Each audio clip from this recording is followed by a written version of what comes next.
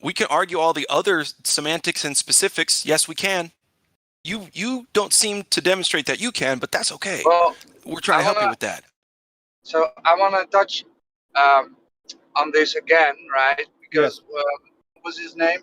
Maritzu. Point is, right? You're wrong. Even your high priests, Neil deGrasse Tyson, will tell you I don't like that guy. That Coriolis effect, Earth-based Coriolis effect, is a thing, right? He will tell you that a football team scored a goal because the ball, the Earth turned underneath the ball, right? This is what Neil deGrasse Tyson. He said that? Hey, no. He said that. Seriously? Damn, bro. Anyways, I don't like Neil deGrasse Tyson anyways. So yeah, Neil deGrasse Tyson is telling you, right, that Earth turns underneath stuff. This is the globe model, right? So we are asking you, you are first defending why we wouldn't see Coriolis, why you're defending one reference frame, no Coriolis, right? But then we have Neil deGrasse Tyson telling you that the Earth turned underneath a football, making the teams score a football goal. So now we are asking, and this is what the model needs to do, right? The model needs to saw that. And then we go to reality, right? And when we look at stuff leaving the non-initial reference frame, it doesn't do it, right?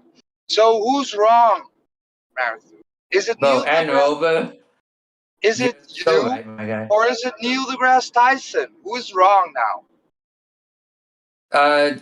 Man has traveled, as in like a human being has traveled. That's not. That's not what I asked. That's not what I asked. We're referencing my cousin the monkey. So Neil deGrasse Tyson is telling you that the Earth turned underneath the football, and now we're asking you, where do we see this on Earth? You were defending there's no Coriolis effect. I don't know where you got that quote. Could you send me like a website? It's on Twitter. I already told you. It's on Twitter? So it's on Twitter. So you think I'm lying to you? Why would I use this example? I don't know if you're lying to me. That's the problem. Oh, I'm not lying to you. I can't just trust you out of nowhere. If that was true, bro, you just trust NASA. Trust NASA. What's the problem? I can't just trust. You're spiraling. No, you don't. Yeah. No. Stop. Okay, wait a second. Yeah, you don't trust NASA. They admit that they make everything literally dependent on a flat, non-rotating Earth. So you don't trust NASA. Thanks. Science can be based on most science, at least, can be based on a flat, non-rotating. Stop. You don't know what science is. So again, not all science. Roger, remember Roger was talking to earlier about, and you continue to say that the Earth is attached to its own atmosphere. Yes. So you again contradicted your own. Earth isn't attached 3 times. Earth's not attached. The Earth is not attached. Exactly. Yes, the atmosphere is attracted to the Earth. So who's gravity? Yep. Are you wrong? If you don't believe in gravity, I don't know what to tell you. Yes, you live in a cartoon. You can't even define gravity. Thanks. Are you wrong, or is Neil deGrasse Tyson wrong? Who's wrong here? I'm trying to fucking find this quote. Well, dude, just give him a little bit of leeway. Probably Neil was just, like filling some airtime when he said that. Like, yeah, he didn't mean it. Yep. Right. Just listen. Listen. Yeah. If he's really nasty, he'll take it out of context for 2 minutes, and then we'll destroy that. I'm looking for empirical globe evidence. Anything, any curve. Can you show me gas pressure without a container? Anything like that. These are simple things we ask for all the time. Hold on, you can go back. Wait a second. Go ahead, Glatt, please. What? Marathon, you almost let him finish, but that's okay. So he's done. So you can't do that, okay, right? But I already knew that you're smarter and you're the better expert about the globe space religion than Neil deGrasse Tyson. So don't worry about Neil deGrasse Tyson. All the atheists that believe in magical evolution are listen, Marathon, are you listening? Yes, all yes, the listen to you. Okay, listen, try to relax. All the atheists that believe in evolution are always smarter and know better than Neil deGrasse Tyson. So I know you got this. I've posted the video where he explains it. I currently listen to you guys. I can watch that later though. So how he calculated that the Earth turned underneath the football, therefore the goalpost moved a little bit, right? Because the ball had its own vector. The Earth was turning underneath it. The goalpost moved a bit in comparison to the football, and then they scored the goal. Did you mention how much it moved? A few centimeters. Just a few enough. Centimeters? Just enough. Yeah. Moved. Just it enough. Moved. Right. So I'll watch that after. I'll watch that after. Right, sure. Who is wrong here? Is it you that was arguing for no Coriolis effect, right? No Coriolis effect is what you said. We wouldn't see it. We wouldn't expect to see it. And now here we have Neil deGrasse Tyson telling you, well, actually the Earth turned underneath the football for the few seconds it left the Earth, right? 10 seconds, 6 seconds that the Earth left, that the football left the Earth. The Earth turned underneath the football, making the team score its goal. Now an airplane is much longer. All right. Well, here's another catch-22 to get him in. So you say the Earth does not move underneath football. Is that correct? It's not like perfectly stationary, but the atmosphere is gravitationally attacked. Okay. Well, they haven't proven no answer. Gravity. No answer. Oh, that's it. That's why my golf game is so bad. Oh, if I No. What the hell? You just got done telling me and arguing with Roger for the last 5 minutes that the Earth nothing moves separate from the Earth unless it leaves the atmosphere. Any movement is essentially negligible. A long time. Nathaniel, have you learned anything? So any movement is essentially negligible. Does the Earth I don't want anything but yes or no. Does the Earth move football? Does the Earth move underneath footballs? I'm not giving you a yes or no answer. Yes or no? He can't do it. I'll give you an answer. Any movement that happens. Do you know how to have an adult conversation? Not by giving yes or no answers. No, that's actually how it works. No. Who you know what cognitive dissonance is? Who are you talking to? Where you give yes or no answers for the entire conversation. No, it's not the entire conversation, but there are such things as yes or no questions where no other answer applies. They are very rare. Okay, well, this is one of those rare instances. No, they are not. No, it is I can't not. with this kid, dude. I can't. I'll give you I asked it. Yes or no. I thought he was making fun of me. Or no. Play the audio a second. Does the Earth move underneath footballs? Any movement is negligible. Negligible. Yes or no? Could you tell me no? That's the point. That's a non-answer. That's all. Right, Marathon. Any movement is negligible. Marathon. That's my answer. That's how I know you're an evolutionist, because up is down and down is up, and movement is negligible, and it might have not happened. Of course, I'm an evolutionist. You can literally see that through bones. No kidding, duh. We heard that an hour ago. Yes, everything could. You're also still being completely intellectually dishonest. Do you have any proof of evolution?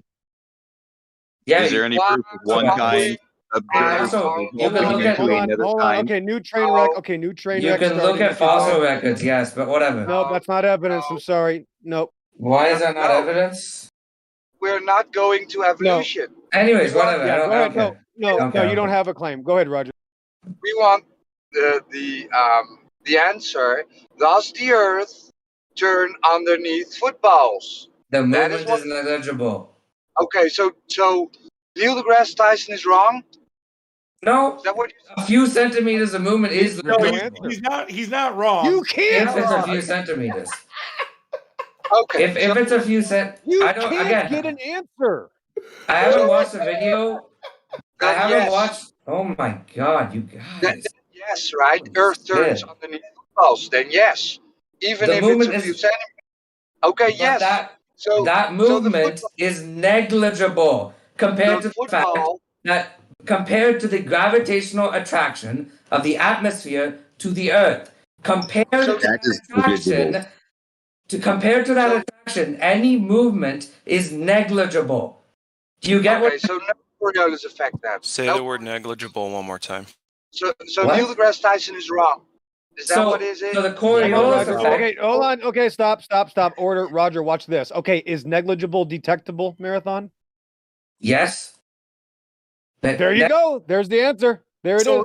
So it is detectable. Right. So clearly. So to sum that up, in your own words, the Earth does move underneath footballs. Yep, is that he changed his mind. Congratulations, guys. Good job. Changed his mind already. So if the Earth turns underneath footballs, it must turn underneath airplanes, hot air balloons, helicopters, birds, bees. I don't believe I ever. I've just been sitting here listening. Still. I've just been sitting here listening for the past hour, and this is about the 7th or 8th time he's switched what he was originally saying to what now he's saying. Right, exactly. Yes, he's done it all night. You have future in politics, young man. Yes, you do.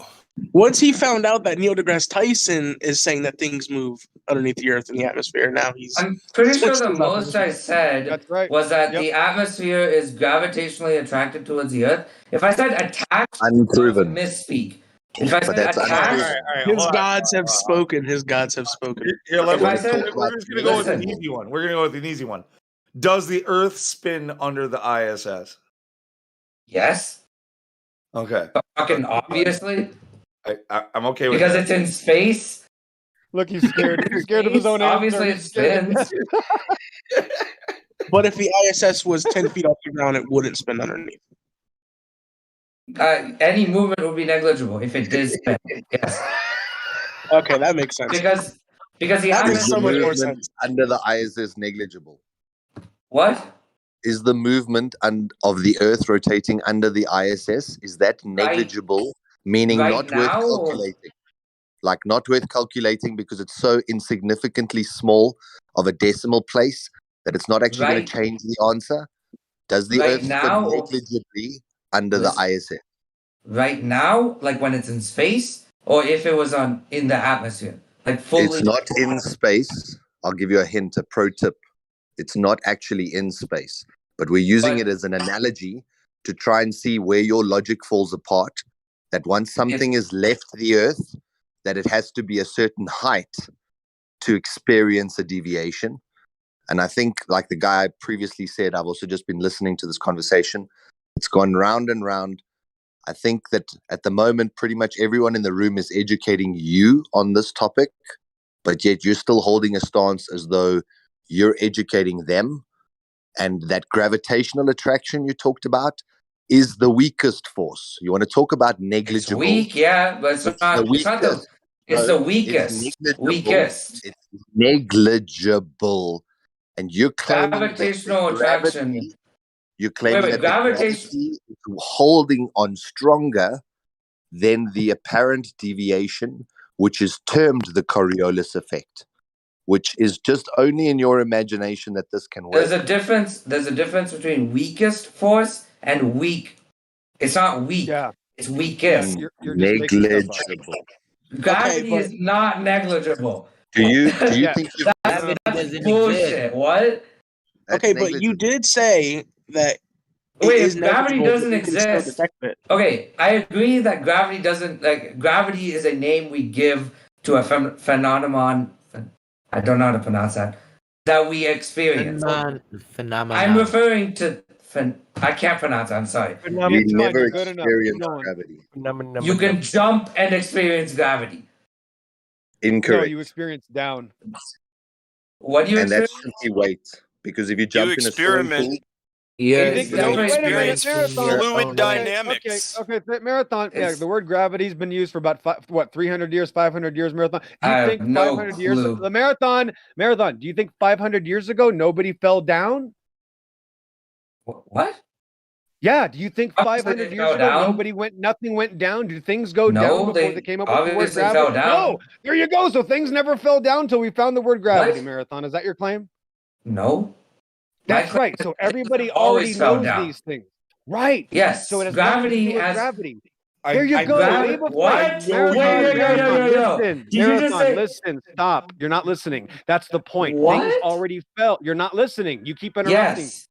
Yes, you have some sort of issue mentally. You're not listening. Listen to me. Things fell before the word gravity existed. That's the point. Thanks. Agreed. What? Yes, there you go. Anything. I know you were here for it. I don't think we asked you, but we're going to ask you. If the Earth is not curving anywhere, what is it? If the Earth is not curving anywhere, what is it? What do you mean? Describe it. If it's not curving anywhere, describe it. But it is curving somewhere. You can't do it. You can't do it. Yeah, you can't do it because it's not true. You live in a cartoon. No, That's kid. what you live in a cartoon. How am I supposed to? If you're Marathon, you're brain dead. That's the point. The whole problem here, Marathon, is that you can't listen to basic. Okay, fine. You won't listen. You keep interrupting. You won't listen. He said if the Earth isn't curving anywhere, if it's not curving anywhere, what is it? You can't answer. Thanks. And it could be literally any shape imaginable.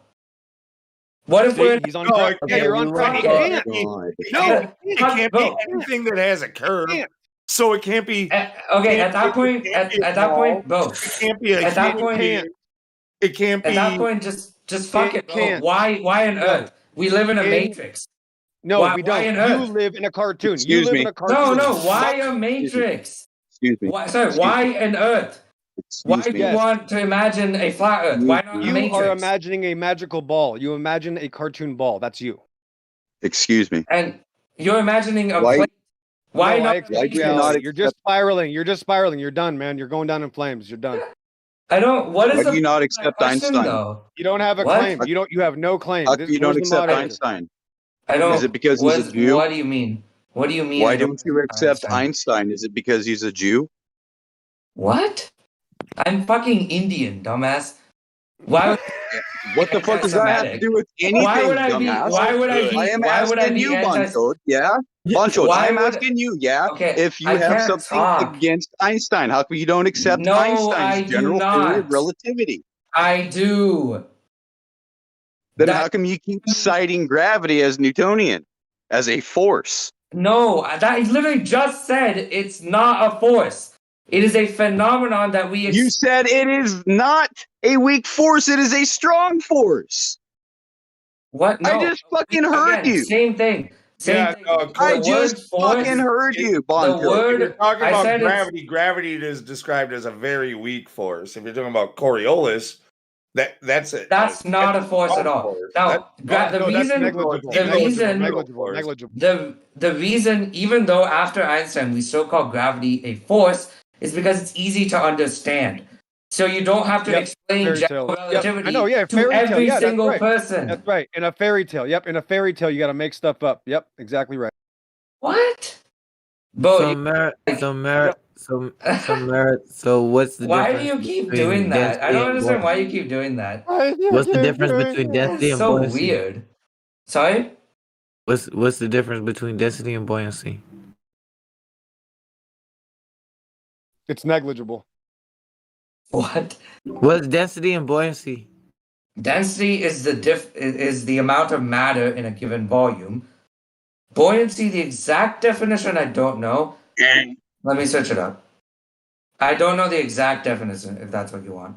Just make stuff up. Just make something up like all evolutionists do. Just make it up. Buoyancy, I mean, really, it's just the ability to float in a liquid. How buoyant it is matters on how far. Does buoyancy have anything to do with the density of the object versus the medium that it's in? I don't believe so. I don't know. Again, I haven't. Wouldn't it be nice just to say I don't know instead of making stuff up? No, never mind. Why do you think hot air balloons rise? Why do you that's what I'm checking. That's what I'm saying. I don't want to give you an answer. No, you know the answer. No, you know the answer. Why does a hot balloon rise? Give me your first answer. Well, hot air balloon. Because it's a lower density. It's less dense than the medium that surrounds it. So you understand. Very good. Welcome to Flat Earth. Why would that be Flat Earth? I'm questioning. That's just So if something is more hot dense, air. if Air something is more dense than the air that surrounds it, do you think it's going to fall, or do you think it's going to rise? Hot air balloons are filled with hot air. That's why they're called hot air balloons. Hot air is significantly less dense than cold air and it's floating up and it's floating up, so air gets colder and colder. Okay, most of the time at least. It's not always like that, but most of the time, air gets colder the higher up you go. The air in the hot air balloon. Listen, yes. You're not what do you want? You said to us a few seconds ago you didn't know what buoyancy is. Now you're trying to explain buoyancy to us. We're trying to get you to understand this very basic. Very basic point. You can't let him finish. Can you let Solar finish? Okay, let Solar talk. Sorry. You keep doing this. Sorry. Hey, you guys keep interrupting me too, okay? Shut up. No, this is your habitual problem. Stop. Yeah, look, we've got like 30 people here that want to talk to you. We're doing a pretty good job of taking our turns. You've had the floor more than anybody else. Sure. Solar, continue, please. Solar, can you continue? Thanks, guys. So yeah, it's a very, very simple thing. The question I asked was if something is more dense than the air that surrounds it. You got the question right to the less dense. So if it's less dense, it rises. If it's more dense, what do you think will happen? Kind of what it is. Will it fall? No, we're not talking more hot dense, air. Hot air is less dense. If it's more dense, if it's like more an dense, apple. it will displace things that are less dense. And what will it do? Will it fall downward like this gravitational force which you think exists? It depends on gravity. If there's no gravity, it doesn't. If there's no gravity, it will not fall down. Why would it fall? So why does the hot air? So the hot air balloon rises because of gravity. Listen closely. No. Hot air balloons. You answered the right question. You answered correctly the first time. Why does a hot air balloon rise upward away from the attractive force of gravity? Your answer was it is less dense than the air that surrounds it. What is less dense? Wait. What is less dense than the air that surrounds it? Why does something fall is because it's more dense, and then you suddenly start reaching for your favorite gravity. Yes, the upward of hot air, right? The less dense hot air, right, is less dense than the air around it. It's less dense enough that it can counteract the force of gravity. Incorrect. How is that incorrect? Can you explain to me how it's incorrect? It's a presumption. It's an assumption that you're assuming has to be there because you were taught that it is there. So if gravity though. So gravity causes hot air balloons to rise. There's mass in the balloon. There's mass to the string. Gravity does not cause hot air balloons to rise. Exactly. Correct. And gravity does not cause more dense objects to fall. Listen. Yes, it does. Just answered it. No, it doesn't. Gravity stops. It can't be there one time and not be there the next time. It's a mental oxymoron. Wait. Why would gravity cause something to rise and not fall? Yeah. Why are you saying that's the question, dude? Why? Yeah. This globe right here is pathetic. He doesn't even understand buoyancy. Gravity pulls down. Not down. It pulls towards the center of a large object. Is not described as a force. Yes, I know. I agree. If it's not a force, it cannot be the cause of anything. It's not a force. Okay, actually, that's not true either. We haven't proven it's not a force. Oh no. There are researchers that might have found the graviton. A claim, guys, he can't make a claim. He doesn't have a claim. He never will. No, I feel like we should calm down on this guy. I want to calm down on him. I agree. Let's relax. Yeah, he's got to stop. Yeah. Okay. Do you know how? Wait. Do you guys know how the other problem is? He is gonna just talk through people. Yeah, it's time for a recess break. You're gonna have to take your lunchbox and go outside for marathon. Listen, please don't talk through me. because you've been talking through everybody else, and it hasn't been a conversation specifically for that reason. So now I'm almost finished. Shut up, please. Thank you. We've been very respectful. We're just asking you simple questions, and then we're asking for your answer. And if you're able to answer and follow a proper format of a conversation, then we can move on. But you keep interrupting people and you don't answer questions. So do you understand how that's frustrating? Your question. You're not even listening to explanations. I posted in the voice text a layout of density and Archimedes' principle. So if an object has a density lower than that of the surrounding liquid or gas, it will float. I'll stop there. Do you understand what I just said? Yes, obviously. Great. Thank you. Next, opposite. If an object has density higher than that of the liquid or gas, it will sink. Okay, now this is the last yes or no question I'm going to ask you because you did great on this one just before. Can you repeat that? Do you understand that? Can you repeat it? Sorry. If an object has a density higher than that of the liquid or gas, it will sink. So lower density floats, higher density sinks. There's no need for gravity or an attractive force. It's a environment relationship thing. The relationship between the subject at hand and its environment, i.e. the medium. That's why things either fall or rise. It has nothing to do with... Listen, what you're talking about, right? The thing you just defined, that is only true if it is in a certain reference frame. Earth. If it's in Earth. Which is either gravity or some other force which is causing that thing to sink. If you... It has it's just heavier than the medium, dude. It's just heavier than the medium, so it's going to go a different way.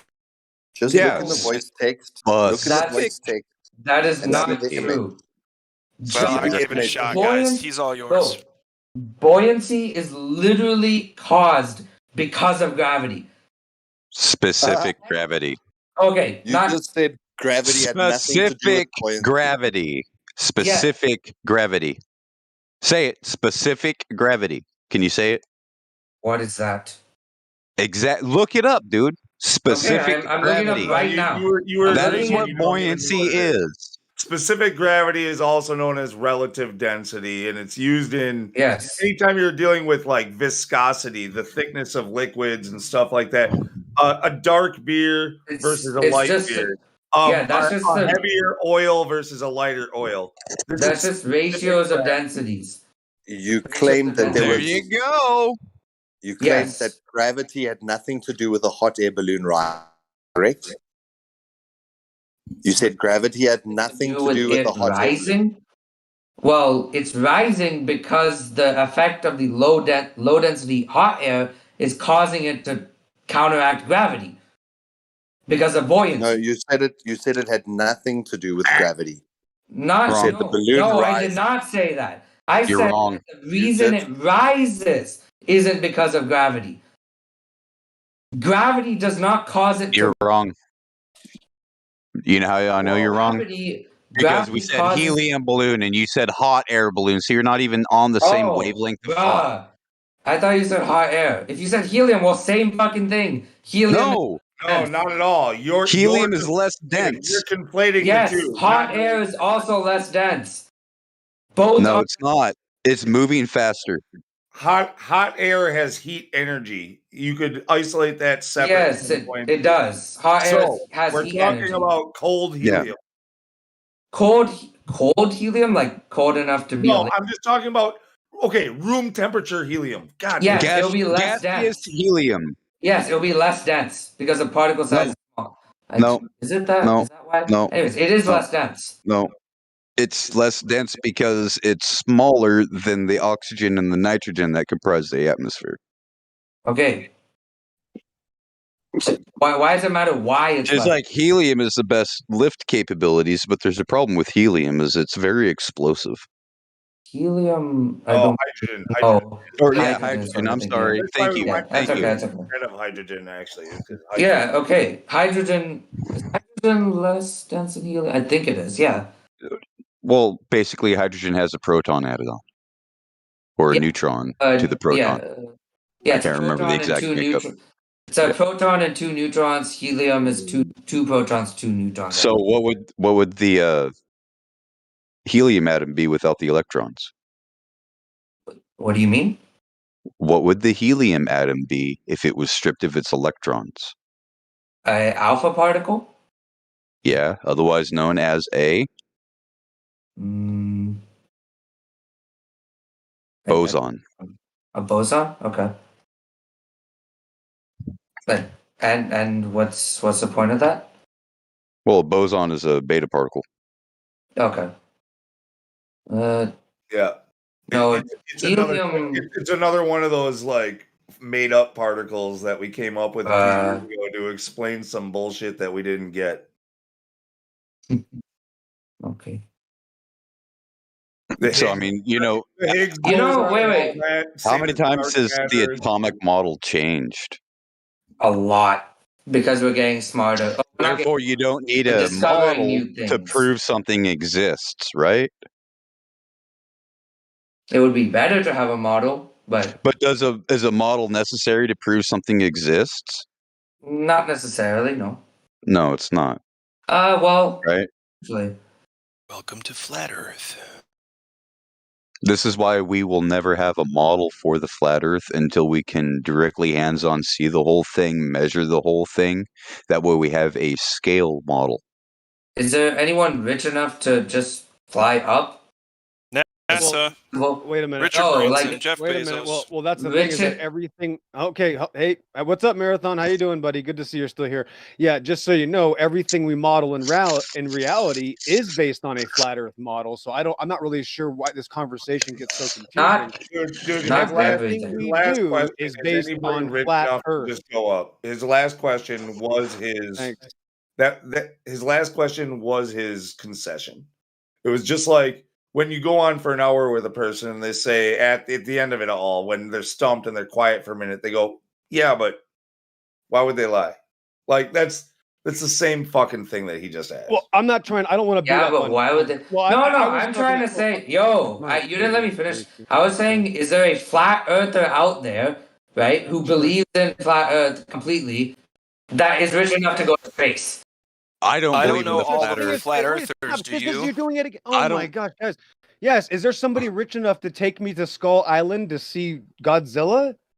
No, you can't go to these fake fictitious places. Is the correct answer. Oh, okay. Let me ask you this: if someone took you on a space shot, if someone let's assume, that's what I'm telling you. Yes, if Star Wars was real, then Star Wars would be real. No. That's not what I'm saying. No, bro, that's the point. It's not real. There's no such thing. Okay. If someone took you on a ship and went to space and literally threw you out to die, would you still not believe that there was space?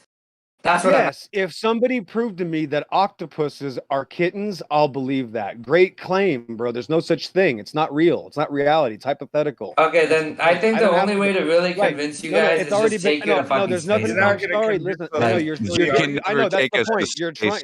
Here we go. Right, that's the point. There's no such thing. You believe in a fairy tale. You'll never go there. I mean, I can say the same. I know. Shit. No, you can't. He's profane. He's profane, bro. Let me make a promise to you. No, you don't have a no, bro. Listen, that's the point. Everybody that's been talking to you doesn't have to make a claim. The whole world is dependent on not adjusting for curvature or spin. That's not just my claim. That's NASA's claim. You don't believe NASA. Yeah. Like I told you 45 minutes ago, you're just spiraling, buddy. You don't have a claim. You're going to leave here tonight and you're going to lose a little sleep. That's okay. We're going to meet another one. I'm going to go right to we're going to do the same thing tomorrow. Sorry, bro. You're going to be up for a long time. Right. You don't even have a claim. Wait. You don't just right before. Well, it's because hold up. Just anyways, that dense. I need to go. Anyways, okay. I'm in college. I need to go to sleep. I just want to say one final thing, okay? I'm making a promise to like everyone who's in this call. Okay. If I ever get rich enough, okay, I promise you I will take. I know. If Superman was real, I'll make sure he comes and helps you out with that. Yep. Thank you. I really hope he does. I'll tell Santa Claus that there's someone who still believes. Hey, yo! Santa Claus is real, my guy. Don't fuck with me. I know. Don't He's coming. fuck with me. Santa Claus is completely real. Profane are not privy to the secrets of the universe. They don't even know what 369 means. Nah, bro. You want to get Santa Claus exists. Nobody will ever convince me otherwise. Listen, Marathon. How many Star Wars? You could destroy the universe. I would still be. Marathon. How many Star Wars costumes do you have in your closet right now? I don't actually like Star Wars that much. They ruined it. Disney ruined it.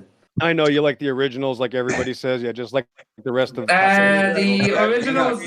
No. The originals are also pretty bad. Does that mean you only have 1 or 2 costumes, or what? What does that mean? I don't cosplay as anything. Hey, Nathaniel, did you just say something that like meant what I was saying to you was like directed towards you? No, I was saying the profane. Did you just admit to being profane? Who are you talking to? I said the profane are not privy to the secrets of the universe. After all, they have no idea what the secret behind 3, 6, and 9 are. So, and you said, well, that's not true because this and this and this and this. So does that make you profane? Do you admit to being profane? I didn't say that's not true. What the fuck?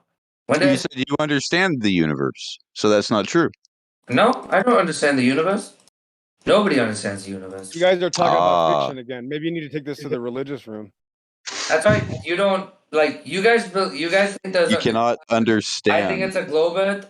Neither of us actually understand what it is. No, bro, you don't have a claim. No, you don't know. That's the thing. You don't have a claim, and you can't make a claim for anybody in here. I'm sorry, buddy. A 20-year-old kid, flat earther, would absolutely annihilate you. You don't even have a claim. How do you hope to understand the cosmos if you don't understand the nature of the Earth?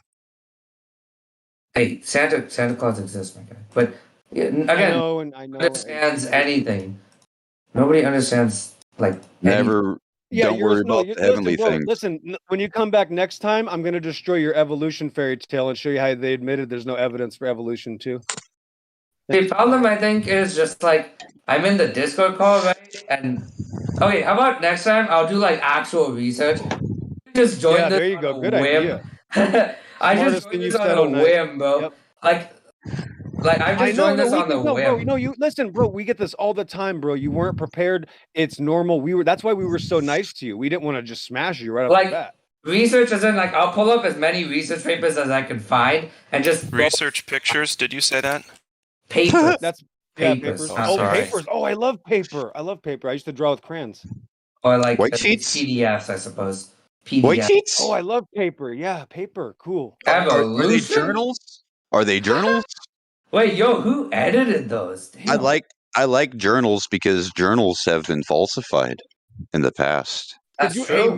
Hey, Marathon, if you found one piece of paper with evolution evidence on it, I'll shut down the server for you. I took some research blotter. One piece. One time. I mean, again, the evidence for evolution. Oh my god. Bro, who edited these? You're gonna say, listen, I know what robots say. You're gonna say fossils. I know what robots are gonna say. That's literally all we do, bro. That's all of evolution. Fossils are dead things. Yeah, fossils are dead things. Not things magically changing in the people. They're dead things. They died. Sorry. We have a tailbone, for example. You don't have a claim. Yeah, exactly. Yeah, you have a tailbone. Wow. So if you remove yours, so if you remove yours, what does that mean? If I'm naturally born without a tailbone. Oh my gosh! You know what else? We have skulls. We have skulls too, and I have finger bones too, bro. Oh my skulls. Goodness. It descends from. Oh, wow. Probably a common ancestor. Oh yeah, I know because back. The cartoons. I know the cartoons of Australopithecus and your monkey cousins. What the fuck? What is that? I know. It's okay. Oh, you don't even know of the Australopithecines? No, it's fine. That's the thing. No, listen, I don't want to get into this. You're not prepared for it either. You're just going to start making. I think you're out of lies for tonight. You don't have any more Don't know freebies. much about biology. We have a tailbone, so evolution is Or real. the science that I Yeah, I have a femur too, bro. Isn't I have he a in leg India? bone. What's going on? I have a leg bone. Wow, bro. I have facial hair. Wow, that's amazing. I must The leg be related bone's to Mike. connected to the Amazing. knee bone. The knee Whales to used to the walk thigh on land. He's in India. His monkey cousins are outside. Are you talking about Hanuman?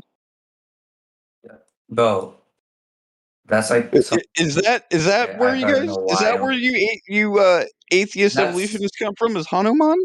I'm not even atheist. I'm literally Hindu. And that's some of the most Fair enough. shit I've ever Fair heard enough. in my life. Fair enough. No, don't say racist. Don't say racist. Oh, we won't respect. Okay. Wasn't racist. Yeah, behave. You insulted my ethnicity by directly saying No one mentioned your ethnicity. No, nobody mentioned your. Okay, why'd you refer to Hanuman? Well, because Hanuman is the only creature or the only god depicted as half human, half ape. That's not true. You don't even. I don't know of any other god other You than don't the even Hindu understand. pantheon. No, there's a few hundred. Oh no! In Hinduism alone. Nope. There's thousands in Hinduism alone. I'm just gonna butt in because this is not productive. If you want to talk religion, please take it to the religion channel. Thank you so much. Oh yeah, I didn't mention religion first. Okay, he made a reference to my ethnicity. Yeah, and you decided to bring something up about it. You could have just let it slide. Can we please stay on flat Earth? I didn't think there was a reference to any ethnicity. I don't think that happened. Yeah. Grow up. Let's talk about flat Earth. I guess not ethnicity. A marathon. We're just running a marathon into Don't the take wall, it to bro. offense. He didn't mean offense by it, bro. Does he sound like he's trying to be a dickhead to you? Yeah, I was just. I'm being a little bit flustered, Wait, but that's you're cool. Listen. Whatever. Okay, thanks. I'm just trying to get you to listen. listen. Muting people because this conversation has divulged. It's all good. It's all good. The black globe guy, yeah, you're being chill. Please calm down. No, not really. Everyone, calm down. Okay, whatever. Chill or not, the point is, the subject at hand is that we haven't found any globe evidence yet. So at the very least, it's not. Hold on. Please hold on. Go ahead. So at the very least, it's not a globe, right? And then, if you decide to, if you have the gumption and the want to prove us wrong, ridiculously wrong, right? Go measure it yourself. Figure out what it means to measure the Earth, short and long distances. Perform many observations. Do laser tests. Do tests with mirrors across miles of water, okay? Do all kinds of things that can prove to you at the very least the globe they claim exists, that upon which we live, is reality. Or you can type in debunk flat Earth because I'll bet if you went out and did it yourself, my friend, hey, there's some good YouTube channels. A much different conclusion. You'd come up with a much different conclusion than what you've been taught. And it's very exciting, let me tell you that. Most people don't talk about how fucking exciting it is once you start to really learn about your reality. Then it becomes a personal journey, something that a million teachers couldn't give you in a lifetime. You guys got like a text channel with evidence? Oh shit, yeah. Here. Okay, hang on. I love this part. One? So is it the laser tests one? Well, it's located in a part of the server list. You know, there on the left where additional information A through M and then N through Z. Yep. Okay. Scour all of that. All of it. Find, go for what's interesting, the low-hanging fruit first, and then if you want to get deep, keep going on it. Come back and talk to us. We've got a lot more stuff than just in those lists. But man, if you have a genuine interest, that's great.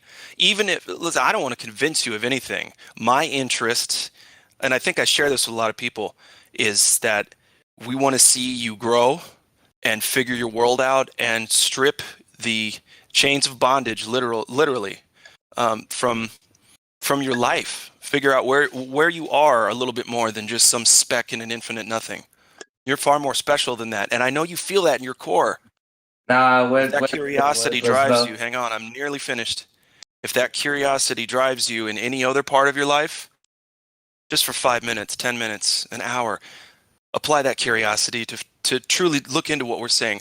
I'll tell you, I'm finished after this. I would not be here unless I had a genuine curiosity about why it's not a globe. It's nothing like they say, and why it looks like, feels like, seems like something completely different. Measure is completely different. That's why it's exciting. So go out, do some measurements, my friend. Go to the top of a ton of mountains, right? Get 360 pictures, all kinds of stuff, right? Hey, thank you, N Rover guy. Yeah, thank you, N Rover, that man. Roger. You're the super chill. Oh, that's Roger. All right, cool. I think who I don't know. N Rover, he just said in chat, love this discussion. Oh, N Rover, got it. Yeah. Okay, cool. Well, you're super chill, bro. And yeah, I think you guys should probably lay off on the whole specificity thing. I mean, we're talking pretty fast, and we're talking pretty fast. It's like between a lot of people and one person, I'm going to make a mistake. Okay, you don't gotta absolutely every single mistake for multiple minutes and just start shouting at every single one. It gets. Here's the thing, and that's here. I'm glad you recognize that.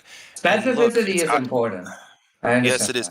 And look, be proud of yourself, because hours later, you're still here with a calm demeanor. You're still willing to engage like an adult in some way. That's important and powerful. Take that now into doing research about this. Learn everything you can to prove us wrong. Prove me wrong, please. We're too worthless in this universe to get angry at things. Alright, see you guys. I don't agree with that at all, but whatever. That's neither here nor there. All right, buddy. Well, can I just say something? Go ahead. Am I good? Real quick. No, go ahead. Marathon. He's gone. Realize also. He already took off. That? Okay, no problem then. Okay. I don't know if I ruined that at the end there, he'll but be back. Yeah. No. The thing is that you took his pride, so he'll be back. It's good. If we can get people passionate about finding out more, even if they think it's incorrect, wouldn't you? I would want to have every single argument down to the precise, nitty gritty, so that I could come in here and destroy all of these fucking assholes calling me names. That's what I would want. Let's not forget the part of the flat Earth where we take a whole bunch of stuff that we know about and we pretend that it's unknowable magic. Here comes Jake the Snake. Yep. Who thinks he's God. Yep, Jake is God. He knows what planets are. What? He's made them himself. Yeah, we don't know more than the flat Earthers do. Yeah, he knows what planets are made out of. Flat Earthers just say it's unknowable magic. He knows about also what sun, moon, and stars are. He's that smart. What is unknowable magic? What is it? Everything on the flat Earth that's unexplained and unknowable magic. And I ask you about it, you'll just say it's unknowable magic. Another lie. It's unknowable magic. It's unknowable magic. Explained on a stationary flat surface. Okay. Worked up, man. How do the phases of the moon work? How do the phases of the moon work on the flat Earth? Jesus Christ. Yeah, they only work over a flat Earth. He's a schizophrenic. Okay, how do the phases of the moon work on the flat Earth? Yeah, you immediately hide it from the Earth. Immediately hiding from the shape of the Earth. I'm going to do this, Jake. Okay, it's unknowable magic, right? We're not going to do this. Yep. Psychotic. You guys are in positions of truth, right? Do you even know what sorcery is, dude? Yeah. Well, how's it sorcery? The moon is sorcery? Do you even know what sorcery is? Simple yes or no question. Sorcery is like magic, right? That's what wizards do. You're totally wrong, motherfucker. You should. Am I wrong? I don't know. What is sorcery? You should look it up. Hey, Jake. When was the last time the sky was the ground? Yeah, it's part of our reality, though, and you guys want to pretend like it's just unknowable magic, right? It's part of our reality.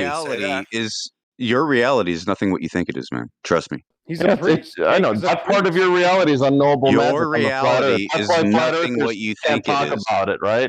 It's like the biggest reality. Are you insulted that humans don't have everything figured out yet? Well, you guys don't want to figure it out. It's just unknowable magic. That's a yes or no question that you dodged. Do you even know what magic is, you dork? Yeah, magic is. You know what a spell is. Yeah, magic is supernatural. It's something that just can't be explained by any logical reasoning, right? You're using it right now. Magic would be like, how do I pull like an 8-foot long It's baguette out of my words. It's sleeve? bringing Right? your There's no thoughts, logical train manifesting that it. could. God damn, dude. It's bringing your thoughts and manifesting it into reality using words. That's why they're called spells when you write them down. And the sentence is an incantation. No, it's a criminal mindset. It's because their entire dogma is one lie after another. So they're desperately in their evil. So what makes you think the moon's behavior has anything to do with the Earth's behavior? Sorry, I noticed. I just realized what happened. Glad. Sorry. What do you mean? Why would it not be related? Everything in our reality is related. No. Don't ask another question. Why would it not? Don't do that stuff. Come on, you're better than that. Answer my question. Because we expect the uniformity of nature that's logically consistent. Who does? We expect. Who's we? Human beings. That's how we base our reality, You're telling right? me what I expect already. You're telling me what I expect in life? That's what we learn as human beings on the planet. That's how we survive. Maybe I didn't learn that, dude. We expect our reality. Of course you did. You expect your reality to be logically consistent. Listen, you're and assuming uniform. anything about me, brother. No, I could prove it to you. Do you want me to prove it to you? You can't. I could prove it to you right now. There when I was growing up. You don't know what I learned. No, I could prove it to you just through a line of questioning. I could easily demonstrate it to you. Do you want me to do that for you right now? Please do. Yeah. Go. Let's go. Look how smart I am. I'm on the other side of the couch now, guys. Here we go. Here you go. You ready? Oh yeah. Are you sure when you step out into a busy street with traffic on it? Are you sure that puts your life in danger? No, not sure. You're not sure? So you'd have no problem stepping out in front of a bus as it's going by at 40 miles an hour when you know it won't have enough time to slow down. You would do that for a certain amount of money, no problem, no questions asked. It's not 100% guaranteed the bus is going to hit me. Okay, but would you be willing to do it then? What does that have to do with the flat Earth? You would do it. You would step out in front of a bus that you know for sure will not stop in time. And collect my money. I dodge the bus and collect my money, you fucking retard. No. You got to stand there. You got to stand there. You got to stand there. You got to stand there. Why do I have to stand there? This hypothetical makes you look very bad. No, because it's obvious, right? You go through your life. What does that have to do with the shape of the Earth, dude? Okay. Would you step off a building? What does that have to do with the shape of the Earth? Because you depend on the uniformity and logical consistency of nature to live your life. Otherwise, you'd be dead. Because if you didn't believe in that, what does that have to do with the shape of the Earth? It has to do with you can't ignore your reality just because it completely debunks the flat Earth, that you will just now write it off and say, well, it's unknowable magic and it has nothing to do with the shape of the Earth, so I'm just going to ignore it, even though everything about it disproves the fact that we live on a flat plane. How does any of that show me what I'm standing on? How is that an logical experiment? Inference, like everything else in life. Inference, there you go. Logical inference. So, assumption. No, but you use logical inferences every day. That's how you're alive. If that doesn't mean I'm going to do it with the shape of the Earth. Why do I have to do it with everything, dude? Is it broad strokes, all or nothing? Who the fuck do you think you are? Why would you stop? Why would you use it for every other aspect of your life? Because it's a very useful tool, and it's a tool that's necessary for your I don't assume everything, dude. I don't assume everything based on rules that we've set up as humans. It's not about assumption. It's about experience. Yeah, and you haven't experienced everything to be able to talk about it like that, bro. You have no reason to believe that the sky behaves like magic when we can say it behaves in a logically consistent way. That's perfectly.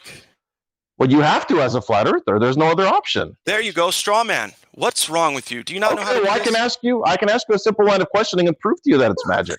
No one's ever seen that it's past that, but does anybody else want to? All I have to do is ask you, how does the sun rise in the southeast for observers in South Africa? How does it rise in the south? Oh, there's lots of people that do. It's not some mystery. It's the same for all observers. Are we talking to them right now? Are they witnessing what we're talking about right now, or do I just have to take your word? And is it like second, third, fourth hand information at that point, right? No, it doesn't. I mean, now you're going to basically say, well, you don't know that China exists because you haven't been there. But no, I've spoken to people from. Can you stay on target? So are you denying that the sun rises in the southeast and sets in the southwest for observers in South Africa in December? I've never been to South Africa in December, so I don't know, my friend. Okay, but there's lots of people. There's literally millions of people that have, as well as in southern Australia. I'm not one of them, and I don't know one of them. So. As well as in southern Argentina or southern Chile, there's millions of people that live there. What are you doing right now? You're all over the place, kid. Okay, but it's well known that the sun rises in the southeast and sets in the southwest in December, which is not possible on a flat Earth. It makes no sense. Not only that, the sun, you can get like almost 19 hours of daylight where the sun rises in the southeast, it spins around you to the north and sets in the southwest, none of which is logically consistent of a flat Earth. So you've been to every single one of those vantages. I don't have to have been there, just like I haven't have to have. The internet says about it. What do you mean? Anybody? First of all, I have plenty of money. If I really doubted this, I could go there and see something that millions of people have seen. Just like I could fly to China, even though I've never been there. Arguing in a chat is not evidence. So your argument is for me to make an assumption that there's China. You're like, well, you've never been to China. How do you know there's China? You've never been there yourself. Your assumption is that there's no Atmo days where we can actually determine where the actual physical location of the sun is, and that it's not always an apparent location.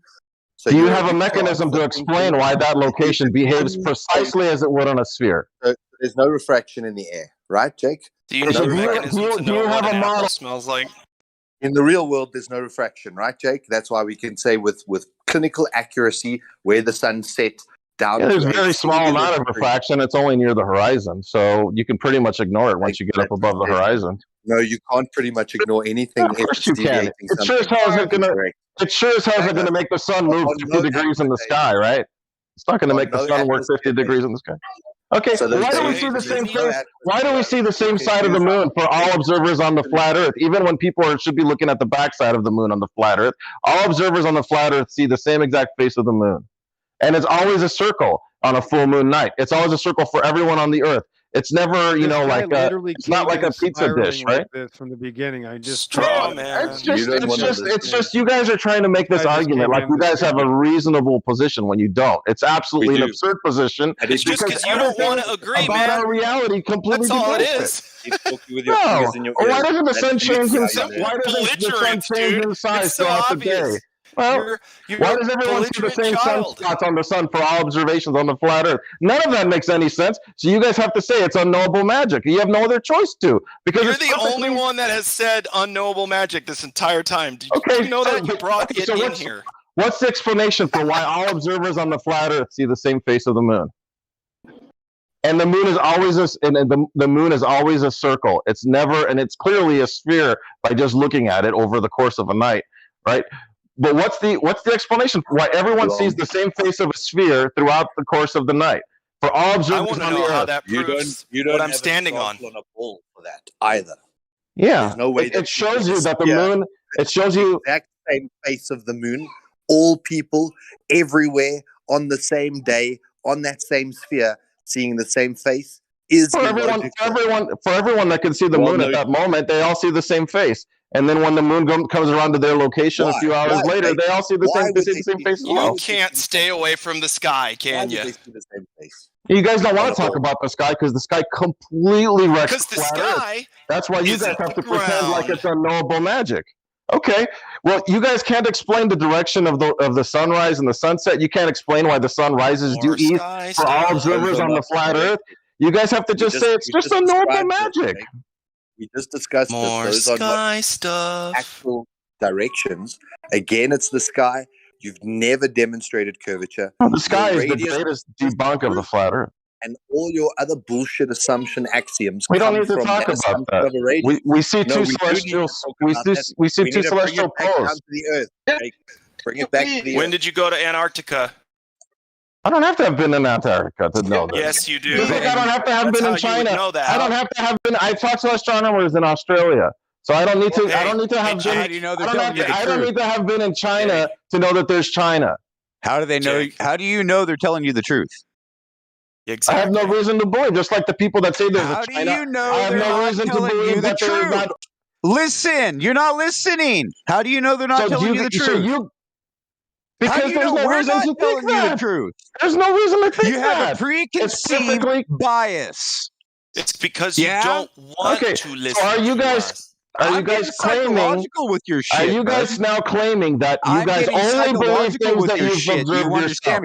Can you hear me? So are you making the argument now that you only believe things that you've observed yourself? Rude motherfucker. Are you making the argument? Okay, so then we can believe what people tell us about the celestial sphere in South Africa or Australia, the South Celestial Pole. What? So then we can't trust what Are you asking a question? No, you cannot. Are you telling us what? Okay, why can't I trust it? Why can't I trust? Oh, okay. So I can't believe anything.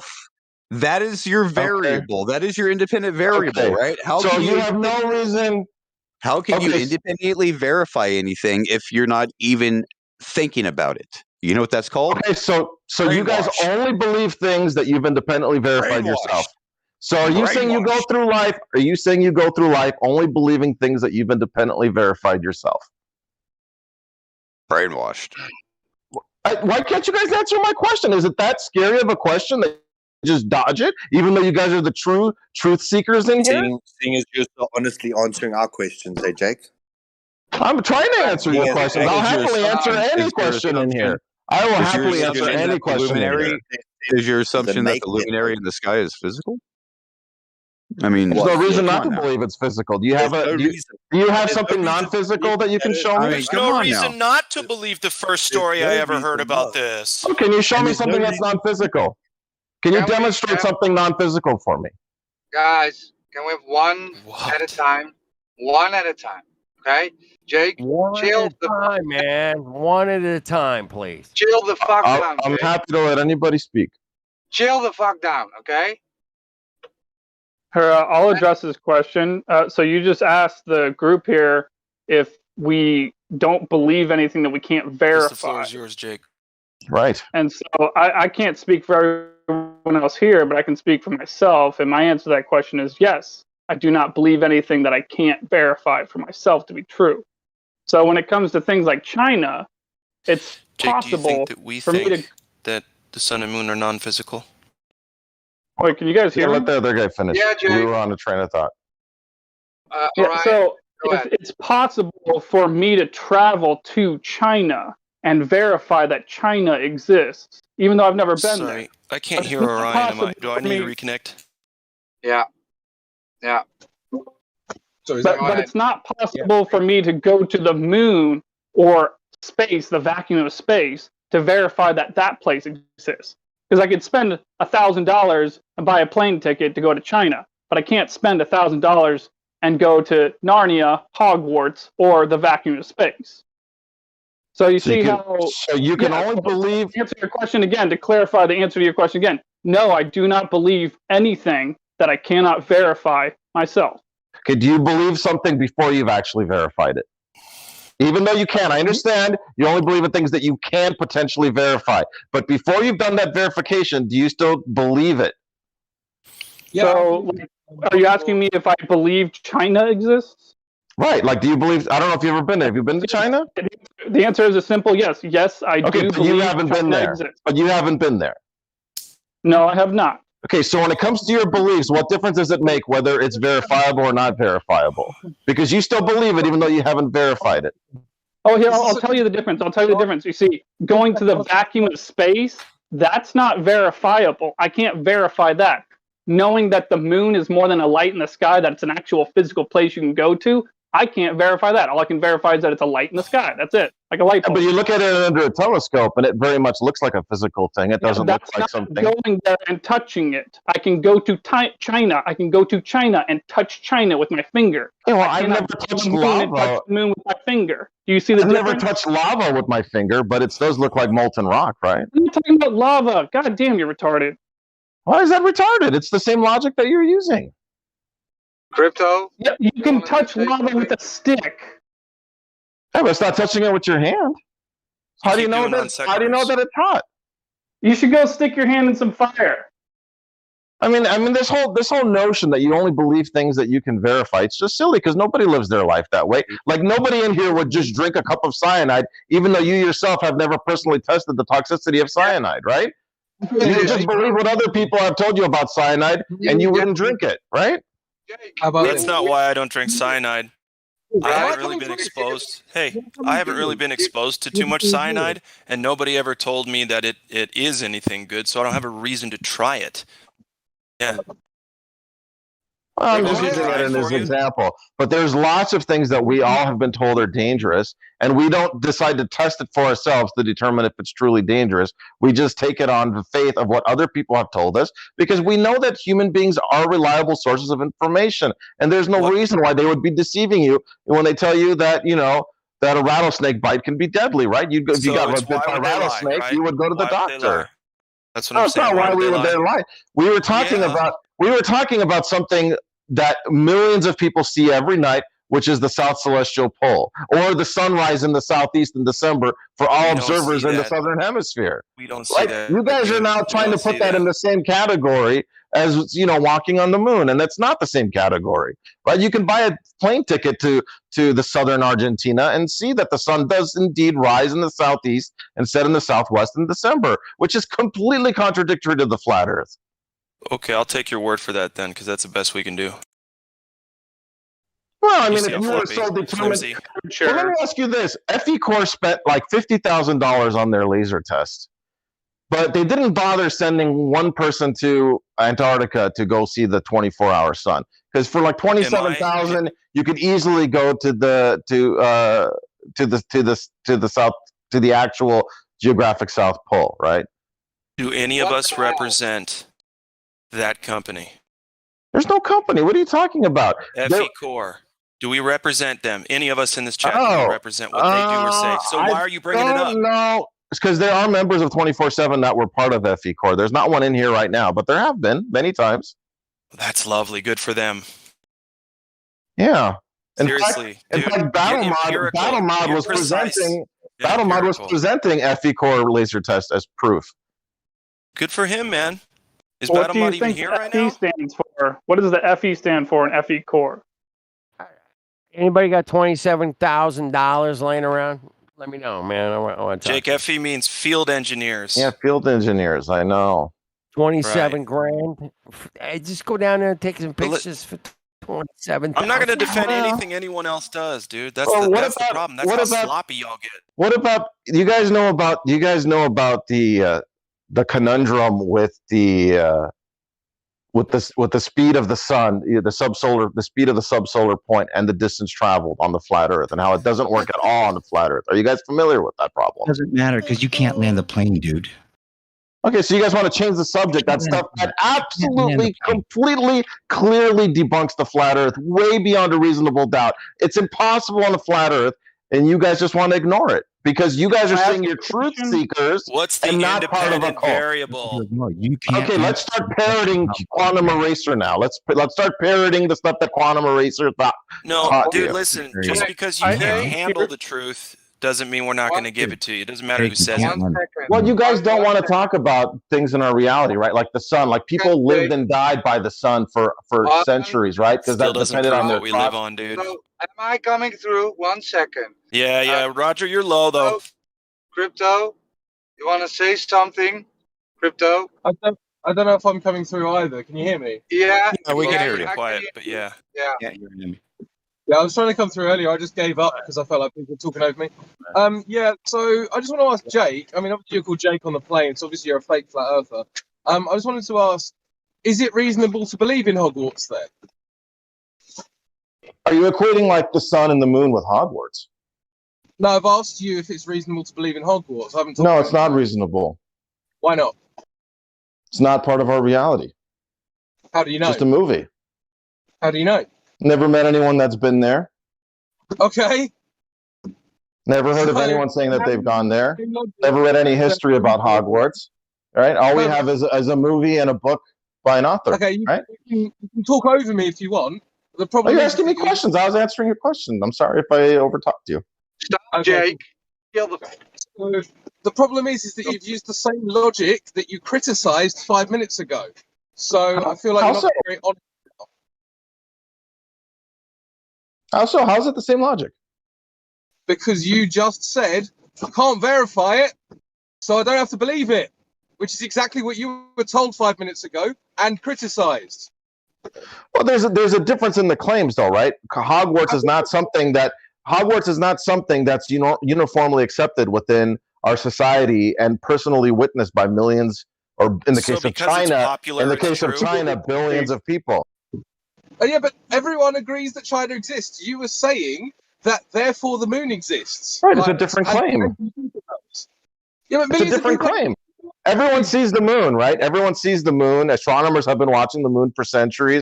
People have seen meteor impacts on the moon and new craters form. And people have been carefully studying the moon to see that it is indeed a physical object. We see shadows. We see shadows in the craters. It very much behaves like a physical object, even if you haven't physically been there. So you think we went to the moon?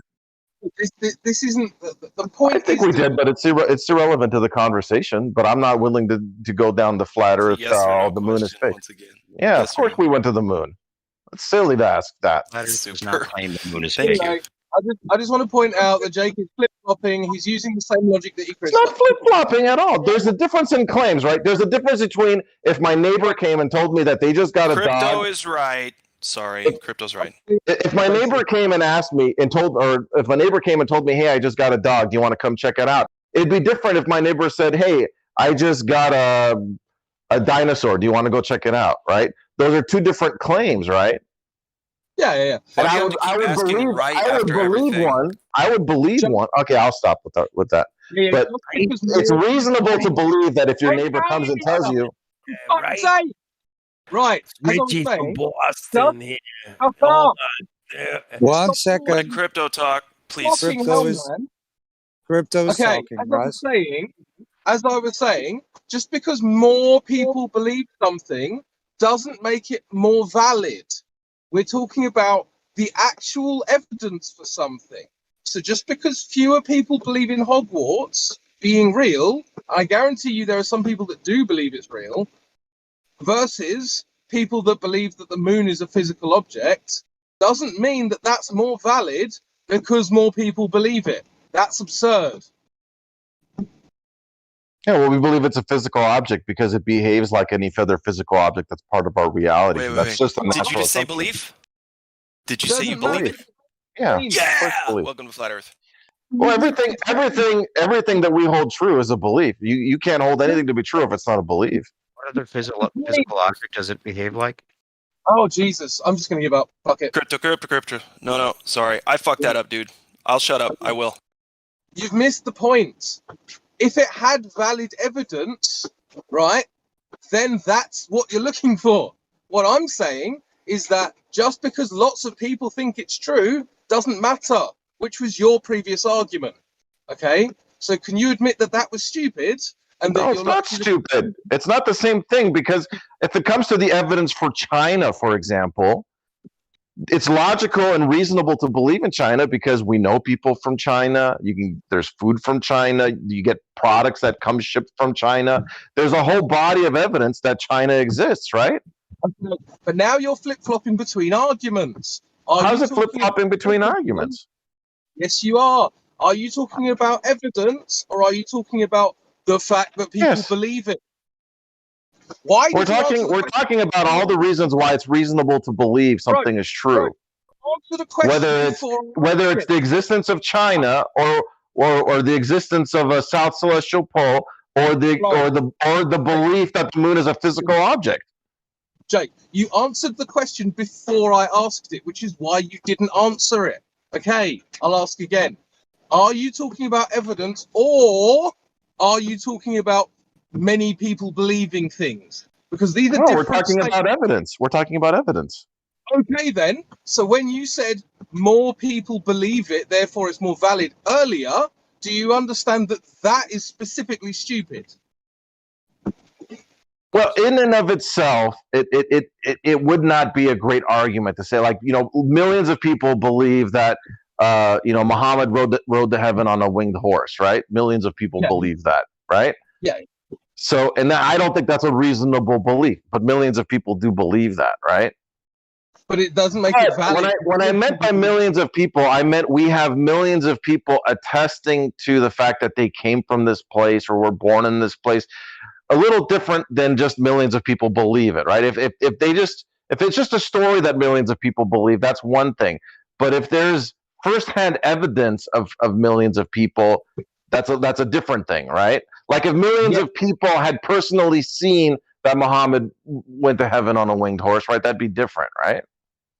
But what we're really interested in is the evidence. Right. What we're interested in is the evidence. We're not interested in lots of people think things, because that's irrelevant. That doesn't matter. Right. So let's talk about the evidence. Okay, how many people are feeling? How many millions of people feel the spin of the Earth? How many? We're not talking about the spin of the Earth, but we're talking about the moon. I'm talking about millions of people believing in something. Yeah. Why would you even think that you'd feel the spin of the moon? I mean, of the Earth. I mean, because why do you think people would say that? Literally at the equator, literally. 1,000 miles per hour. No.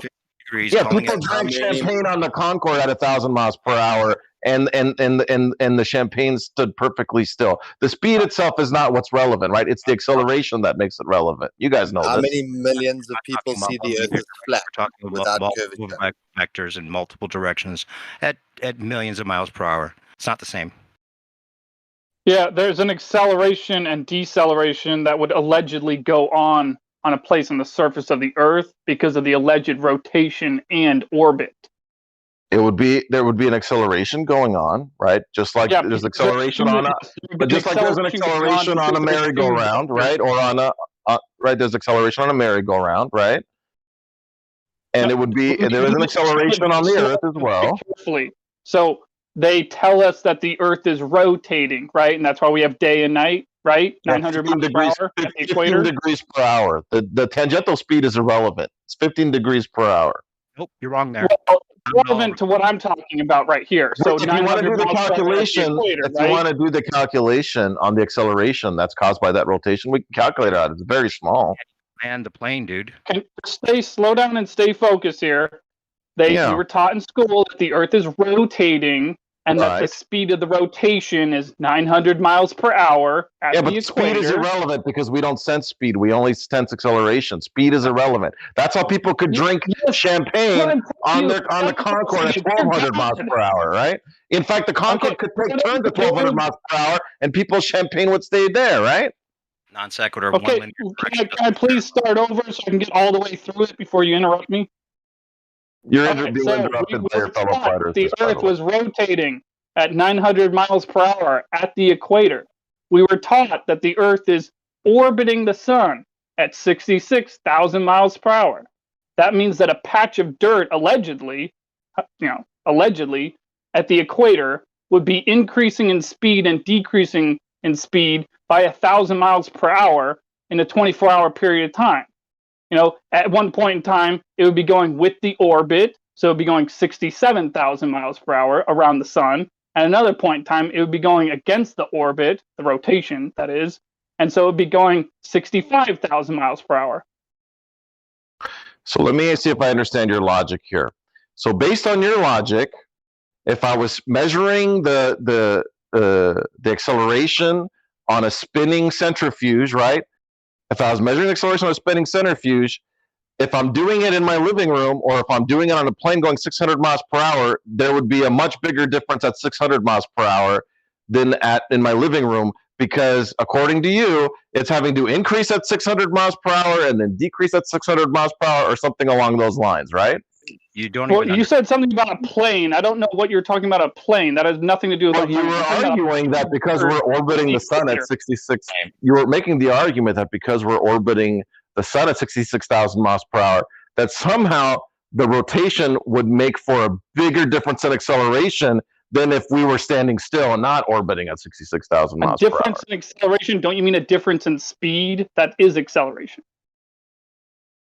Well, the acceleration that would be experienced by slowing, going 66,000 plus 1,000 miles per hour one direction, and then 66,000 miles per hour minus 1,000 the other direction, which you claim would be a slowing and speeding up and a slowing down, right?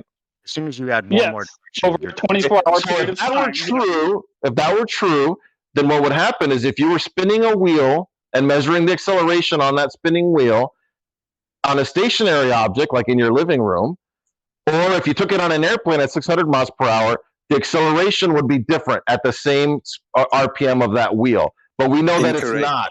But we know that it's not different. You need a second completely irrelevant. You need a second reference frame to be imparting either the addition or the reduction of whatever that flywheel would be spinning at initially. I agree with you. I agree with you on that. But we know that the acceleration is the same. If you're actually measuring the actual acceleration, we know that it's the same. Whether you're going 1,000 miles per hour on an airplane, or whether argument was that there's no acceleration. You said there's no acceleration. I'm saying the acceleration is no different. That every 12 hours there would be an acceleration and there would be a deceleration.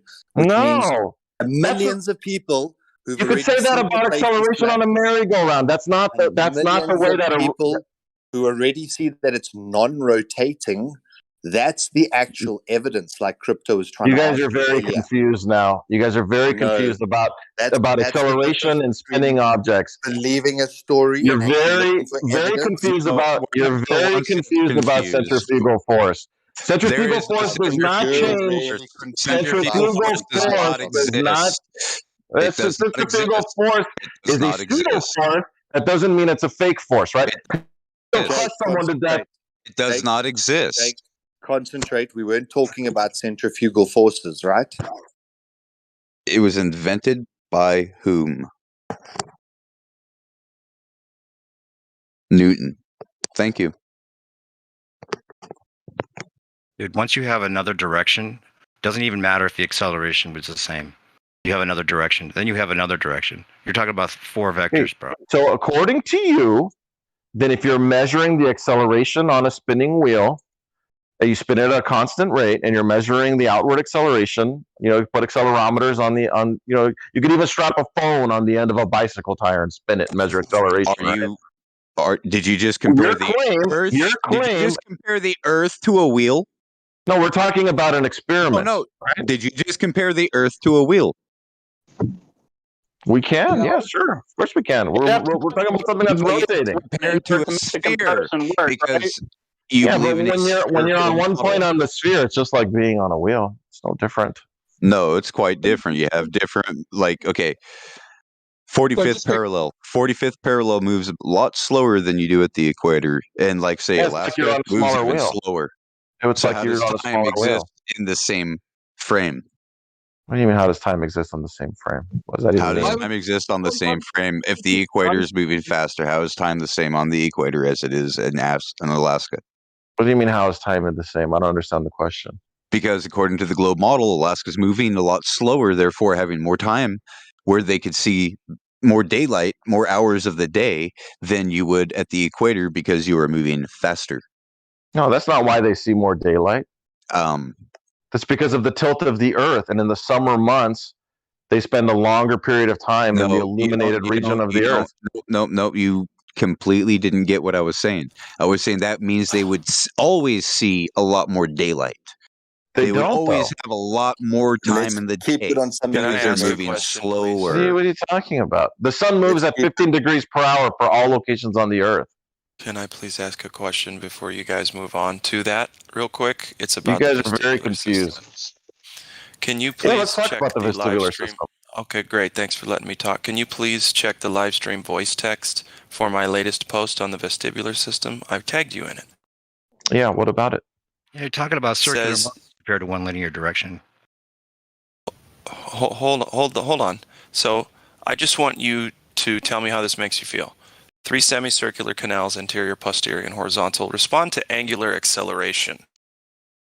And then the utricle, I don't even know that word, and saccule both respond to linear acceleration and what you call gravity, which is density.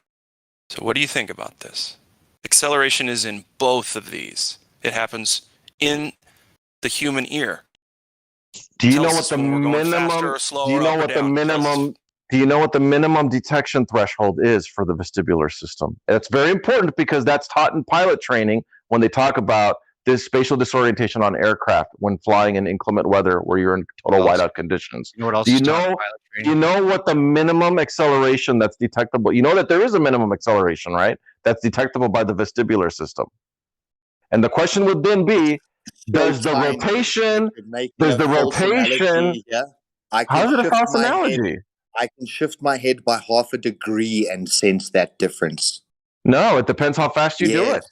If I put you on one of those, if I put you but hang upside down and tell me you don't notice because it didn't occur quickly.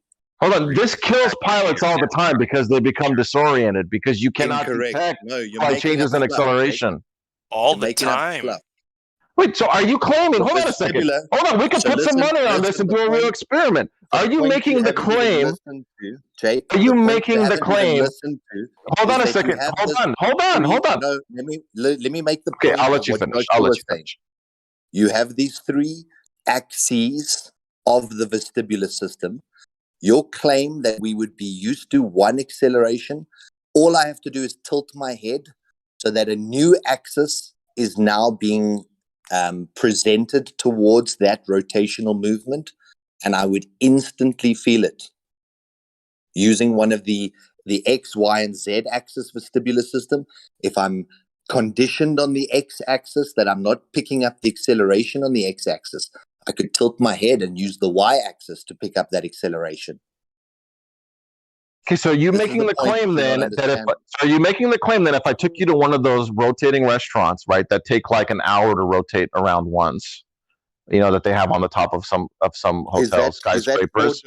Is that four different vectors simultaneously with accelerations and decelerations occurring all at the same time? Is that a good analogy to compare? Accelerations. What accelerations and decelerations are occurring on the spherical You just agreed, Jake. Every 12 hours, there's a 1,000-mile deviation either towards the rotation or away from the rotation. You agreed on that. Then we're moving up. Yeah, but we agreed that's only within a certain. That's only within an inertial reference frame that you would see that though. Your rotating, your retarded, fallacious rotating restaurant example is like doing something on a merry-go-round where you have a single axis of rotation. Does the Earth only rotate on its axis, or does it also move around? Did he bring up the Space Needle? He did. So then your claim. So that your claim is then this. This is your claim then. If I put you in an aircraft in whiteout conditions, and I slowly rotated that aircraft in three axes, and all three axes in yaw, in row, and in pitch, you would be able to detect that movement, is what your claim is. With an accelerometer, absolutely, down to... Not with an accelerometer, we're talking about with the human vestibular system. With the human You know that this was extensively testing to figure out the minimum detectable threshold. I'll pull it up for you. It's part of the training. It's part of the training when you become instrument rated in an aircraft, that they teach you what was extensively researched to be the minimum detection threshold for the human vestibular system. And you can be in an aircraft that's moving, accelerating in all three axes, in pitch, in roll, and in yaw, and you cannot detect that if it's under a certain acceleration threshold. That is very well studied and very well documented. I can pull up on the literature. When I show it to you, will you then retract this argument and say, I'm sorry, I was wrong, you're right. There are anything they want. Okay, so you won't believe it. You won't believe it. You won't believe anything I can show you. It's words on a piece of paper. Okay, I just want to see the citation so I can pick it apart. I just want to see the citation so I can pick it apart. So there is no evidence that I can present to you that you would accept on this subject. So let's make it clear, there is no evidence that you would accept. There's no evidence. Right, there's no evidence you guys will accept. You guys just said it. So you guys are saying you guys are truth seekers. Listen, bro, I will accept anything as evidence from your side, presented as evidence, right? What will it take for you to abandon this terrible vestibular argument? What would it take for you to? In your opinion. What would it take if I show you? If I show you the math, at the acceleration that one experienced. I don't want to see math, my friend. Okay, so you're not a real truth seeker then. Okay, if there's nothing I can show you that you'll believe, then you're not really a truth seeker. You're just another flat Earth cultist, then, right? I'll show you the maths of how they use a flat, non-rotating Earth for all ballistics trajectories and all rigid aircraft. And an aircraft that doesn't change in mass. Yes, we all know the document. We've all read it.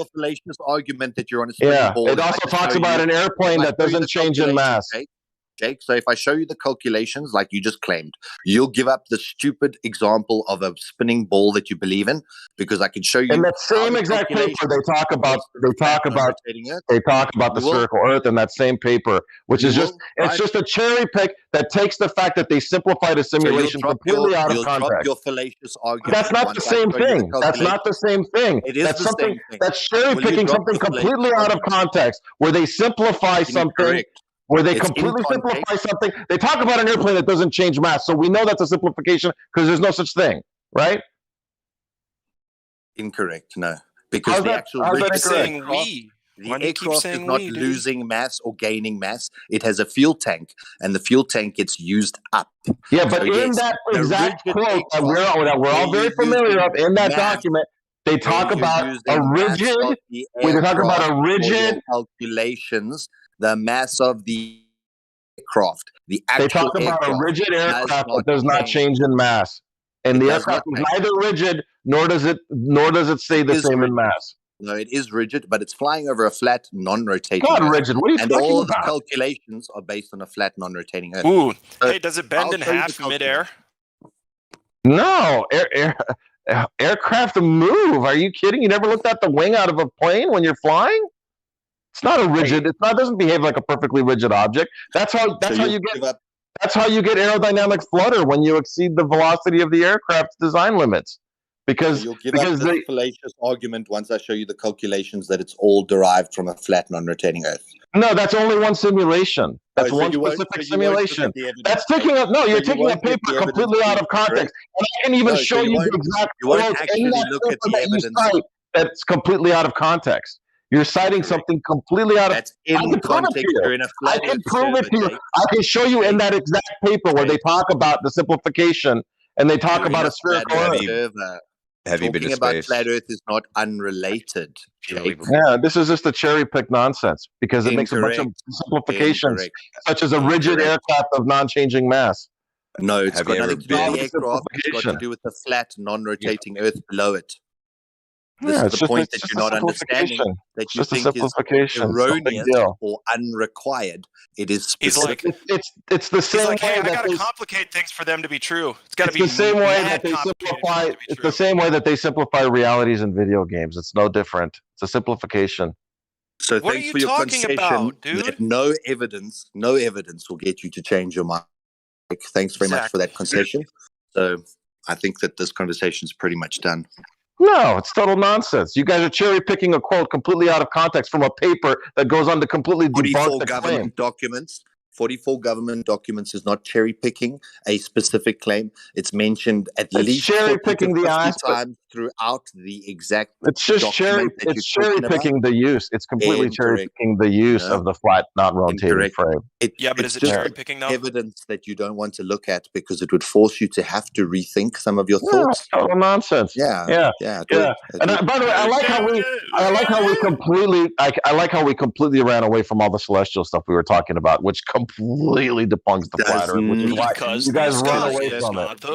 We should talk about curvature, guys. Yeah, the sky is not the ground. But unlike anything in our reality where the sky does match the ground, right? Jake, this is your opinion. Question. Jake, I asked you. I answered your question a little while back. Go ahead. You need to answer your question. Very happy to answer. Go ahead. All right. So, do you know of any time in the past of when anyone's ever made a direct measurement of the curvature of the Earth and the method of how they did that? Yeah, there's lots of different ways it's been done. All right, tell me your best one. Who it was? I'll reference main surveyors measuring spherical excess in the angles that were taken from plumb of two objects that were pointed at each other that showed that no plumb lines are parallel on the spherical Earth. That's spherical excess. That's curvature. Show all of that to us right now. I did. And then Quantum Eraser tried to argue that there is no tool that can measure angles from plumb. Can you believe how ridiculously stupid it is for him to say that? And I had flat earthers PMing me and saying that he was wrong about that. Because we all know that's precisely what total stations are designed to do. They're designed to measure angles from plumb and from horizontal. Yeah, but you're wrong about that because we use plumb to determine the 90-degree horizontal from plumb, and plumb is always the same. No, it's not. So then, but then you can't explain why the angles don't. Then you can't explain. And plumb is always perpendicular. So then to you the can't level. explain why when they take the measurements, the triangles add up to more than 180 degrees, which means it has to be spherical excess. If you're looking for a circumference and you get to a number that implies a circumference, does that mean it really is the circumference, or just that you were looking for a circumference, Jake? What are you talking about? You're talking nonsense. Also, when was the last time you were responsible for surveying and zoning for construction? Ready, go. I don't survey or zone for construction. It's not my job, but there's lots of professionals that do. So why are you talking about we had Jesse Kozłowski who showed us all the math behind all this. He's been surveying his whole life. What your experience is. What's your experience with the topic? I've measured how much the horizon drops from horizontal with elevation, and Where'd you do that? What do you mean? Where did I do that? Yeah, where'd you do it? On Earth, because that's what we're talking about. Yeah. Where'd you go and where'd you do that? Yeah, I did it off the coast of California. I used to live in California. Specifically where? Okay, great. Yeah, great. Yeah. So Malibu, so I have to Malibu take Beach, your word. Malibu Beach. I have pictures. I have pictures on my laptop that I can load up to show you. The horizon drops with elevation. Here's the thing.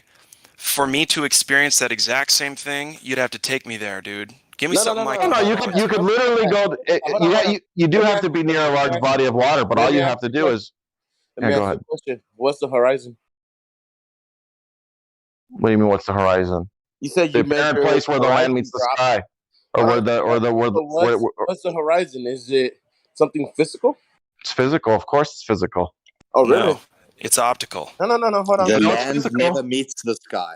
The land never meets the sky, Jake. What do you mean the land never meets the sky?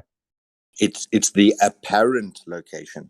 Where so you're saying that the air above the water never touches the water? Is that what you're saying? Meet the sky. Appears does the air never touch the water?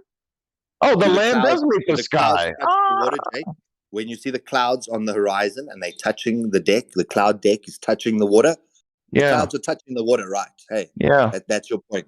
Yeah. Okay. Cool. Yeah. So guess what? The horizon is a physical place.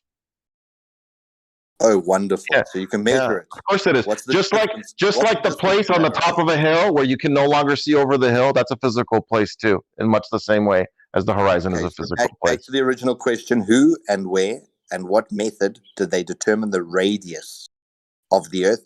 You said it's been independently verified using a huge methodology of information, and it all conforms to the same number. See, there's a problem there. Hold on. There's a problem. You can measure the speed of the subsolar point. You can measure the drop from horizontal with elevation. You can measure the sun. You can measure the angles of the sun at different latitudes. There's all kinds of things. They all conform to the same number. Jake, stay focused. Jake, stay focused. We're talking about measuring the Earth, the physical land that's below your feet. And you've just listed off 6 or 7 things where I have to stand and face upward, which is the opposite of looking downward and measuring the physical Earth. So what would you accept for a measurement? What would you accept? A measurement. How would this measurement be done in your ideal world? If you lived on a spherical ball, and how would this ideal measurement be done in your world? Certainly not by looking upward. Okay, so explain it to me. Something on the ground. Okay, great. Create a test for me. Explain it to me. Not our claim, man. What the hell? He's saying, you want me to prove your claim? I don't accept this measurement. Yeah, I don't accept that measurement. Okay, great. Tell me a measurement you would accept. Measured hundreds of times was your claim. Hundreds of times. Yes, I just told you. I started listing them, and you cut me off. I can keep listing them. Do you want me to keep one? Do you want me to keep listing all the ways that it's been measured? Do you understand the difference between measure and calculate? Okay, so what would you accept as a measurement if you lived on a ball? Do you understand the difference? Okay, dude, you are such a zealot right now. You're claiming that you won't accept any of these other methods, but you won't even. Calculate. You can't even describe a method to me that you would accept. Do you understand the difference between measure and calculate, Jake? What difference does it make? Like when I'm, guess what? When I'm figuring out how much tile goes on my floor, when I can just measure the length times the width, and I know the area. Do you know the difference between measuring and calculating? Yes or no? Of course, but that doesn't mean that it's any different. Okay, so when I ask you to provide evidence of measurement and you go to calculation, you don't see anything wrong with that. Hey, when you're talking about something the size of a planet, you're going to do calculation. Hey, Paul, Jack, fucking plane. I build guitars. I measure shit. If it ain't right, it fucking don't play. You know what I mean? Great. Now you're calculating how much flooring to put in a warehouse. Are you going to measure every single square foot, or are you just going to multiply the length times the width and calculate it? So you're measuring the length times the width. Right. Yeah. And on the Earth, we measure angles. Measure the width. And on the Earth, we measure angles of small sections and we multiply it out. Just the same way. Wow. You're spiraling, bro. Calm down. I'll make this weird. I don't spiral, man. You guys are zealots. You guys are zealots. It's all right. The Earth is a sphere. You guys don't need to panic. You guys are in a. It's only the sphere that's a religion making. Only you guys. Everybody's got it wrong except for a yoga instructor named Eric Dubay and a stand-up comedian named Matt Powerland who started the Flat Earth movement in 2011. Why are you so anti-science, Jake? You're an anti-flat earther, anti-science individual, and that's quite concerning. Getting Why paid, are you so baby. anti-science? Getting paid. That boy is hurting. I had to mute him because he was just talking over everybody. Boys getting paid, man. No other reason to be that. It's anti-science. Their entire religion unreasonable, anti-science, It's just a belief system, and then they come here projecting that we're zealots because we're asking for evidence. And no zealot you guys won't accept any evidence. You won't accept anything. Asks for evidence. Zealots just believe for the sake of believing, as Jake has demonstrated multiple times. You guys don't want to look at the sky. You want to pretend that it's magic. I get it. What's funny though, now he's going to say the horizon is a physical location, but it is a physical location. Since 2019, they disbanded with that because of the Black Swan. Nobody's disbanded with that. Oh, the Black Swan. Ooh, correct. The one the absolutely most refracted, crooked-looking picture that only sees out to something to 9 miles. Yeah, so scary. Wow, the Black Swan. It debunks the globe. This is horrible. All the pictures of the Black Swan where the crane is not totally crooked, where it's crystal clear, has lots of obstruction in it, right? The time where you would expect it to be extremely refracted when the crane looks like a J. That's the real Black Swan. Now you're saying so lame. It's so funny. So of course the Black Swan is refracted. Scientific. I love the science. Wait. That's why they shot it where they did. Holy shit! So I thought you just said the horizon was a physical location. Now it is a physical location. Just get your story straight, man. Because if it's refracted, it means you're saying it's optical. It is not a physical location. So what's going on? Well, the horizon is a physical location. What are you talking about? It was refracted. Which is just like a car on a hot road. Just like a car on a hot road is at a physical location, even when it's refracted in a different position because of the hot road. Do you understand how you're contradicting yourself, man? No, you're contradicting yourself. When you guys ever see location, if it's a physical location, it cannot change. Have you guys ever seen a car on a hot road in the distance where the car is obviously displaced, where it looks like it's floating? That car is in a physical location, even though the image of it is being refracted. Is it where it appears to be, Jake? Is the car actually floating off the surface of the road? No, it's not floating. Okay, it is not where it appears to be. It's not a physical car in a physical location when it's being refracted, you numbnut. Of course it's a physical car. Is it physically there? You're avoiding the question. No, it's where it's not appearing. It's where it's appearing to be optically, which makes your horizon not be a physical horizon, and it has to be optical, and where it appears to be based on the refraction that's occurring in the air. 2015. I'll agree with that. And if you had explanation, because obviously this is too high a grade for you. But the fact that you're claiming it's a physical location and refracted, I think you don't understand what you're actually discussing, and that's why you prefer to play in the stars and where you can calculate angles. It is pretty funny though how you guys just ignore all the sky stuff that debunks the flat Earth. It's pretty funny because it does. I mean, it works perfectly on a sphere, which is why you guys hate talking about it. Why can't you understand anything ground-based, Jake? That's why you're so confused. Well, you guys just absolutely will not accept anything ground-based, right? Why we ignore shit? Why do you get the same? Ignore shit? Are you kidding me? You come up with something better, and we ignore shit. Why is it that whether you measure how much the horizon drops, ignore shit? Okay, we pay attention to shit. We don't ignore it. Thank you. Well, I'll be honest. It's my bedtime now. I got to work in the morning. It was fun though. I'll be back another day, and we could keep going at it. Well done for leaving Tim's echo chamber. Leave here. I'm happy to be here if you guys will have me here. And sorry if I overtalked anyone. I was really trying hard to give everyone a shot. It did get a little crazy. If we were really on a spinning ball, there'd be so many ways to prove it, and we'd all know it in so many ways that there'd be no reason for you to have to try to argue it. Yep. I just argue it exactly. It's good entertainment. But listen to the point he just said. I love that honesty. Yeah, it's honest. Yeah, it is. Dude, Jake just spilled the beans, man. You guys didn't even hear it, man. Jake said, "Man, hey, man, I wouldn't be here if it wasn't for the if it wasn't good." And it was good, right? It is entertaining. Yeah, I do like it. Good, I actually prefer listening to you guys talk to Globers than being in the middle of it. Well, you should, man. You guys have a pretty good rigmarole that you guys roll these Globers through. It's like it's pretty entertaining sometimes. Well, we have the truth on our side, so that helps. Yeah. Sure. Keep it up, Jake, man. Don't give up, baby. We got your back. I'll never give up. Never give up, man. You know, I was a pretend flat earther for a couple of years. That was pretty fun. Now you're a pretend glober. Realize you're not on a ball, or you don't. Yeah. No pretending. No Hollywood, man. Science. No Disneyland around here, man. No pretending.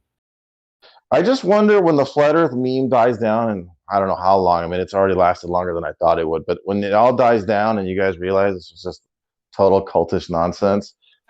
I wish I could do like an exit interview. Like, it would be so fascinating to hear you guys talk about it. Like, why did you guys believe in this? Why were you guys so sold on it? You don't believe in the flat Earth. The matter is, you still think that we believe in something.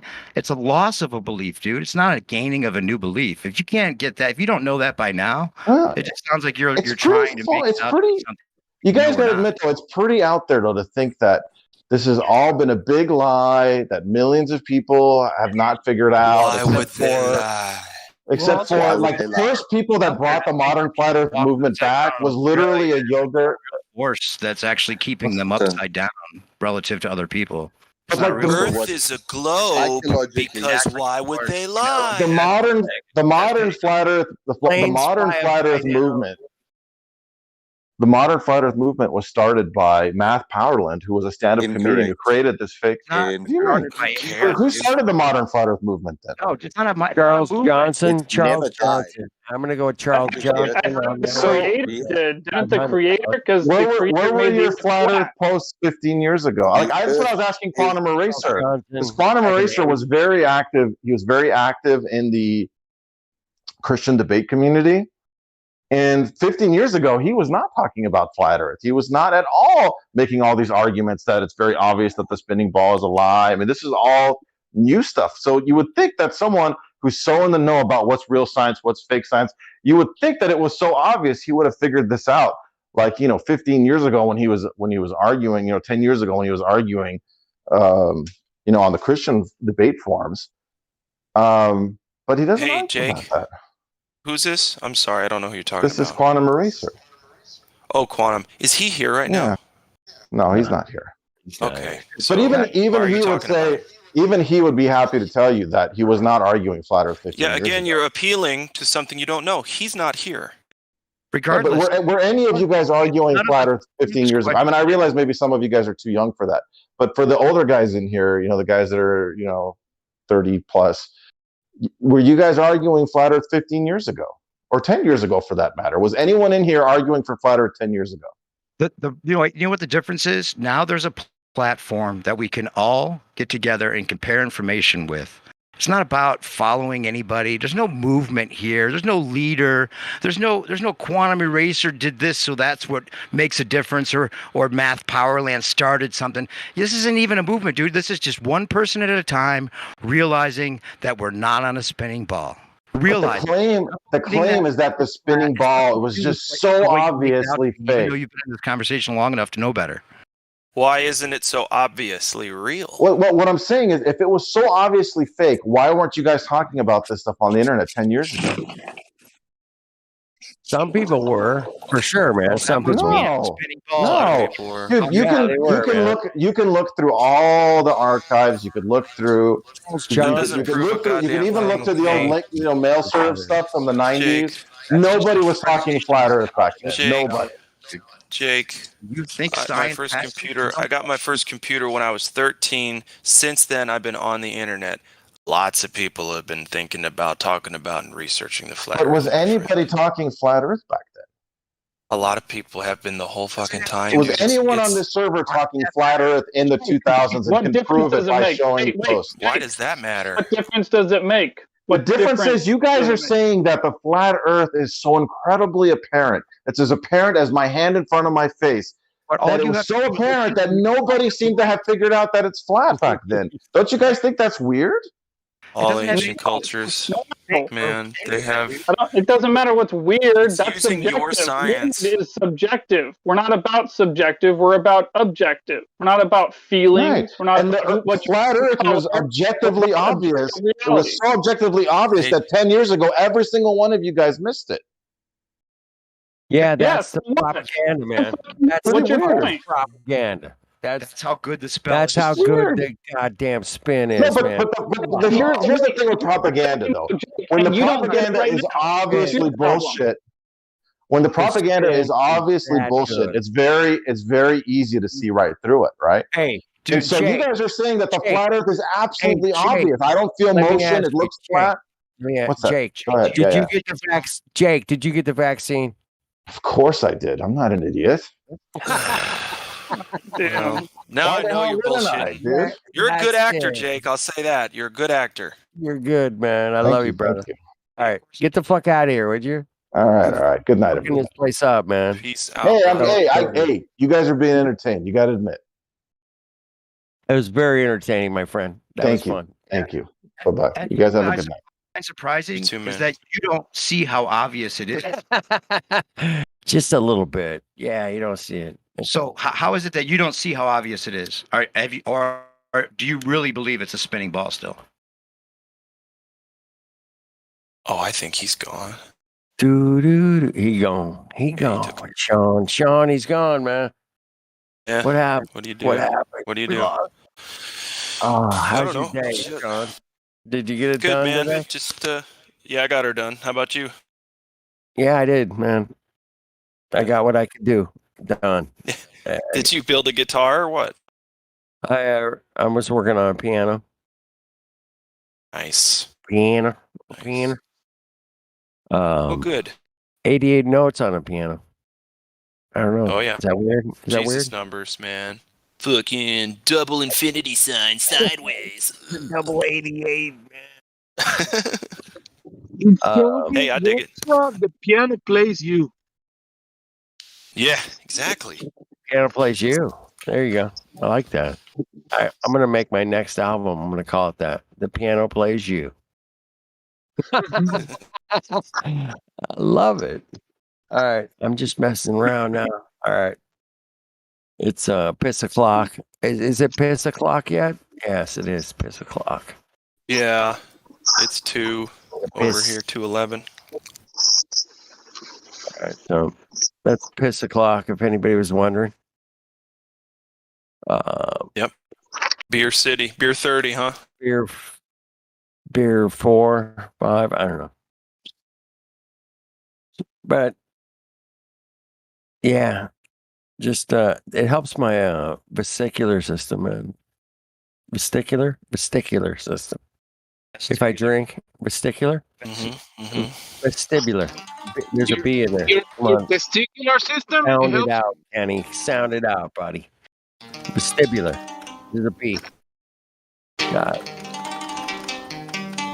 Oh, my vestibular's working. I hear a guitar. I shall mute. Thank you.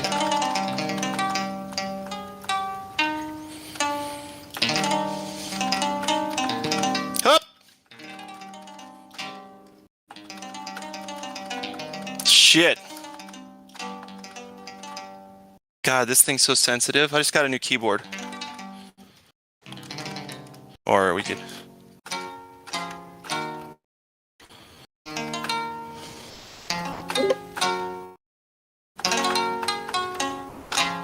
That's Woo. Nice. Well, anyway, yeah. New keyboard. Yay! It's a Kai MPK 261. A Kai? A Kai, yeah. Kai? First one I've ever owned. Most of my keyboards have been M Audio. Sorry, go ahead. In Soviet Russia, the keyboard types U. Keyboard play you, yes? Types. Types you. Here in communist Russia. Not a computer keyboard. A piano keyboard. Now communist Russia everywhere. You take this no or don't go. Okay? Take There the we go. no, I found a better sound. Take the no or don't go. Take the no or don't go. You don't get to go, no concert, man. You get no sport, nothing. You you get nothing like it. Okay? Yeah. Have nice day, okay? Have nice day. Have a nice day, yes?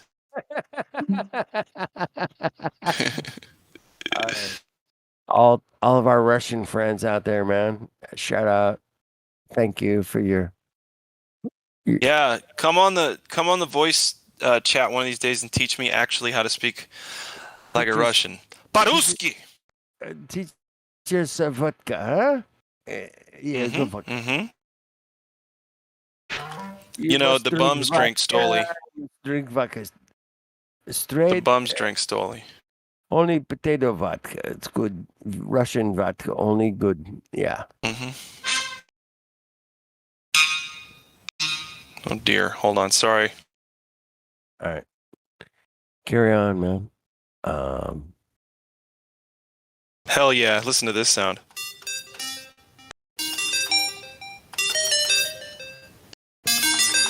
Welcome to 1984. Welcome.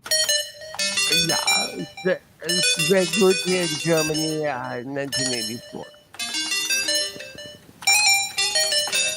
1984. Oops.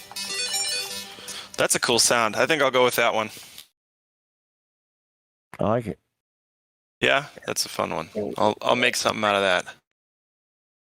I super like that sound. Cool. Yeah. Now I have to use it, right? Now you have. You're fucking stuck. Yeah. Stuck. It's the song is, or the sound is called, the synth. Jesus. The synth is called Plastic Blocks, and it's of the massive instrument input. So, I native instruments. Anyway, you don't know what this means. That's okay. Grew up, we had stick and stone. Okay, make drum. Okay, that's all we had. Right. We make drum sound off my neighbor's head. Yes. He came back from Vietnam, had surgery, and had plate installed in top of head. We could play different melodies on the different parts of his head. It was like Jamaican drum. How you say? djembe drum, a djembe. Yeah, djembe. Yeah, I need to get one of those because my neighbors sleep too much, and I need to keep them up playing that. Well, oh, just kidding. Neighbors that sleep too much, man. That's annoying. You know, I've never gotten a complaint about the noise, and I don't know why. I've been here 3 years. I make music all the time. I'm loud with my cat. I yell at him a lot. Nothing. We scream at Globers from time to time.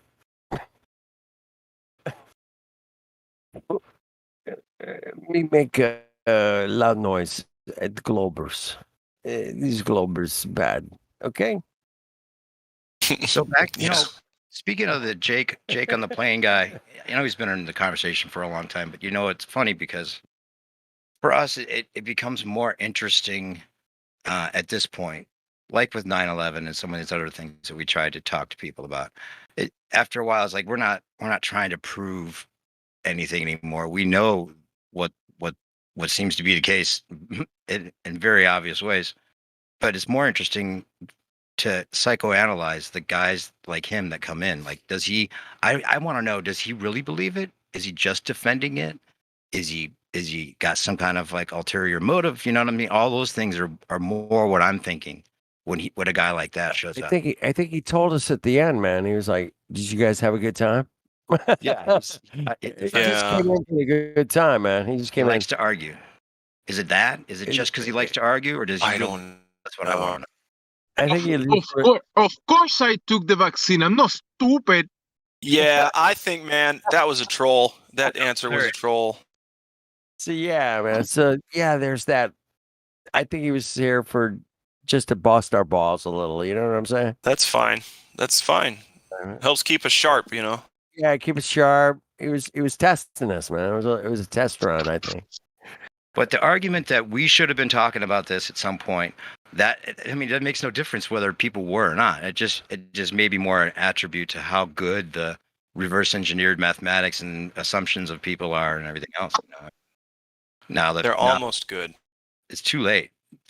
People know. Yeah. It's not like something that you've it's something people figure out, something people realize, and that he can't realize that we realize it and don't believe it. Then he's just a troll. He's just either stupid or he knows better, and he's not saying it. I think he knows, and he's just busting our balls, and he just can't ripped us a fucking, just hey man, what about this? And he knows the globe well enough to really kind of defend it, He knows all the arguments, so he can sit here and play whatever side, which is dangerous. Yeah, it's a great position to be in if you. I get it. I get it. You know what? We need double agents, man. Keep us, like I said, keep it sharp. Agent. Yeah, double agent, keep us sharp. Well, man. One could argue that all of the people on their side, the fact that they're focusing on us at all, automatically makes them double agents, because they're making that. If the fact that there's an argument makes it a thing, which makes people pay attention. The spectacle wouldn't be a spectacle if there wasn't the opposite side. We would just be an echo chamber. Dude, smoke that one, man. Smoke that. Take a puff on that one. Yeah, it's good. They really wanted flat Earth to go away. They would just ignore it. Exactly. Hey, they have to address it. Listen, they have to address it because I'll say this quickly. They have to address it because this is my opinion, though. Just my opinion. They are pissed that we found the truth before they did. And I'm done. They hate us because they ain't us. Damn right. Did you see the meme I made for that, by the way? I think gonna have to post it again. I will. They hate us because we ain't us. Ain't us. It's a great dichotomy, man. That's why I'm here, still here, man. It's never ending. It's hilarious. It's hilarious that the most obvious thing is the thing people think is the stupidest thing. My favorite thing is when you run into a staunch Glober on the street, and they know everything that They don't know the first I'm thing looking about for a test where you add a Binex, so I'm asking which one they want because you got two options. What? ¿Qué No pasa? different? Okay. ¿Qué pasa? Señor? Okay. We didn't hear you. Same price. Oh shit. Yeah. Hey, Jimsy, you're hot. You're hot, buddy. Keep talking. ¿Qué pasa, señor? Welcome to Fly 24/7. We here in Southern California, man. Holding it down, man. You know. Oh wow, man. Jimsy, make sure you get the right price, the right deal, okay? Don't let them Yeah, fuck you no, around. I'm buying the test for someone. What? They have like a lot of stocks of the COVID test. You know, winter is coming, so a lot of people are taking the test at home. Right, there's a Oh, home. so you're buying some to burn? I get it. Yeah, me too. I should probably go do that. I should get a couple. Yeah.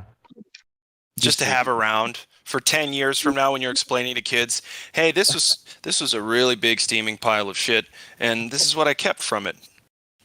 I got this little test here. It could be worth a lot of money, man. That's what I'm saying. Like, like a record, like a Beatles record.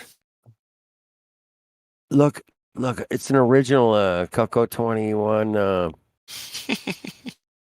test kit. Check it out. Whoa! No way!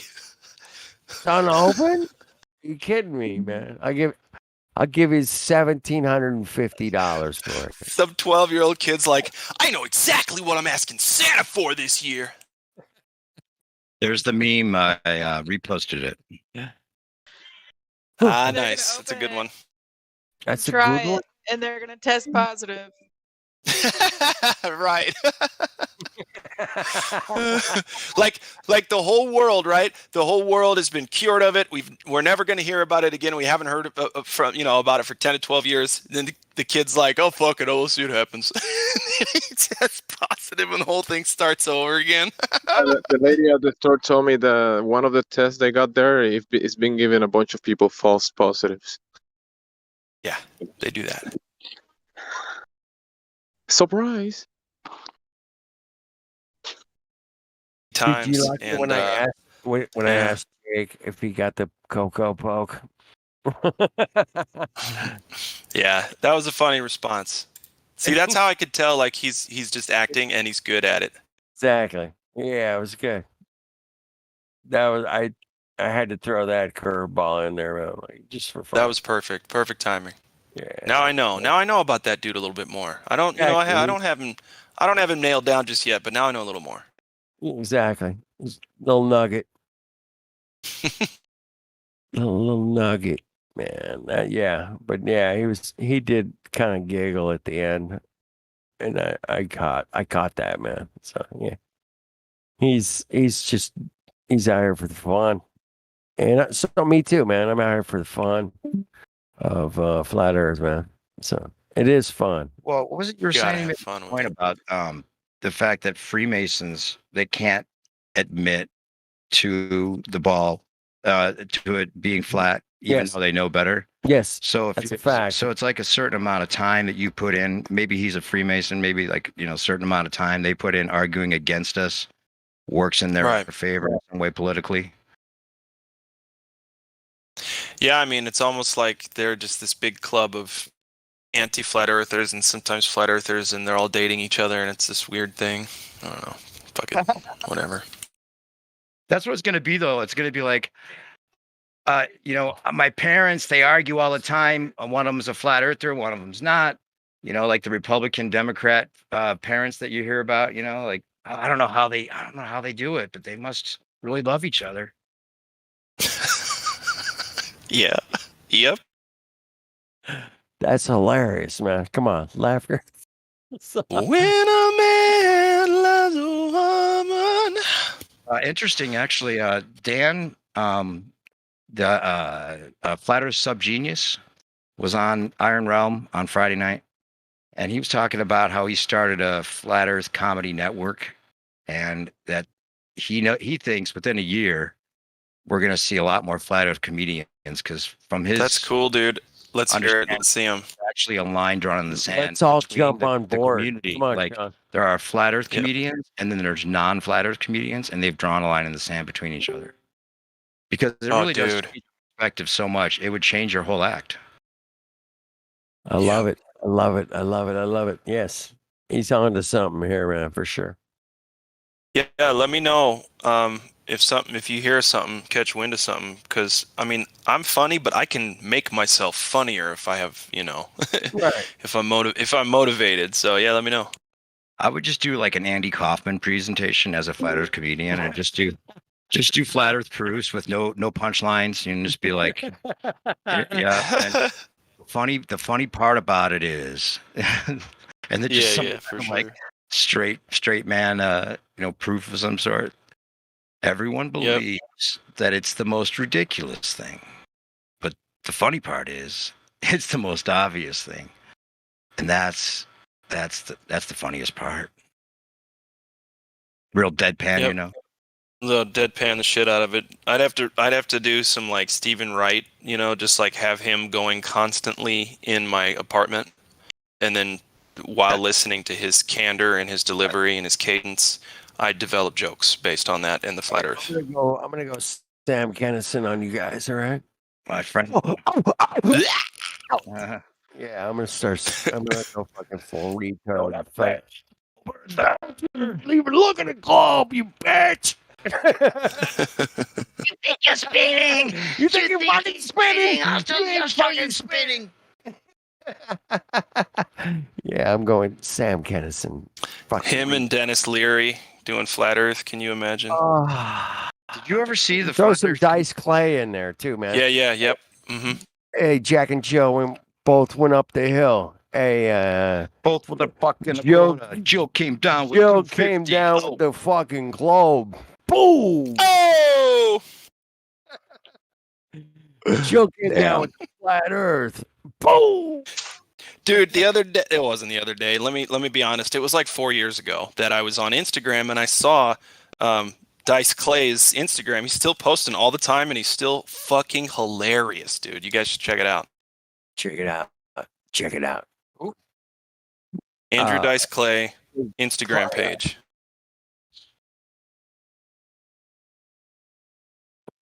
Yeah, so Dice Clay was. I'll tell you what would happen, man, when he came along, man, because I was there, and this guy busted out of nowhere, and all of a sudden, this guy's the biggest fucking comedian in the world, man, selling out fucking 50,000 seats here and there. I'm like, holy fuck. Yeah, Jack and Jill went up the hill, man. That was fucking. It just blew up, man. We were all laughing our asses off. Yeah, and they made us. The jokes that he told and just the way he told them made me funnier, and like helped me develop my own style of being funny when it's time to be funny. All of those dudes, Eddie Murphy, George Carlin, all those guys. Richard Pryor, Steve. Martin. Unfortunately, I grew up in the. Yeah, Steve. See, people forget about Steve Martin. He was great. Oh man, Cheech and Chong, man, they're incredible. Yeah, they're great. Are you kidding me? I like them. The albums, man. We used to spin the albums, man. Go, oh my goodness, we were kids. Listen to that shit, man. Laughing. That was back when like comedy, was still kind of an art form, and it was still a baby, I guess. Not a baby, but it's used in pop culture. It's been bastardized and ruined. But just shortly before that, we had the golden age of comedy, I think, with those cats. Yeah. Maybe not, though. I wasn't alive in the 30s, so who the fuck am I to talk? I don't know. Exactly. 50s. The 50s, man, the 50s were like Elvis and I don't know. Yeah. The early 50s, man. Weird too, man. Sinatra. There's still some big band shit going on, but late 50s, man, rock and roll, man. Here came Some serious rock and rollers. Little Chuck Berry. Chuck Berry, man. Greatest. I remember before. When did he die? It was recently, right? Like last decade or something. I guess that's not that recently. Hang on a sec, because 7 years ago or something. 5. 7 I saw a performance of his shortly before he died, and I was actually surprised that he'd passed because he was so quick with the licks. Hang on.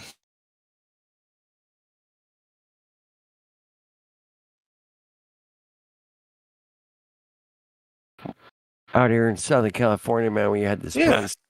We had this place called. What state are you in, Glaflope?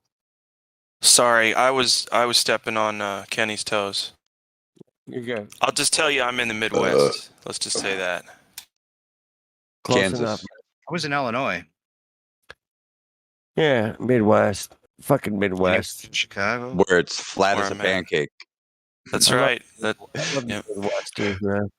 Midwesters. So, speaking of Kansas City, Kansas, and Missouri, Chuck Berry was born in Missouri and died in Missouri. He died in 2017.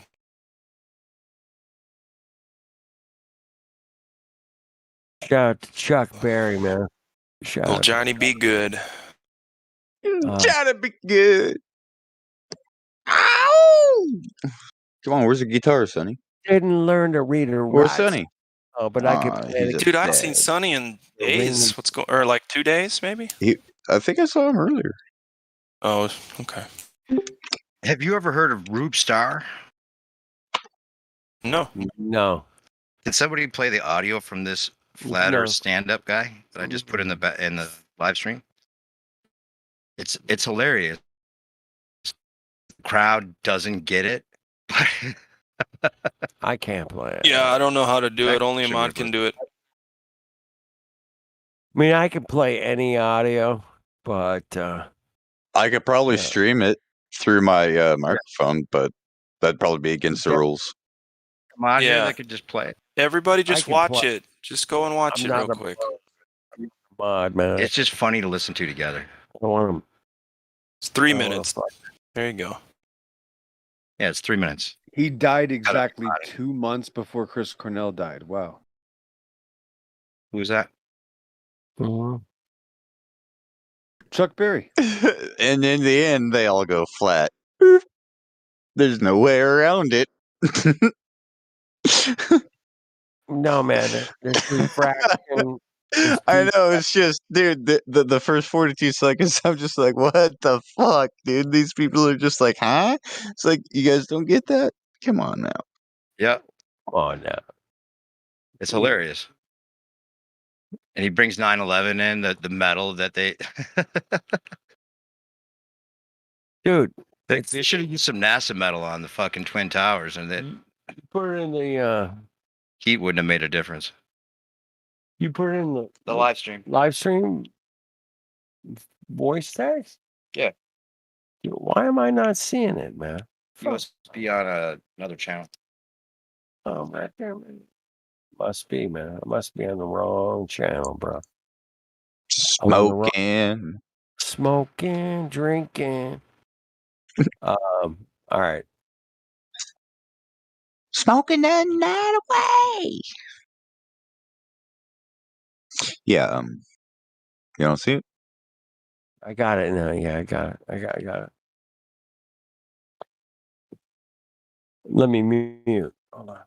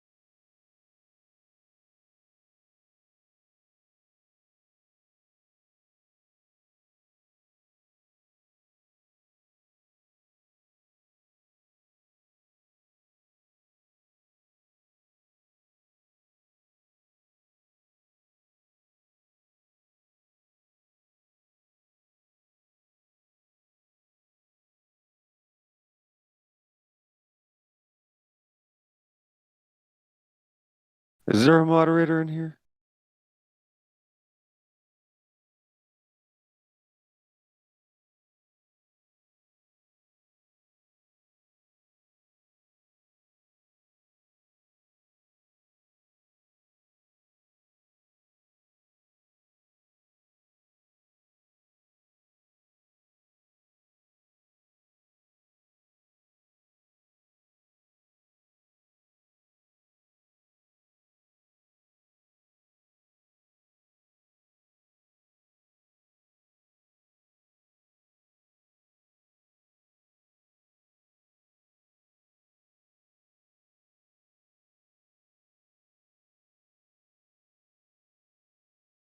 You guys are watching Flat Earth stand-up comedian making the whole room bomb.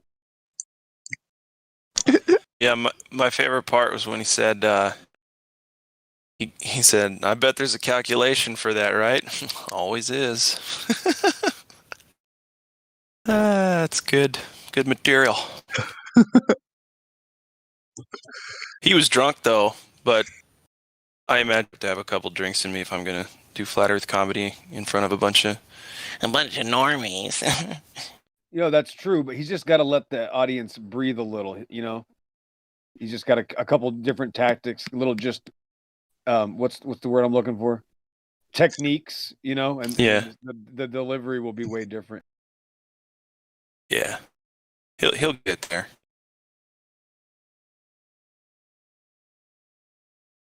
It's funny. I don't.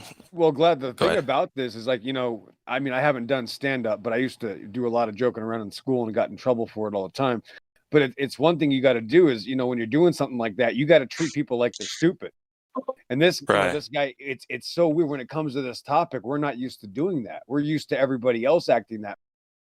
But when you treat them that way, when you turn it around on them and you just give them the kind of looks, and all of a sudden, wow, people start realizing that it's a lot worse than they thought. You just literally got to give them the mannerisms and turn it around on them, because we should be treating them like they're stupid. That's what we should be doing.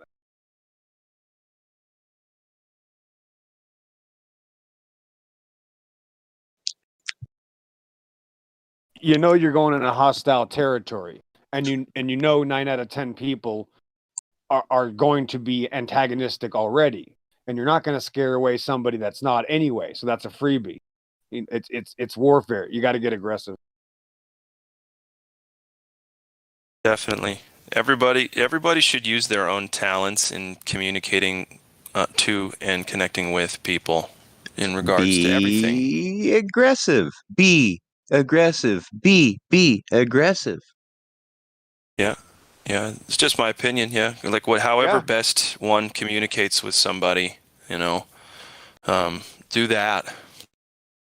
Right. In certain instances like this, like if I get a night to go up to do a stand-up comedy thing, it's probably going to be like once in a while.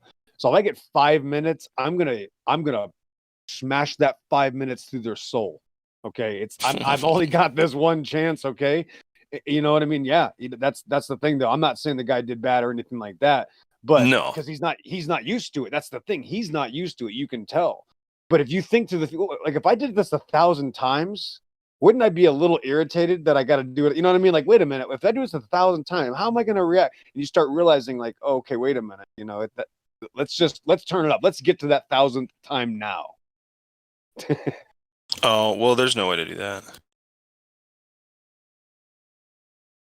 I've been a performer most of my life. I've been on stage most of my life, and it really is just reading your current audience. You can stick to a script, have a foundation, a formula, and then as well as being able to be completely malleable to your audience. My opinion. Right. No, you're right. And that's why sometimes, a lot of different people, when they're doing things like this, they have to get into character. It's just like a job, right? It's just like, if I'm going to do something, like if it was 10 years ago, I had to be in a different character when I was, working for the government. It's just that simple. Like I had to literally go into work and act a certain way. And just like we act different around, different groups, it's the same way, just like with any, but with someone like you, it's a little bit different. You might take a different approach to it right? But just like you guys are talking, there's a Sam Kinison, and then there's the David Stephen Spade. Wright. Right. Or David guys Spade. I don't even know. Right. Guys that are just, they have their own system. And then there's, of course, the George Carlin. So there's a million ways to do it. Right. But guys like us, we're not going to have a lot of opportunities. We're going to have that, like this guy, he's going to do this, 4 or 5 times, maybe, so we don't have our opportunities. When that iron gets hot, it's hot every, so many days or months, and it's almost like we don't even realize when it's going to happen. You're going to be walking down the street one day and you're going to all of a sudden find yourself talking to 10 people that you didn't expect that to happen. It's just like that meme says about Beetlejuice, like it's showtime. Right. And I think it's all essential. I agree with you. I think it's all essential that, it's not like he's going to reach hundreds of people doing comedy, but there's, listening to those voices laugh, which ones laughed to the point where it sounded like they actually got the joke and which ones were sympathy laughs, etc. And then, you know what I mean? Like the one who actually got it, that laugh, that person's voice you hear get up to that tone when they're being completely honest in their laugh, they may subconsciously be thinking about it later, and it might be a good seed that was planted. And it's all essential, all of it. Comedy, what we do here, what Witsit is doing out there, even what Globers do, man. The good thing is it's such a lie that the more we and them talk about it, the more it gets exposed all the time. So yeah, any way we can connect with people, I think it's great. And laughter is great to do. Yeah, sorry, go ahead. They use 500,000 gallons of water per rocket launch. And rocket fuel exhaust and the residues left behind is extremely toxic, so they're polluting that water. No, the military industrial complex wouldn't do it. Yeah, that seems far-fetched. I need some sources on that. Tech Insider. They say save the planet. They always say save the planet, so why would they lie? Just look at Tech. Yeah, never mind. Tech Insider. That kind of says it for me. This is what everybody believes. See, it's on the TV. Just look. See? It's on TV. Ooh, Mom, did you see they're going to space again? Yeah, see, this is why we don't like NASA. We like SpaceX better. Or Jeff Bezos. I'm just looking at it this way, though. This is a topic that, remember, we've only had such a very short time to develop methods, to develop terms, to develop a system, which we all do differently anyway. Our systems, our personalities, we've been rearranging ourselves for 1 to 7 years in the past decade because of the lies we've realized, right? We're not coming from a culture of this. This is all new. This is beyond fresh. This is literally a new world that's only been around for less than a decade, and we have to rearrange everything, restart. Here's the crazy thing about comedy. Comedy's funny because it's true. Because you're blowing up a ridiculous truth that's obvious that people sometimes ignore in some sort of subconscious way, or things that we don't, or things that will just magnify that are normal, that are true, that we ignore, and we just put a different context on them. And all of a sudden, I got an opinion about that, dude. This might blow your mind.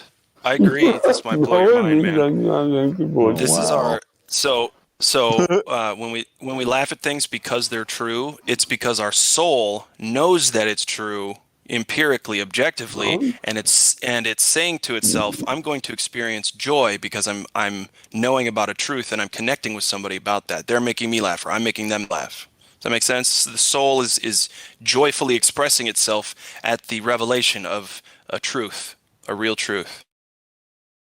Right, and they're always relating to it. You want to relate, just like when you're doing that, to an audience. What's up, Battle Mod?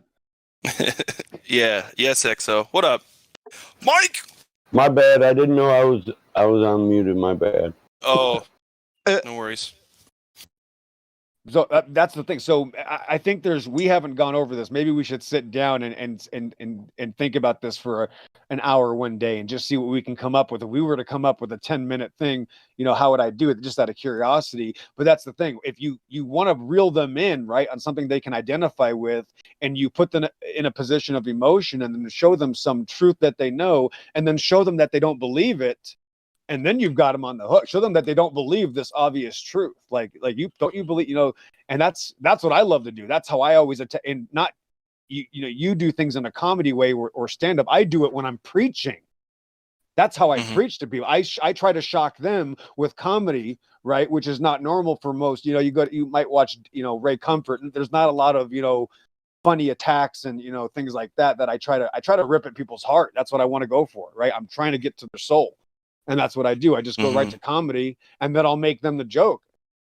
And that literally just, why would, I just kind of shock them that way. And that's what you do with this flat earth. And I think that's what this guy is trying to do. But if people are laughing at themselves and then they leave that night, they're going to go, oh, that's weird. I was laughing at myself. Yeah. It's a little psychological kind of tweak that, you never know the ripple effect of something like that. It could be very small and it could be almost insignificant, or it could spark them to a year from that point start talking. Remember that guy in comedy and Flat Earth? Oh, remember that? That was a great our anniversary. Huh, that was funny. And then just, hubby goes to bed and she's curious. Oh, this has got to be so stupid. Let's see what these dumb flat earthers. And then she looks into it, and there you go. Right. I'll tell people like all the time, especially when you're talking to some ethnic groups. Boy, when I say, yeah, thank God for the Nazis, or we'd never have a space program. Oh my like that goodness, one. Right? That is going to shock some people, right? In that context with certain ethnic groups, that makes them go, oh, shedaba. Like, yeah, like, are you serious? Are we going to trust those people that did all these horrible things in World War II? That's, so I start there. I already get them realizing their entire religion is based on these people that are these mass murderers. So, I mean, the conversation can end right now and I'll leave and they're done. Right, exactly. And the best part is when you get something festering in their mind, right? They'll think of something that really resonates, and there's always something that resonates, something that is personal to them, and nobody knows why. And they'll start, thinking about it and be like, "Well, I can't believe that we can't. If we can't leave the Earth, if there's no gas pressure, shit. You know what I mean? Right. There's no gas pressure without a container. I don't know that, honey. I don't think that's possible." You just them looking at each other after the comedy show. Honey, wait a second. You can't have gas pressure with it. What? Whoa! Hang on a sec. Are we flat earthers? And then they have another glass of wine and they talk about it. Anyway. Yeah. I admit I'm a little cutthroat, and I don't know. It's this topic goes to anything, some people you might go to 9/11, nothing to see here, kind of attitude. You're like, of course we can trust these people, right? Yeah, we can always. And now we spend millions of dollars on magical space because, people in Africa don't matter. And I'm doing this as a comedy skit. And people will laugh and go, oh, you're right. Like, and they'll look at me like, what? Like, I've done this before. And I'm just preaching to people I'm literally preaching to people. Yeah, we got people dying all over the world. Who cares? Hey, we're going to Mars. Thank God we're going to Mars. And they're just like, their eyeballs are coming out of their head. And I'm just literally making jokes about this mass murdering world. And that's kind of my tactic. So I guess that's why I'm coming out of the closet. But, comedy certainly that's the most powerful. Yeah, it's the most powerful tool. I've never done stand-up, but that's how I preach. Yeah. And you know what? One more thing. Sorry. And then I got to do something. But, oh shit, I lost it. Okay, go ahead. If you get to move to Mars, you don't have to pay taxes. Look at the positive side. No, you got to pay the Martian tax. So people, we're spending that money. Oh, here's what I was going to say. EXO, it's like, yeah, and I've experienced this a shitload of times. It's like, oh yeah, he's our, and then they put the finger quotes up. They go, woke friend. He's our flat Earth woke guy. Yeah, he's woke as fuck, guys. So watch out. You know, it's just like you said, XO. Showtime.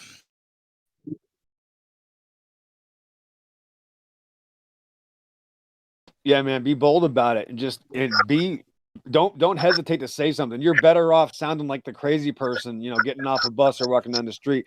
But yeah, Gemsy, that's the thing, is that I'm going to tell people, yeah, thank God we can go to Mars now, and then we're going to destroy that place. Yeah, good. This is awesome. Yeah.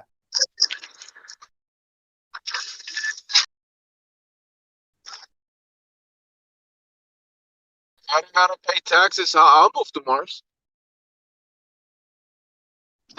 Yeah, I mean, I would start talking about, hey, do I have to get something in my arm if I move to Mars? Maybe, I mean, I have a better chance of not being poisoned and molested by my government.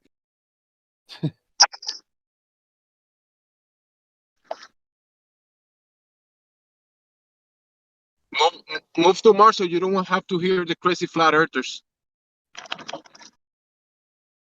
Yeah, these ridiculous flat earthers, these idiots, you know, just they think this place is so great. We have all these other lovely planets out there like Uranus and Pluto. I don't. Render unto Uranus that which is Uranus's.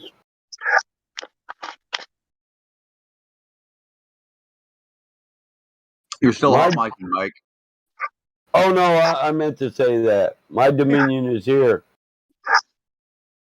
I owe no allegiance to Uranus.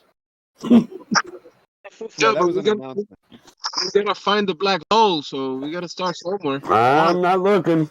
Get them black holes away from me, man. That black hole is found inside Uranus, right? Whoa! You just went way off in the left field, bro, and the ball's in the right field.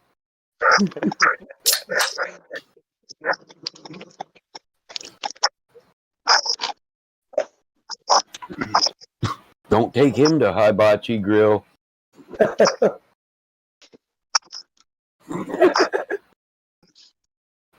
Yeah, you guys thought I was hot micing?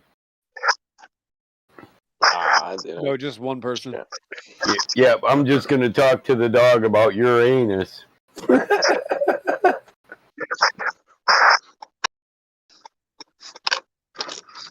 I'm not going to talk to the daughter about that. That's TMI, you know.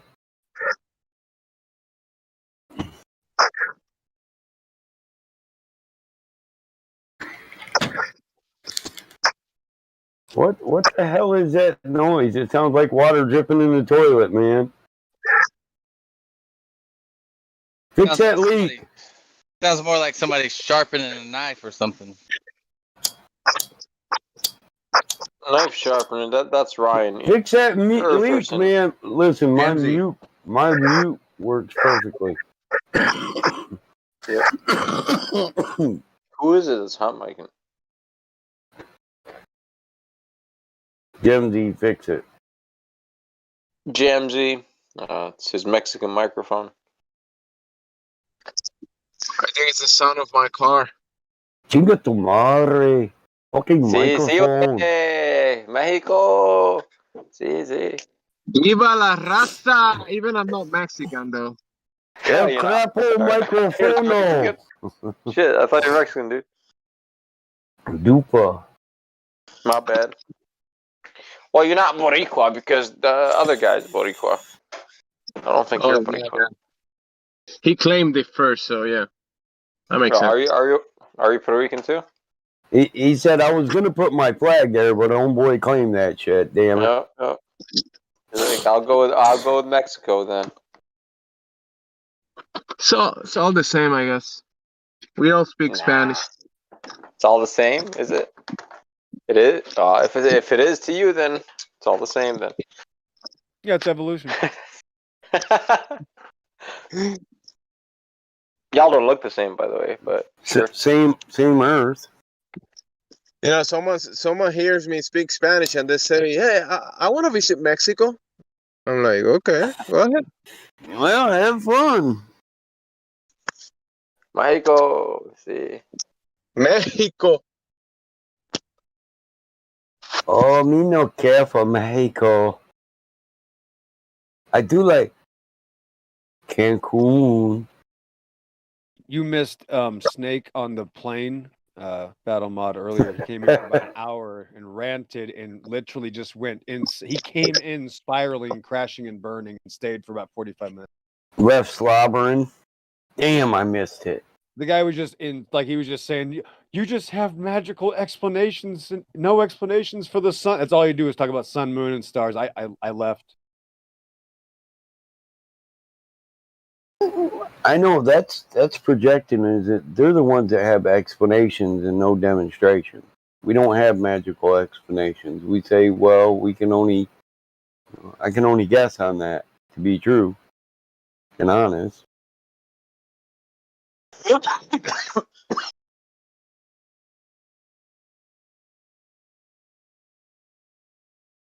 Last bong hit of the night right there. Oh, dude, it's fucking enormous, man. Too much. Like, I Don't still have put to too much clear it, and faith it's in like that. it's like milky white. Oh, I'm scared to clear it, man. It's like, Don't put too much faith in that statement.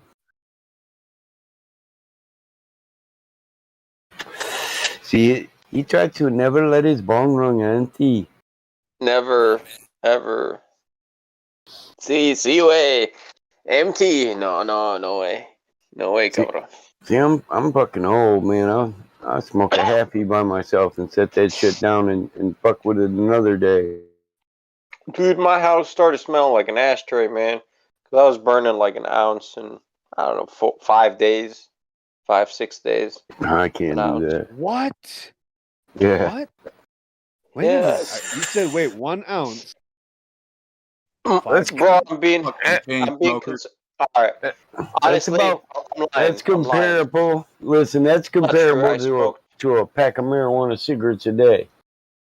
I smoked 3.5 ounces, I think, since the 28th of last month.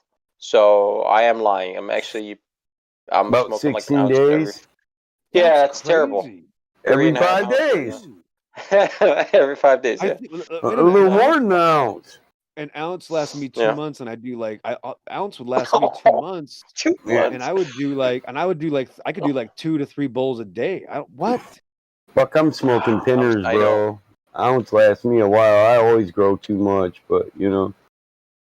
That's because so that was my dabbing break. Now I'm back to dabbing, right? Listen, so city people don't go to the grocery store hungry, right? Well, farmers aren't supposed to plant the fields hungry, and we're not supposed to grow the pot when we ain't got none. And then we overplant, you know. Yep. Well, hey, better than underplanting, man. And you'll have plenty of you can rosin, turn into oil or something afterwards. And fuck, this year store all that volume. My son went out there with the lawnmower and mowed all the way around my crop and just threw out a bunch of fucking seeds. I was like, God damn, what the fuck? He's like, the epicenter is yours, the explosion is mine. I'm like, whatever. I got stakes, I put stakes around mine. I put this roll-out green fencing that you use a lot on the farms. Yeah. You know what I'm talking about. I do. You just drive those metal stakes through it. Keeps the wildlife out of your shit, It's good. So this motherfucker got 15 foot in a circle around my fence. I'm like, he don't even care. The deer done ate his shit. Pulling the males or you're harvesting seeds? Oh no, I pull the males. If I want seeds, I'll take a manual pollination. Or? Yeah, I'll grow a male in the closet. Yep, perfect. You collect the pollen and just toothbrush it, like paintbrush it on. Yeah, go to another closet, and I use long Q-tips. Yeah, dude, that's the best way because that way you can have different branches from different males, and pollinated from different males, and run experiments that way with just one plant, one female. You can pollinate each branch from different, Yeah, they're for the swabs or they're livestock swabs, Nice. Yeah, that works, dude. Fucking 8 inches long. I just don't have to get the shit on my hands, Because I don't want to contaminate the plants, I go out there with that shit on my clothes. Yep. But I mean, I'm real careful about that. I'll collect it, do it, and then go bathe and put those clothes in the washer first. Yeah. Sanitary, what is it? Process or whatever, Yeah, laboratory procedure. Yeah, no cross contamination, Yep. I used to mess around with whatchamacallit, mushrooms, man. So yeah, had to do like a clean, yeah. I didn't have a flow hood, but I did a little sanitary box sort of thing, instead of buying a flow hood. But flow hoods are expensive. Yeah, a spore box in the basement. Yep. You could always order the spores. You just That's exactly what I did. The spores aren't illegal. Yep, exactly. I remember when I was a kid, I asked my aunt, "Hey, order me these spores." She said, "Order them yourself." I said, "No, then they might come out there and look for them on my farm. I want them looking for them at your house." She said, "I want to go to bingo, boy. Give me $20. I said, "Okay, cool, Aunt Linda." All right, that works. I got you. I'll give you my garden weed money. You can add 35.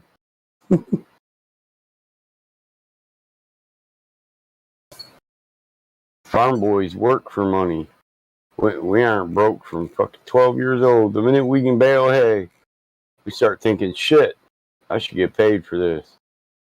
It's the way to go, man. And then you don't just bale your hay. You go see a farmer, Bob, down the street wants to pay you to bale his too. Might as well. Fuck it. All right. Another bong rip. Let's go.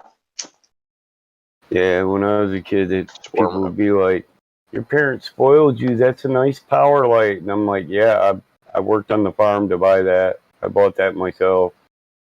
Yeah, you're a spoiled little bitch, Mike. It's all good. I always got in trouble for having too much money on me in school. They tried to say I couldn't have it on me. I'm like, whatever, dude. You can't tell me what I can and can't do. And they'd be like, where you get this money from? Like, I've been working since I was 12. My parents feed me and clothe me. What am I going to spend money on? Pager only costs $30 a month. Right. I had a pager. Well, why don't you put it in the bank? I'm confident of taking care of my own money. I don't need complete strangers to take care of it for me. Thank you. Yeah. Just tell him you got this money from Nonya. Damn business. Hey, my dad told me when I got that, he said, "Keep your wallet in your pocket." I went to school. They wanted to see my wallet. I said, "Call my dad." My dad said, "Whatever's in his pocket is none of your fucking business." And the principal tried to argue with him, and my dad said, "I've seen you. I'm 4 foot taller than you. I'll come in there and beat your fat ass." I said, "Leave my boy's wallet alone." You know what he told me? "Go back to class, Michael." I said, "Yeah, I told you that's my wallet." What's up? Like, they'd hit you up with that. "You're not a citizen yet. You don't have no rights." I tell them, "Bitch, my dad will argue that with you. My rights? That's that big fucking engine I call a father, motherfucker." Not only that, it doesn't say we the adults. It says we the people. Right. Argue. I love to do it. My dad was a big man. I just tell him to argue with him. Call my dad. Hey, my teachers and my principal, they started being like, "Michael, how do we contact your mother?" I said, "Call my dad. He got the number." Contact my mom, yeah. You should know. I used to tell him, we got ID caller. My mom didn't answer. No. Well, she didn't fucking want to talk to you. That's my dad's job. He used to hate that. My brother, he never got in trouble. He got in trouble. He said, "Well, who's your dad?" He told him my dad's name. He said, "Well, that's Michael Smith's dad." He said, "Yeah, that's my brother." He said, "Go back to class, son. Don't be doing that shit no more." I was like, my bro was like, Dad already threatened to beat up our principal. I was like, shh, multiple times. You just never get in trouble, so you didn't know. I got caught smoking last week. He just told me to put it out and go into school. Go back to class. They never tried to take shit from me after that.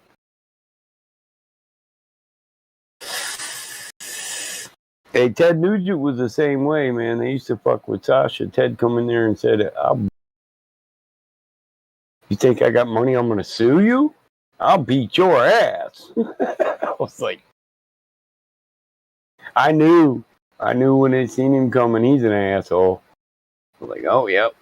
This motherfucker's getting bitched out by Ted Nugent. Watch this, boys. My friend's like, that's Ted Nugent? Like, yeah, that's his daughter over there, man. You don't know? Never mind. Just watch. This guy's going to bitch the principal out. We can hear him from the lunchroom. And that, boys and girls, is what we call fuck you money. Right. My principal's money was hard earned, man. He had a bunch of farm fathers to deal with, man. These are men, if they got to come out of their field or stop shoveling shit to go fuck with you, it's not going to be nothing nice. These are hard men. They work hard every day of their life. Work never stops on a farm. That's why it ain't for. It's just why most people live in the city.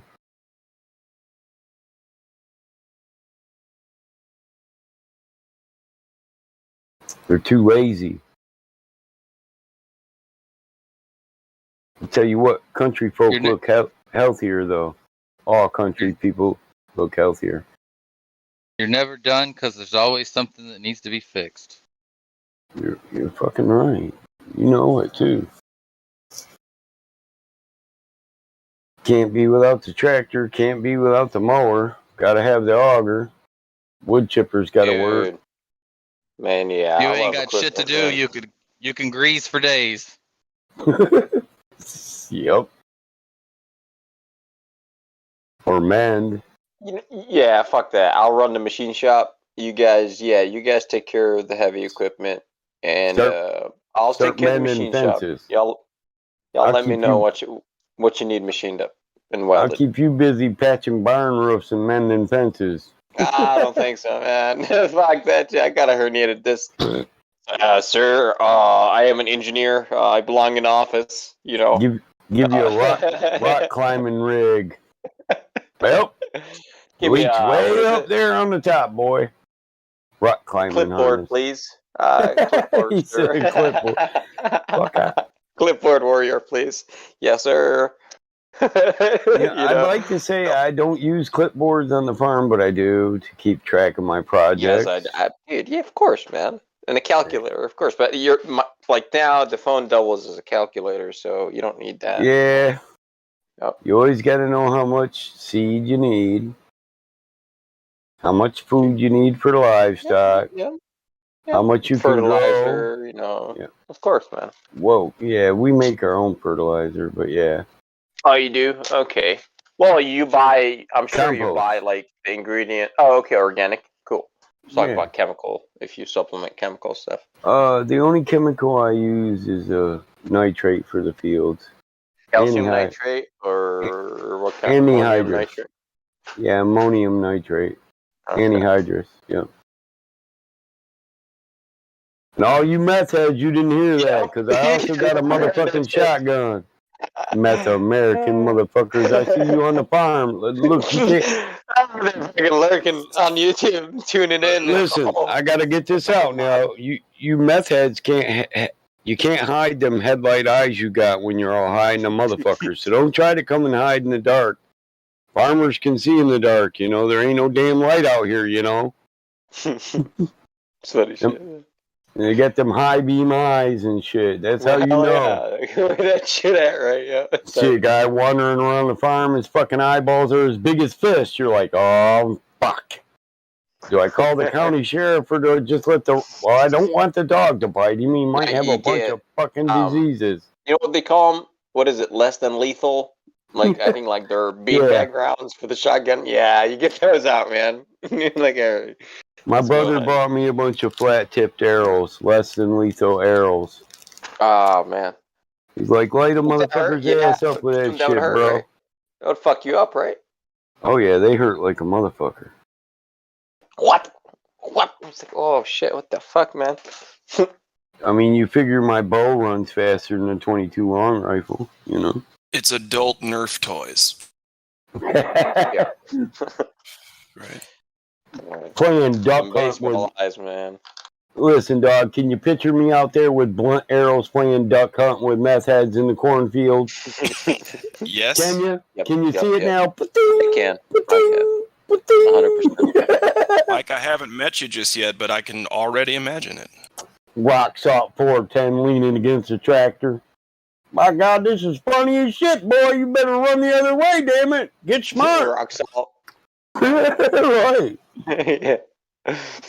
Spray him with that pink Himalayan, man. Look, come here.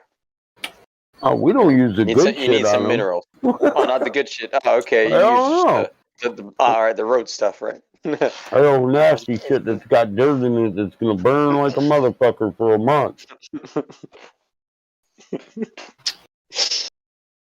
I've been shot with rock salt. That shit ain't nothing nice. I ain't gonna lie though, I was stealing the farmer's gas for my quad. I shouldn't have been doing that. You know better. I do now. Shit. That's it. So that was the price. You got fucking rock salted. Yeah, it was. Yes, it was. It's easier to work for it than to get rock salted. And probably the guy that shot you got some farm work for you too. You know? Yep. That's a bitch of it. Should have asked. Mm-hmm.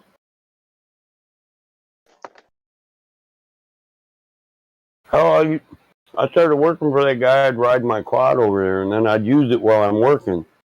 So every day he'd be like, fill that up before you leave. And I thought, man, this dude doesn't even know I'm the motherfucker he shot, you know? I'm sure he does. That's what my dad said. Yeah, he's just treating you nicely to show you that. If you'd have asked, I would have given you all the fucking gas you wanted. Yeah. That's what my dad said. Okay. Them fucking old timers, they ain't stupid, you know what I'm saying? Especially if he shot you. He identified you. Because he shot you with rock salt. So I was like, yeah. Yeah. It's kind of up close. Yeah, it's kind of up close and personal. There's no long distance shooting with rock salt. Nah, he knew it was rock salt, so I was like, all right, you know. He probably seen me coming up the driveway and said, here's this skinny motherfucker now. What's he want? Oh, you want to work? Oh, okay. The rock salt learned you a thing or two. All right, let's see how good you work. Yup. Now he works for rock salt.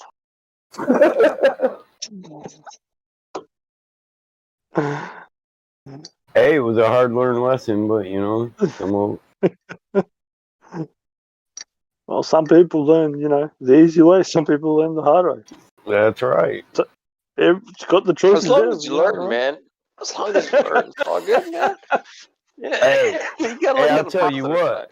That dude opened my eyes. Some motherfuckers will kill you over their shit. It's easier to earn your own shit than to go take theirs. And he was just nice enough to spare me my life. He could have put a slug at the time. You could shoot people. Yeah, he had like natural law-wise. He was. He had 79. You were robbing him, but he obviously, he's a seasoned man where he's not like he knew what to do. He's like, yeah, let me get the less than lethal loadout for this fucking kid. I still kicking with that old man, dude. That old man's like 89 years old now, and this motherfucker knew about meth heads before I did. I was telling him, these meth heads come down and try to rob my farm, and I didn't even know about all that shit. And he said, boy, I I was at the fire passing the feather around. I was a hippie. And meth has been trying to rob me since the 60s, boy. I was like, damn, I didn't know that shit. Yeah. It's funny. Yeah, It's been around for fucking so long. It's fucking. You know, I say to everybody, why do you reckon the Cowboys were fucking riding around, fucking off their face, shooting fucking guns in the air? They're on meth. Fucking 300 years ago, easy. A shot of meth will get you up and going. People think it's a new invention, bro. You know what I mean? Like, he goes to the bar, has a shot, and then he loses. Like, all of a sudden, he loses his fucking mind for some reason and wants to, kill Cup everybody. of coffee and a dab. A cup of coffee and a dab of meth, huh? Yeah. Yeah. Hell, I thought them was some damn good powdered donuts, Ma.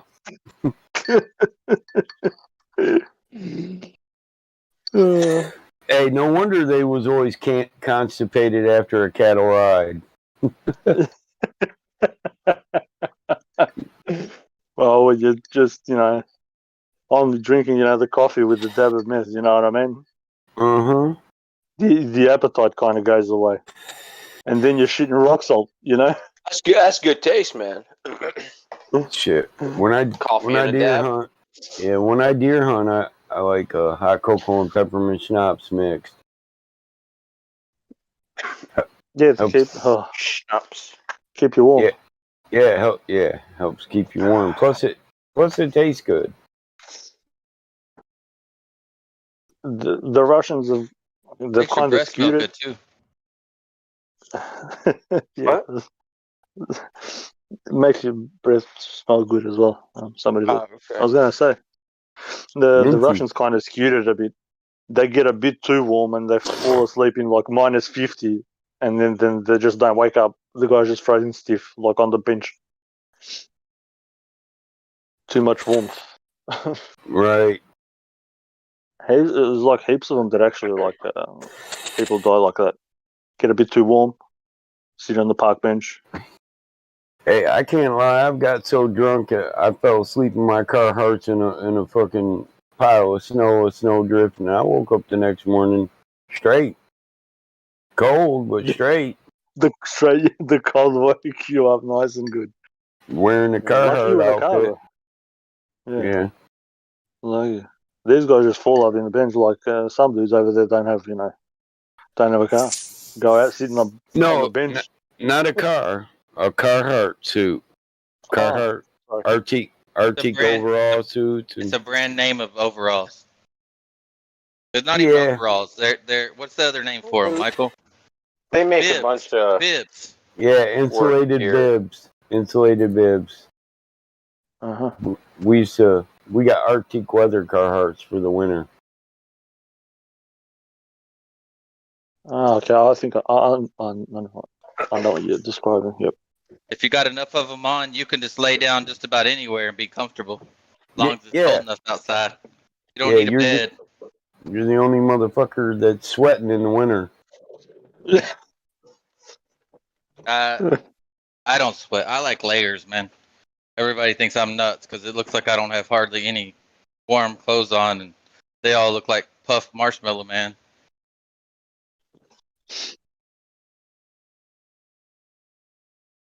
And with the layers, it's easier to accommodate yourself. It is. You just strip them off. Strip off layers. I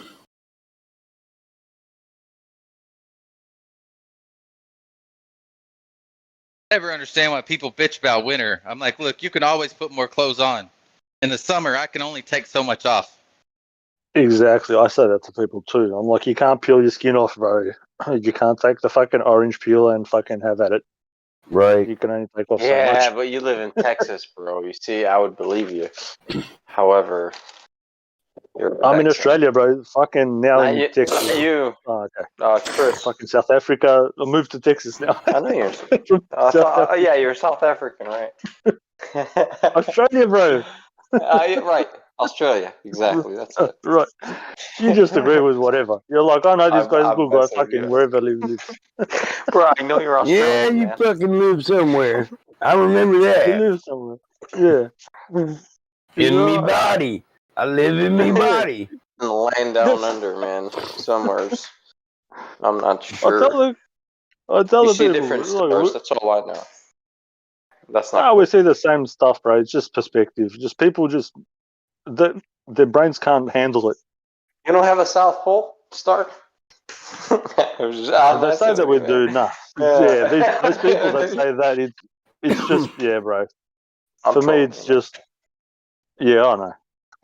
I don't know how people can like buy into that. It's just like another advertising scheme. You know what I mean? Yep.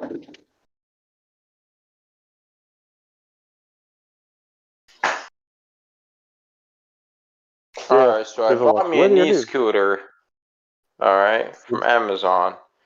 And can you guess what the first thing I want to do to it, Mike? And I do have some gearboxes and some motors laying around. And the motors are fucking...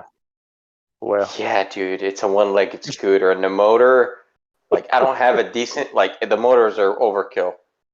It's like a horse and a half. Just drop a V8 on it, bro. Just have it like a big engine. Decent battery pack, right? So I'm trying to find decent lithium cells for decent, price. You got what? An electric scooter? Your own. No, I got $100 knee scooter for my leg, right? Oh, so I could go to work and get around. And it just arrived today. Assembled it, and I already want to motorize it, right? Because I got some motors. What is the verdict on your leg? It's not totally. You know. Oh, it's not broken. Man, when I was 17, I had a go-kart with a moped motor on it, punched out 30,000s, dual carbs, expansion chambers. Yeah, motherfucker do like 70. Right. No, this is for like the gear ratio. I'm with you. Yeah. I'm with you. Yeah. That's good. That's overkill, of course. Hey, the first electric cart we made was out of the bottom of a grocery cart, 2 batteries and 2 starter motors. Starter motors are they're beefy. They're quite juicy, man. Yeah, they kill the batteries quick, man, but you can have fun on them. They wouldn't burn up running? Oh yeah, you burn your starters up. Hell yeah. But I mean fast, though, right? Continuous operation, yeah. Not let's shut up and listen to the guy that has the experience. Yeah, not as fast as you would think they would, but they do burn up, yeah. But my dad had a salvage yard, so I just go pull another starter. How fast is fast? Fuck, 40, 50 mile an hour. Depending on time wise, how fast would they burn up? I don't know, 3-4 weeks. You get good 3-4 weeks out of them. Sometimes you'd get an odd one, and it'd last for 2 months. Just depends, on out of a truck. The quality of the starter.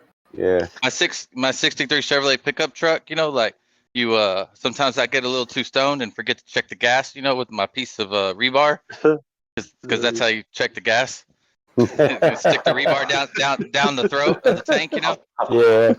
And I get a little too stoned and run out of gas sometimes. And dude, I could get about 1.5 miles on the battery and the starter in second gear.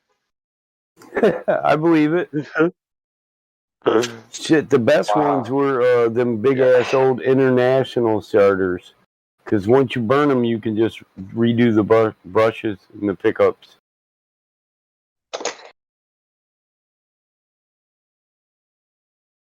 Plus it big in it. If you cool them right, they'll run for longer, right? Because they're meant to run in like short intervals, so they're really high horsepower, and they're not cooled well because you really don't need it because there's no time for it to get hot.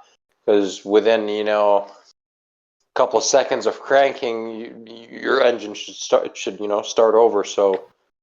That's it. So for those 2 seconds, they dump fucking all the juice in the battery, dude. Like, it got some serious horses, that thing. Yeah. And torque. For the size, right? For its like footprint. That's what we're saying. So if you cool it, that's a decent motor. All right, you just don't need to answer that. That's all right. You want to cool your ligaments? Where'd you tear your ligaments, bro? Where? If you don't, whereabouts? I was playing basketball. Is that? Yeah. No. What part of your leg, bro? Oh, I'm not sure because I didn't go to the doctor again. Or the different doctor to follow up. Go to make sure. I don't advocate doctors, bro. You know me. I speak up against I know. But for ligaments, bro, because last time you were, I know you were like dragging bags of, was it like food or something for your dog, or what was it? You were dragging something. Yeah. Cat litter. It sounds like you can't. Yeah. It sounds like they are torn. You have to get them reattached, bro. I'm telling you. That's one thing I would say a doctor is good for. Right.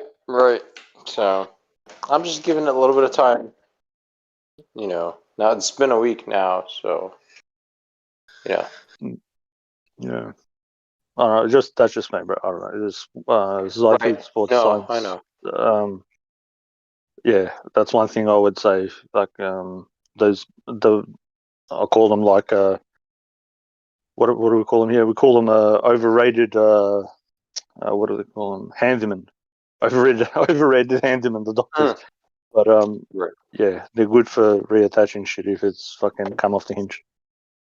And with ligaments, it's they play a really big part. You know what I mean? Yeah.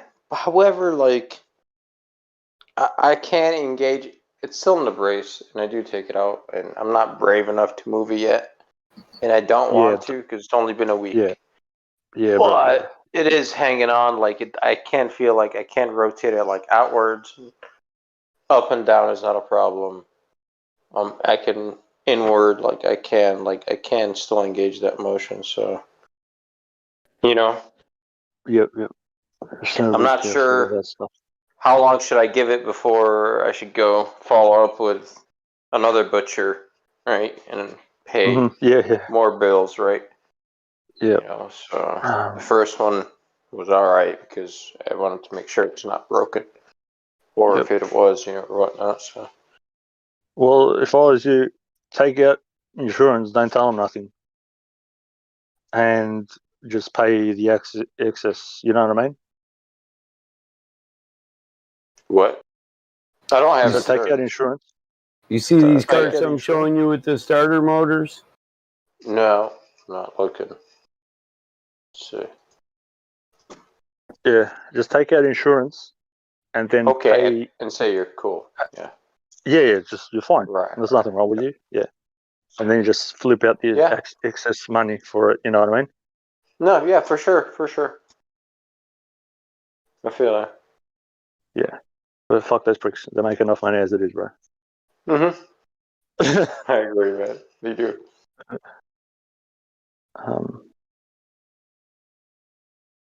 Dude, that is exactly what I was thinking. I was looking because I got some Makita tools, and my battery is shit. So I was thinking about getting 2 5 amp hour, like the Makita battery packs, the 18-volt ones, or 3, and run the wheelchair motor with that on that knee scooter. Get us. Why don't you just buy a bunch of 18650s and make your own lithium battery pack? I can't find them for a decent price, dude. Shoot me. Well, I didn't do enough digging, but like on eBay, it's not looking great, man. You know, there's guys on YouTube that'll show you how to make your own like battery pack with them. Right. I have some. For sure, not enough. I only got like 10 cells, but I need more than that. When my cordless batteries stop working, I tear them take apart. Them apart. Yeah, and charge all the batteries and see which one's bad. Oh yeah, dude, for sure. I toss out the shitty cells and I keep the good ones, and I make flashlights out of them. My trimmer, I got a shitty ass like beer trimmer that uses batteries, right? Toss that shit out, put an 18650 in there, It'll run for 6 months without charging. Yeah, it's dope as fuck. Dude, rips his face off while shaving. Yeah, just swap it out just twice a year, that's it, the battery, and you're good, man. These things are beasts. Would you get one of them $99 little convertible knee scooters? Yeah, from Amazon. Yep, they're just they're just for your knee. That way I can walk indoors on flat ground easily, Because crutches are they're cool, but I can't carry anything while I use them, unless I have a backpack on. Sucks. I feel bad for you. I know what pain is like, bro. Yeah. Oh, I got motors. I just need batteries, a motor speed controller, and I'll be doing wheelies with that thing. Dude, yeah, I plan on smoking the fucking tires. You don't understand. I have a welder, got a lathe. It's like, oh man, just buy some fucking bar stock, round stock, whatever. Make the design and get the right gearbox. That's what I'm gonna look for now. A proper differential transaxle, it's not transaxle, but it's that sort of a style, of a gearbox. Cyrus the Great Terminator. Transhumanism. Dude, I'll keep you guys updated. Sure. I like doing shit like that. This is where my heart is at. I don't like woodwork, but I do it. But stuff like mechanical chains, sprockets, oh dude, yeah. It's yes. So the motor is designed to run on 24 volts, right? Do you think I'm gonna buy a 24 volt motor speed controller? No, probably buy a 90 volt motor speed controller. Why? How many volts? I'm gonna feed it as much volts as I could actually make. 60, because 60. I mean, it's pushing it. I won't crank it up to that voltage, but I would run at 48 volts. And just yeah. It won't last as long, but don't matter. I have another. If that's too much, I'll tune it down from there. You're fucking funny, bro. I love listening to you. You and that. I'm not too good with What's the point? I mean, it's rated to run at 24 volts continuous load, so it can do that. So the problem, it's DC motor, so it's just DC resistance. What? So if you double the voltage, what's going on? It'll suck out double the amperage, right? And it's not good because you're going to be cranking twice the wattage and making twice the heat and the horsepower. You're just doubling the voltage, theoretically, and that's your windings are going to burn up. So if you, however, do that with a car? Cool it right, if you do a forced induction cooling system, electric system, yeah, you can run it at 36 volts. See, I get what you're saying with everything. Yeah. I get what you're saying with everything. I'm not too good with that kind of engineering. I did structural and. Oh, it's just not fucking engineering, bro. This is a motor, and there's a red wire, a black wire. Hook it up this way, runs that way. Hook it up the other way, runs the other way. Okay, cool. Is it 12 volts? We'll run on 12, and if it put 24, it gets twice the horsepower, but it burns up. It's momentarily at 24. Well, what happens if you do that with a car? You just put a massive fucking battery in a car? Well, he did. Elon Musk. I mean, of course. He just put fucking 18650 cells in cars, man. That's what he did. Yeah, but I'm saying if you got a normal car, just say you got a fucking Chevy motor, so what is it? You're gonna burn your computer up. Oh, okay. Oh, for what are you doing? You're just replacing your battery? I don't get it. Yeah, I was just gonna say. Oh, why would you do that? Yeah, I'm asking because I'm not too fucking bright when it comes to that kind of things. Yeah, I was just gonna go logic, just buy a big ass battery. No, you'd burn your computer up first. Your computer would go first because it's the most sensitive. But if it didn't burn up, the next thing that would burn up would be the contactors. Okay. See, that's you need engineering. All right, cool. So. No, you don't. You just need basic understanding. Dude, that stuff I picked it up when I was 10. Come on, man. Empirically picked it up with a screwdriver and zapping myself with 400-volt capacitors. Never knew what a capacitor was. Almost zapped me out of existence. Yeah, you got to drain them, man. You got to drain a capacitor. It'll kick your ass. I learned after that, bro. It kicked my ass hardcore, bro. I did that when I was like a year and a half. Mule kick in the chest. Wow! Oh, it's like damn. What is that? Make you taste copper. Oh man, I took my mum's hairpins, bro. I did the same thing when I was like 1.5. Took my mum's hairpins, old school ones, you know, the metal ones, directly into the socket, bro. Directly into the socket. Blew me from one end of the room to the other. Yeah, different taste though. It was. Have you ever? How about this?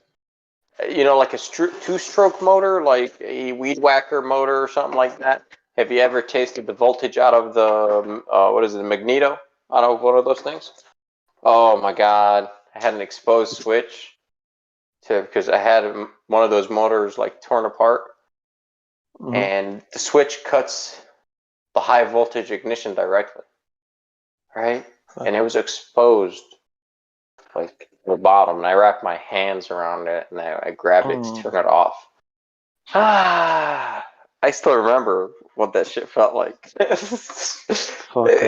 Incredible. It's like it's so painful, but different kind of pain.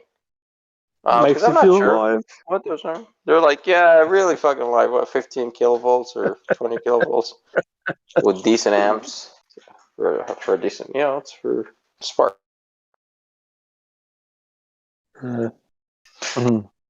Nice stuff like that. You never forget. No? Yeah, I had that one memory when I was like a year and a half. Electricity that's all I needed. Can kill you if you don't respect it. It will end your life. You know, when you're a tinker, like, oh, okay. Respect is given. Yeah.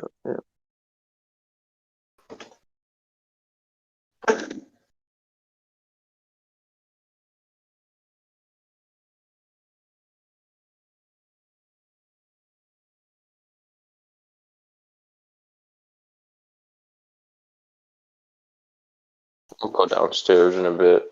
Let's put the ground beef on and show you the kind of motor that I intend on using. Hey, Battlemon.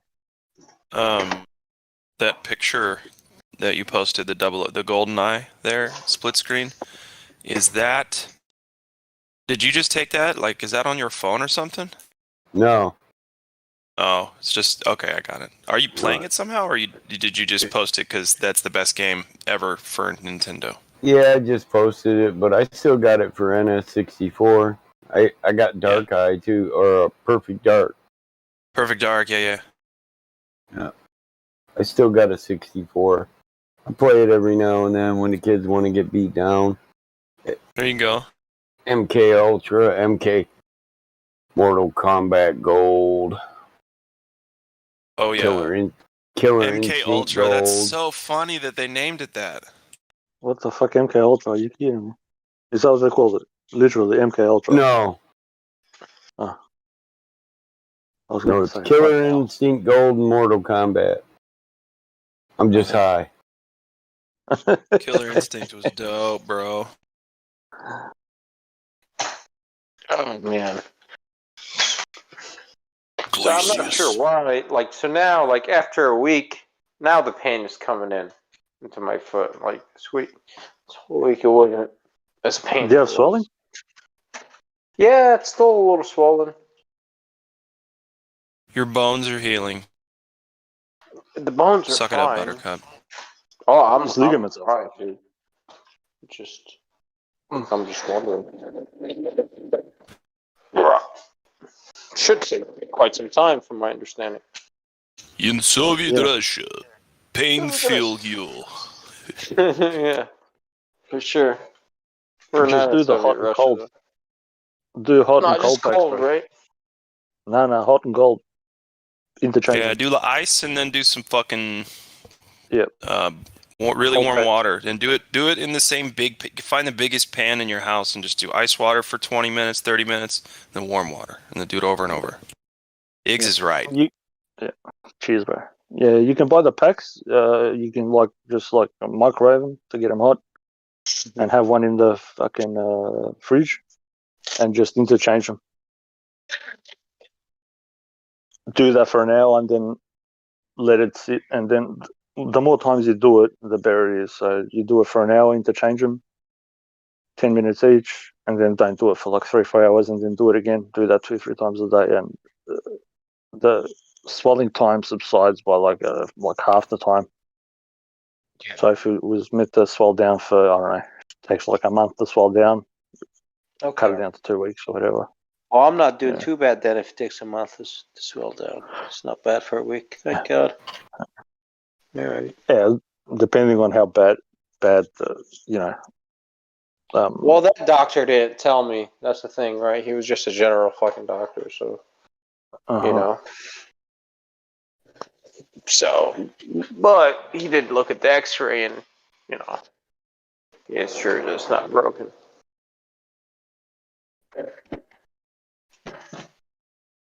That's all right. That's all right. Time now is, if you're going to do it, take the insurance out now because they can say then after, you do blah, blah, blah, blah. Just say, I thought it was broken.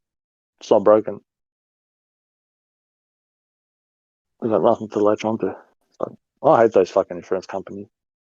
Yeah, man, for sure. With a passion. Yeah, it's a game. You know that it's a game. Yeah, bro. Insurance companies. That's why they get paid so much, right? That's why they charge so much. Fucking hell. I don't know, fucking give him a bat to the head. I swear, I get nasty when I hear. You can't because it's a company, right? So you can't bat the company in the head. It's invisible. Yeah, true. Yeah, sure. Yeah, I know.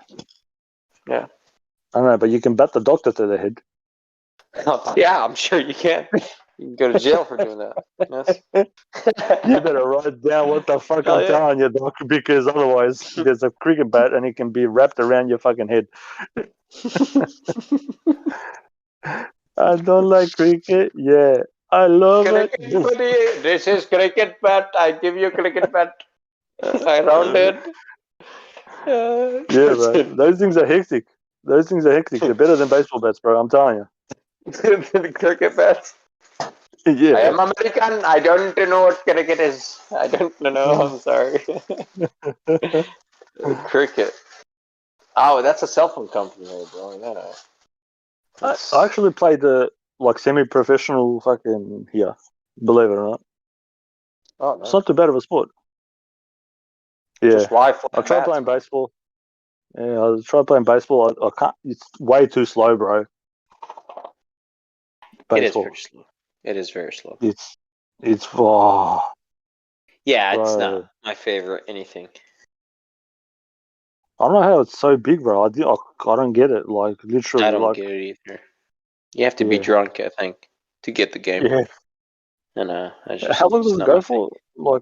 It really goes for long, and if 10 you're innings, not I a think, pitcher, or 9. Yeah. Someone tell me. 9 innings. Yeah. 9. I think it's 9. Yeah, and if you're not like a pitcher or I don't know, a pinch hitter or a good hitter. Well, what's your purpose on that fucking team, bro?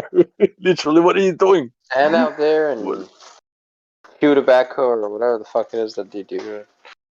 Yeah, at least in cricket, steroids, lots of steroids. Yeah, and that's the other thing I don't get. Those guys take the most steroids out of any fucking sport, bro. Shit, man. Yeah. They look like absolutely. Yeah, I know. Because they think it's just a matter of taking roids. I know. And they have to work them out, but they don't get that. I was like, boys, you guys don't need fucking steroids. You guys need fucking good eyesight and fucking, I don't know, skill set. That's it. Fuck. Steroids for baseball.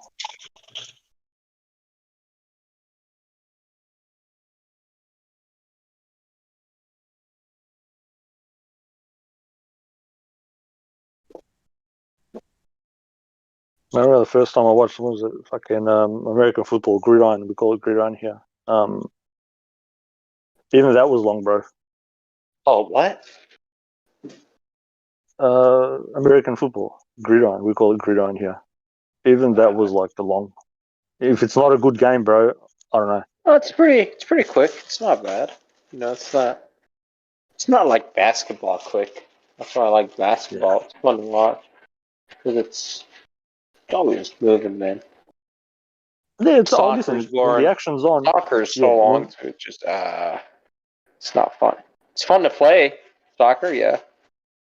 Fun to watch, no. It's fun to play though. It is. It depends who you're watching, bro. I think it's the same with gridiron. Like if you get two teams that are good, then it's good to watch. If you get like two fucking shonky teams, like Z class or something, then it's like fucking. It's like watching two bad basketball teams play. You just look, everybody's missing a shot. You know what I mean? Doesn't matter where they take the shot from. It's just like fresh air, like nothing but nothing. Yeah. Yeah. I don't watch that.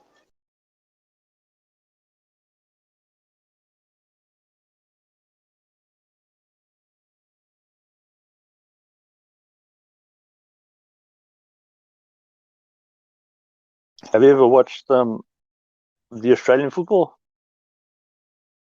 Rugby? No, not rugby. Australian football.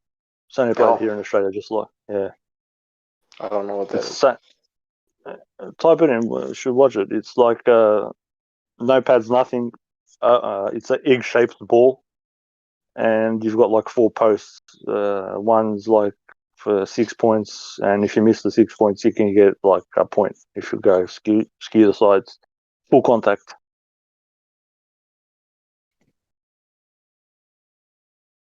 Okay. I don't think I've ever watched it. Yeah, it's not so bad. It's interesting. It's pretty good, actually. I don't know why I don't like rugby. I'm not a fan of rugby. I never liked it. This is like another game. Yeah. It's like a bunch of dudes running into each other.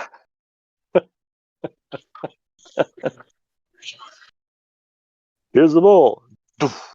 Boom. Yeah. Smash. Well, that's the point, is to beat the shit out of each other. I think that's the only. Yeah, they're like, we'll get to the other side. Hey man, it's all the gladiator thing, right? It was just too bloody and whatnot. So, and now we're bringing it back with mixed martial arts as much as we can without the blood, right? Yeah. In a way where we can have, sport, not. Hey, you guys see that Logan Paul interview of Mike Tyson, man? This motherfucker eats like 8 grams of mushrooms in the first 5 minutes. No, 4 grams. What? Wow. Yeah, it was Mike. 4 grams. Okay, Mike Tyson? That's... Bro, listen, he started the show out eating him, and then old boy gave him 4 more grams. Oh, he gave him 4 more after that? Okay. Yeah. Damn. He starts out eating it, and then at like 4 minutes, about 4 minutes, he shows 4 grams of Logan Paul. And Logan Paul said, damn, that's a lot of shit. That's what you ate. He said, I'm getting ready to eat that shit right there. Go ahead and get a look at it. So they look at it and they give it to him and he just eats it. Oh, yeah. You need some water? No, it's not ready yet. Okay, no. Off to I the didn't moon. know. Yeah, I didn't know Mike Tyson was a mushroom eating motherfucker. He says, man. I eat bags at a time. Look what Glad Pope said. He said that's what Mike said. Mushrooms really tell you that you're nothing. Exactly. People, remember? Yeah, I live in he my would body. be a pretty chill dude to hang out with, I think. Yeah. I think he's a lot better than he was before. A lot better. Until he actually kicked your ass, it's really hard to have any intimidation factor with that voice, man. He'll fuck you up though, man. Yeah, I know. No, but until he actually kicked your ass, I don't think I'd be intimidated by him because his voice, man. But you know he could whoop your ass though. That's the fucked up part. You're like, oh, right, man, but this is wrong. because of his voice, you know? Yeah. Right, man. It's crazy. I'm gonna eat his children and scare his children and eat his children and bite his ear off. Yeah, it doesn't sound. It's like Michael Jackson talking to you. You know, like fighting style. Not that intimidating with the voice, but what did that clock his fucking his like? ear off. Yeah. Yeah, yeah. What did that clock his like punch at? Like what was it? Like something hitting you at like what? Like 90 kilometers an hour or something like that. Yeah, I forgot. Yeah, I know. They say a lot of shit. What they're trying to say is he hits pretty hard. Yeah, don't really get hit hard. by the motherfucker. Really hard. Avoid getting punched by the cunt. Even if he misses the hook, sometimes he could still knock you out. The Coriolis, The right? wind. The Coriolis effect. Yeah, the wind. The hook Coriolis will fuck you up, man. All right. Okay. Now. And I hate saying like the F word when I'm holding like food in my hand. I always regret it because I know it picks up the vibes. But I gotta do this with like love and appreciation, right? All right, now. Some Hermetic principles right there, bro. Tossed him 4.5 pounds, I think. Yeah, it's not ready yet. Yeah, imagine that motherfucker gets so high on shrooms he starts boxing the walls. What the fuck you say to me, Mike? You all right, bitch? I'm talking to the wall now. Shut the fuck up before you get some of this too. I said, what the fuck you say to me, bitch? I'll punch a hole through you, motherfucker. Or he goes outside. He finds like in my universe. You ain't on my level. A bunch of yellow jackets. He just starts staring I'm trying to get the honey, man. Honey's good for you. Hey, this motherfucker, he's talking about chunga and shit. Oh, chunga! I smoke chunga. Yeah. That's the type of DMT I smoke. Chunga. Isn't that a food? Chimichanga? Is it the smokable DMT chunga or which chungas you talking about, Mike? Okay, no. It's psilocybin, but yeah. Oh, okay, yeah. It's similar. Yeah, changa. That's it's like the DMT crystals with. If you look it up, actually, it'll tell you with a bunch of herbs. Some of them are the IMO. What are they called? Amino something oxidase inhibitors. So that way it actually prolongs your DMT trip from 5-10 minutes to a decent 15-20 minutes, and you're in there longer, and it's so warm and peaceful and lovely. That's my experience.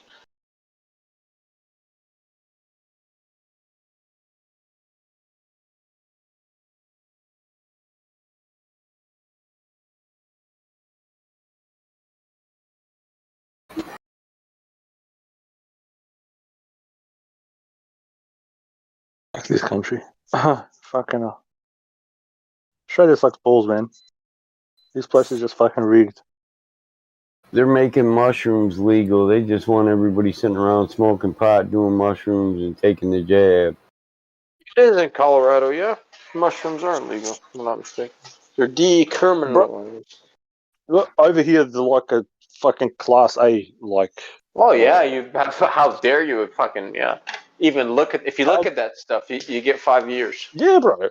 The shit by looking fucking at grows fucking from the ground, bro, on its own. Not allowed you know to what touch they do it. here? Sorry, bud. Yep. Yeah, bro, but over here, they send the motherfuckers out to destroy the shit on purpose. It's fucking degenerates. Of course. Fucking cocksucker. Oh, piss me off. I'm fucking angry now. Fucking.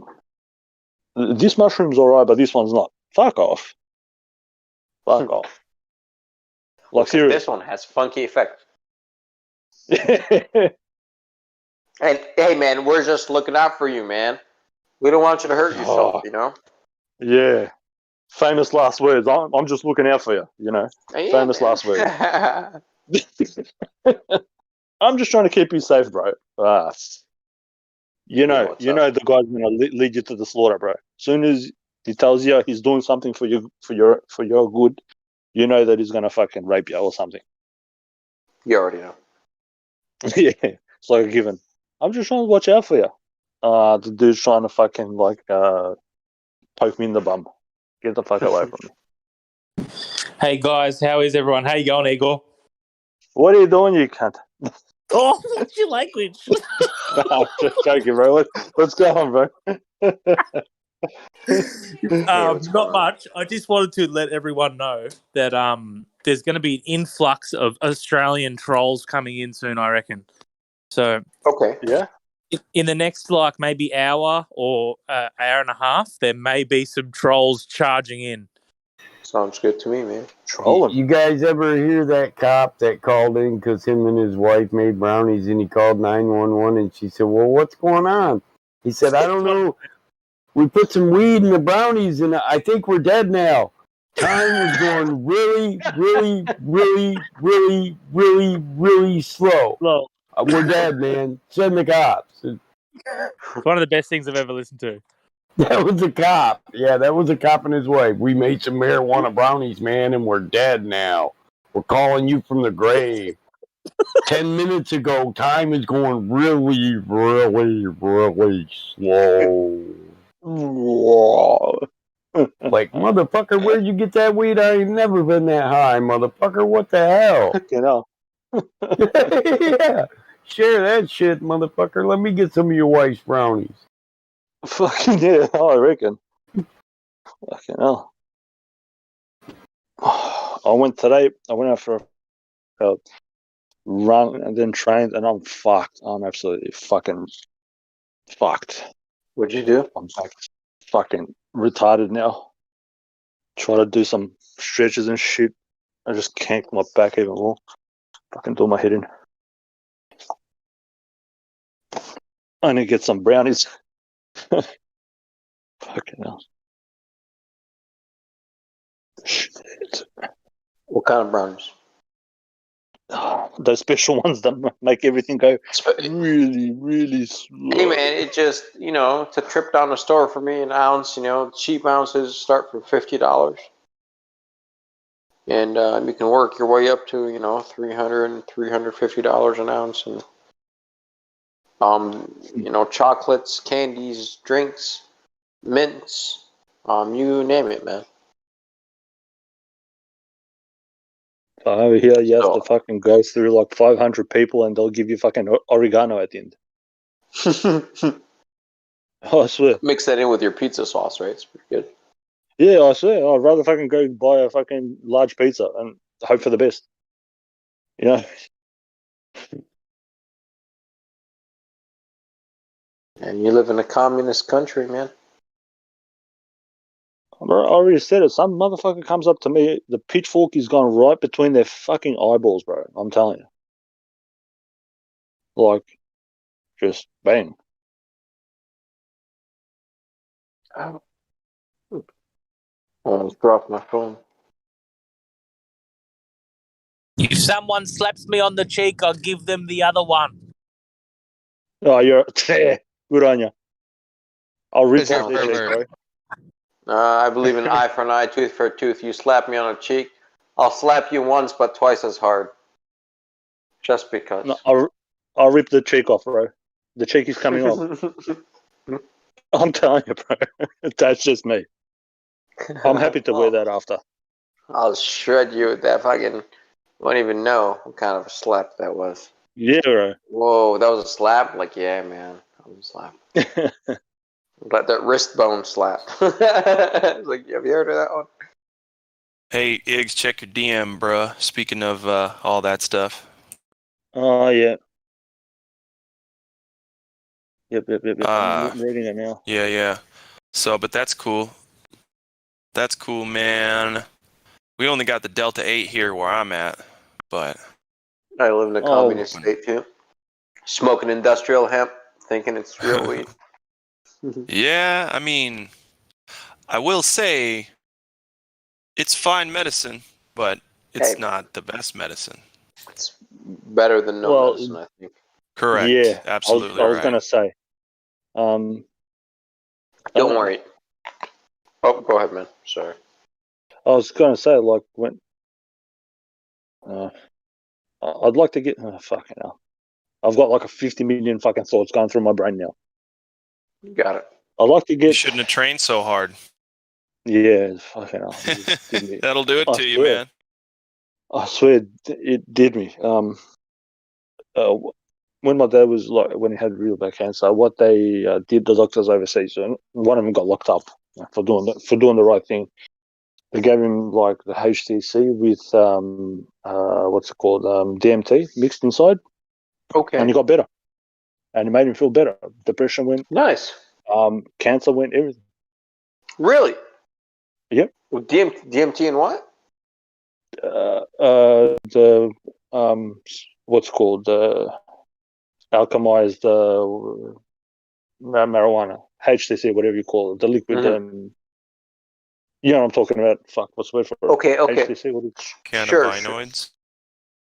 THC, tetrahydrocannabinol. So they made it into the liquid. They did, whatever alchemy they do on it, or chemistry, whatever. It's more alchemy than chemistry. And DMT. There's no chemicals put in there. So you alchemize it, you just like drain it out, make it into a liquid, and they put the DMT inside. And like, because he had depression for a while too, and even that went too, bro. Like cancer and everything. Oh, DMT will take depression away. You cannot abuse it. Like, after you do a session, like tomorrow, you won't be like, oh, I'm gonna do another. No, it will call you out. It's a drug that you could never abuse. It's kind of crazy, kind of weird. Very interesting. I like the way you put that, Cyrus. It'll call you out. Sure does, man. Sure does. And when you force it, you'll have a bad trip. I never did, but it's not profound. Like when it calls you out, like it is profound. You know. So yeah. I like the. Cyrus, can you? Is it able? Is it able? Fucking hell! I've lost my fucking marbles. Okay. Are you able to like send me some shit, like if we speak, like the places where they perhaps I can point a finger to a certain direction, to a certain somewheres. If there's that would be great, bro. Yeah. Because I would take some for me and look, even for my old man. How about this? It depends what you want to do, right, man? So a trip down to Peru and do an ayahuasca trip, you know, that's not a bad idea either. It depends, of course, on the pocket of the individual and the situation in the world, and of course, man, you know, but it depends on what you want to do. And if you know anybody that could, if it's possible to get it like sent down here, then after that, I mean, I'm just looking to. Small man just got diagnosed again, and he broke his hip, so I can't really go and do much things. But after that, I'm planning to, you know, go do a trip. After, I would assume when you're like, if you're really in a deep spot in life, and you take a rip from that pipe, and you got, you know, a changa bowl loaded in there, and you take a big ass rip, and once you see that you melt in the environment that's around you, the environment, like, well, my place had like cedar walls and cedar, like, anyways, it was all wood all the way around. Little studio where I smoked it, and my foot was rested on the wall, on wood. And I had paper and pen. I was ready. I had a cup of green tea. Didn't take a sip of it. Didn't want it. Didn't need it. I was like, I didn't even feel like drinking it afterwards. Like, nah. My foot started like melting. The wood grain popped out, and the grain was blue. And it started like, you know, of course, dancing around. It was so warm, so welcoming. And then my foot, like my toes, they were so alien. They're like, whose feet are these? And then like my toes like went into the wood, kind of just, and it just puts a smile on your face because you know it's the drug. 100%. You're well aware of this, and you don't try to do stupid shit, and you're just seated and you're just enjoying the moment, looking around and looking at my cats. They're looking at me like, oh, all right, this is so interesting. You know, it's kind of, I could see how if someone is in a really shit spot in life and you get such a warm hug, and you're like, oh, you know what? Let me put my fucking shoes on and go do something. You know? Kind of does that to you. Where it's like, let me enjoy life. And it gives you that initial spark that'll get you rolling on a positive, you know, path. Yeah, well, that's the. Hold on, I'm just writing to you, bro.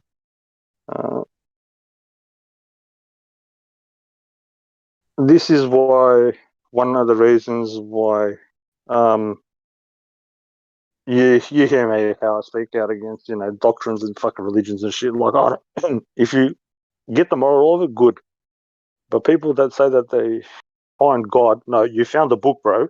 You didn't find God. You found the book. The book is not God. You get what I mean, bro? They missed the point, bro. No, bro. Exactly, or whatever. Yeah. Yeah, bro. Exactly. You found the book. Don't get excited. It's got words in there. The moral of the story is read the book, take out the good bits, throw away the shit ones. You know? But people are like, oh, the book. And then he said, and it's like, bro, you know God? God is all love, bro. It's not too fucking hard to decipher, you know what I mean? It's fucking just, it's there. Oh, that shouldn't be terribly difficult. Come on, kitty cat. What's up? What do you want, man? You're not hungry, you asshole. Cats are the best, eh? Sorry, so I've got two of them. Cats. They're awesome. Yeah, they take away bad energy too, bro. They do, They're like, man. They do. Like, for some reason, like I got my brace off. And he's just rolling right now. He just keeps on bumping my fucked up ankle with his head. It's like, are you serious, man?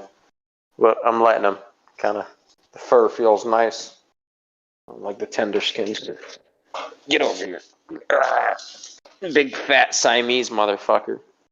What's up? Oh, you got Siamese? Yeah, the male. He's pretty badass, man. He's such a cool dude. What's up, buddy? Yeah, so thank you, bro. If you can, that'll be Yeah, man, for sure. I'll check, dude.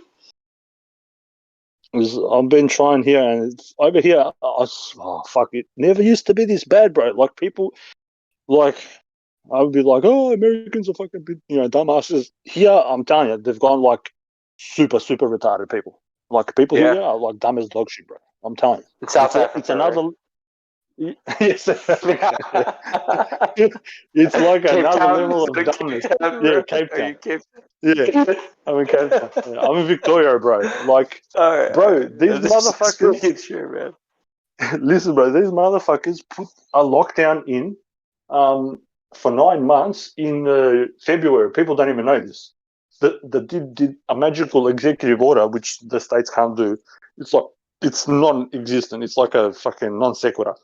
But some dude went on TV and said, "You guys are going to be on lockdown for 9 months, almost till New Year's." People don't even realize this. Apparently, that's what they say. Me, I go out and I do my normal shit. They're like, "Oh, you need to sign in here." I don't need to do shit, man. They're like, "But no, you know, you need to do this." Like, I don't need to do shit. And like, they just because everybody's compliant, they just like their jaws drop when I say no. I don't whatever want to do they it. want. Yeah. Yeah, but they don't touch me though. This is the funny thing.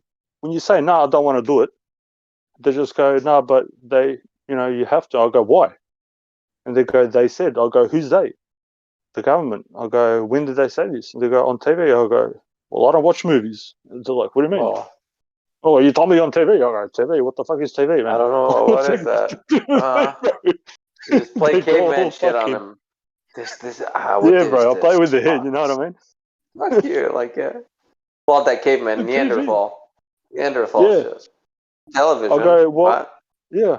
I told them, I'll go, you know what they said on TV? That every idiot should go jump off a bridge. And you're like, what do you mean? The cathode ray tube. Oh, I remember that. Yeah, invented by Philo Farnsworth. And yeah, I never really followed after that. Not sure what happened to the cathode ray tube. Just played dumb as fuck, but still educated.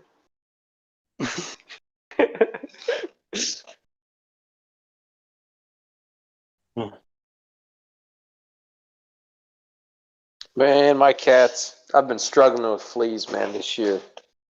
It's kind of terrible.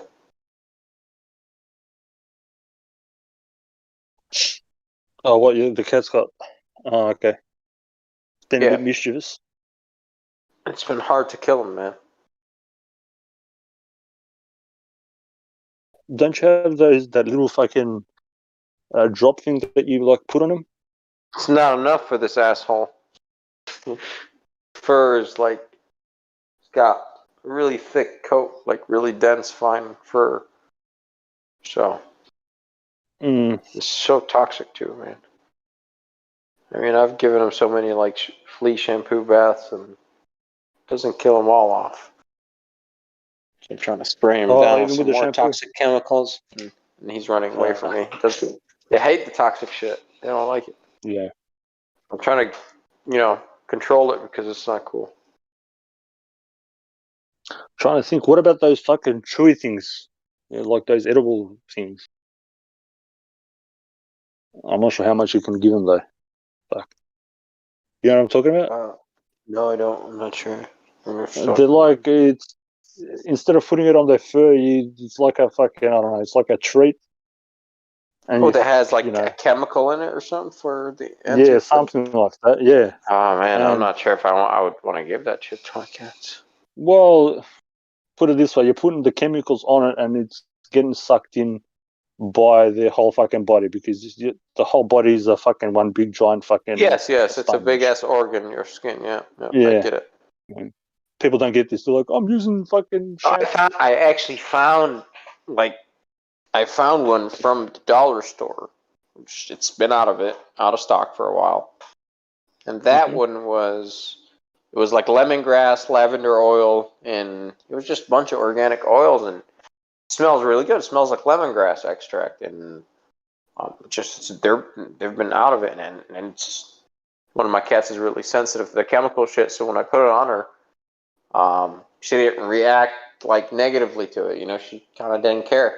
Which was nice. I was like, oh, okay, that's cool. So I'm gonna get more of that stuff, and they've been out. Why don't you put some mix some bicarb soda into like a paste and shit? I think diatomaceous earth works just as a powder because it'll screw up the skin of the bugs. I think something like that. I forgot what it did. It's abrasive, Does wonders, bro. Yeah. I usually drink that shit. It's really good for you.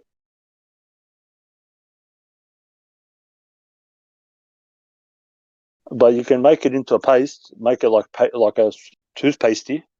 If you get bicarb soda, that's just try to get like the purest one you can. You know what I mean? It's got no chemicals. Make it into a paste, and it doesn't do no it won't damage. Sorry for the sound effects. It won't damage like the cat and stuff. You know what I mean? It will just fuck the bugs, the bugs, the ticks or whatever they're called. Yeah, I don't know. I would suggest give it a try, right? Just get some bicarb soda. I think I'll make my own. I was just thinking about it right now. I was like, I'll just buy I'll buy the ingredients, in bulk that I read on. On the other one. For bicarb soda? No, for the lemongrass lavender oil one that I want. Okay, so you've thrown my idea out the window. It worked quite well. Well, I don't want to, because I'm rolling around. I got hardwood floor, so I don't want to put anything that's abrasive on my cat, because the dust goes all over, and then with the wheels of the chair, they're gonna dig it into the wood. So I have kind of complicated reasons. All you need to do is when you slap the bicarb soda on there, leave them in the tub, just like gate the tub, and then it needs to be on the cat for like, I don't know, 15 minutes or something, and then just wash it off straight away. Well, it'll be hard for you to do it by yourself, right? It'll be hard for you. But if you can do it by yourself, or if you can get someone to help you, whatever, that'd be great. But I've seen it work. If you wash them with Dawn dishwashing liquid, the Dawn dishwashing liquid kills the fleas that are on the cat, that are currently on the cat. Yeah. Anyway, welcome Sphere to the room. It's Anthony's friend. Just checked him in. Thank I you. didn't check him in. Lovely to meet you all. Hey. I didn't check him in. I just checked him in. Yeah, I just checked him in. Oh, good. And it was like, I don't know him. No, he's not a friend. I'm telling you, he's not a friend. He could be an enemy. All right. I'm gonna go do a few things. I'll be back in a couple hours or something. We'll be out. All right, bro. We'll speak soon then. All right. Thanks for the chat, bro. And yeah. For sure, man. Hey, I'll keep you in mind, Diggs. I got you, dude. Thanks, brother. All right. For you, bet, man. All right, see you, man. It's only because you're from South Africa, okay? We're both fellow Africans. I know. All right, What man. can you do with us people, bro? All right, man. See you. Peace. Legend. Okay, see you. Peace. So, do we have some Night Cyrus? By the way, love you, brother. Take care, buddy. Do we have a troll? Do we hear a troll just come in now? I don't know. Something Sphere. I think Truce fingered him. Sphere or something. Sphere, just Sphere then, huh? VC verified. All right, hey Sphere, what's crack-a-lackin'? How you doing? What's round? Hey, how you going? I'm just eating me fish and chips, actually.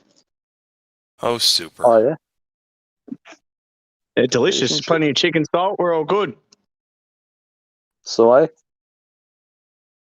what's going on? We're living like on a ball, down under, upside down. What's going on? Flat. Sorry? I think you said flat. What's flat there, Sphere? I'm very flat today. Oh, you're flat. I thought you were saying the place that you live on might be flat. Well, that too, but I'm flat today. I've had a big weekend. I'm just knackered. Oh, yeah. That's fair enough. Roger that. I was up. Well, technically I wasn't up. I was at the snow. You were where? Up in a mountain. Well, technically not up because everything's the same level, but I was in a mountain skiing all weekend. Oh, good. That's awesome. That's the only place So where what was the highest, you know the highest point you were at there? 1,430 meters. Nice. Very good. How far do you think you could see from that vantage? All the way across so I could see myself again. Well, but of course. That's cool. I too have been to the top of a 14,000-ish. I think it's like 14.5. Snowmass, Colorado. Been there a lot, like 30, 40 times. And the furthest city that I can see using a man-made map, mind you, the furthest city I can see is over 200 miles away from that vantage. It's pretty nuts. It have to be a clear day for that, though. Yes, very clear day. And when you get a clear day at the top of a mountain, it's even more clear than if it's like a clear day at sea level or even half that. You know what I mean? Really crisp up there. You can see for miles and miles. I can't see for... Well, anyway, you get the picture. No distortion. How weird is it, though, when it's negative degrees and you get sunburnt? Yeah. Yep. That's That's pretty shitty. It just means that I'm closer to the sun, whatever the sun is. But honest question, how can you be closer if everything's at the same level? I don't know, man. Maybe it's a function of thinner distortion in the air. Some kind of molecular action is less up there, so there's less stuff to pass through between the sunlight and my skin, I guess is what I'm saying. Yep. Yeah, fair enough. I agree with that. Less fucking man-made bullshit like fucking gases and bullshit up there. More pure or noble gases, whatever you want to call them. The higher up you go. Yeah, less what people call refraction. Less of that stuff. The king's farts. There's lots of gas up there from the king's farts. Yeah, fucking ridiculous. He needs to lay off the chili. That's for sure. Fuck the king. It's funny. I heard it was the queen's farts. I heard the king doesn't fart. Oh, apparently she's a fucking lizard or something, bro. So yeah. I don't want to smell those farts. I don't think anybody wants to smell any of those farts. Can you imagine a reptilian humanoid fart? What that would smell like? No. Not really. Oh, fucking hell. It would be crazy. I'm trying to. One of the weirdest things you'd ever have to try to talk about. The sound, bro. I'm trying to compute the sound now. What would it sound like? Yeah. What the fuck would it sound like? I don't even. It probably sound like a normal fart. I mean, the farts kind of sound the same. You know, like a horse fart is just deeper, and cow farts are deeper and bigger and longer. But like, it still sounds like a fart, right? It's got no more. I don't know. Bass. It's more throaty. You got me there. Throaty, yeah. Perfect way to say it. Yeah, throaty. I don't know why I picked that word, bro. That's fucking great. That's Well, hilarious. it was funny, man. Definitely. Everyone's plans tonight apart from Dutch ovening themselves. Yeah. Nothing wrong with the Dutch oven. I don't know, bro. I'm just fucking making some food. My next flat Earth experiment is going to be testing out how fast entropy happens when I continually over smell my own farts for like 10 or 12 nights in a row, just to see how the pressure affects the smell of the. Yeah. I don't know where I'm going with that. That's the original gas chamber. You can go anywhere with that if you want. Just don't go near me. Right. That's the original gas chamber, bro. Yeah. Oh, right. I wouldn't wish some of my farts on my worst enemy, though, for sure. That good, huh? That's just being honest, man. Oh, man, when it's been like a date night with a girl, you got a bottle of wine in you each, and you got a bunch of garlic and onions, and it's just, you know what I mean? And then middle of the night, you wake up and you rip a big one, and you're like, fuck, it was hot, right? It was hot coming out. You're like, there's no way that doesn't smell like death. And you just look over and she's snoring. You're like, thank God. Oh my God. Well, and then you do the smart thing, take the blanket and put it over her. No, I don't do that. I open my side up. No, because I don't want her to think that anything that ghastly could come out of a human being. Come out of you. So, yeah, and then the one sleeping next to her, right? Yeah. You should have like a lighter handy, bro. You haven't ever tried to sneak one of them fart masks on their face when they're asleep, have you? You know, where you fart in the tube? Wait, say that again, Sphere? The truth. Well, you're nearly there. You're nearly there with the Dutch oven, so putting one of their masks on her when she's asleep and letting one rip wouldn't be bad. That's fucking hilarious. Yeah, exactly. I mean, let's make it culturally relevant, current events. Yep. Fucking hell. Just have some matches handy, anyway, bro. I've got to duck off, guys. It's nearly my bedtime, but I'll see what you're up to tomorrow. Sounds good, man. Have a good night. Over. Over and out, bro. No. Yeah, Sean, just have some fucking matches. Have some matches ready for, bro. Oh man, no fire in the bedroom. Yeah, but matches only work once you smelled the fart, though. It doesn't work before, because if you light the match before, and then someone goes, "Why does it smell like shit in here?" You'd be like, "It was a match, I swear, man. It was just a match." There's a science to this. They can get you in trouble, man. Trust me. It's not even a fart. You actually shit your pants. The only time it's appropriate to light a match is like when you're in the bathroom and the matches are there already. Yeah. You know what I mean? Yeah, Like, you know then that you, like, person they're has a expecting very you healthy to. They're like, digestive yeah, system when you right. see those fucking matches in their bathroom. Where you see some of Know that, what I mean? or that poopery or whatever the hell that stuff is now. That you Yeah, spray potpourri, in the yeah, what the hell it is. I went You to a house spray it once where the old lady was burning her potpourri. She'd burn it. She liked the smell, but it smelled really bad. What the fuck's really? potpourri? It was like It's vanilla basically like potpourri. flowers that are soaked in different, oils, essential oils, and then you put it in a pot and you boil it.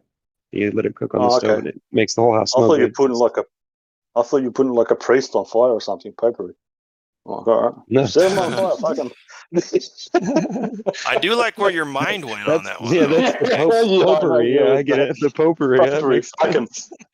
I was trying to get the angle on that. I was like, wait a minute, what the hell are you talking about? Fuck it. It's a new definition. I like that one better. I'm just making it up. Potpourri now. Yeah. It sounded funny. Put him in a, When I said it in my head, it sounded great. fucking put him in a pot, boil him, and let the cunts fucking just fucking disintegrate. Potpourri. Oh boy. Sorry, my mind just went on a bit of a fucking tangent. No, that's I know funny. the That's 8-year-old good. comes out in all of us. It's all right. Guys, I love you. I gotta go. It's 4:30 in the morning here, so I'll catch you later. Oh shit! All right, bro. We'll speak soon, bro. All right, man. I'll talk to y'all tomorrow. All right, brother. Have a good night. You too. Take her easy, and if she's easy, take her twice. Take it. 3 times to be like her. Potpourri. What's cracking? Is that like a papal magnet? Have you heard of that before? Oh, papal This magnet. video game. There was this game when I was a kid. It was by Electronic Arts. It was called Populous. I don't know if you ever heard of it. But it was this game where you get to be God and you can raise and lower the land and then you can attract people to different places and get them to build houses. And it's kind of weird. Okay. But anyway, So just like a pope. No, it's basically you're like God, basically, and you control the world, and you can raise and lower the land to make it to where they can farm and whatever. It's just there's all this stuff you can manipulate the land with, and then your followers will respond to it. Anyway, it's this dumb game, but anyway, there was this thing in the game where you could put this magnet, and it would make all the holy people or all the people, all the the big wigs would go to the magnet. So you could it's called a papal magnet. I always thought that was interesting. There's some truth to that because 2 of them, the Orthodox priest and the fucking Catholic one, went to the North Pole. Was it, I don't know, 5-6 years ago? Went together. They had like a massive ceremony. Mm-hmm. Yeah, they gotta go meet the pearl. Mm-hmm. Gotta go meet. There's a lot of truth in that one, bro. Yeah, that's the scary part. They know what it's all about. Fucking energy and fucking leeching off people, fucking sucking them dry with fucking from the energy. Yeah, basically. That's what I understand it. Come to me, I'll tell you what to think. Give me your money. I'll give it to fucking God. Fuck off.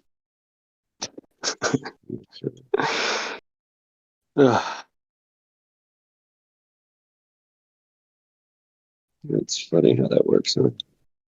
Yeah. How obvious it is to us, but it gets me all the time when we're watching TV. I'll be like, but I'll be like, really? Like I saw today, I was watching football. I don't watch football. Don't get me wrong, but my wife watches it, which is really weird, right?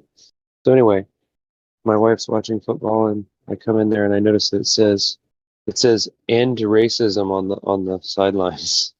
And I'm like, what? End racism? What the hell does that mean? What exactly does that mean? Where's everybody running to? You can't end it if you continuously talk about it. Yeah, exactly. Yeah, true. It's like, what the hell? Like, I don't understand. Like, why do they? It's got nothing to do with sport either way. Like, fucking hell. And I just look over at my wife and she just goes, "Don't say it." I go, "Yep, I don't need to, do I?" She knows. I'm just not even gonna ever tell my children about it or what it is. And if they Yeah, ask, there you go.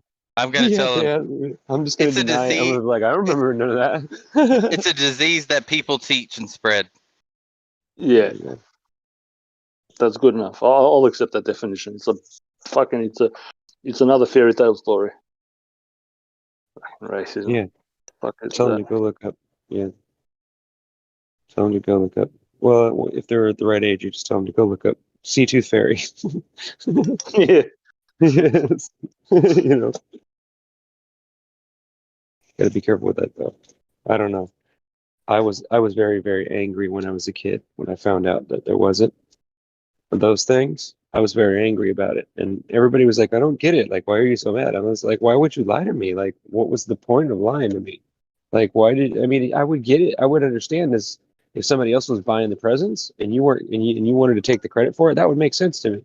But I said, why would you lie about some magical creature that doesn't exist? That doesn't make any sense. It just didn't make sense to me. It wasn't logical. It was like, maybe I was just too logical to be, I don't know. It just didn't make sense. And I was angry. I felt I the was like, same way. "Fuck." I lost like, all respect for my parents. It was like, why lie Like I'm about never it? gonna trust y'all again. You're gonna lie about something that's fake for my whole life, then you're not to be trusted. Right. And my But it mom was did it like, for you, good. I don't know what the big deal is. I just wanted you to have fun and be a kid. I was like, no. It's like, no, you didn't.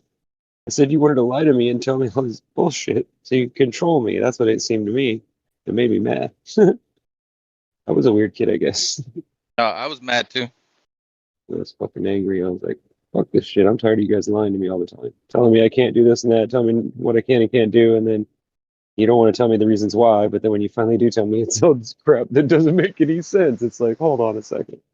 Why'd you tell your sister there was no Santa Claus and then show her the presents that we got for him? We should just take your presents away. I'm like, that's fine. She needed to know the truth. Do what you need to do. I did what I needed to do. Now you do what you there need you go. I do what I need to do. There you go. Yep.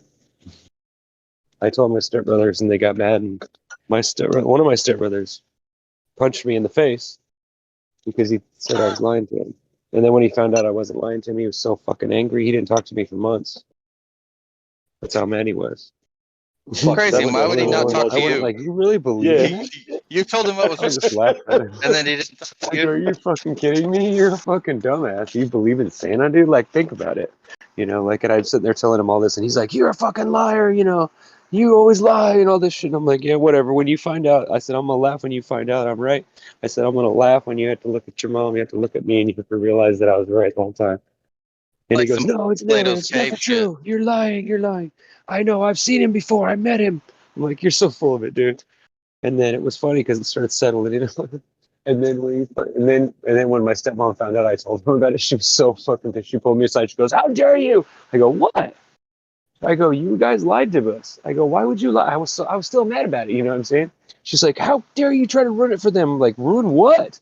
That you lied to them and told them about this magical creature that doesn't exist? I said, how does that go along with your religion? Oh, that made her even more mad. Yeah, so I got in a lot of trouble. But I kind of knew something wasn't right.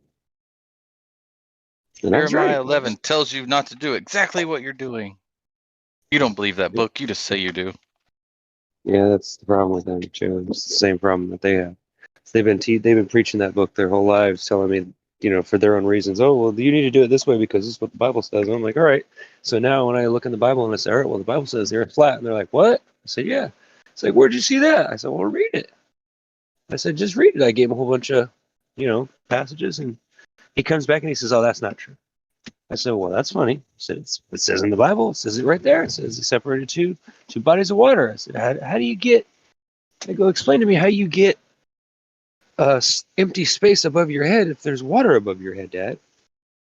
You know, all these other ones. And I told him all these, and he's like, oh, well, that's ridiculous. He goes, it's out of context. I go, yeah, okay. Acting just like your brother did. I go, it sounds to me like you just didn't know any better. And I said, now you're going to think about it. I said, but I bet what you're going to do is you're going to play this game. I said, and then 5 years from now, you're going to say you always knew it all along, and you're going to lie. That's because that's the way you always do it. My mom does the same thing. She'll deny it, say I'm lying, and call me a liar and get mad at me even. And then later she realizes I'm right, and then she'll just try to play stupid, like as if she doesn't remember ever saying that. And I'm like, really? You're going to play that? You could have done any other thing, but that's crazy. Popery. Right. Popery. Yeah. I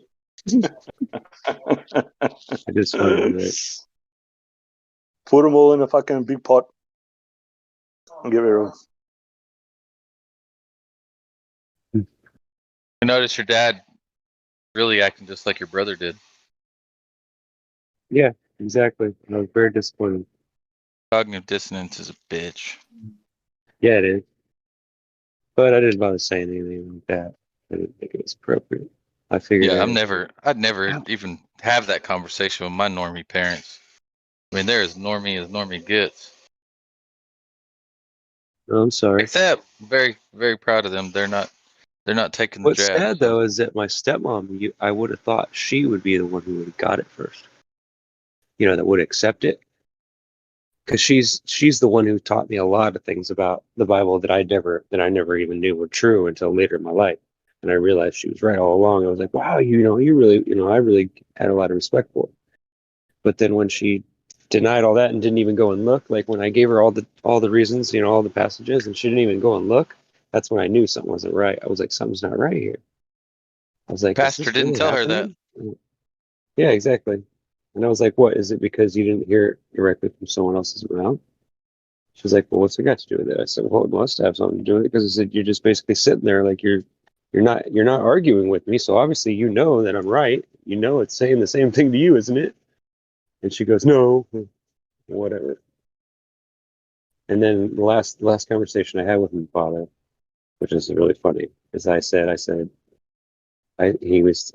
him, I said, it's funny that, and I sent him the I forget what it was. It's some report from the government that said that that they base airplanes and all that on a flat, non-rotating Earth. And I sent him that, and I said, well, here's NASA, and here's another college. I go, you went to college, didn't you? I go, you think people that go to college are smart? I said, well, these people right here are saying that they have to base everything on a flat, non-rotating Earth. I said, now why in the hell would they do that, Dad? Unless they were lying about it.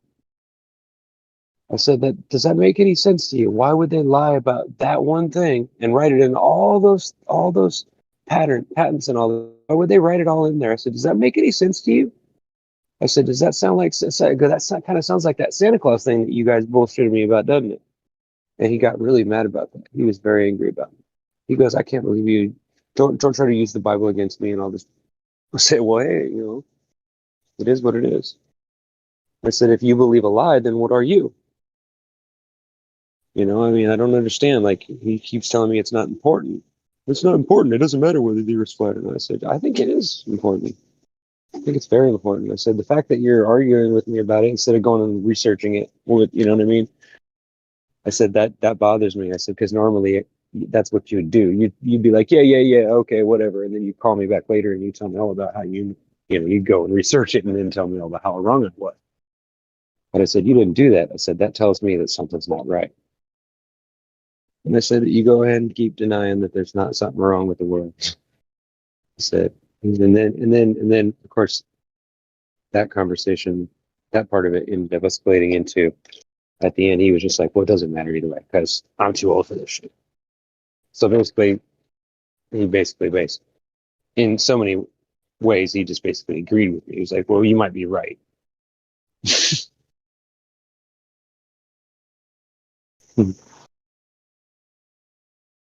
But it's just, I'm used to it. Everybody does it to me. Never thought it was going to be like this, though. Never really ever thought it was going to be like this.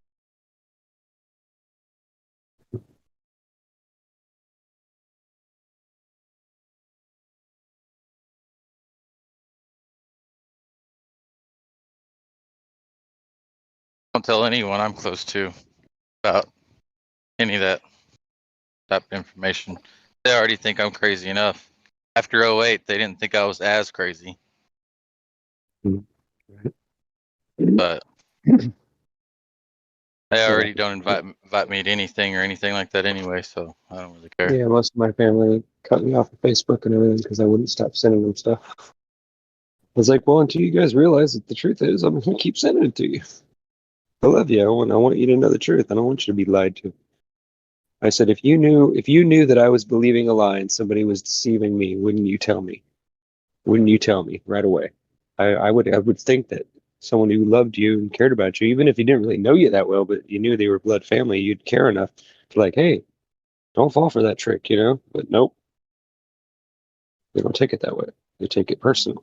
Oh, it's personal because you're trying to say we're stupid. I'm not trying to say you're stupid. I'm just trying to tell you what the truth is. And who cares? Who cares who came up with it first? If you want to tell everybody that you came up with the idea of flat Earth, then fucking do it. I don't care. Just don't be crazy and stupid. You know, like don't just ignore it just because it sounds crazy. Use your brain. Think about it. It's not crazy.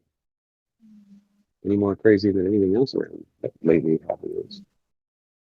People storming the goddamn Capitol. Shit. Can't believe that. People believe that. Freaking stupid. Right. It was an insurrection, man. It was an insurrection. Whatever. If you're that stupid, I guess you deserve to lose your own country, I guess. Sad.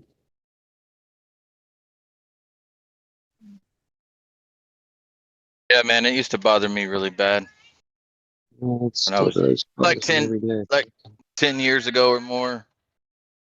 But then what helped me deal with it, man, was actually this movie called What You've Been Missing, Exposing the Noble Lie. It's made by Tragedy and Hope.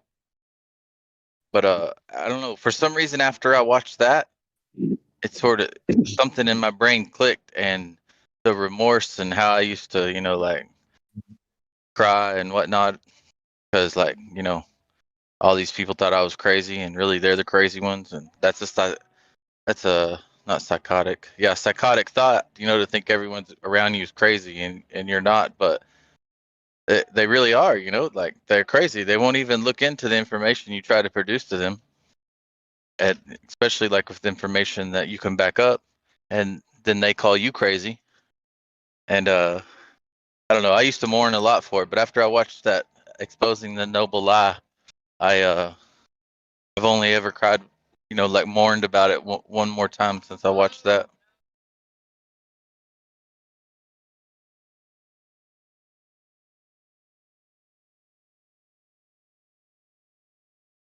I guess there are ways to.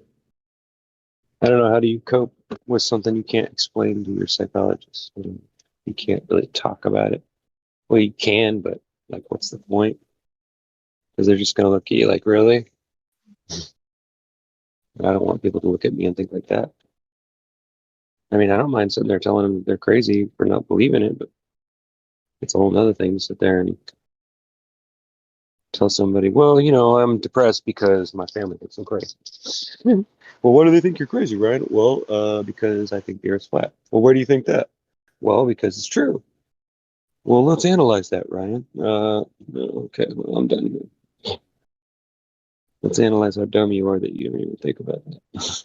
Just stop for a second and think about it. Oh no, can't do that. I guess they never consider the fact that maybe you're not crazy and you really are seeing shit. Someone told me that once and I just thought it was funny, so I thought I'd repeat it. When I used to come across schizophrenics, they don't want to talk about it, right? Especially ones that I have got a gone to friend of mine counseling. that is, yeah, and he's like, it's That not a joke counseling at and all. stuff. It's not funny. Yeah, I would want to talk to them and be like, hey man, like what, I personally think that there's a portal open in some of y'all's heads where y'all can see stuff we can't see. I think you're probably actually seeing what you're seeing. 'Cause some of them are pretty sane, and they just see stuff that other people don't see. They're not like some Well, yeah, bum I on the mean, street that's talking to themselves. it depends on how far it's gone, though, because a lot of times when people don't listen to you, you become crazy. It's easy to become that. It really is. You know what I mean? Yeah, but if they've It's been easy to to become something that you're not. You just because you hear it all the time. It just I don't know. It becomes reality to you. Yeah, and if they've been to psychologists, the psychologist will tell them, don't talk about it. It's not there. Don't talk about it. when you talk about it, you're just right. going. Well, actually, that doesn't make any sense. But yeah, I guess that's right. what It doesn't. Right? Negative reinforcement is the word you're looking for, bro. Yeah, and I tried to get them to talk to me because I wanted to know what they were, what they thought they saw and stuff. Because you can't verify. If I was hearing voices, those guys are fairly probably... intelligent, most of them. That are schizophrenics, most of them. A good portion of them are fairly intelligent people. Well, I mean, there's this, as the saying goes, there's a fine line between genius and crazy. There was this. Have any of y'all ever heard of Freeman Fly? I don't know. No, the Freeman Show. Anyway, he's long time quote conspiracy theorist researcher guy. But anyway, he interviewed this doctor that he dealt with schizophrenics in prison and stuff and in crazy houses, the sane asylums, whatever the hell they're called. And he treated it as if they were hearing it, and some of them he thought were demonically possessed, or some other entity of some sort was communicating with them, and then the other ones, and then some of the other ones he thought that they were actually seeing into a realm that we can't see in, and he treated it that way. Anyway, it's interesting. I can't remember what the doctor's name was, but it was an interesting interview listening to his testimonies and whatnot, of what he had experienced with these people. Well, but anyway, they're sort of in the same boat we are, with flat Earth and stuff. We try to tell people the stuff we see and the stuff we're experiencing, and they think we're absolutely crazy. Well, I understand that at first, but what upsets me though is when they realize after you've said it 3 or 4 times and they come back to you months later and you're still saying the same thing. And I said, okay, now I'm going to say this to you again. I'm going to tell you again. Have you looked into what I told you about? Why haven't you? And they always tell me, well, why would I? Why would I do that? I'm like, because I'm still asking you to. I'm like, you know me better than this. Come on, you know me better. You know me that if something was serious, I would ask you, right? So I'm asking you. What do you think about it? I just want you to look at it. And they always go I don't want to look at it. It's stupid. I'm like, but you need to look at it though. Because there's something wrong here. I need to know, And they're like, no, I don't want to, I can't do that. It's like, well, how do you save somebody from themselves, bro? I don't know. That's the question. How can you save it won't somebody? Stop me from trying though. No. I'm not saying don't try, bro. That's what makes you a good person. You know what I mean? I mean, yeah, I get what you're saying. I get you, bro. I know. It's just it's like it can be considered a weakness, because I know it's like I guess I do make things different for myself. It's like I'm the same too, bro. I think about it a bit differently. When they aren't a certain way, then people should say something about it. If somebody's hurting you or somebody, something's bad is happening to you, you should say something about it. Of course, but that's been beaten out of everybody, bro. They try to.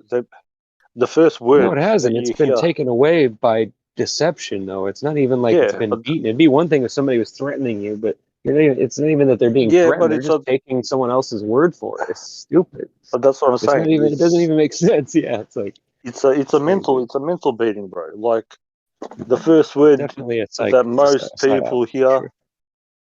First word that most people hear when they're cognizant is no. Don't do this or know this or know that. No. And then it becomes just like a bad habit. No. You get told something, no. You don't. No just comes fucking naturally, bro. From when you're young. Know this, know that, know this, know that. Why? Because I said so. Why? Because I said so. Yeah. And then they get angry at the child. Come on, Igor, stop swearing so I can listen to you with my son. Say hi to the little guy for me. Cassius, say hello to Eagle. Hi, Eagle. Eagle. Hi, Cassius. Eagle. I am the eye in the sky. What a beautiful kid. It's like, great. so like and people that don't have kids, that's another thing I don't like. People that don't have kids that don't understand. What, you don't like me? People. I don't have any kids, but I do have 4 children. I don't have any children. I ain't got no goats, though. I don't have children. I don't have any property, but the problem is, why don't you like me? I don't have any property. That's not what I meant. That's not what I didn't mean. Like I dislike people. I just meant like. Oh no, bro. I have problems with people that don't have like generally their attitude is different. It's not that it's a bad thing. It's just that they always think about everything as like me. It's never about like, well, what about this and what about that? They're always like, well, screw them. You know, like, it's all about me, dude. It's like, but is that really how it is? Like, think about that. Bro, I have another problem. Don't go there, man. It's like, really? I have another problem. Remember when I used to say that stuff? People go, "Oh, that's so sweet, right?" But now everybody's like, I can't be with anybody that's not fucking. You know, their brain is, if their brain is not working, like at least like I don't know, 15-20%. Yeah. Most people's brains aren't functioning at that level. Yeah, so it's a struggle. Somebody like that. That's the thing.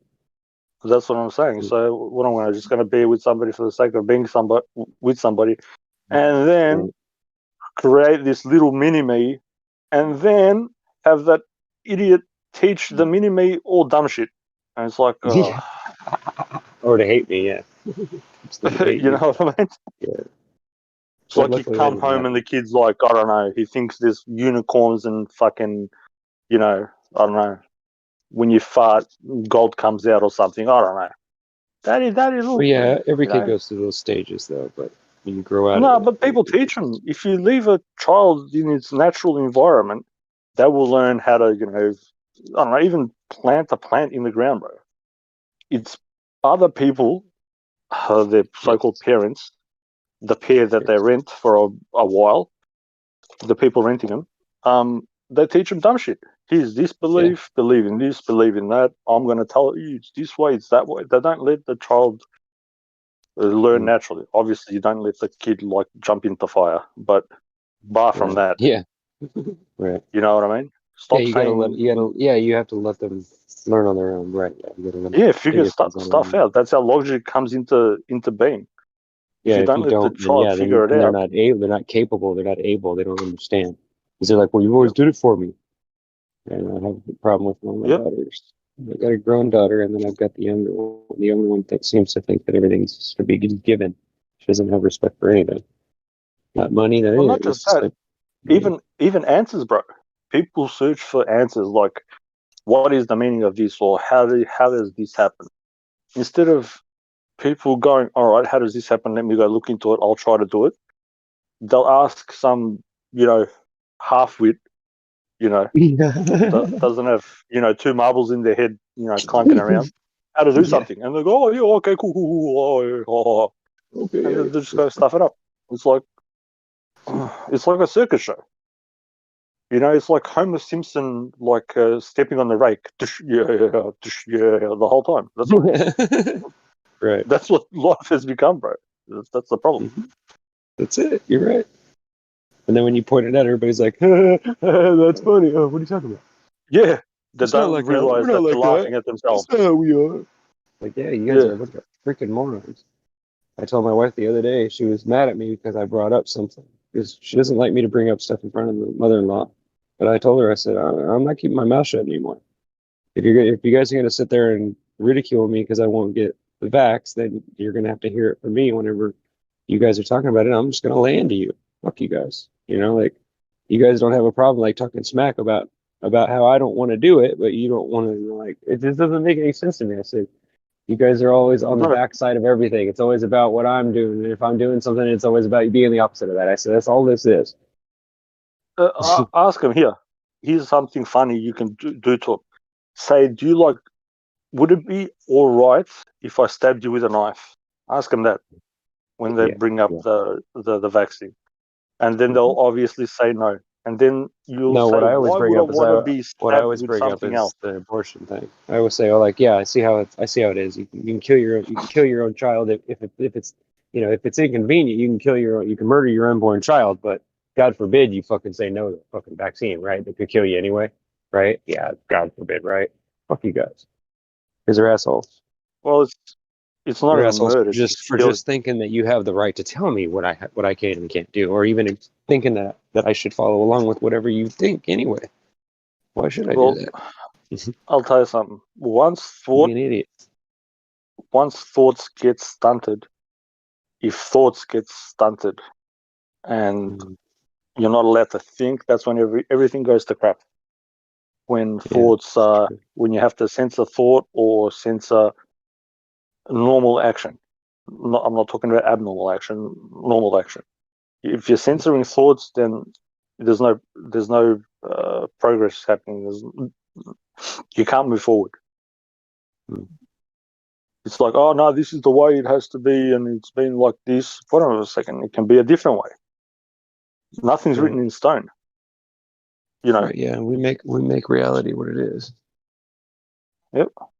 It says it in every single, even science, even proper science says it, that if you fixate on fucking negativity, then fucking it's going to be around. Holy books say it, everything says it. Since when did scientists just go all fucking weird and start talking about crazy shit? Like, I remember when my teacher used to argue about the simplest shit. I mean, they would argue with you. They'd get angry at you if you try to tell them something was wrong. And they knew what they were talking about. Nowadays, the fucking teacher knows less about the fucking subject than the kids do. It's like they're teaching shit they don't even understand themselves. Yeah, well, that's I don't get happens that. when you have. Yeah, well, when a person is stunted in their mind, teaching another being that's developing in their mind, and they're stunting them. It's just a progression of people being mentally stunted, you know? Yeah. Terrifying. The definition of a virus is a mental illness, bro. That's the proper definition of a virus. It's probably a good answer. I think I agree with that. That's what it is.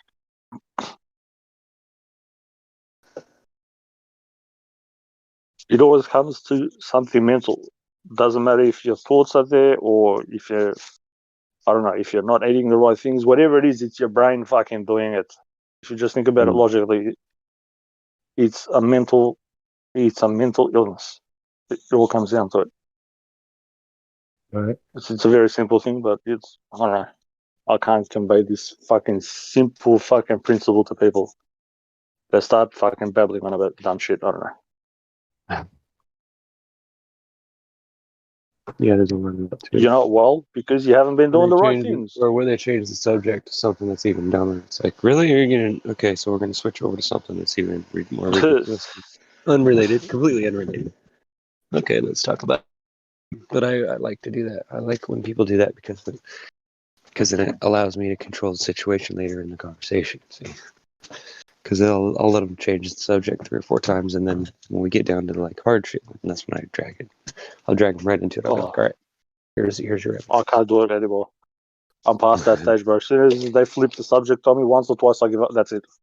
I'm done. Yeah. Because I've been at this for like fucking 30 years. Well, not 30 years, but 20 years, bro. And it's like, as soon as they start flipping subjects on me, I know that they're inside mentally, their cogs are just going. That's what's happening in their mind. It's just like a big circuit, circus. Like everything's just gone banana. It's override. Yeah, you can hear the circus music start going. Ding, ding, ding, ding, ding, ding. Yeah. You see the smoke coming out of their ears, and it's like, all right. Damage has been done. Their eyes start to cross. Let it go. Yep. You start getting, you see they get angry. It's like, whoa, what did I do? What did I say?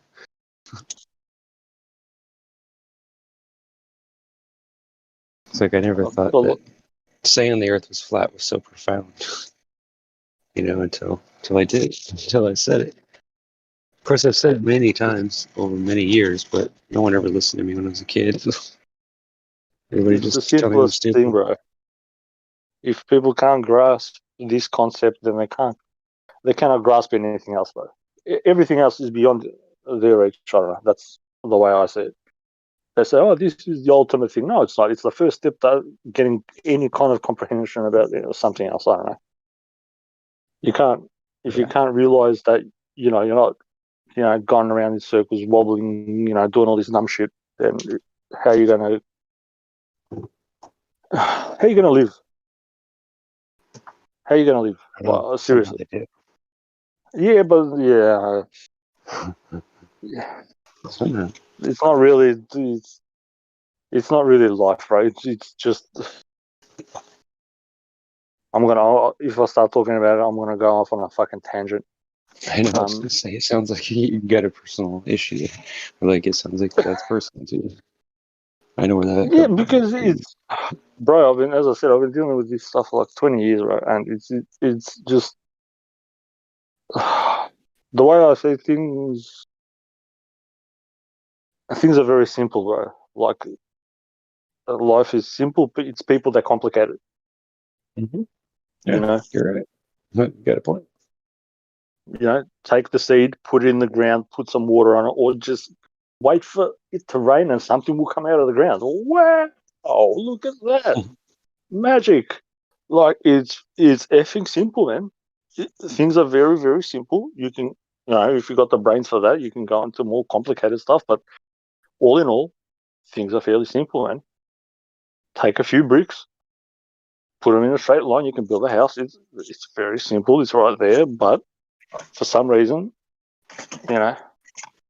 people have forgotten how to wipe their own bums. It's a tragedy.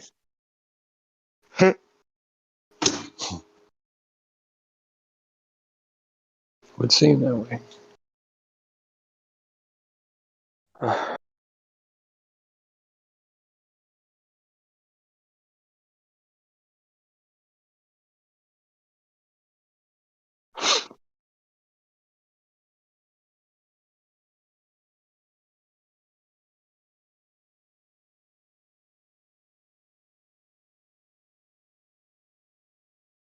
I'm so wrecked. So I cut that she just posted it with. What? Just posted in live stream the thing. Was it Slideshow Bob getting smacked with the break? Exactly. That's what I'm saying. Yeah, so every time I go outside, man, like I'm seeing people like walking their dogs with like nappies, man, on their faces. It's just, oh man.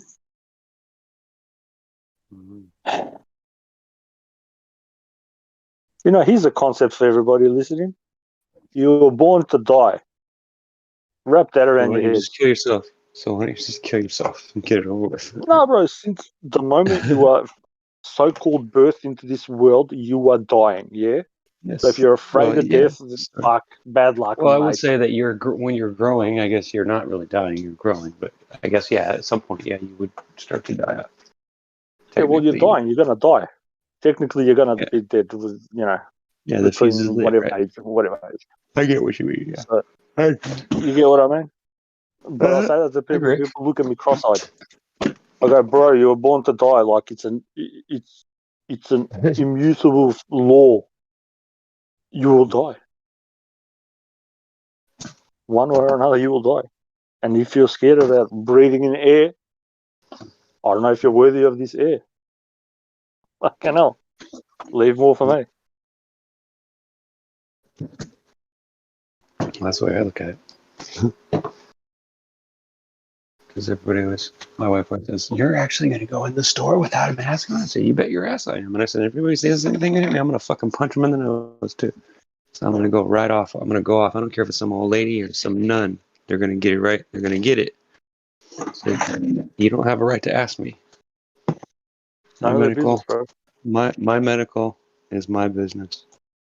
That's a law in the state of California, so I'll hold to that until you can rescind that law. Until you convince me that that's been rescinded, then I'll find another reason to argue with you. But everybody's like, "Oh, well, even if we showed you evidence, you wouldn't believe us." I'm like, "You're right. You're probably right." I said, because I would know it's a lie because I've seen the truth. Once you've seen the truth, you can't believe a lie. I'm sorry, you just can't do it. I said, you try it. I said, go try to believe in Santa Claus again. Go ahead. Just go try to tell yourself that Santa Claus is still real. It doesn't work, does it? No, it doesn't work. You can't just do that. It's not. You can't turn it off. I was lucky. I was lucky with that one. My parents never lied to me about Santa Claus or none of that shit. Your parents are actually nice. They probably were strict people, but I'm saying, that was really nice. They were. What is it? they'd give me the present on the New Year's, not for like Christmas or like stuff like that. For like religious holidays, it'll come on like New Year's Day for the New Year. That's how it was done back in the days, or where I'm from anyway. And they go, here, this is a gift for the New Year's, and you get like a bunch of chocolates or whatever, or a car, or a little toy car or something like that. And he's like, all right, thank you. Not some mystical dude fucking trying to go down my chimney, and touch me or something or other. Waiting there for milk and cookies. What the fuck is that? Like, never got told that. I'm inviting a They predator. were strict. yeah. I'll leave this dude's trying to break into my house. I'm going to leave him milk and cookies. Get the fuck out of here. Dude's breaking into my house, man. Leave a welcome mat for him. Here's milk, cookies, steak. You want to leave you my fucking wallet, some money. Yeah.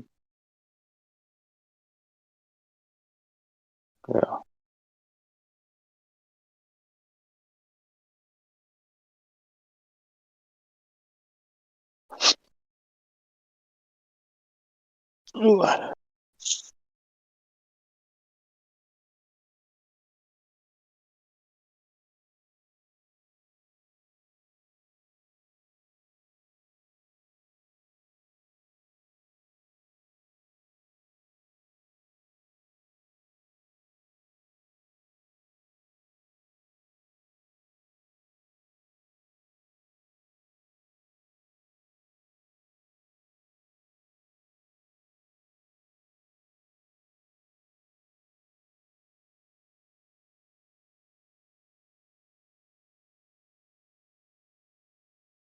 That was weird. I just dropped my phone, and it yanked my headphones out of my ears, and it yanked both of the little pads that go on the end of it out, and they went flying in two different directions, and I didn't even notice it. And I looked down, and I realized that the phone's on the floor, it's unplugged, and both of the little things that were over the things on the end of it have came off, and all three are completely separated, but somehow, I don't know how that's possible. It's like, how did it fall and yank it out of my ears and out of the bottom of the phone at the same time? And then all four of those pieces laid on the floor, completely separate, like as if they weren't touching it at all. It's weird. It's just crazy. And I sound like a crazy person now.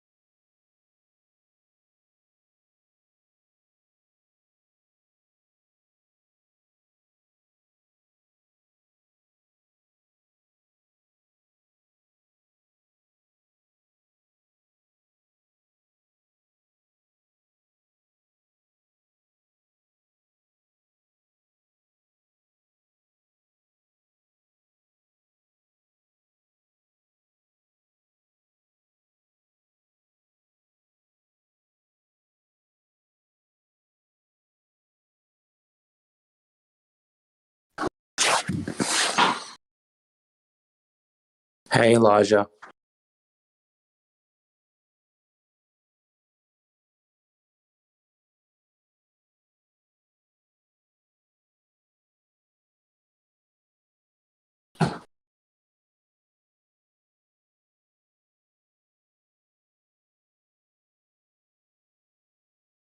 Hope everyone is feeling as hopeful as I'm feeling right now.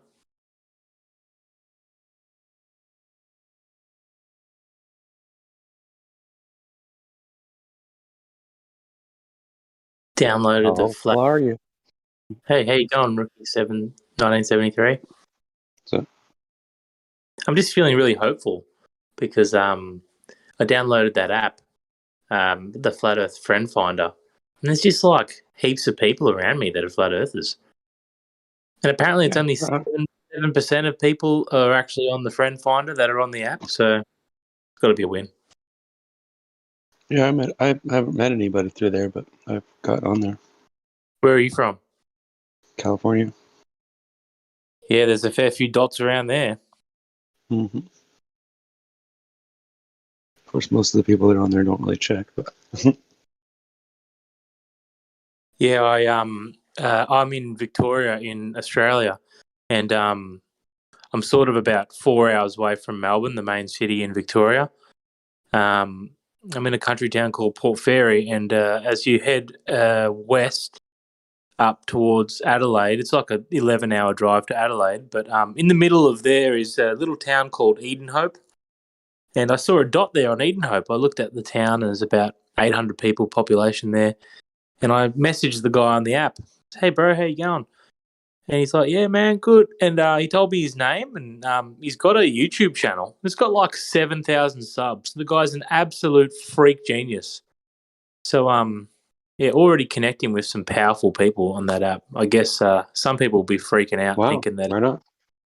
Some people will be freaking out thinking like some sort of, now they can see where we all are sort of thing. But I'm hopeful. some people are paranoid. Correct.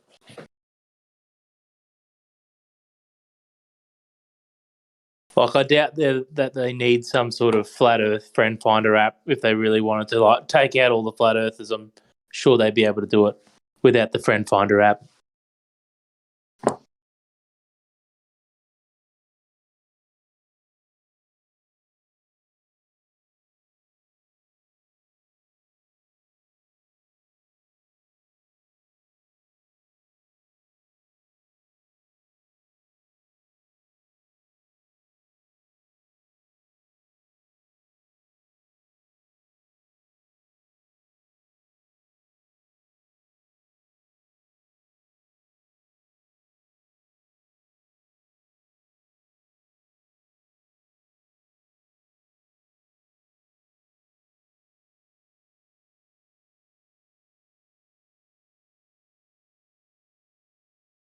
And shout out to LC King's YouTube channel. I'm just going to post it in the text box because it is one ripper of a YouTube channel. Unbelievable.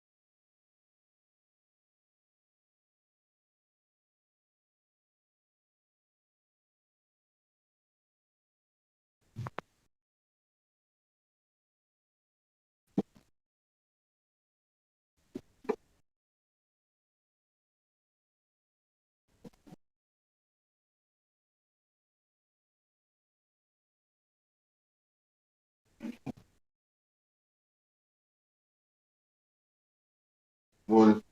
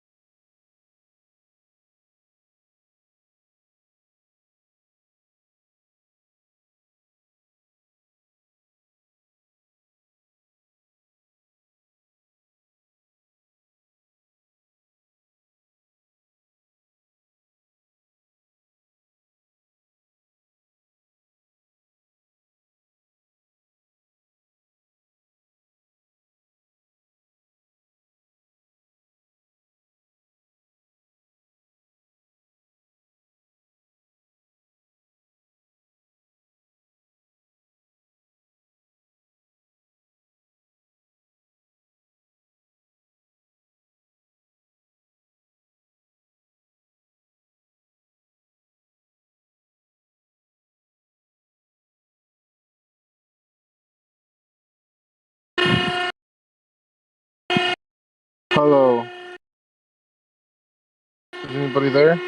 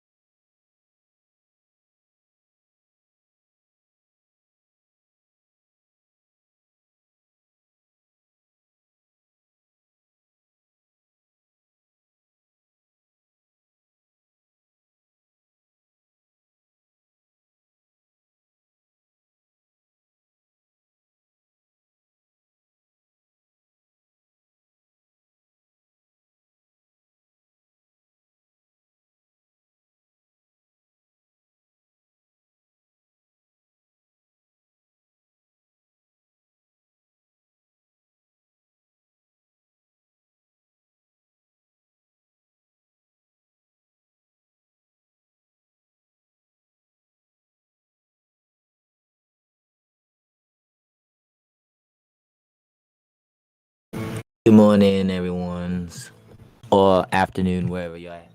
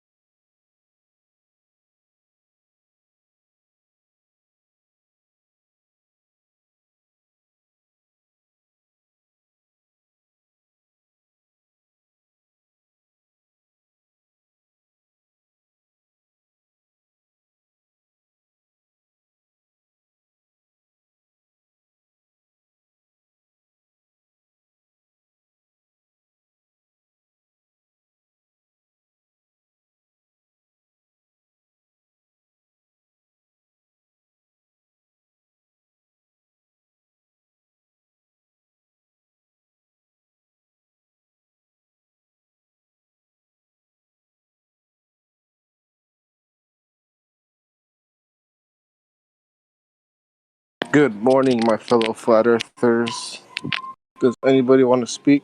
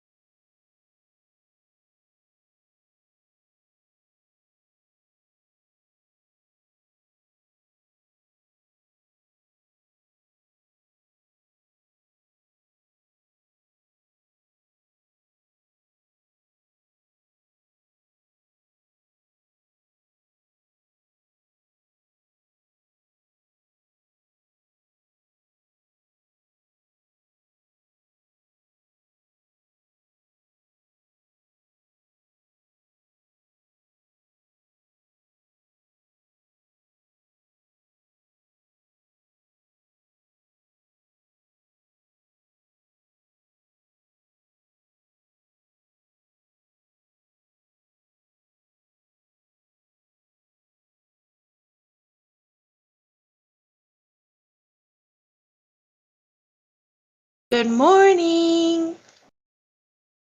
Time to get this party started again.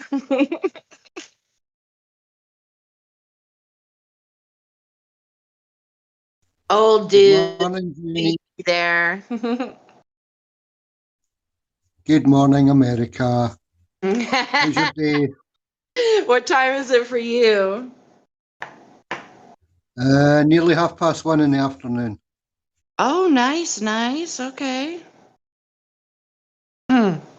Okay, so I decided to just veg and watch something mainstream, right? So I picked well, I was scanning YouTube, of course, and I came across the E channel. Their recording of the Met Gala. Are you familiar vaguely with that, old dude? Is that a gala in Metropolis somewhere? Well, I believe it's in New York City because it's, I guess they changed it because of the Rona, and so it's the same time, well, a week before Fashion Week or something like that. And Fashion Week is in New York. That's about all I know. Anyway. Yeah. So I decided to see what the fashion choices were, you know what I'm saying? And of course, it's interesting. They had, you know who Billie Eilish is, right? Yeah, yeah. Well, they had her ass totally flipped, looking like fucking Marilyn Monroe in this big, huge ball gown. And, you know, you could tell she was way out of her element, you know, for herself, how comfortable she was. She said she was like shaking. Anyway, that's not why I brought this up. The reason why I brought it up is because I'll have to look up this person, but you may or may not know, probably from here, us of all of us talking, because I would have never heard of this person, but Megan Thee Stallion, who sang with Cardi B. You know that one song, WAP, Wet Ass Pussy? Oh, that's what she's known for. Yeah, I'm aware of the individuals and the thing they call a song. Yeah. Right. Yeah. I'm with you. I'm right along with you. So anyway, this lady that I'm going to show you a picture of, well, quote unquote lady, she came out the door after Megan Thee Stallion. So, you know, I guess whoever she is, she's considered, you know, part of the cream of the crop or whatever bullshit. But dude, wait till you see these motherfucking pictures. Hold on, I'm just gonna spam them all. Hold on. It's just crazy, man. I don't know if she's out as a. How old are all these kids now, Jen? All, like Cardi B and all of these kind of ones. What age group are they now? The youngest I seen was a YouTube influencer for, I think, shoes. I think it's I don't know, one of the top shoe companies or something, the famous expensive ones. But anyway, I think she's like 19, 20. I think that's the youngest I've seen. But I think for how old these people are, who knows? I'm so out of the loop. Okay, so check out those pictures I just posted. Look at that. You're going to, I mean, they're all pretty much the same angle, but some you can see better than others. So I don't know who this woman is, but that ain't, to me, I'm so sorry that I'm not sorry. That don't look like no fucking woman to me. I know there's exceptions to the standard female form, but, you know, this is somebody that's supposed to exemplify being, you know, the female form, and that ain't it.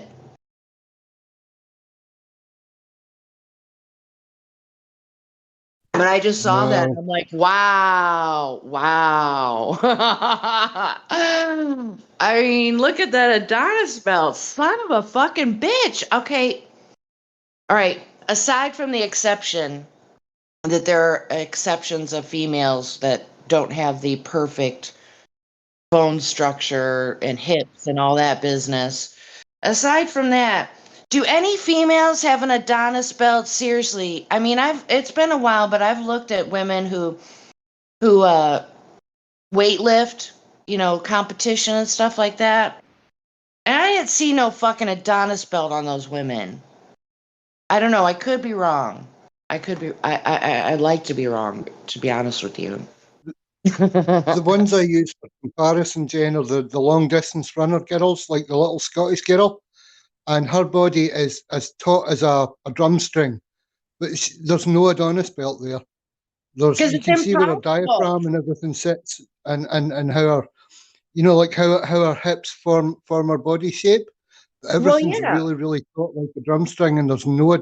You can see the musculature, but not the Adonis belt, and that's a long distance runner. So I don't know. What's her name? Can you look up a picture for me? Because I appreciate you giving an example. Yeah, I'll see what I can find. Yeah, I want to keep that as the control example. You know what I'm saying?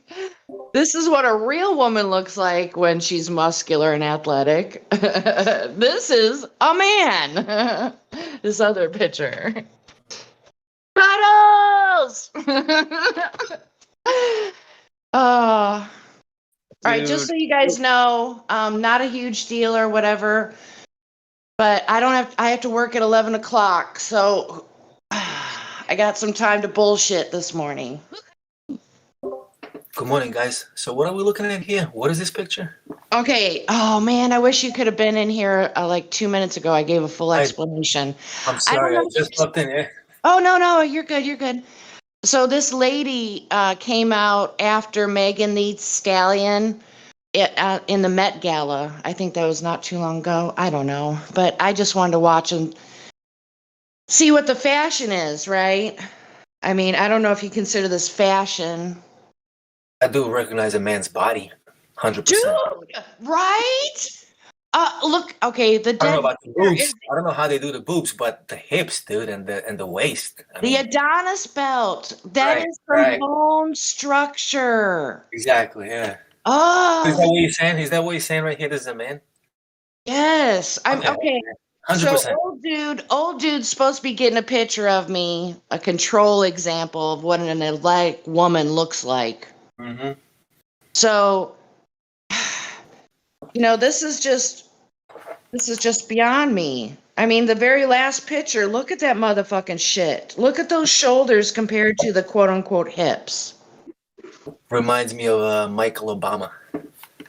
Well, we've never seen her in a bikini. We've never seen quote unquote her in a bikini. Yeah, but you've seen her package, right? No scantily clad clothes for Mrs. Obama. She carries a big package between the legs.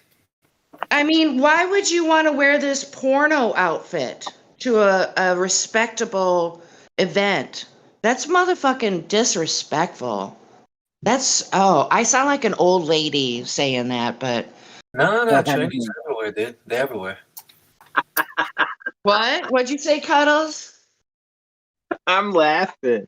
Oh, yeah. Saying that I'm making fun of myself, I sound like an old lady. That's what you're getting fun about. I was right there with you when I was 13. That's just too much for where she's at in public. Mm-hmm. Any respectable person would think that.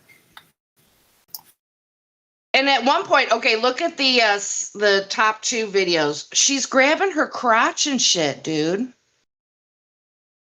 Because her dress was getting turned around, and she probably didn't want to make one wrong turn and show her, you know what. Wow, yep. Oh my gosh. Have we all seen the Lady Gaga concert video? Sorry, Cuddles. My internet's horrible. I didn't mean to talk over you. Dude, you're good. Have you seen the Lady Gaga concert video? The one where she's flying in the air and shit? Nah, there's a motorcycle on the stage. It's a live concert. And the whole concert arena gets a freaking eyeful. This was just like a year or 2 ago or some shit, but It was doing a concert and It had a motorcycle on stage wearing a miniskirt. I've seen that one. Yes. It was to roll over from one side of the motorcycle to the other. Yes. And all you catch is balls. Okay, all right. To be fair, honestly, to be fair, the bitch could have been trolling the whole world. You know that, right? Well, dude, Megan Fox came out on the red carpet and said, "You guys know I'm a tranny, right?" Like, No, she didn't say it like that. She said, the question was asked, and she says, "No, I'm a man." Yeah, it's still. Yeah. They can be trolling us. I mean, I would not be surprised. The way they've mixed everything up.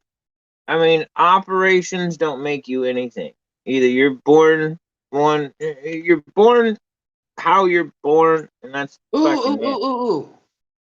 Okay, sorry, Cuddles. Okay, so old dude produced the photos of this very, very athletic runner. And so if like the last picture, just above where the Nike swoosh sign is where male hips would be. And I don't see nothing. Yeah. I mean, I see muscle, but like, I guess I would have to look. I'm gonna look her up and look at more photos of her at different positions. Yeah. It's just a different muscle structure for girls, the way it's anchored to their bodies, Jen. Completely and utterly. Well, her shoulders are very, very narrow.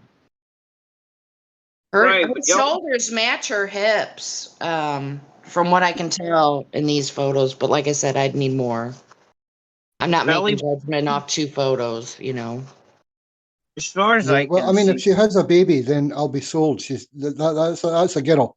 To me, that's a female body toned to athletic perfection, if you like, and you can see the muscle structure the way it should be. Yeah. For me, that's what I see.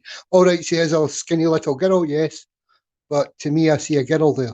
But the other one, the one that you put up, I don't know. I wouldn't want to get into the ring with them. Okay, her arm is in the way on the bottom photo, but I can see the slightest bit of waist. It's hard to tell on a waist on a very skinny woman. But you can. And, you know, the elbows are supposed to meet up with a woman's waist. I mean, I don't know. I guess I'd have to go look in the mirror. I mean, I definitely have an hourglass figure, I'd have to say. But, yeah, my elbows go into my waist.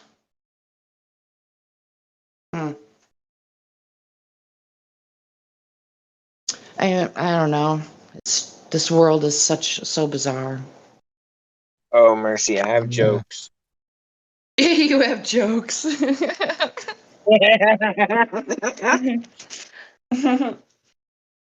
But definitely, I have a very defined waist, so that's why, you know, I struggle with this topic, because I look at some of these quote unquote women, I'm like, what? I mean, especially like Kim Kardashian, it's like, are you motherfucking kidding me, bitch? You were fine before you started fucking with yourself. I thought she was a very pretty young woman when she was 19 or whatnot. She was very pretty, and she fucked herself up, in my opinion. So tragic. A lot of the pictures I see, all right, the belly button for females, the top of the hip. You know, I bet if you just bring a line straight across from the top of the hip to the belly button, they normally that belly button is like right up underneath the top of the hip. Wait, oh yeah. I forgot about that. I mean, the belly button is important. Yeah, my belly button is just barely, like, I don't know. Above the top of my hip. If the internet wasn't so crazy, I would show a picture, but hell no. I was gonna make a joke and say you were an hour and a half glass because you're 6 foot tall. An hour and a half. High five, bro. Okay, so I don't know, like I guess 2 inches below where the indent of my waist would be my belly button. Well, look, you gotta find the top of the hip. Well, no, I mean like my waist. You know, the waist, and then you have your hip. But yeah, definitely my belly button is above my hip. Take your hands, put them where you think your waist is, bend one of your knees up, and then move your hand down, and there's the top of your hip. Right, that's what I did. Okay, I'm done with that whole thing. No, that's gonna get us in trouble. Now. I put your hands up on your hip, then I dip you. Okay, yeah. So maybe one of these days, if I'm feeling really courageous, I can do like a cutout part of one side of my body. That way, it won't like identify me at a later time. No big deal. But yeah, just so when I saw that lady I posted the screenshots for, I'm like, WTMF. It's like, what the motherfuck is this shit? Like, people don't notice this? I don't know who. There was an article when Michael Obama's mom died. I don't know if everyone else caught that or got a chance to see it. Yeah, I saw it, but I don't know if that's legit. I don't think I saw. I don't think I know what you're referring to. Maybe I do, but maybe not. So, Michael Obama, so-called Michelle. Yeah. The mother died. Right. Michael went to go claim the estate in court, and the court said, you have to use your fucking legal name. What? Oh, boy. Okay. She tried to claim the estate using Michelle Obama, and they said, no. You have to use your original legal name to claim This the estate. is a bunch of hogwash coincidence theory here. What are you talking about? It was an article that came out. No. That's bizarre as fuck that's being brought up in the mainstream. Are you serious? That was a mainstream article? It was a newspaper article. I don't know how many newspapers it hit. Okay, they're testing us to see who the fuck's paying attention. That's what's happening. They're testing the waters to see how much monkey business they can do. That's my idea. That's what came into my head. How long ago was that? 10 years ago? Or recently? No. This was like a year or two ago. Damn. No wonder why we're in the position we're in. Nobody's paying attention. Well, I don't know how many newspapers they put it in, but it was some, I want to say New York for some strange reason. I would be curious to know what the Google search analytics were for after those articles came out. You know it? That's what would be interesting to me. I got a screenshot of the thing somewhere. I would have to dig, like literally dig. Through like 10,000 memes to find it. Dude, you should go through your memes and pick out the best ones, not every last living existing one. I don't understand that.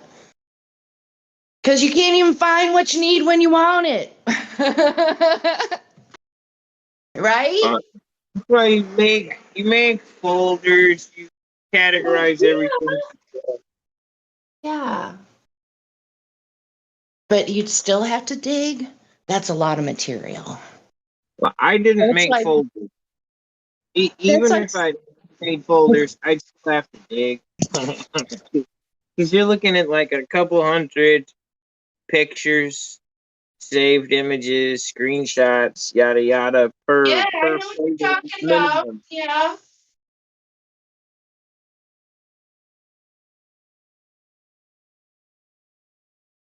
I don't know. I guess the way my brain works is after so much time, and I guess the time frame differs depending on what I'm referring to.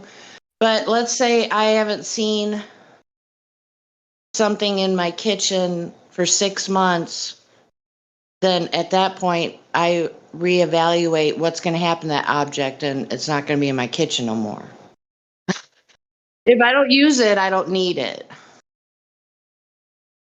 I don't know. That comes from like a minimalist type mindset, I guess, and I haven't always been that way. Well, maybe a little bit, but sorry, I wasn't trying to veer off too much. What were you saying a second ago, Cuddles?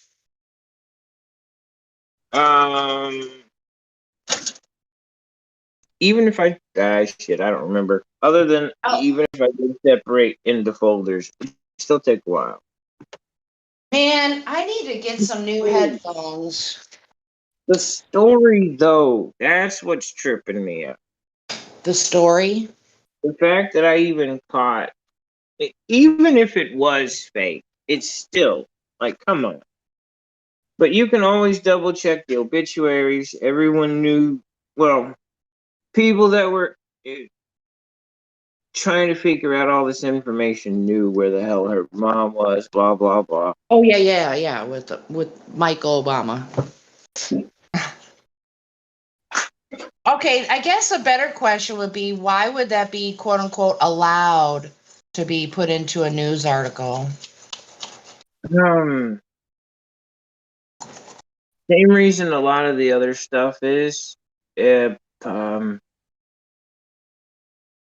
keep people divided. You notice that they put things out there that people go, oh, well, there's no way. Here's the newspaper article. Well, they're just printing lies. Okay, so then here's yesterday's paper where they said you're free. That's got to be a lie too, right? Well, no, that's true.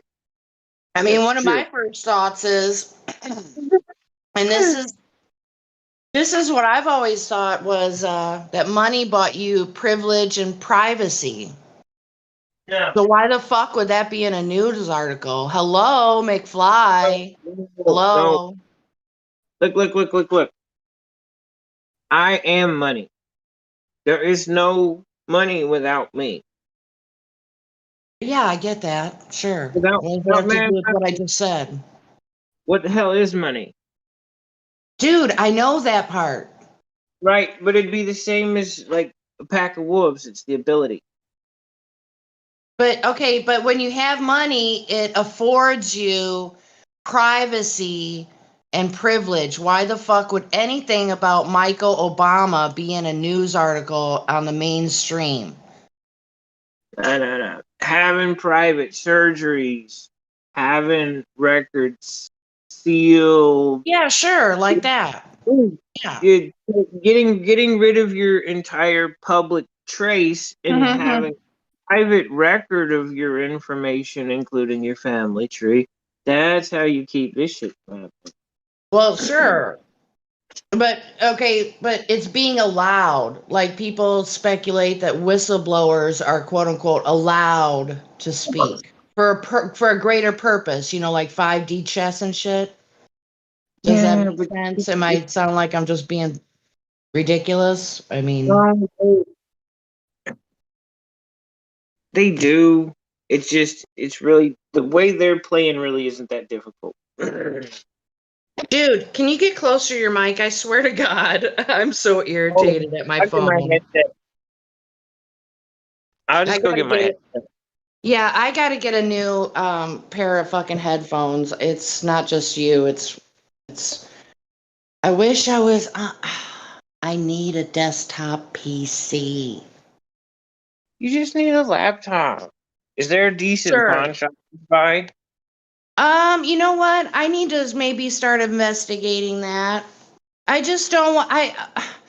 I have a really hard time buying used electronics. Like I've never bought a used phone. Oh God. Well, if you do, welcome to the club. I mean, I guess I would buy the computer from somebody, a used computer from somebody that I know. You know, maybe even an acquaintance. But to just blind, I don't know, man. I don't know.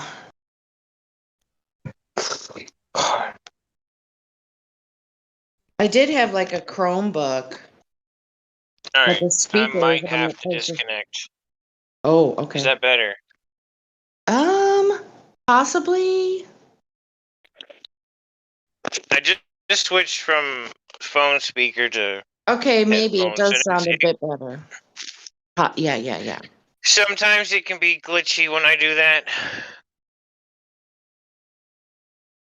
But no, all right. So, laptops, pawn shop, easy stuff. I mean, you've got plenty of people to even help walk you through stuff. Dude, I should go into the pawn shop talking to y'all. And I'll do like a video sharing. You guys can shop with me. Well, dude, I can just tell you what you're looking for. You just want to. You don't want like all brand new technology. It's gonna I don't cost want you to the pay that most. price. You can get third, fourth, fifth gen prior, 3-4 years old, 7 years old, and still get something Really? decent, depending on what you get. Yeah. Okay. Some things came out, you had the first release of something that was the beta, and then you have the public getting it. So there are chances. Yeah. But like my laptop, when I got it, it was 4 or 5 years old. It still works. It's like 10 years old or more now.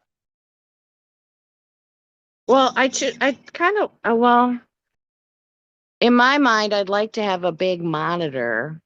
I guess it wouldn't matter if I got a big laptop. I just wouldn't be carrying it around everywhere.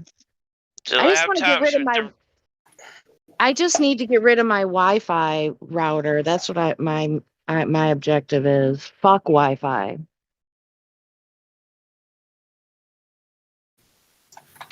Like the phone that I'm using is a used phone. I got it 2 years after it was brand new. I mean, it's bad enough that I got to be surrounded by Wi-Fi at work. I don't think I should be doing that to myself when I'm at home. Well, you can always unplug it at night. True, but... Or you can get Organite, and you can put the Organite in your room. Really? Okay, I take it that's yes. a stone? A stone? Yes. It's it's the pyramid Like that they made. Like a... Oh. All right. It's got the quartz crystal wrapped in the copper up at the top of the pyramid, and then how much would that go set me down? back? If you can make it versus buying it. Oh, making it would be way better. It's still learning, but then you still have to get all the supplies. Okay, and then but that's where buying it's cheaper for the first one, unless you're making like a all right, bunch so of them. in general, either method, I mean, how much would I be looking at? $100? $100 to 115, 190 to buy one plus shipping. To make it, the resin, depending on which kit you get, you need the resin. You need black sand. Metal shavings of this kind, and you can mix and match certain things depending on what you're trying to do.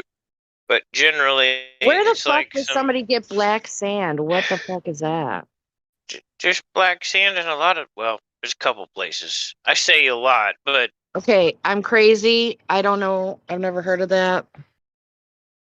Black sand? What? White sand? Yellow sand? It's all. I think I should just make it easy on myself and not be lazy and fucking unplug I think they my sell shit. black sand in the stores. I can't remember off the top of my head. See, I don't have the funds for something like that. If I did, I'd buy a nail drill. Right. For doing my nails. But so actually I should, but I Well, probably like won't. copper shavings, Mm. metal shavings, steel See, metal shavings. this is what I have to do with my $100 is to get a new set of Missouri plates. And then that'll enable me to freely explore.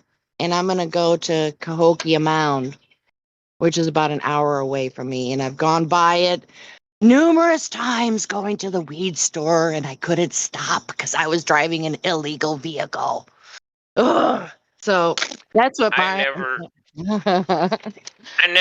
generally never worry about that. Well, it's been amazing, and I don't really want to speak on it until after it's official. So next topic. But seriously though, I'm gonna, yeah, that device sounds really lovely. Just too rich for my blood, unfortunately. I'm just gonna be real, because I do fend for myself exclusively in this mad, crazy, backwards world where everybody wears cloth over their mouth. I mean, I kind of figured there would be people that make organite around. I think there's some kind of potential like mystical shop in town. I think everybody's done with the mask business. I should be able to just go in there. I meant here. Like, you'd think one of us would be doing this. And if I had rented the other house, I would be doing it. What does that have to do? Oh, okay. Because I would have had the space for everything I want to do. Mm-hmm. I've got to make molds. Sounds like you need a big garage. Yes, it sounds like I need more space than a little house in a neighborhood. Well, good luck on that endeavor, sir. My mom has like this, well, she's been a journeyman upholsterer for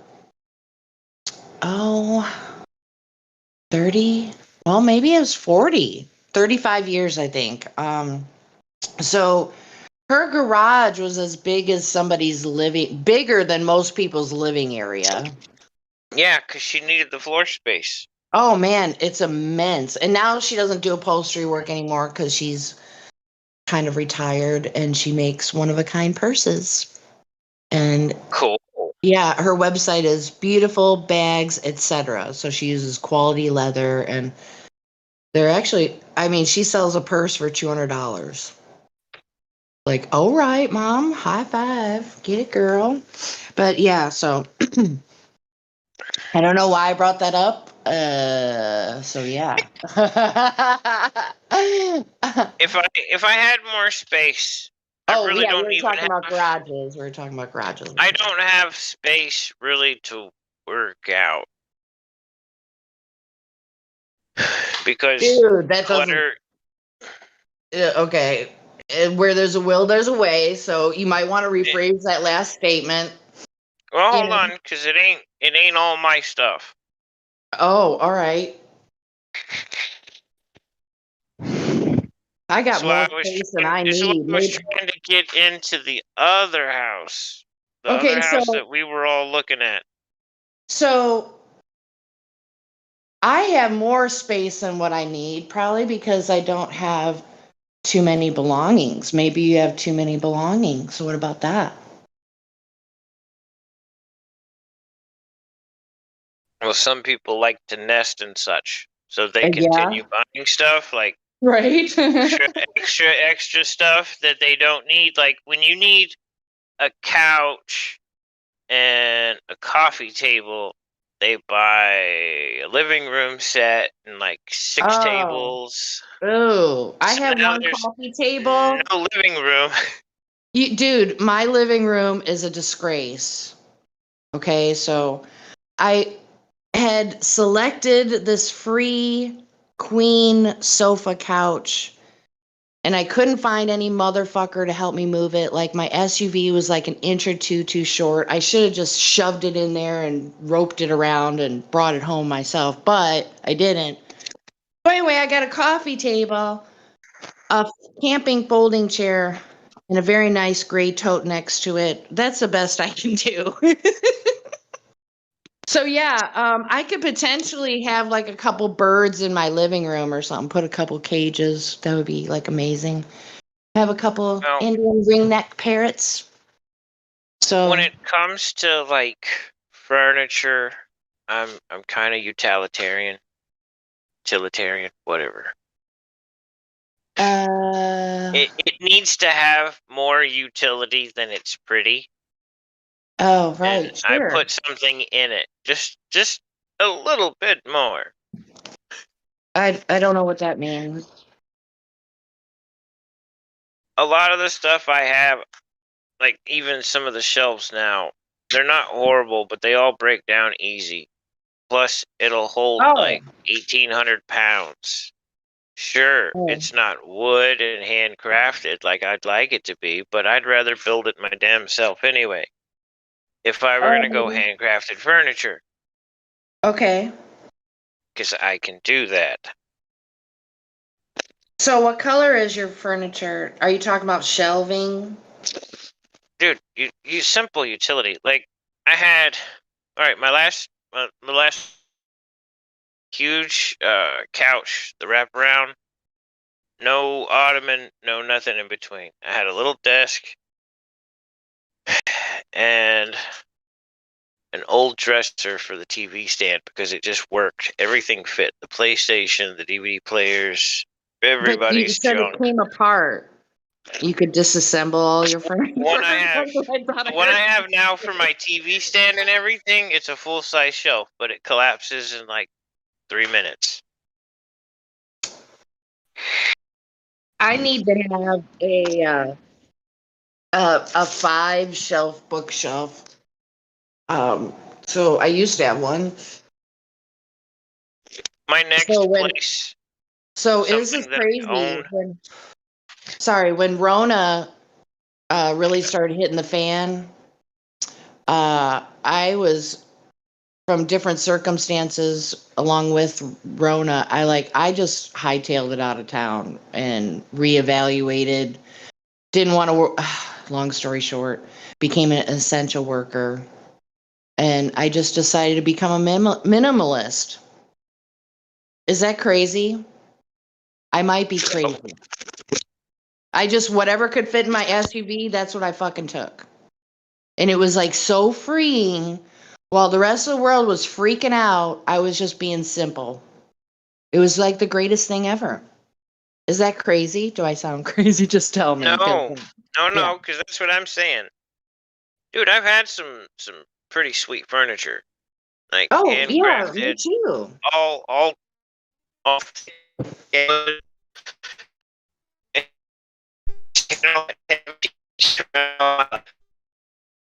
think you're going in and out. I didn't hear one damn word you just said. Is it better now? Yeah. Oh shit! You're having technical difficulties. Son of a bitch.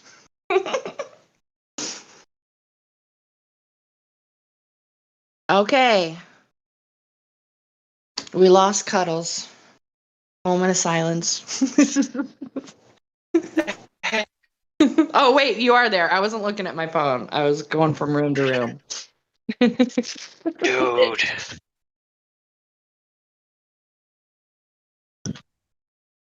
Oh, boy, oh, boy. I see why I don't have signal. Why you don't what? Signal. Oh, yeah, it's still pretty atrocious.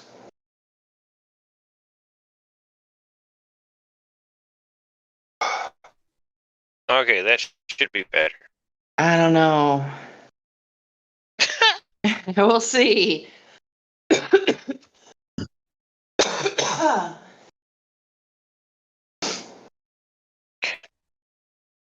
All right, I'm debating on whether or not I want to geek out on another cup of coffee. I should.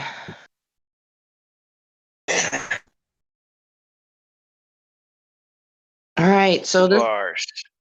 Huh? 2 bars. I have one, but I'm on my Wi-Fi. Oh, there's 2. Okay. Yeah. I don't know what's up with the router. It's having issues. That's Yeah, why I've see? got nothing. Okay, I get what you're saying. You know, like this whole idea of Wi-Fi is kind of bullshit. Because I'm right next to the motherfucker. I should have stellar speed. But yet I don't. That's why I want to just sit at a fucking desk. I used to have an amazing desk, dude. This thing was a monster. It was like almost the size of a kitchen table. Oh, I miss that desk. I gotta see what's up with the freaking internet. I don't know how I'd be able to get another one like that in here. I'd have to I don't know, get a crew of 3 guys somehow. Oh, I might be. See, I'm the type I would build a shelf for books into the wall all the way to the ceiling. awesome.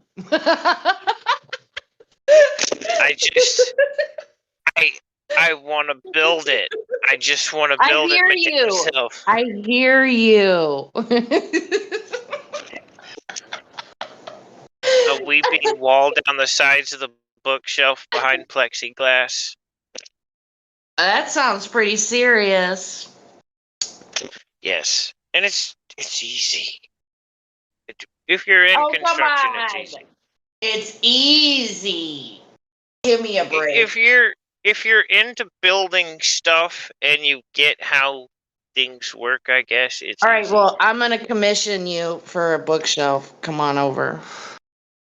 Show me how it's done. I got a spot right there. You can compromise my closet. Oh, that would be great. No, actually, I really like my apartment. Kind of just how it is. It's pretty cool. And I want a piece of land with I don't care what it is as long as it works, house on it that I can just build in every direction off of. Dude, there's free land in certain parts of the U.S. of A. Yeah, I'm moving towards things now. It just stuff takes time. I don't know what you're talking about. What'd you just say? Did I cut out? Either that or I'm a bird brain, one of the two. I need to go reset the router. Hold on. Okay. I live in a hole, though. I'm at the bottom of a hill. Oh, that is not to your advantage at all.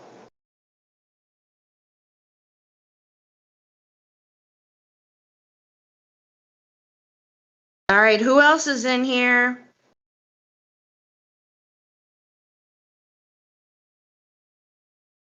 Gippy Get. He might be sleeping.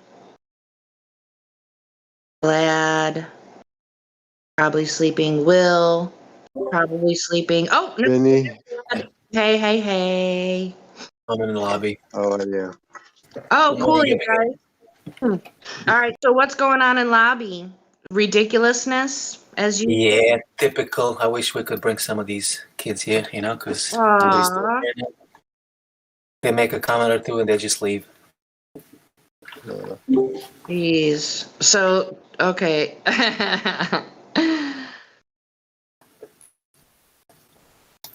Man, I can't imagine what you guys have to be subjected to on a daily basis. Trolling through the muck of society, of humanity.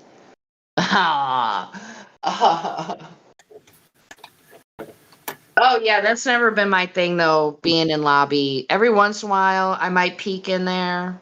Right? It's not for everybody, definitely. No doubt. Okay, so cut the shit. Totally. I'm with you on that. Those guys at Gem Pandas or something else. I don't even know if they're human, to be honest. I mean, I might get myself in trouble for that. Sorry, Gem, but sorry, not sorry. They say all kinds of shit about us, so.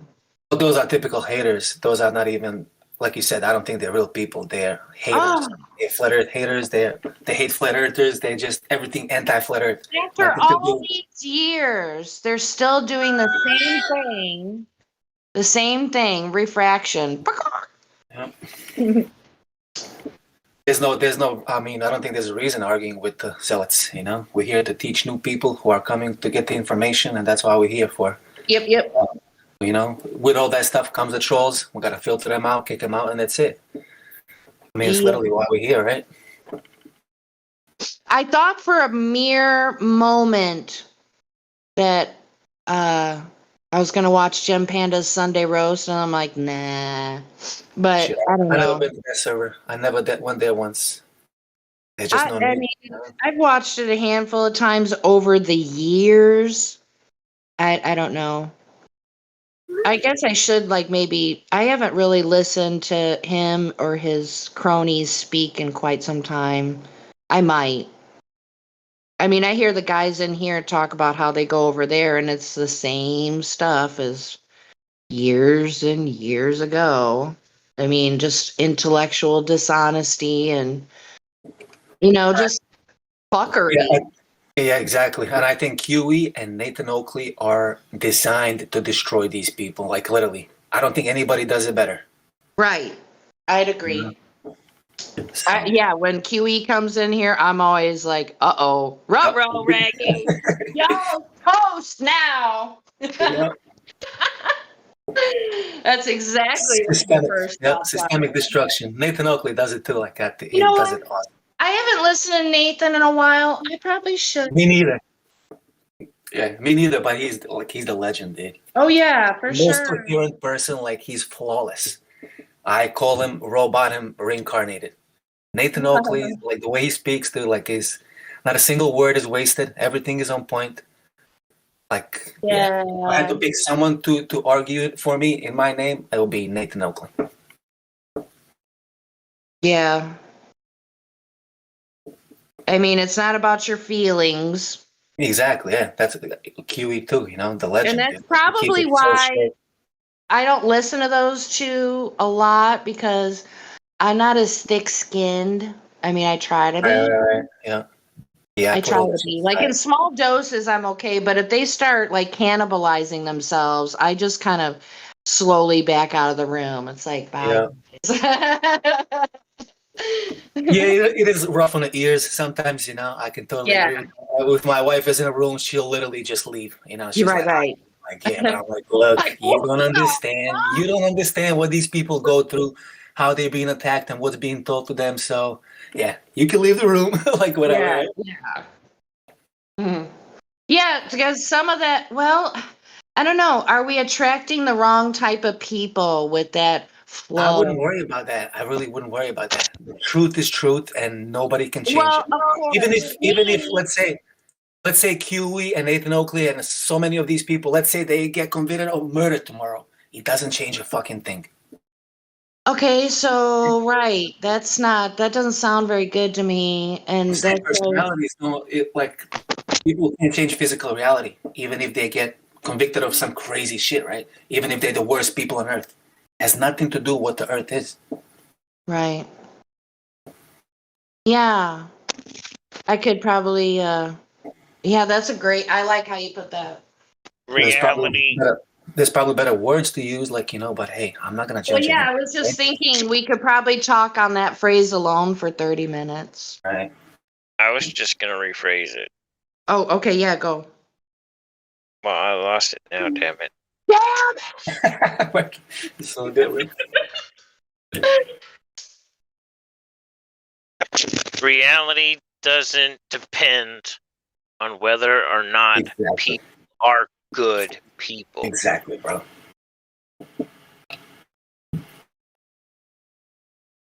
I had a better way to say that.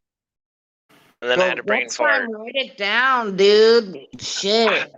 I'm in the office. I'm resetting the router. I have connection. Okay, yeah, you sound better, way better.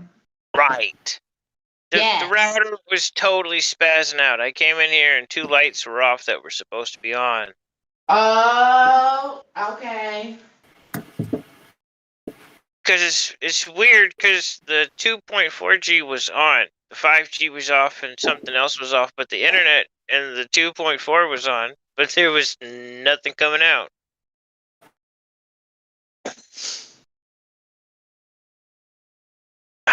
I wish they would stop playing with it. Right? Stop. Dude, I know they're playing with it, dude. They throttle. All right. So what they sell you is less than what they should even have the equipment set to in the first place. Then they play with that and throttle you throughout the month or the year or whatever. And oh, it's not us. It has to be your equipment. Dude, I spent $200 on a router. I went in to all the settings, jacked everything up. There is nothing on my end causing congestion. Well, son of a bitch. Well, it's gotta be you. No, because look, I got 800 solid from my laptop to the router, and look, I'm sending packets, and look, 800. Oh my shit! What? Signal from you, 50. I'm supposed to be getting 600, and look, 50.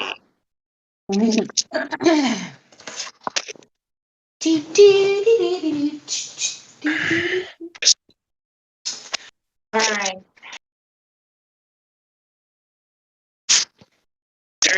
There's a town where people got pissed off enough. This whole neighborhood.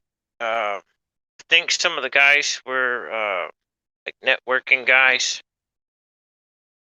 They wired up the whole neighborhood with Cat 5. Ran it from house to house.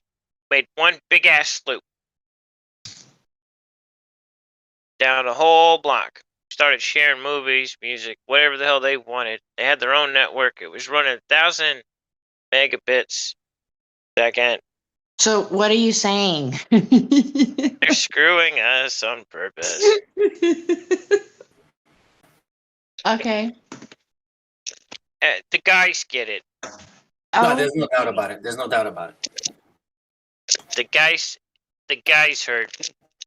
What are you saying once again? The boys hoid. Check yourself.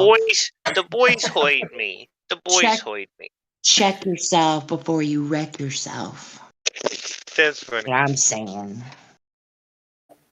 Anyways, I'm kidding. I could do a local network in my neighborhood.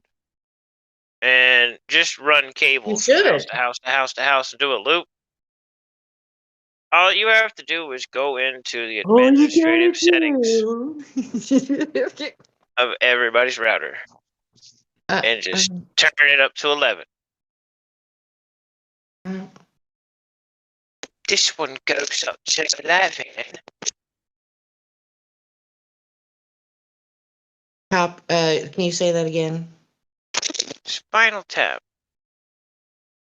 Oh, you sound a little bit scratchy for a second. Yeah, I'm walking. Oh, gotcha. Okay. Sense. Big house. Walk because he parked his car in the Boston yard, perpendicular to the curb, and if not, then forget about it. Forget about it. Thank you. Thank you.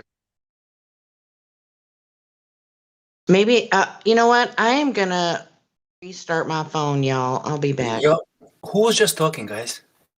Gippy Get, I think. Oh. I didn't see his mic get on. No, oh, it's Flat Monkey. Okay. Good morning, Flat Monkey. How's it going, everybody? Chilling, bro. Good morning. Good howdy. I know that didn't sound like Epic Get.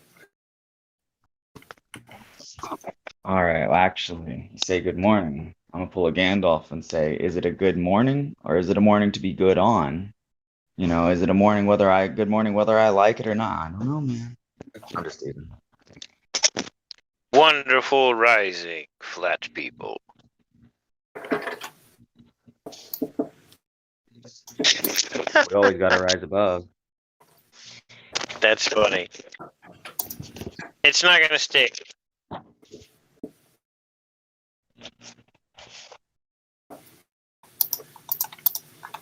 Oh, Gabby is in the lobby.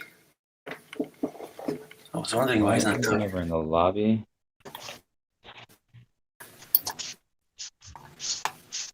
I guess I'm not in the lobby a terrible amount. No, lobby can be fun, man. I know you guys don't like it, but that's why I go. Yeah. I always fish for honest people. You know, once I see a zealot in making, or I just drop it like a hot potato. But you'll find honest people that are searching for truth every once in a while. Yep, that's nice. Too bad it's so slow because school started and work or whatever these days. Lobby in the other room.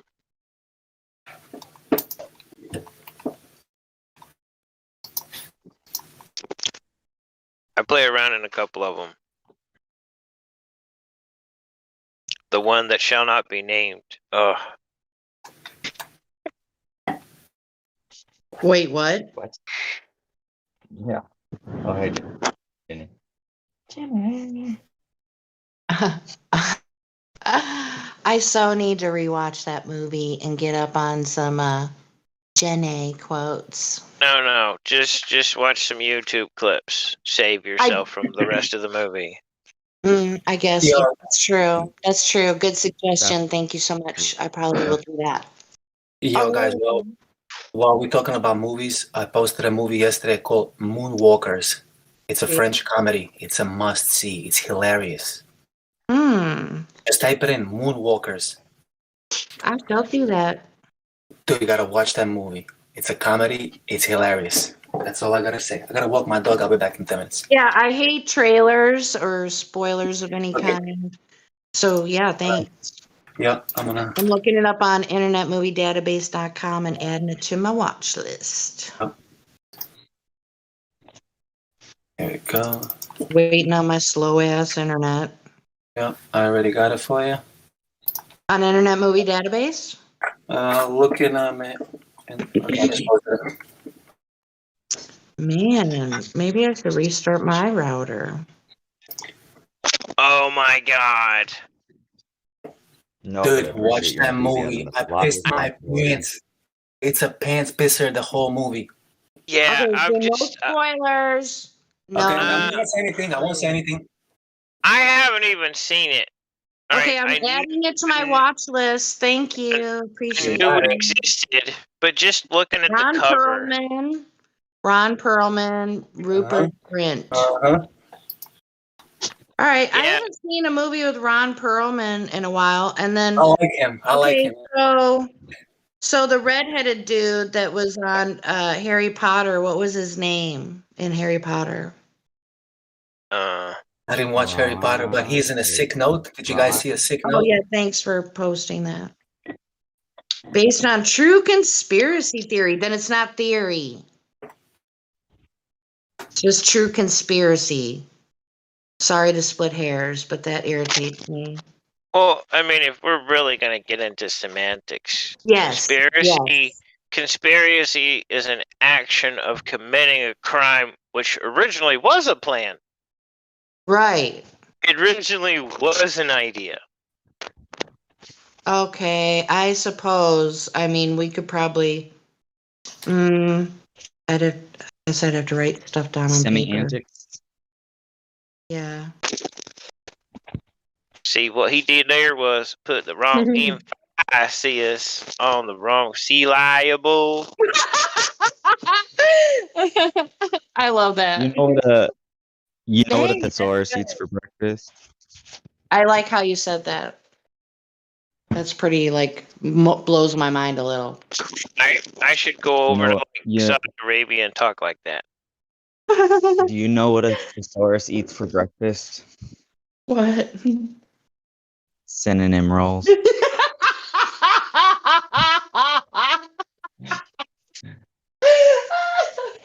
love that. Oh my god. No, but I appreciate your enthusiasm. That's a lot of responsibility. Jealous. Okay, I might be over exaggerating. I apologize, everybody. You're good. Holy shit. Movie warning for everybody. Don't watch Half Brothers. It's stupid. Really? I spent the $2 and got it. Why would you do that? And I mean, like $2 is $2, man. hey, I didn't know it was going to be horrible. Thank God I don't have it anymore. Who's in Half It's Brothers? stupid. I just keep thinking of Step Brothers. It's a newer movie. Oh, okay, then never mind. The story would go great in a book, but not in a movie.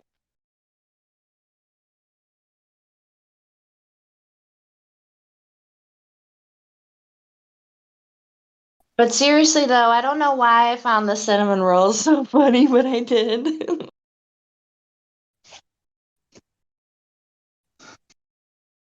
Dude, Upside Down.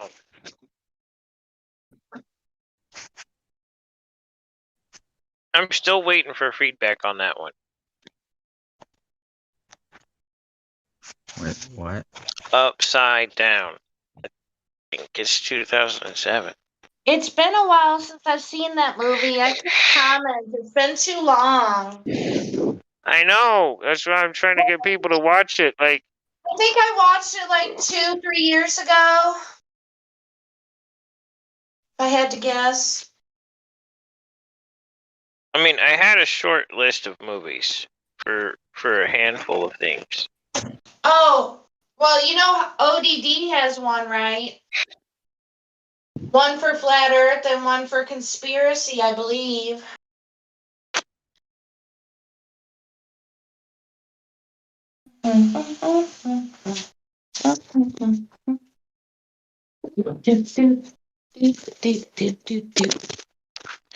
Okay, I gotta go get smokes, you guys. Smoking. I haven't had a full cigarette since sometime early last night. Well, pat yourself on the back and take a deep breath. Feel that breath. I know, right? Feel I really shouldn't be doing what I'm doing, but my body is Feel going that gas forward pressure. anyway. Feel that gas pressure. Good point. No, really, I haven't been smoking a lot. Because I've been practicing whistling. You can't smoke a lot and whistle, I'm pretty sure. I don't know, maybe you can. Well, I have this thing about gas pressure. See, I have a water container that I have no top on in the fridge. Because it's not a closed container, because that's the only way to have gas pressure. It puts water on the shelf above it. First world problems, bro.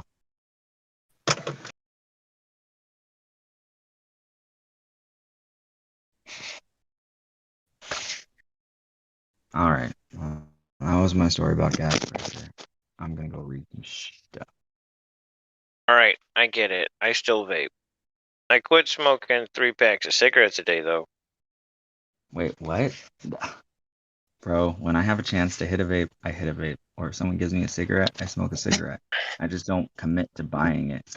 Like once you make that commitment to buying it over and over, you're done. You're done. I have flashlights and laser pointers and other devices that use the 18650 batteries.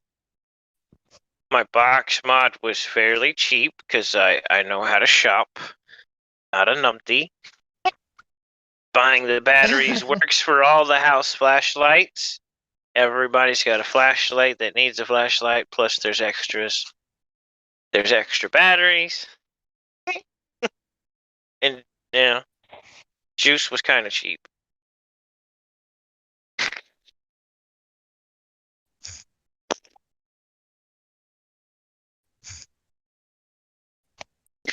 But no more cigarettes. Occasionally a cigar. But it's got to be delicious.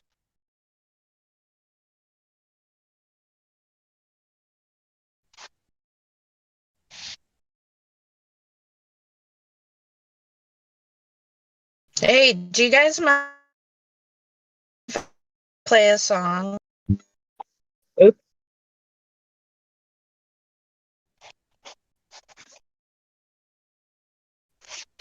God, I wish that movie didn't exist. It wasn't even that good. Do it, Jenny.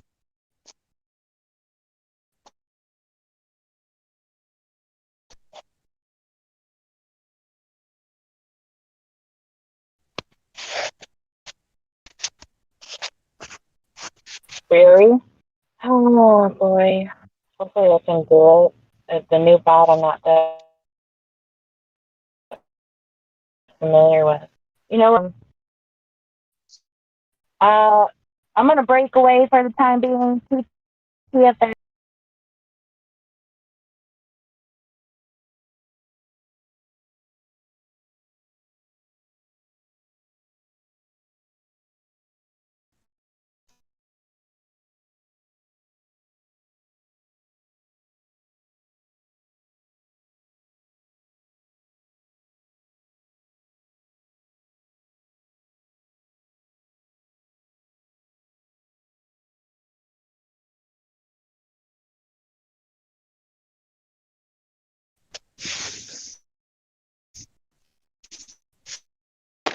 Bro, I watched Tron again.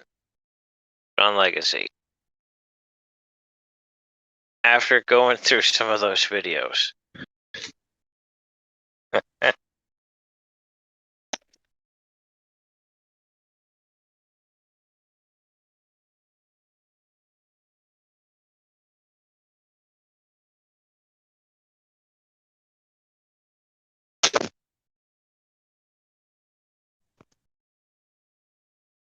Black. What's up?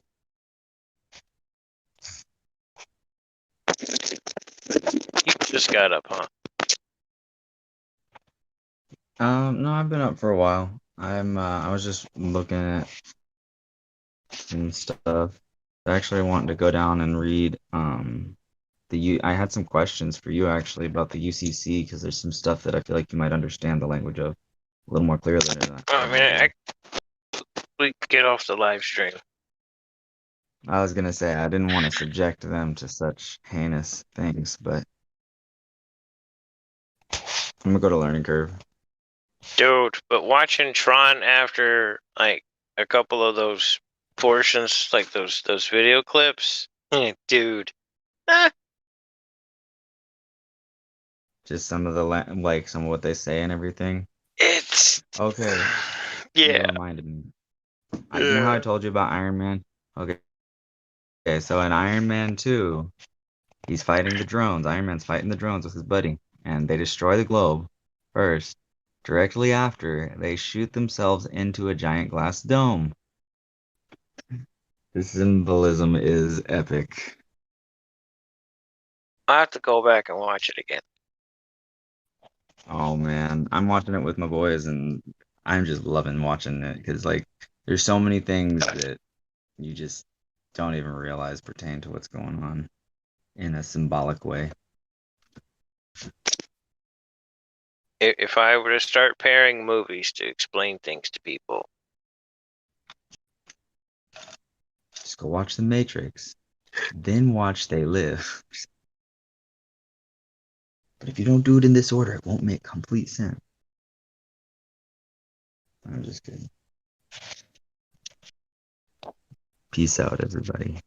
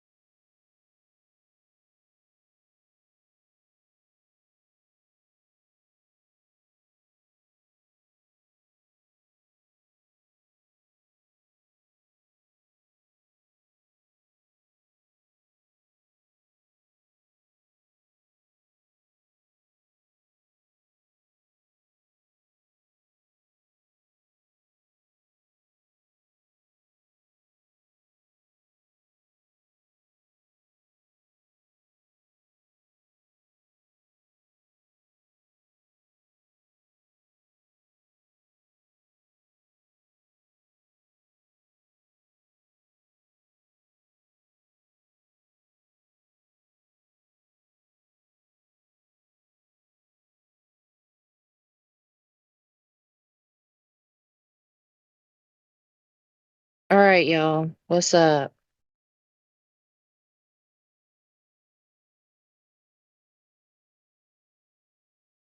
Mic check. Anyone?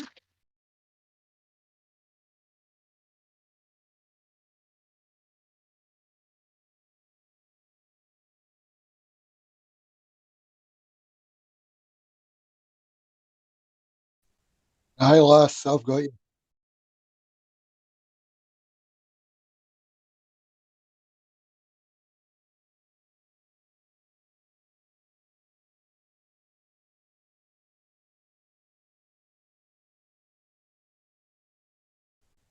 Hi, Jenny. Hey, hey, hey. I was gonna play a song, I guess. I was playing one on my journey to go get smokes. And I was playing that one song, The Earth is Flat, the reggae one.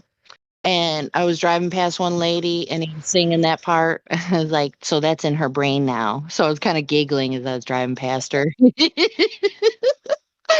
Nice. I got you. I got you. All right, but I'm gonna play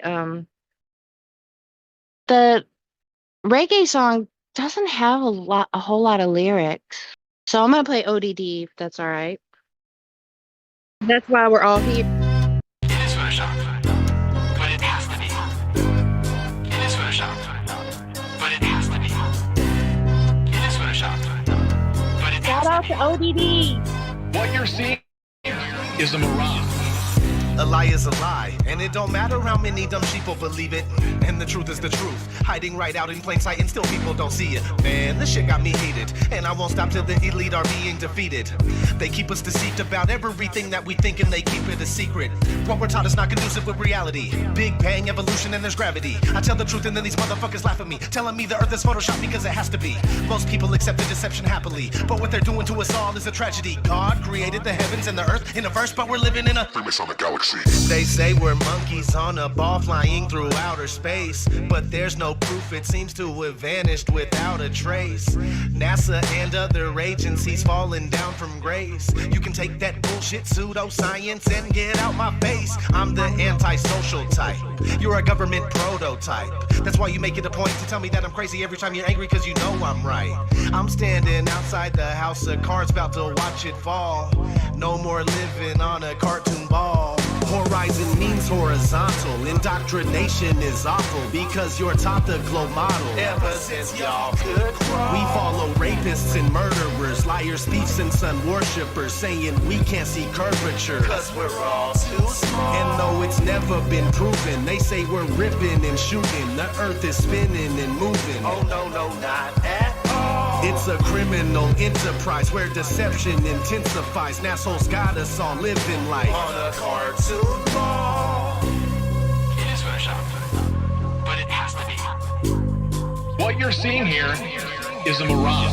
They say that we went to the moon 6 times, but pure BS is the way that smelled. Now they're telling us that we can't even leave the planet because of the Van Allen radiation belt. Yeah, okay, sure. NASA, what you lying for? You lying now, you lied before. I can't take this anymore. The only thing they took to space was your imagination. Fake aliens are coming, now they have you waiting. We need to do something about it, no procrastination. Trying to cause the masses to awaken, that's the path I'm taking. But you can see if you check all the percentages, so many people having cognitive dissonance. But that's what happens at the loss of your innocence. Then you get involved with all of this wickedness. They try to do all the humans this way. So are they just idiots? Who is to say? Conditioned by the television, it makes your decisions, opinions, and you just obey. Stuck in the material domain of Satan, where everything in each and every day is pagan. Mandela effect, cause the game is changing. People waking up and now the cage is shaking.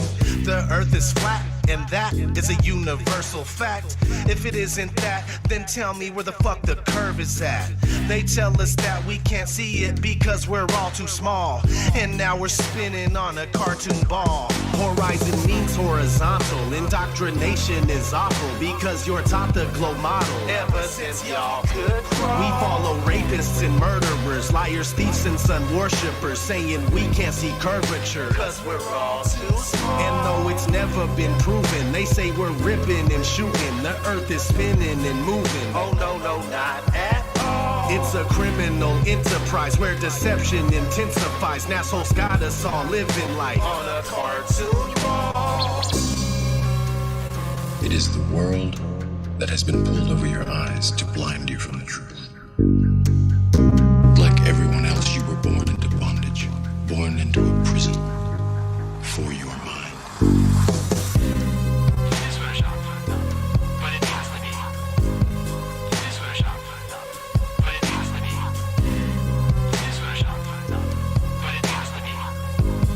What you're seeing here is a mirage.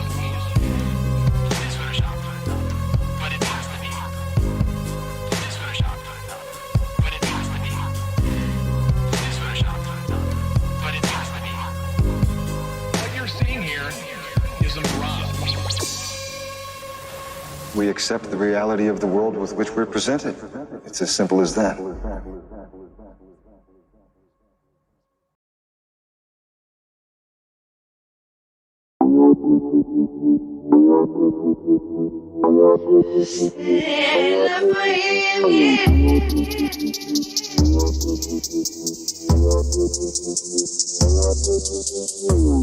We're addicted to our own limitations. We're only feeding in the lower vibration. Wandering the static of distorted frequency, oscillating currents of erratic energy. Rise a little higher to correct this cosmology. Escape the boundary of temporal odyssey. Liberating your soul from this material meditate. Following this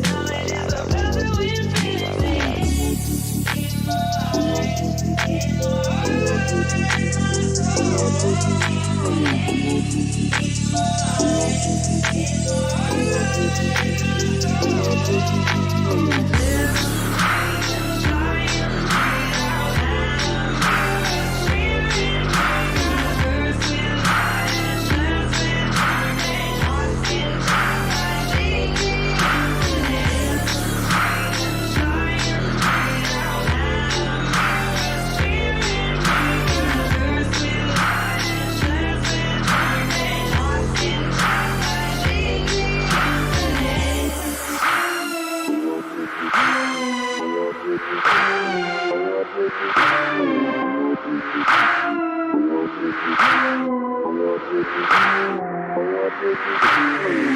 We're addicted to our own limitations. We're only feeding in the lower vibration. Wandering the static of distorted frequency, oscillating currents of erratic energy. Rise a little higher to correct this cosmology. Escape the boundary of temporal odyssey. Liberate your soul from this material meditate. Following this knowledge is the path to infinity.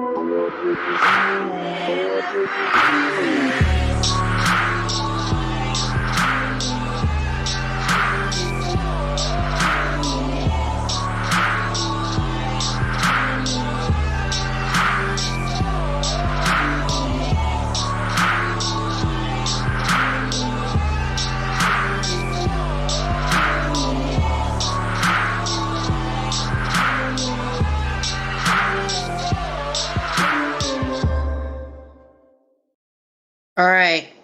Close this up a little bit. We got some Cat Williams.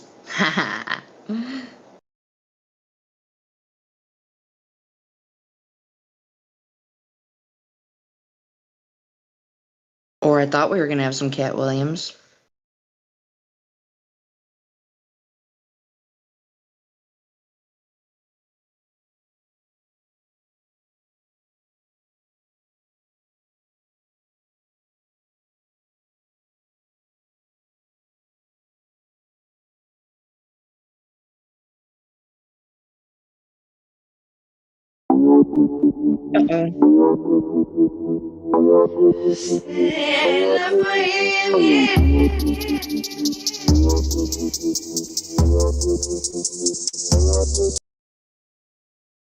Hmm.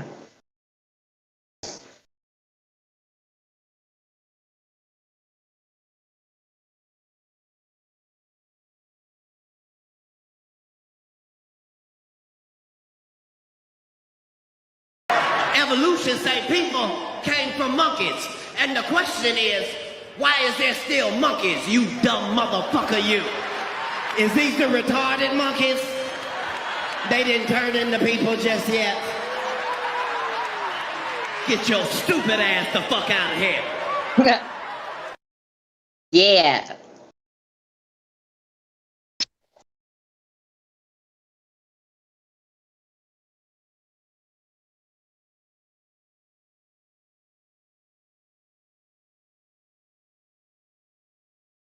All right. Do you guys have any favorite songs? Flat Earth ones?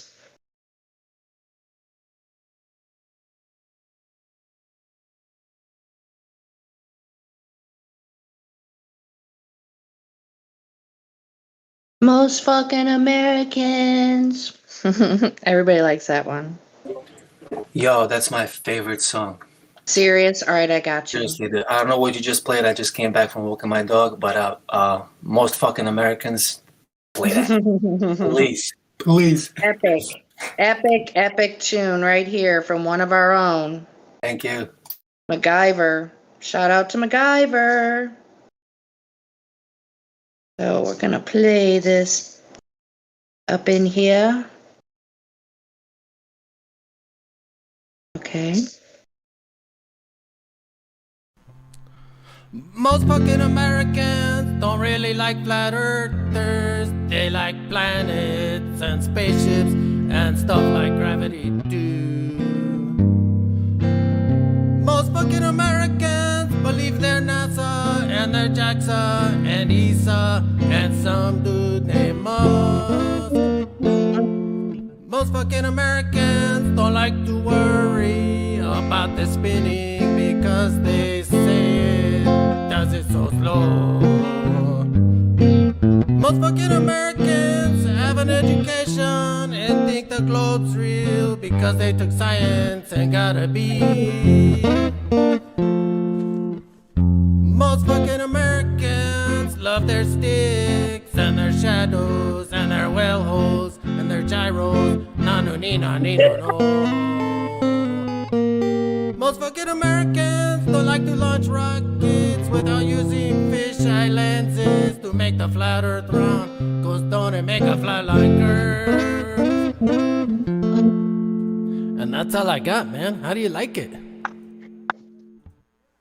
Hey, far out, man. Yeah, that's a good song, man. Well, I wrote my own one while I was listening to you sing yours. You want to hear it? Yeah. Oh, yeah, man. That sounds pretty awesome, man. Let's hear it. Yeah, man, it's kind of like a protest tune. All right, man. I love Here it. we go. Globers! Globers! Globers. Hey, you like that, man? Oh, yeah, man. That's pretty far out, man. Woohoo! Everybody loves that song in here. Yeah, that was great. Always funny. Always Oh laugh. man. The Chong part, that was just the best ever. And he so hit the accent. I don't know how he pulled it off. Oh Right? my gosh. First time I hear it, I'm like, what the fuck? Right? Is this Cheech and Chong? Yeah. He blew my mind. He pulled it Yeah, off. it's incredible. It's incredible. You'd think it was the actual people. Good morning, guys. Morning. Good morning, Master Benny. Chief. Globers. Globers. Globers. That should be our chant, our mantra. Right. We all Right. do it at the same time, and we invoke a Glober to come in here. Globers. Globers. Yeah. Yeah. We'll just sit around and smoke weed like Cheech and Chong, and we'll say Clovers.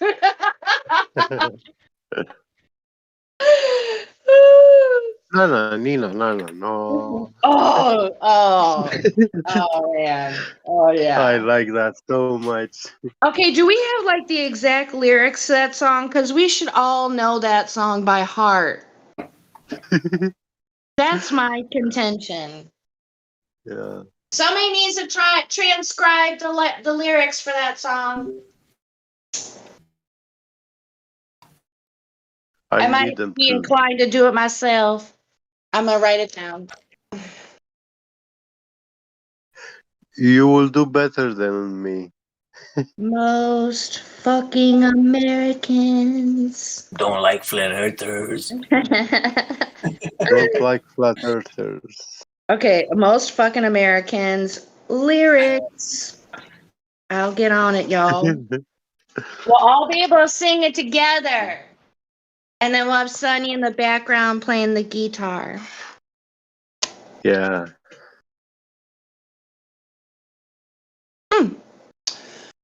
So I have 2 Make hours it a before hymn. I have 2 hours before I have to walk into work. Sad for me. Oh, don't work too hard. Oh, well, that's the usual plan. I'm just your average Yeah. essential worker out on the front lines. You know, we got this pandemic going on. I'm risking my life every day. Oh my god. No, You can for be, you real. can be, At the you can be service. working hard or hardly working. Hard. Well, no, I do try and go out of my way for people because there's a lot of old people that come into our grocery store. And they're in really bad health. So, like, my favorite thing to do is just run around and empty their groceries for them rather Nice. than stand there and watch them struggle physically. It's so heartbreaking. Nice. Yeah. Yeah. Yeah, I cut my neighbors' lawns too. Old. I mean, You some of can the get around. shape, My some, wife takes them shopping. You know, you got to do that. It's just the right thing to do. yeah, it's the right thing to do because the shape of some of these individuals that have for their whole lives trusted the government and eat this Yeah. food and it's okay to do this, you know, drink Exactly that. as much alcohol as you want, drink as much as you want. And, you know, it's just now this is what we have. It's heartbreaking. And who knows how much medications these people are on. Oh my gosh. If you want to call it medication. Right. Yeah, exactly. Thank you for clarifying that. I appreciate it because that's it's depressing if you let yourself get into that. And my neighbor's So, literally yeah. 300 pounds. My wife takes her shopping once a week. Like, she literally helps her get in and out of the car. Pretty sad, dude. And this lady's like 70, like, what, 5? My mom is also 70. She's still cleaning. She has cleaning jobs. Yeah. You know, this lady can't get out of the bed, dude. Can't get in and out of the car. But she wants to go. Like, she's stuck in the house. She can't even go on her front lawn. So once a week, my wife takes her shopping, dude. That's how bad it is. Okay, so I'm a grocery store cashier, and this lady, I couldn't believe she said this to me. I almost like had this physical reaction when she told me that she got the jab. I don't even know if we're allowed to say that anymore. I'll just But say she said she was having like these physical issues ever since it happened. I forget what she described, but I told her really quietly. I said, if I were you, I would probably consider doing a metal detox, is what I told her. She said she had been to the doctor and they did a scan and they checked this. And I said, I just shook my head and I said, well, yeah. I would do a detox. So hopefully, damn it, I'm so mad. Hopefully I remember it later, what she said she had after, and she correlated it to the, you know what? And that's what I was like, whoa, okay. That's scary. Well, because the Wait, downhill starts when you take it, right? She said ever since she lost her smell, it hasn't been back. That's what she said. It was her sense of smell. I remember now. So what's up with that shit? I don't know if you guys have heard it. I heard that too before, like people losing a sense of smell. I just And I don't think know. we were talking about wine or something. I forget which food we were talking about, and that's when she brought it up. That because she couldn't smell things, they tasted different. Oh, it was coffee. I think it was coffee we were talking about. So I remember that Right. exact same thing. My cousin telling me as a proof that his friend got the quote unquote. You know what I'm talking about, right? So I'm Right. like, Well, what the fuck you telling me? Like the whole world is locked down because your friend lost sense of smell? No, that is definitely not the case. That's preposterous to, say that. Because I know a lot of people who allegedly, quote unquote, tested and they didn't, it wasn't a permanent thing. So it's probably because the nurse didn't shake up the fucking bottle is why it's happening to random people. Shit. I'm not kidding. You think I'm kidding? I don't know. I really don't know. Dude. I'm not joking around. There could be, different. Because those things have to be stored under a certain temperature, right? Like super cold or something, right? That I don't know. I can't speak on that. I should Yeah, I don't know probably. either. That's why I'm like, yeah, I better not talk about it. All I know is that there's certain, components that to me seem like shouldn't be in the human body, and they're of, heavier elements. Let's just say.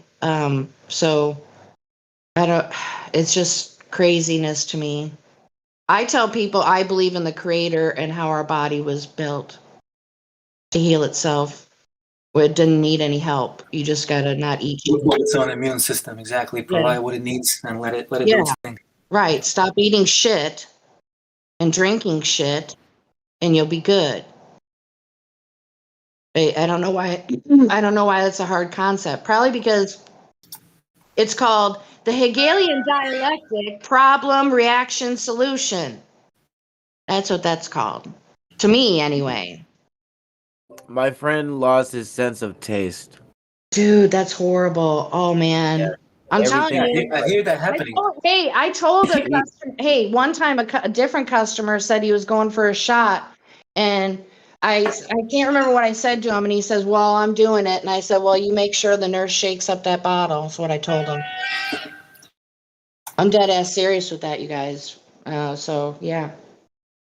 I've said it to a customer. I don't know, it was like a month ago, maybe. But customers bring it up, I tell them stuff. So I don't go around spouting off at the mouth at anybody wants. Oh yeah, you gotta do. It's your moral duty, dude. It's our moral duty to speak up. That's it. Right. If somebody brings something up, absolutely, with the best tact I can that I know how, I tell people stuff and I write down stuff for people. In fact, I need to motherfucking do it. Make my card. Okay, I gotta bring that back out. I gotta have that card ready for people to just hand to them because a lot of people aren't really technically savvy. They can't search shit on the internet. They need a direct link or something. I don't know. Maybe I should get a specific email for people. Say, hey, if you want some information, I'll email it to you. Because it's really cool. This one lady that I work with, I think she's maybe 5 years something older than me. Maybe more than that. But her daughter, I guess, is into conspiracy. And I told her, I said, well, I wrote down Dr. Andrew Kaufman. I said, you give her this. And that'll solve that conversation. I forget how the conversation went. I don't even like that word. I just use the word truth. You want to find out the truth? It's I don't say it right, but it's Koch's postulates.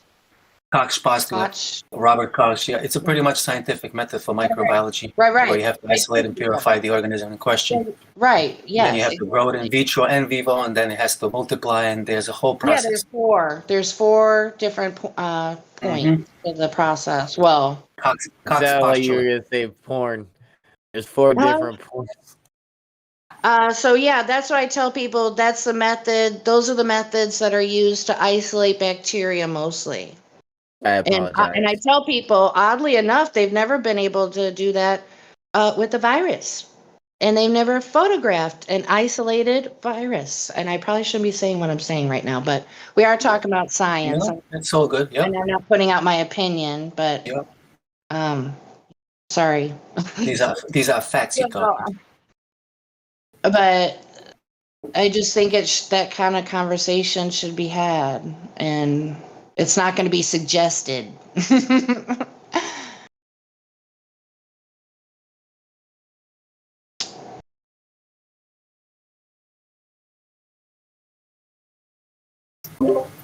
But yeah, The funniest thing is that people don't ask for safety studies of these injectables.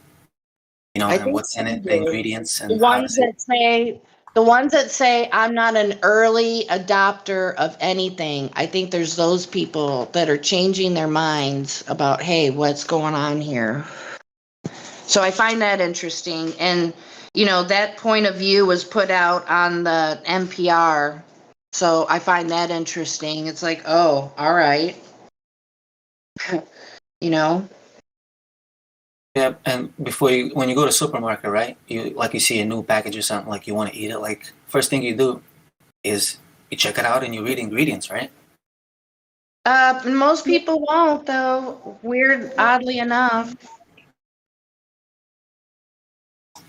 I mean, when it comes to children, like I asked my cousin in Croatia is a judge, and her husband is a professor of biology, and they whatever vaccine, you know what I mean, jab their kids. And I asked them like, why, and did you find out what's in it? And they both just told me they wouldn't even be able to go to school. That's their answer for why. Yeah, this is the judges and biologist professor answer to why they vaccinated their child, or two boys actually, two boys. When I asked them, do you know what's in it and why did you do it? They told me they wouldn't be able to go to school. My jaw dropped, and I just like looking at them with the open eyes. I just can't believe what the fuck they answered to me. Wow. Okay, And you know what? I got the message that they don't want to talk about it. That please, like, they quickly change the subject, tap me on the back, like, look, like, don't worry, we think you know, but don't worry about it. Oh my I was just so disappointed, dude. You know what they just told you by their answer, and it's very. Oh, I know. Pretty much, they expose their ignorance. They're To me, that's what it is. no, they're order followers without question. I know. Yeah, absolutely. It's disheartening. I'm so sorry. Ugh. And conveniently, I am the only member of my wider family that doesn't have some high degree, and that's why everybody is like, okay, buddy, okay, yeah, you know, kind of like whatever I say doesn't even matter because hey, I don't have that college diploma. I'm not a professor. I'm not a PhD. I'm not something up there, and what I say doesn't even matter, and they won't even entertain a conversation about these things. It's so bizarre.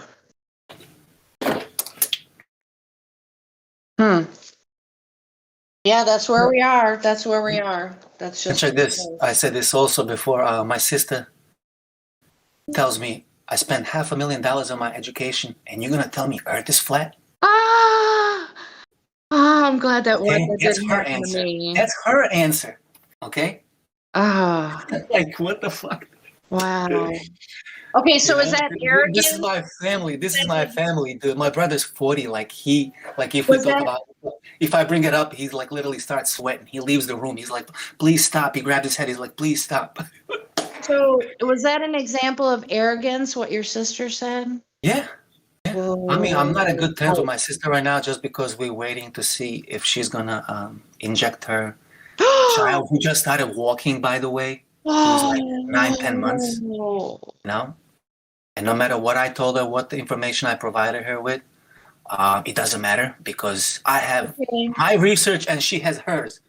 Okay, so wait. And no matter how much I said, I want to see yours. Show me the safety of that. No, that doesn't matter. She just brushes me off. Okay, so Oh, wait, sorry. I don't mean to interrupt you, but this sounds like a, you know, it hits home. And so my thoughts were going when, what I thought of is you can only do like, kind of cleanup. So for your little niece or nephew, you can maybe encourage them to like leafy green vegetables and stuff that like naturally detoxify the body. Dude, if I tell you that we can't even entertain the conversations about anything like this, I know, I they're, know. they're the smartest right now. They know I everything that needs to know. be known about kid. She Dude. told me she done her research, and if I even try to ask her, can you just show me that research? It's Yeah. immediately like, oh, get off. I don't want to talk about it. Dude, Okay, all I'm asking so you is show me the safety that you've done, the research that these things are safe for your child. What's in it, and how does it help your child's immune system? You conspiracy theorists, get out of here. Dude, this is a 40-year-old woman almost. She's almost gonna be 40 soon. This is there's how we nothing talk. you can do. There's nothing you Nothing. can do. Nothing. Yeah. Like I said, the only thing you can do is encourage your little nieces or nephews to eat good food. And the body, if they do that, then the body will detoxify.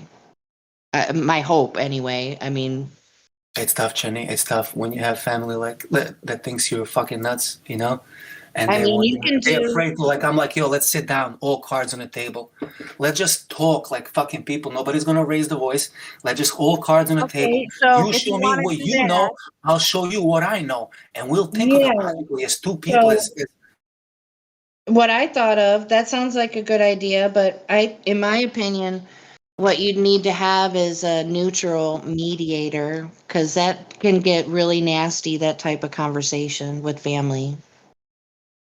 You know what I'm saying? But it doesn't have to get nasty because all I'm Right. asking You're for is right. their research. Because especially after she told me she's done her research, then I'm Oh, like, oh, boy. great. So can I see it? Right. Because I've done it too. I want to see That's what fair. you've seen that made you actually, But the good thing is, like, they still didn't make up their decision, and we're kind of in a gray waters right now. What happens next is gonna be like breaking point for my family. Oh, I man. know that. I'll fucking drop my sister like a hot potato. I'll never talk to her again if she does this. And I told her this. And that's why we're that's why we're good. That's why we're like this right now. No. You can't, like, stop talking to her. I don't know, yeah. I dropped so many friends. Like, I don't give a fuck about nobody anymore, dude. People who who can't face the no. I don't know, man. Well, dude, look at the situation we're in. This is because of people like that. well, see, the problem is, and this is my viewpoint, my opinion, is that you can't change other people. You can only change yourself. You can't have any control over what's going to happen. The only thing you can do. So maybe I want to distance myself. Maybe you if should. she like completely, that's what I'm saying. So. Well, then don't say you won't ever talk to her again. If my nephew gets harmed by her choices, well, I would not even have that in your how would you thoughts. react? Hey, don't put that in your thoughts, because it I could know. it could manifest. So you better not think about that. No. So I'd be real careful.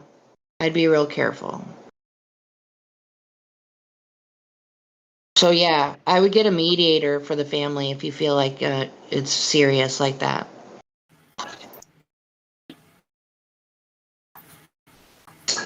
You know what's crazy? My brother's like a glober, 100%. Like I said, he starts sweating when flat Earth is around. But he figured out glober. But he figured out this shit. He figured out the jabs and all that shit, and he's 100% against it. He's also trying to talk to her about it. How crazy is that? Okay, so you got. Shit, I don't know a lot of hardcore globers that figure that out, dude.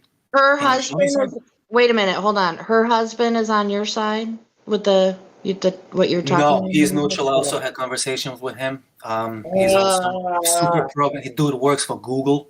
Like, he's high up there. He works for Google. Oh my God. Okay. Yeah. So, dude, I had flat Earth conversations with him years ago. It didn't go good. Oh, wow. Oh, wow. I wouldn't be doing that if I was you, but hats off, sir. Hats Yeah. off. Tip, curtsy, whatever you. Yeah.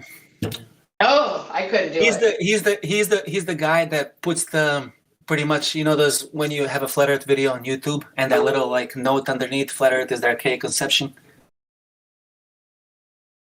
You know how there's little information under the video when you open a flat Earth video on a YouTube, and it says right underneath, flat Earth is the archaic conception. It's like from Wikipedia, directs you right to Wikipedia. That's what he does. That's what he does. He was telling me about that shit. He was telling me about that shit before that shit went in effect. Oh my God. He was Oh my making it. God. He was one of the guys that was making this shit. Oh my God. Oh my God. Yeah. Oh my God. Oh, wow. I'm blown away. That was easy. And I would love to get him on Discord, you know, Oh, talk about things. that would But, be epic. right? Oh my God. Oh my God. And he's looking for a Write job out that of the group down. right now. Write that down, dude. That would be epic. I'll try to get him in here then. Oh man, that would be like that would be an ethical kind of conversation. I don't know. And he's also a diehard Glober. Well, maybe not ethic. Would you say it would be a moral? I don't know. What would you ask him? Like, I really had no questions when it comes about that. Like, he was just telling me that before it even came out. You know, I couldn't even imagine what it would be. And then when it came out, I was like, oh shit. Technically, he's working for the Ministry of Truth. 1984. That's what he's doing. Yeah. The Google is their guy. Yeah. Yeah, his mind. He's looking for a job. I don't know if I mentioned he's looking for a job out of Google. Hey, his mind needs to be blown up in here. That's not about.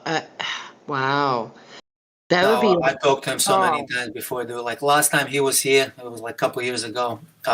Before we started conversation, he said something like, "I don't believe in anything I can't prove for myself." And I says, "What?" I opened my ears. I said, "Bro, let me write that down." And I went right in front of him. I wrote that down. I said, "Can you repeat that again? What you just said?" Yeah, and right. He repeated it again. He said, "I don't believe in anything I can't prove for myself." Wow. And then I'm like, profound. "Okay, excellent. Now, can you show me the proof for the globe?" And the conversation went from there into 2 hours. He literally had nothing to say, but you know, scientists wouldn't lie. This, that. I'm like, and I always kept going back to like, wait a second. You say you don't believe anything that you can't prove for yourself. And now you're telling me about some scientists who you have all your trust in? Oh, you know what that reminds me of? Dude, this was major. That reminds me of that It's Always Sunny in Philadelphia clip where what's his name calls all those scientists a bitch.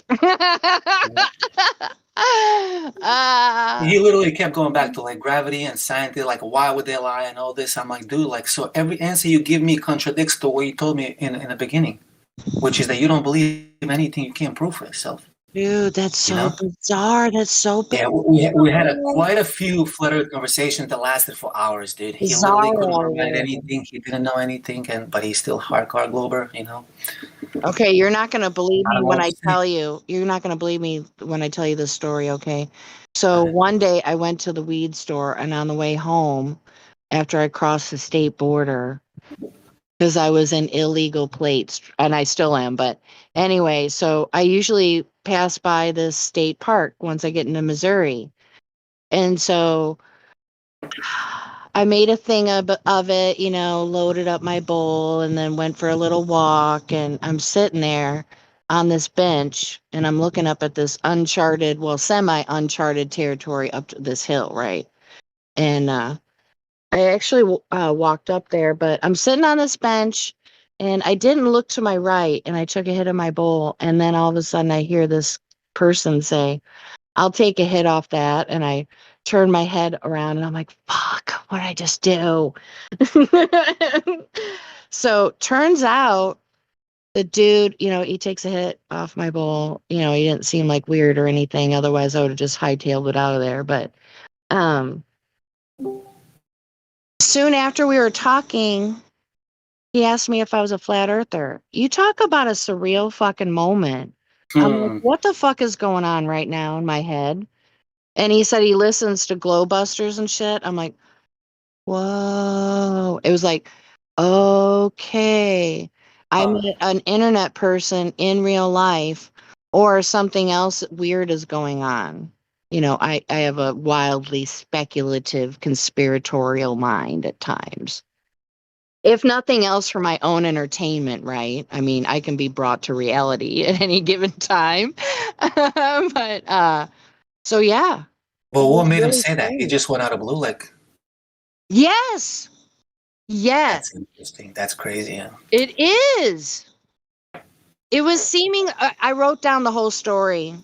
I've got it in my paperwork somewhere because when I came home, I was like, "Oh my god! Oh Yeah, my that is god! wild. Oh Yeah. my god! Oh my god!" That's what I was like. I was like, "Oh my god! What's Just fucking remember, crazy?" there's no coincidences. Remember that. Dude! You would not believe the synchronicities Yeah. that had to happen that particular day for that moment to really occur. It really blew my mind. It's like, what? Major WTF. Like, Huh. so needless to say, it kind of freaked me out. In a good way. No, I don't Oh, know. no? I'm kind of divided I got you. Okay.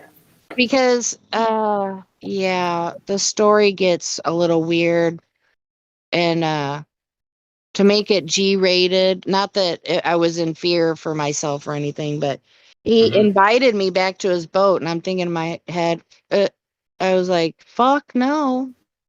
Like, what kind of crazy what person would do that? And I shouldn't say to use the word person, shame on me.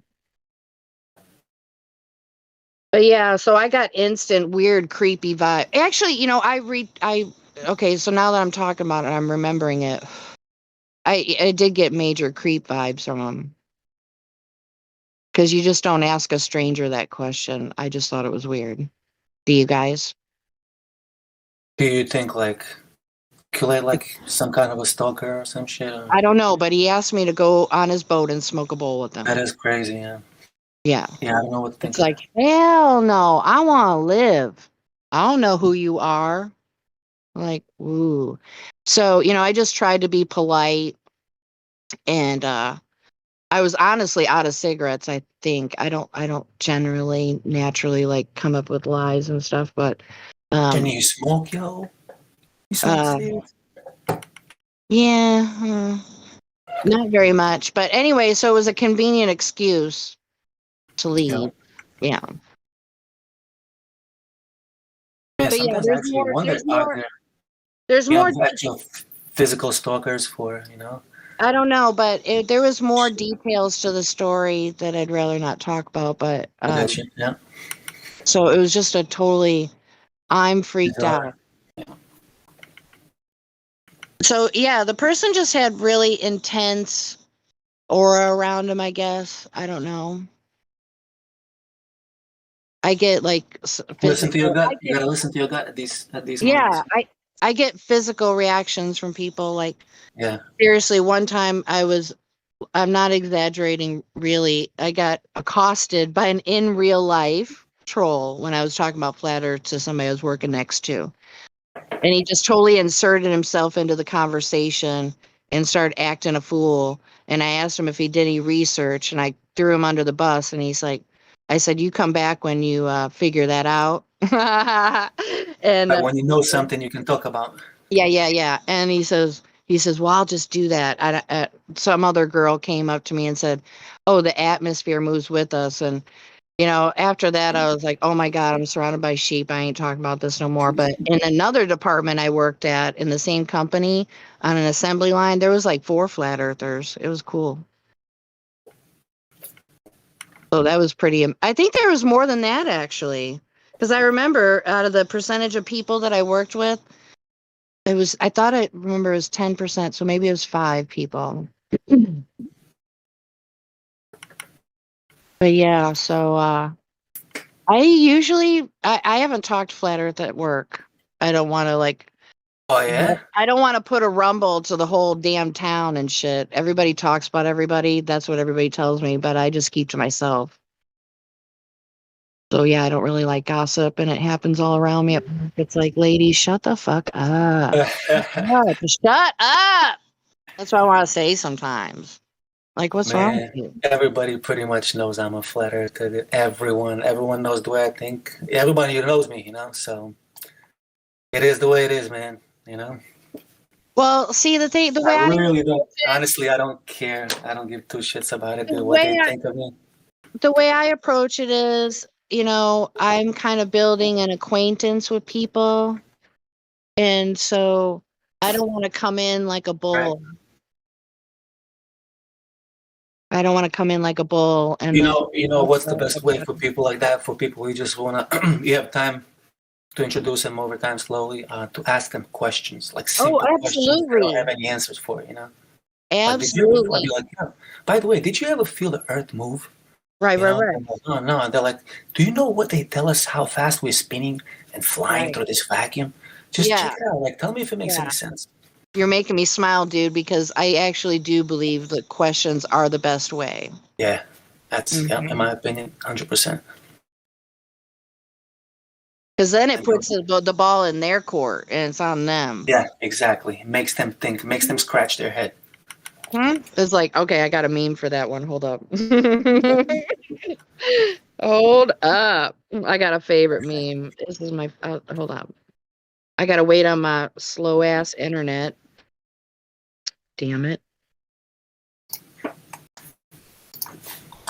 All right, so I first really got amused with this meme. One time we were all listening to one of Witset's things. I forget where he was at. But you know how he like talks really fast and he spits out truth and all that, and it's like one thing right after another, bam, bam, bam. So that every time I like see this meme, I always think of him. Like, what? Wait, what? What? Wait. What's his? Is it Williams? Pat Williams, right? Okay, I can listen to Witsit and look at this GIF and just sit there for 5 minutes and giggle. I'm telling you. This guy is pretty funny, yo. His name is Pat Williams, I think, or Cat. Yes, It's not yes, Cat Williams. I love Cat Williams. Okay, I'll play my favorite clip of his, and this is like an OG thing, in my opinion. But I played it a few minutes ago, or wait, I don't know, whatever minutes ago. I got it right here. All right, so it's a short one, but it's so amusing every time hearing it. Evolution say people came from monkeys. And the question is, why is there still monkeys, you dumb motherfucker, you? Is these the retarded monkeys? They didn't turn into people just yet. Get your stupid ass the fuck out of here. Get the fuck That's out a of good here. one, yeah. But he's a global warming believer, though. He believes in global warming, yeah. Sure, you can't win them all, but Yeah. You can't win them all. But I'll tell you what, him talking to his own people like that, it's like, wake the fuck up, you little sheepies. But yeah, Cat Williams, just for me, endless source of amusement. Yep. Never gets old. My favorite meme is right above yours. Just show me fucking curved water, dude, and then we can talk about everything you want to talk about. Anyway, in reality, show me curved surface of any body of water. I'll give you gravity, I'll give you refraction, I'll give you whatever you want to do. Just show me curved water. Hey, we can do that when Globers come in here and they say shit. You can go.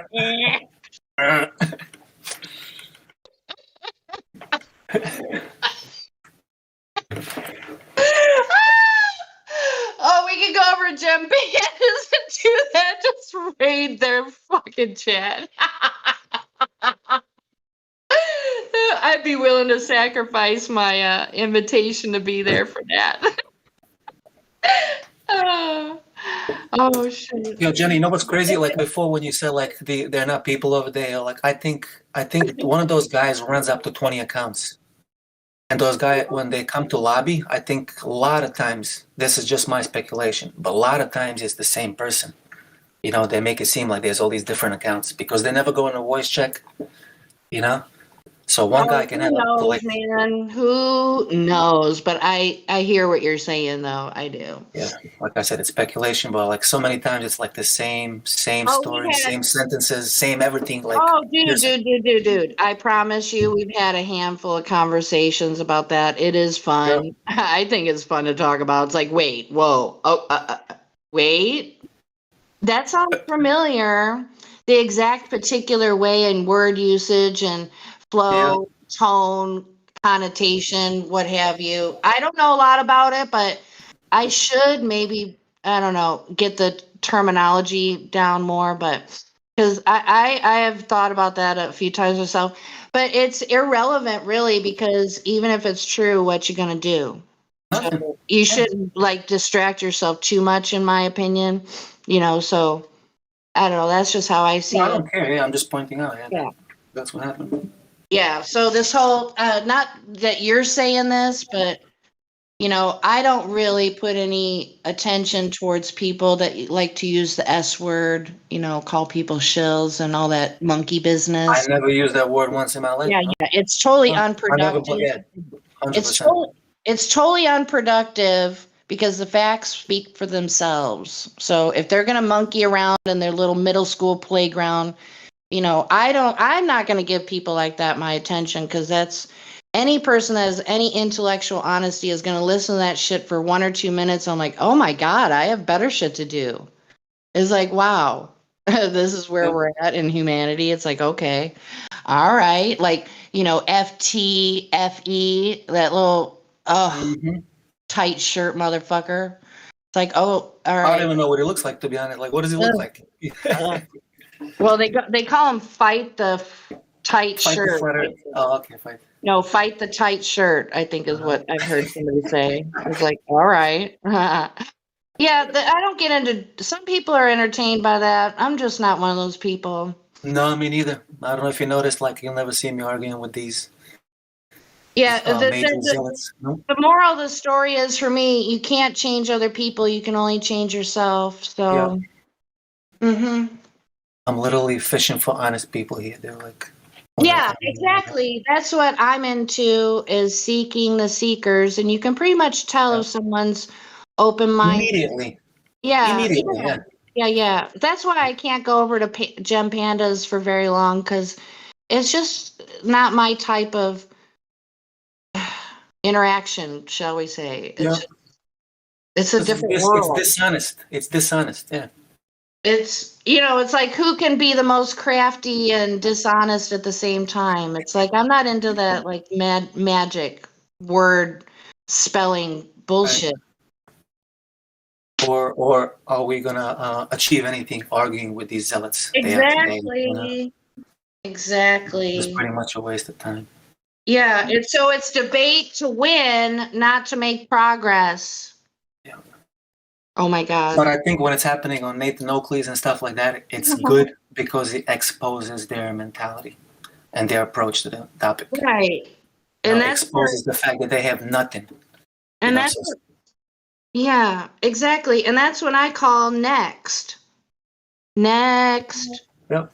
I mean, we need to have a meme, Morvis. We need to have a meme that says next. I have a suggestion. Let me see it. My favorite.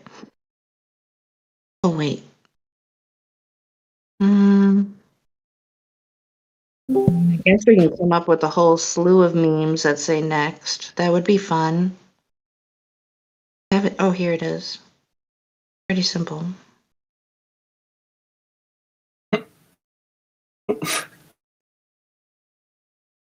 Got the shit posted already. Nice. Internet. My phone is so slow anymore. I probably should look at it. Yeah, I cut the shits one. Next. Next. I don't want to waste my time with you. Next. That's what that says. My time is valuable. I don't know about you guys.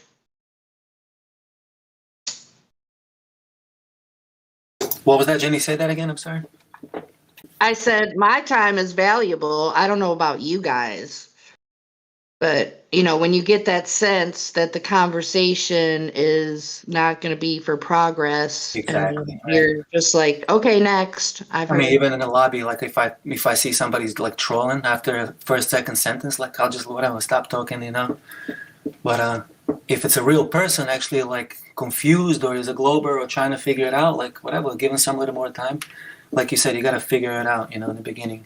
Right. But And they reveal their what they want to do in the first sentence, like, pretty much. I mean, okay, so this is what I've always heard Michael say, that, you know, we should expect some trolling. Sure, you know, but if you're just going to continue to act a fool, then this isn't the place for you. Right? Because they're wasting their own time, first of all, right? Yeah, yeah. And this ain't a joke server and shit. So bye, Felicia. That's what that's called. Yeah. Bye, Felicia. Bye, Felicia. Bye.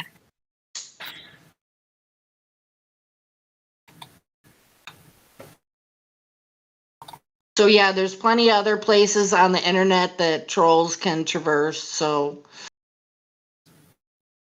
I mean,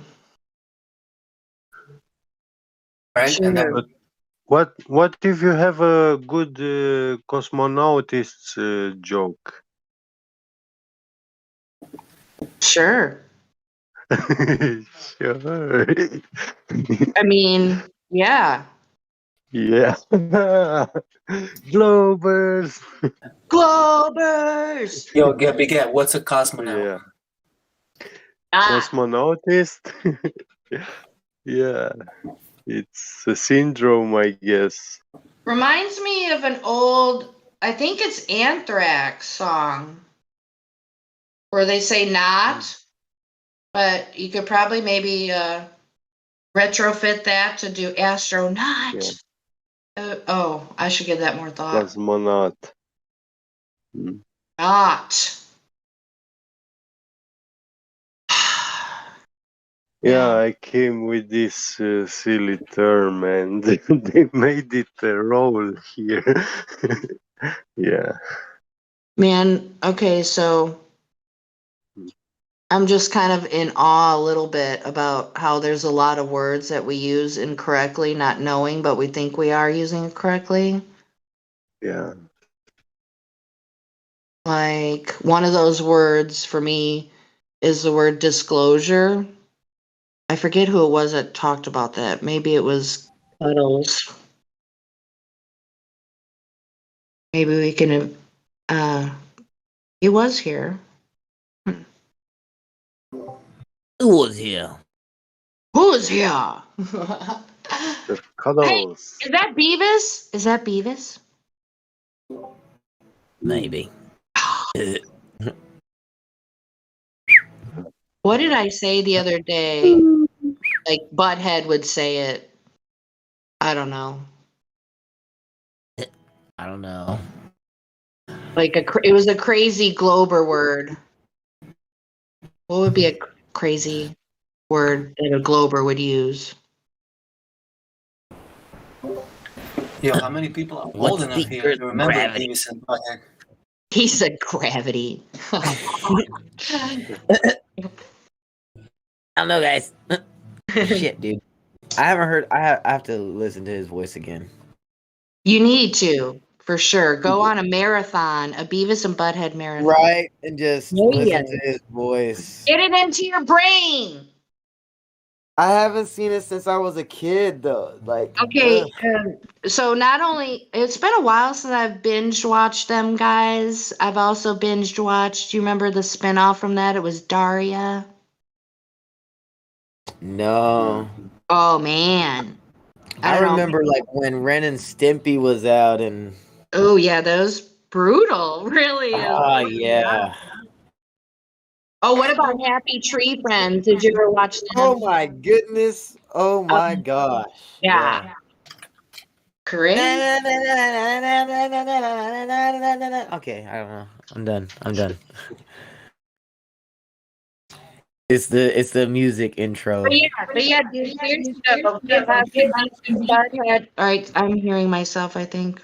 Get Beavis and Butthead in your brain. Because you could totally can do Beavis. It's hilarious AF. For sure. Hilarious. Hilarious as fuck.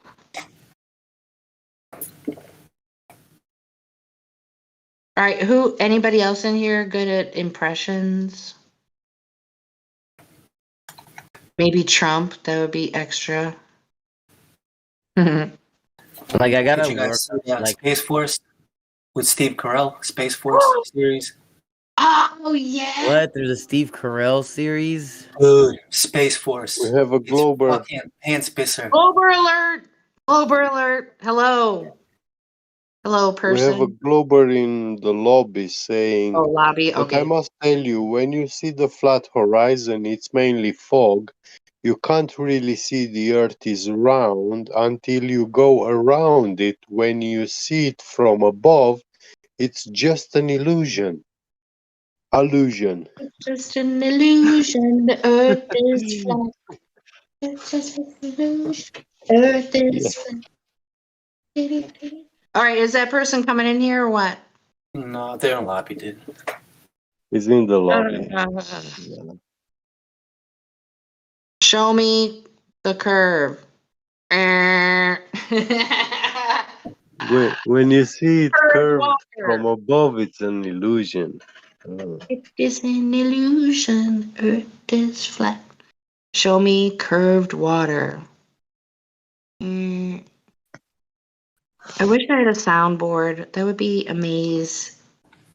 Bend the water with your The mind. Earth is just made up of tiny pieces of energy. Tiny pieces. Of energy. Oh my god. Show me curved water. It's got to be more obnoxious than that, I think.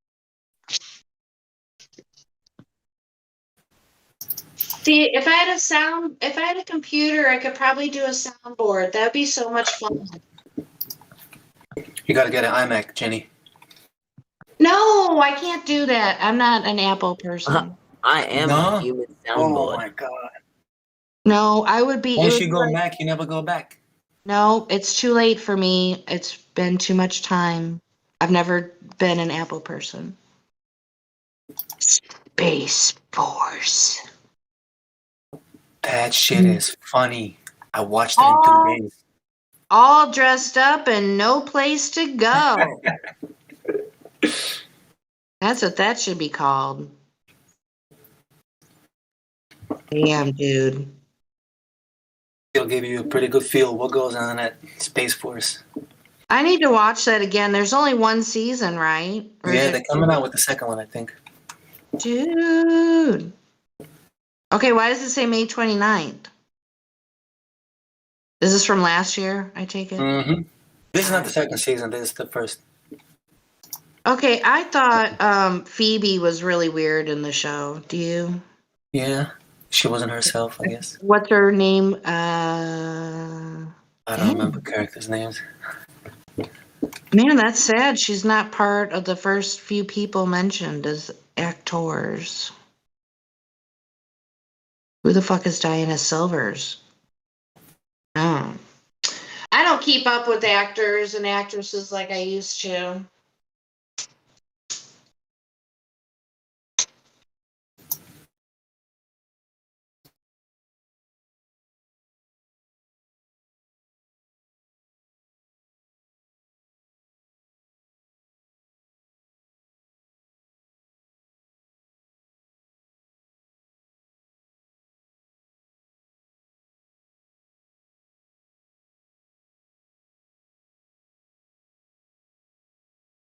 All right, y'all. Who has something to say?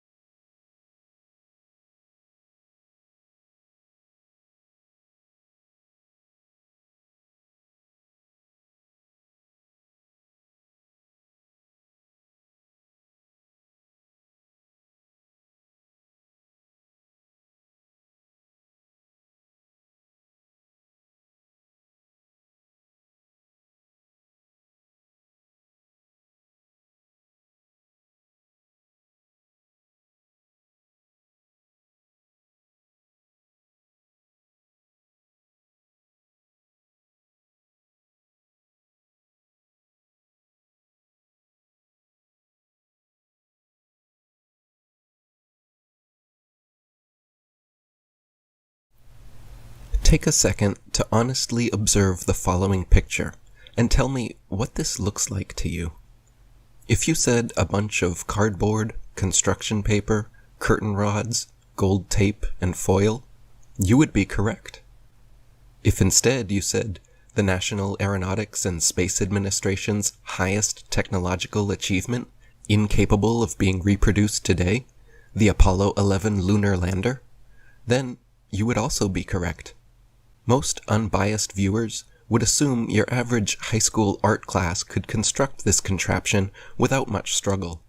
But official NASA spokesman and astronaut Don Pettit assures us that actually, this 1969 technology is so advanced that even with their multi-billion-dollar yearly budget, they cannot for the life of them recreate it now. I go back to the moon in a nanosecond, Don informs us. But NASA destroyed that technology, and it's a painful process to build it back again. Firstly, why on earth would NASA destroy the original Apollo lunar landers? The historic first crafts that landed men on the moon? The supposed most incredible achievements of mankind? And they irreparably destroyed them so that they could not be replicated even after 50 years? Could it be because they didn't want future generations able to visit museums and see these laughable 1960s attempts at high-tech looking space vehicles? And what other 1960s technology is so advanced and expensive that it cannot be recreated easily and far better now than way back then? Let's take a closer look at this 1960s spaceship and see what else we can notice. For example, look at the paneling here, on the side of the craft. If someone sheetrocked your house looking like this, you would be entitled to a full refund. Yet, with supposedly the best engineers and scientists in the world on the job, this is the kind of craftsmanship NASA provides? Look at the flimsy, haphazard, and careless construction materials and methods used. Look at the buckling, warping, and indentations showing how thin the paneling is. What is this thing? A Twinkie? No, I'm sure it's some super important and necessary high-tech device. Here there are press stubs, and here also has press stubs. But here, and here, they must have run out, so they used gold foil instead. And then over here, they must have run out of gold foil because they didn't bother with either.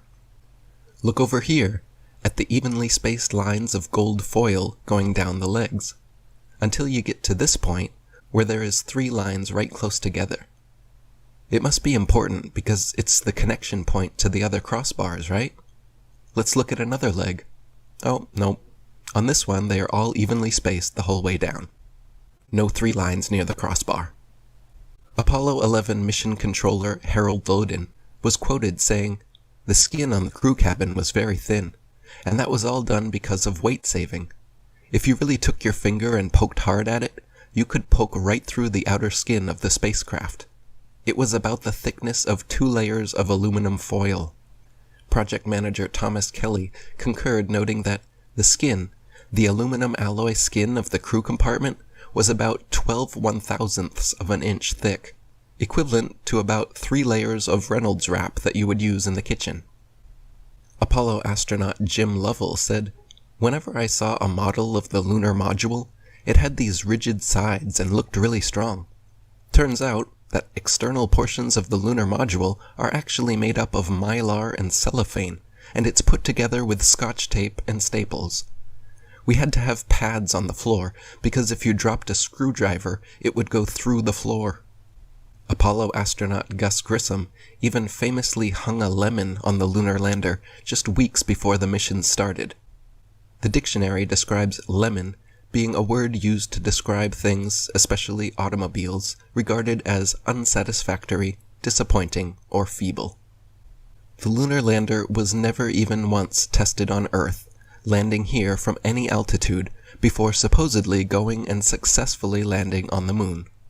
There, this pathetic cardboard and tinfoil construction allegedly fell from lunar orbit at 4,000 miles per hour, then used retrothrusters to slow it down and safely landed without a hitch on the lunar surface. When the astronauts did practice in other training vehicles, 3 out of 5 of them crashed, and you can see here how difficult they were to control, even in broad daylight, on Earth, in optimal conditions. The idea that the actual lunar lander was never once tested on Earth, but then made a perfect landing on the moon, is one small step for lying Freemasons, and one giant leap for brainwashed mankind. This is a 7,500-pound thruster. Look how powerful this is, how big, how much dust it kicks up, and the light it creates. The lunar lander's thruster was even bigger, at 10,000 pounds, and somehow didn't kick up any dust, left no blast crater under the craft, and not a grain of sand on the landing pads, as if it was gently placed down by a crane in a studio. Here we see the lunar lander redocking with the command module. This is clearly fake and made with props, models, and footage similar to the Hollywood creations of the day, such as Stanley Kubrick's 2001 Space Odyssey, created in 1968, the year before the first supposed moon landing. Look at the jerky, unrealistic motions and lack of thrusters being used. The craft is just being turned like a Rubik's Cube somehow, all of this supposedly happening as they both orbit the moon at 4,000 miles per hour. Since many people can't believe this is genuine footage, let me assure you, this is actual, official NASA footage of the Apollo 11 redocking. And this is just the tip of the iceberg when it comes to moon landing hoax evidence. If you still believe man has actually walked on the moon, and rovers are rolling Mars, please do me, yourself, and the rest of humanity a favor and watch my following presentation, link in the description box, The NASA Moon and Mars Landing Hoaxes.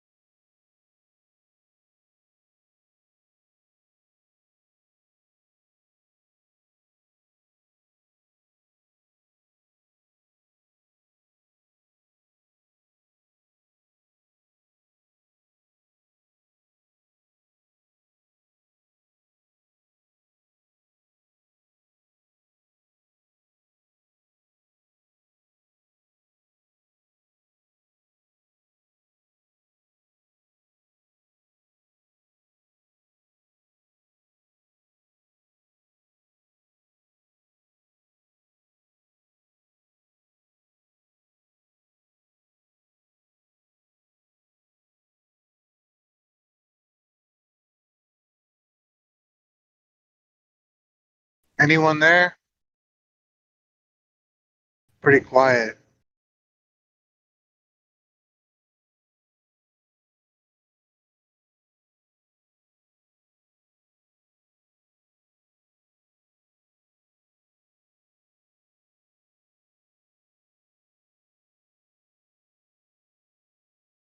Anyway, I was just wanting to talk a little bit about. Uh, it's something I hear on the server a lot, but it's like both political parties in America being controlled, and like it seems like a bit of a black pill, like talking about the elites and how world affairs are governed. And for me, that is kind of a black pill. It's like, what can we do? We're just pawns in this big game. Uh, and I look through history, the different wars that were fought, and I really want to believe that all these people that fought in these wars, that they at least had an effect in a good way. Like they didn't die for nothing.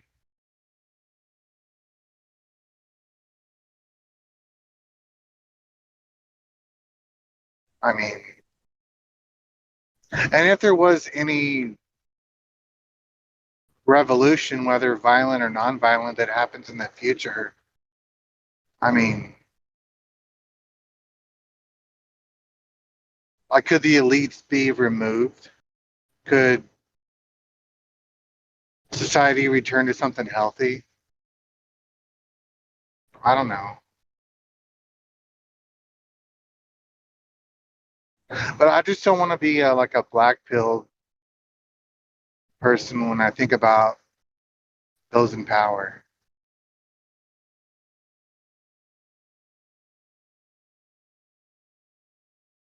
That's just my thoughts on it.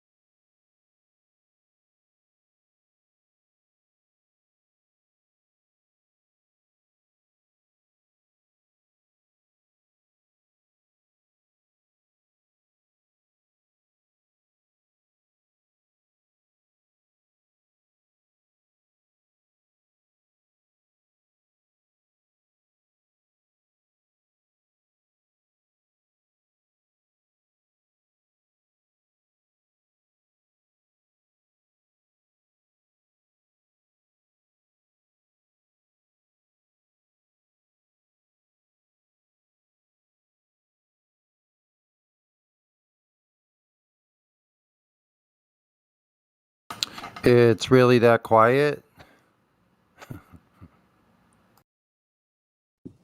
Yeah. Hmm.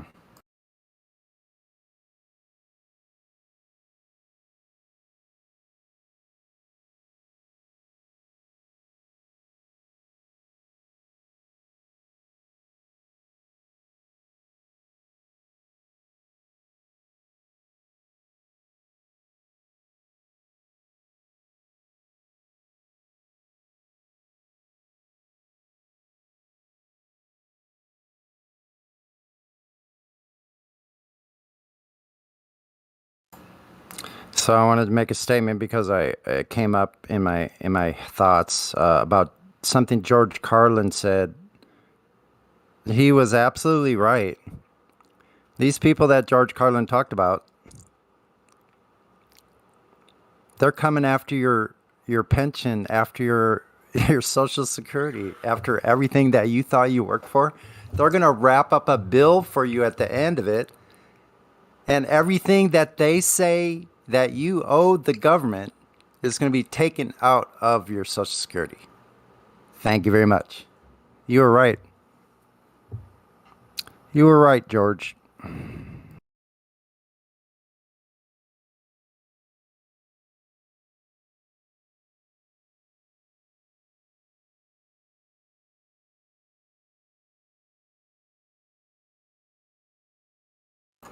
Because they love you.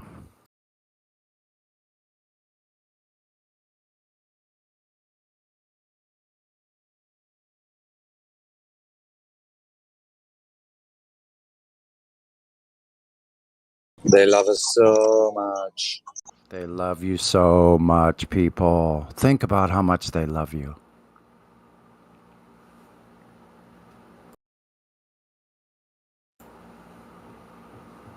They want you to be sick and dying so that you fall into their loving hands because they care so much.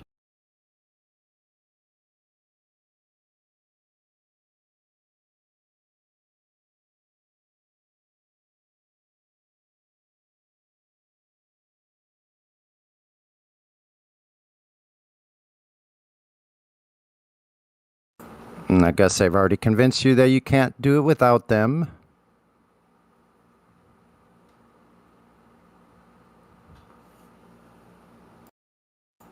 And you believed it.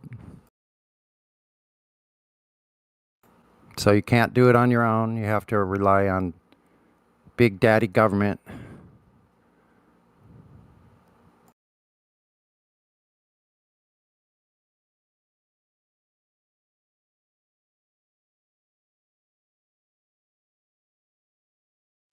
Anyway, back to the Earth. In its apparent condition, seems to be still, very still actually, and not curved anywhere.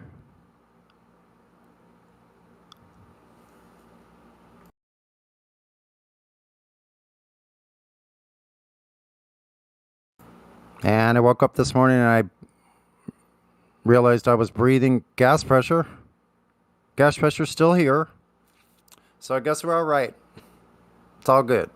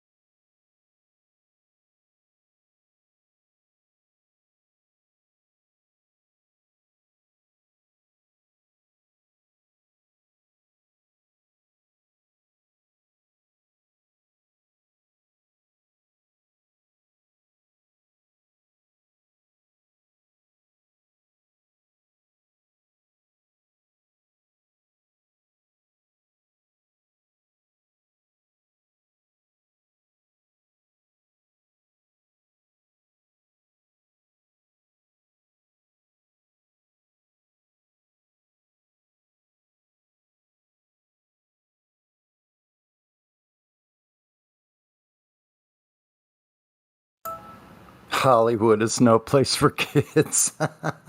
That's a funny one.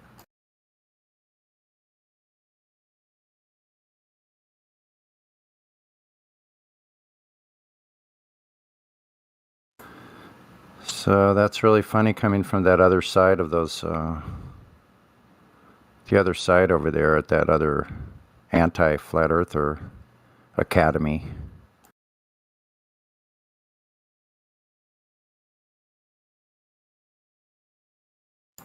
Sounds like projection, if you ask me.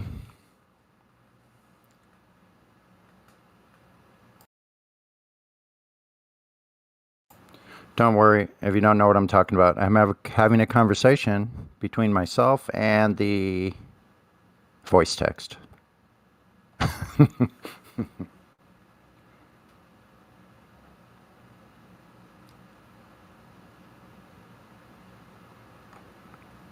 Yeah, I say boycott that. There's nothing good's going to come out of us going in there. I really don't see it.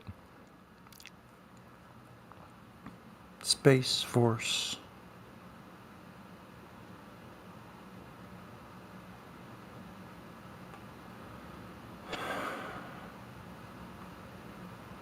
So what do you think? That's who we have coming in here now? Space Force? They're sure not doing a very good job. If they are.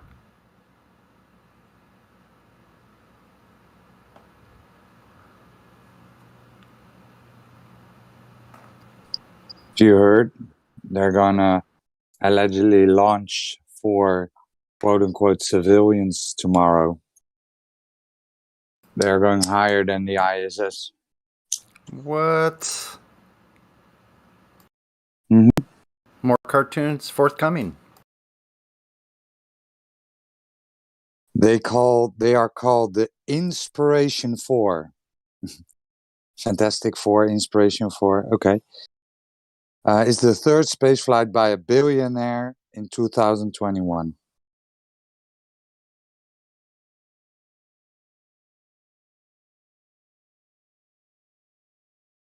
Wow, they're taking it up a notch here, aren't they? Jared Isaacman. He's Shift4 Payments founder and CEO. Hope, 29, physician's assistant, and a childhood bone cancer survivor.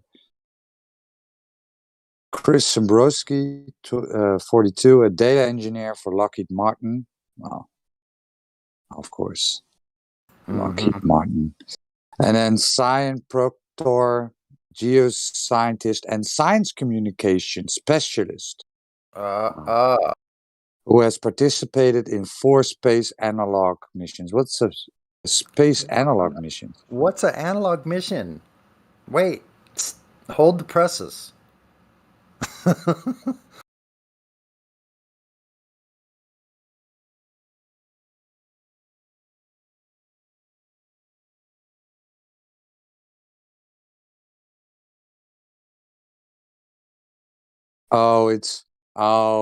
It's like they recreate Mars in a dome on Earth.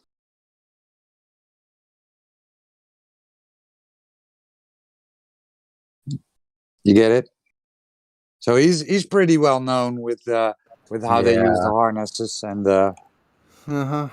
Yeah, I'm looking it up. A 1-year-long analog mission habitat simulation to feel what it's like staying on the surface of Mars would be like. Blah, blah, blah. Weird. Chapia. The Crew Health and Performance Exploration Analog. CHAPEA. Chapia.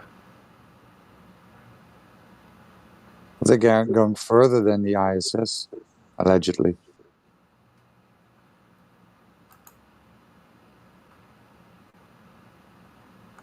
What is this thing called? The Inspiration 4? Mm-hmm.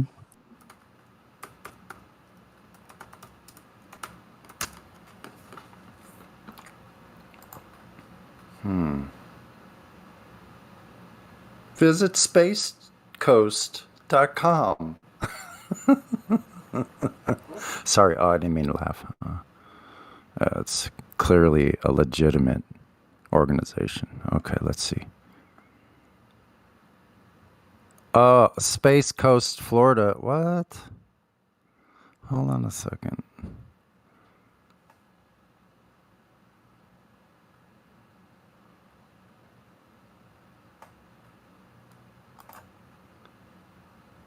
Witness history as the first all-civilian mission to orbit launches from Space Coast. They have restaurants, accommodations, cruises, and other things there as well at Space Coast. Okay. Oh, they're going to free fly around Earth. That is what they're going to do. Yeah, can we get some video of that live? Facing forward. 3 days. So no Should be able peeing to, and pooing. No should peeing be and pooing. yeah, for 3 days.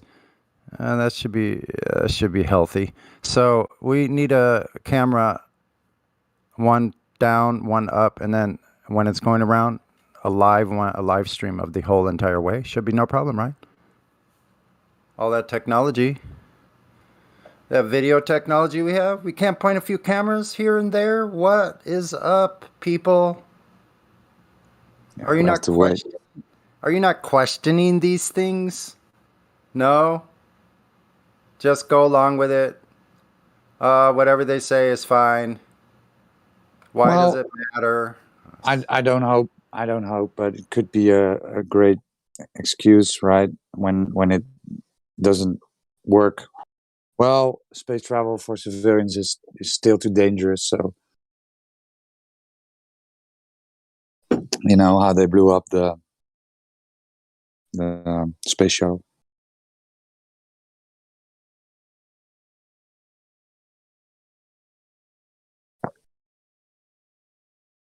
Anyway, my dinner's ready, so I'll talk to you in a bit.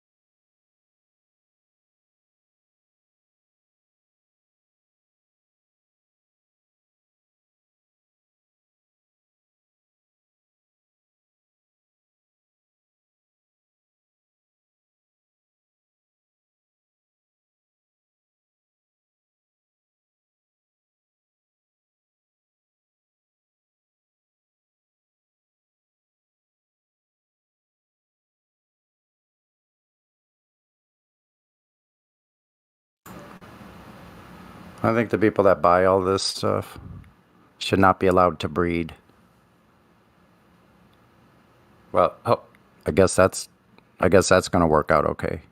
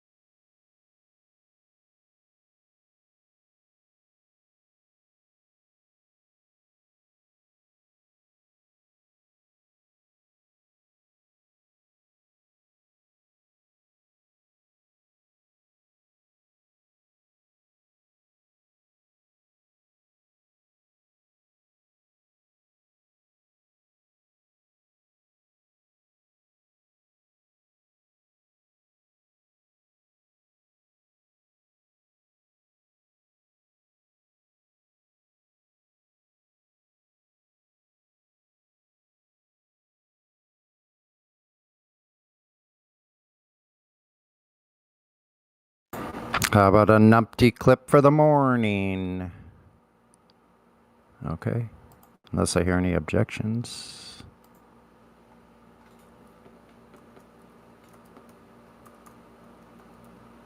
Sounds like a good idea. I second that. Okay.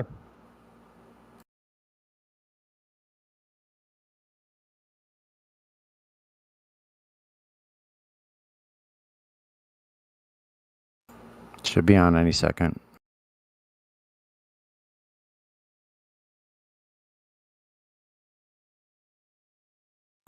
Wait a minute. I might have to rejoin. Hold on.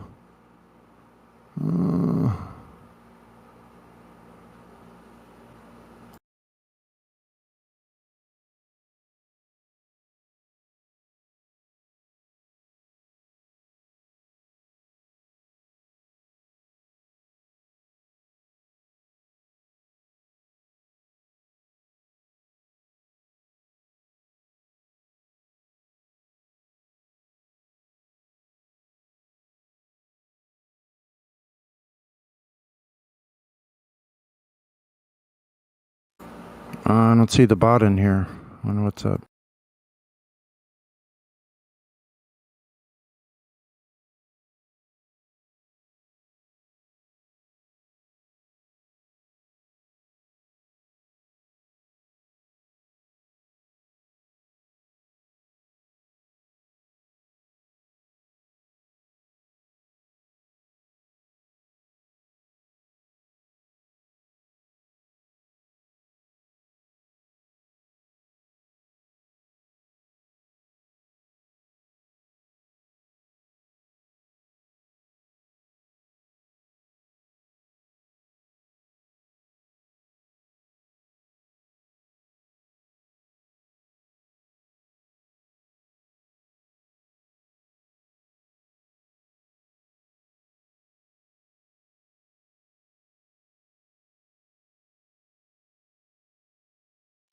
What? Did they take our bot away again?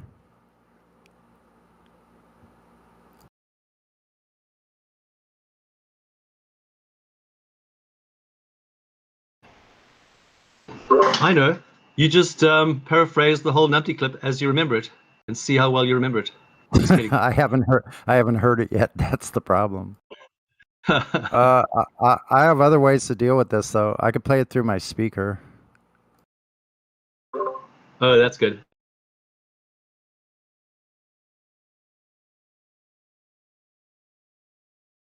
Notice you can put certain types of files into this. So if you change it to one of those type of files that can play here, that's how you do it. You convert it into one of the files that can play, and then you just drop it in.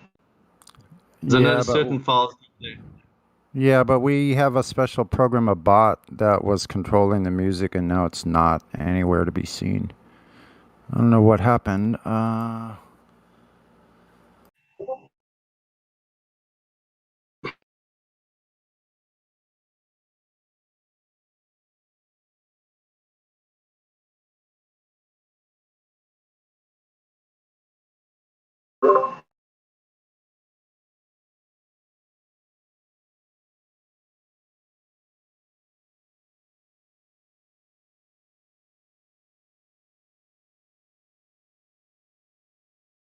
Or you could just post in Livestream, and we'll just play it ourselves.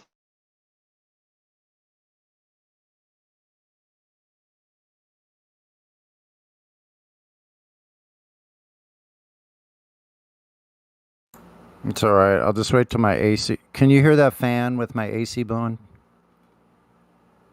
No. Oh, really? Okay. Yeah, you got a good microphone there. It blanks All out. right. Here we go. I'll play it from my speaker. 26 June 2020. This is going to be a collage of Pretender Clown Numpty dipshits. Leading off the pack is Brian Peck, the peckerless, pecker-headed Peckerwood. Okay, how's the volume? I can hear it on full volume. Okay, okay. I'll turn it up a bit more, and we'll see. Put it closer.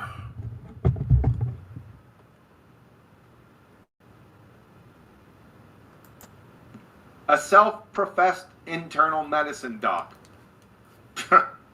Science is not determining cause and effect.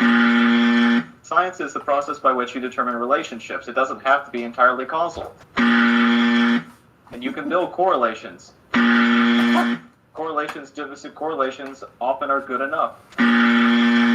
You do not it is not something to where you say, oh, X always does Y. That's not the way science works. Stop with that nonsense. You unlock this door with the key of imagination. Beyond it is another dimension.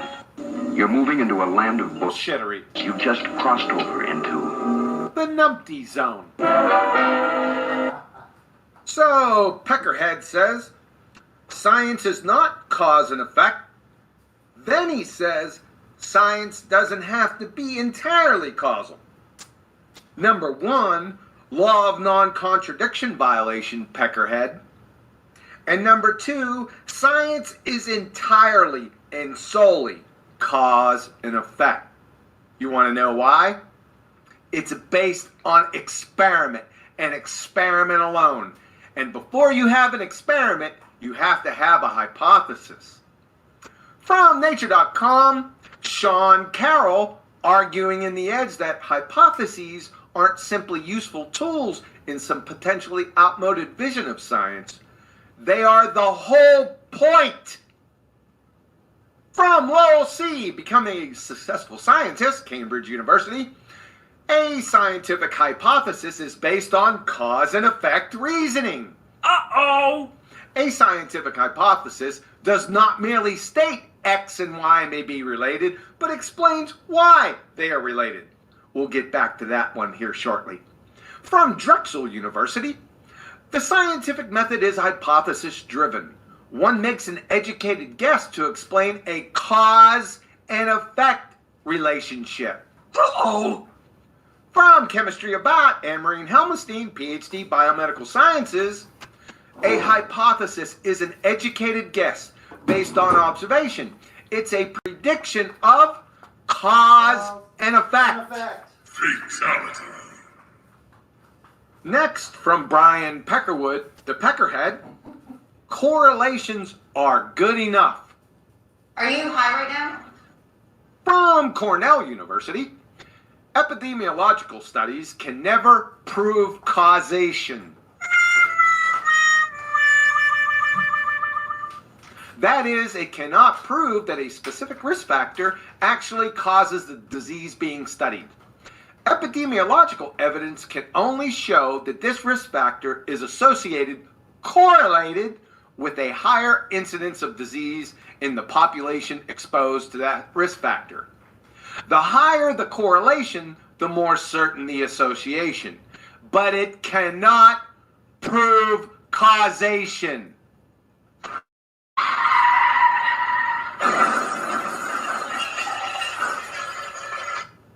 And finally, from the Peckerless, Peckerwooded Peckerhead, says, science is not X always does Y. Stop with that nonsense. Priceless, man. Thank you. Literally. You literally stepped into a friggin' dumpster fire. Again, from Lowell C., becoming a successful scientist, Cambridge University, a scientific hypothesis is based on cause and effect reasoning. A scientific hypothesis does not merely state X and Y may be related, but explains why they are related.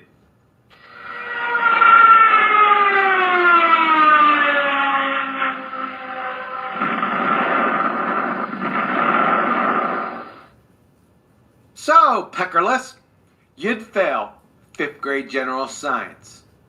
And by the way, on a personal note, I pine for the day I catch your dumbass outside one of your echo chambers, son. I'm gonna get medieval on your dumbass. Late retarded edition. You don't necessarily have to observe a natural phenomenon. You can start with a hypothesis.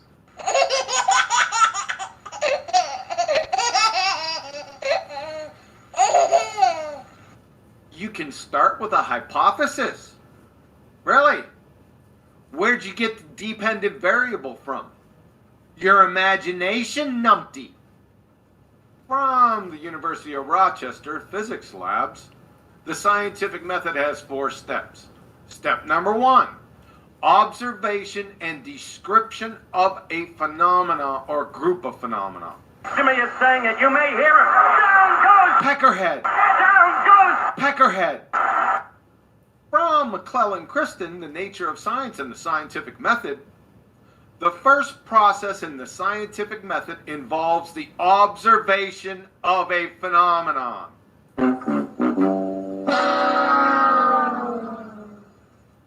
You, sir, are the epitome of a Dunning-Kruger numpty dipshit. Thanks. Gases moving freely in all directions is an assumption of the ideal gas law, in which we know that not all gases are ideal. What the hell did you just say? Gases moving freely in all directions is an assumption of the Afternoon. ideal gas law, in which we know that not all gases are ideal.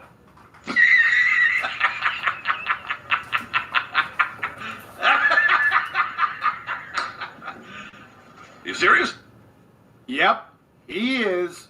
Look at you, big dummy. From MIT, Brownian motion. Real gas molecules move in all directions, not just to neighbors on a chessboard. Jimmy is saying it. You may hear him. Down goes Peckerhead. Down goes Peckerhead.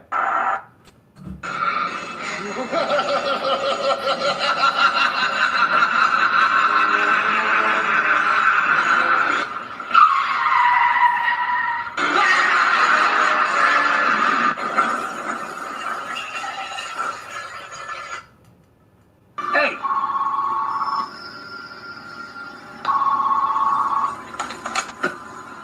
Hello.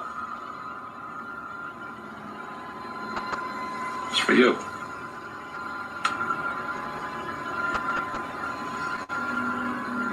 Yeah? You've just been erased.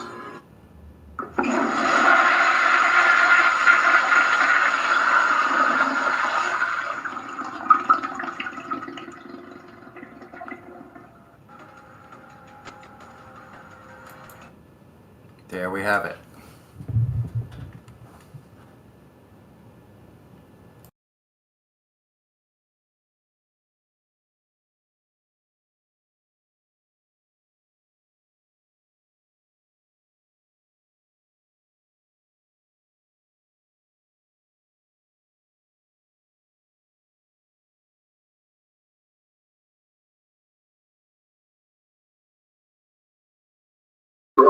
Yeah, that was good.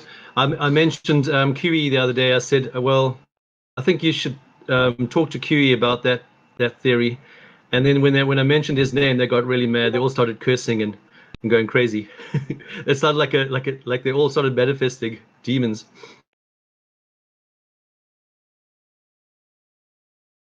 QE's the boogeyman to these globers.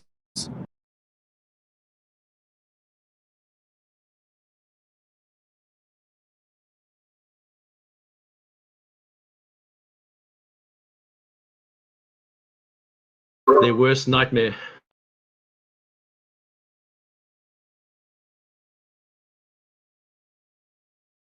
I want to see somebody make a meme with QE as Freddy Krueger.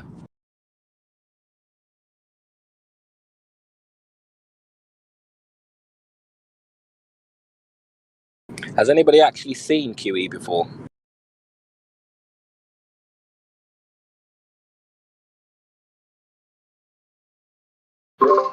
Yeah, he was showing his holiday the other night, and he was showing photos of himself. Yeah.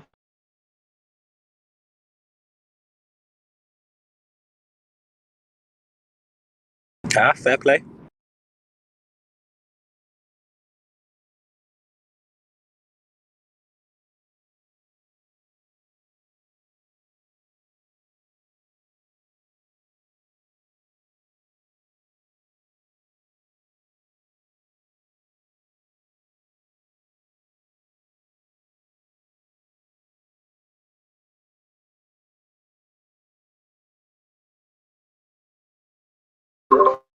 If I could just learn half of what QE knows, man, that'll be good.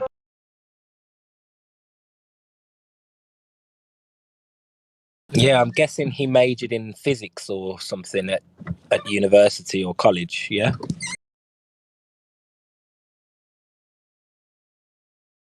Or maybe he's worked in the field, because you don't get that knowledgeable unless you're dealing with it every day.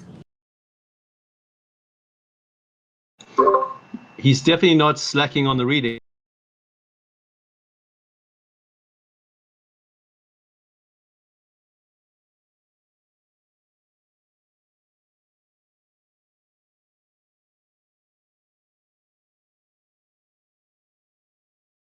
That's the same for Whitsitt as well.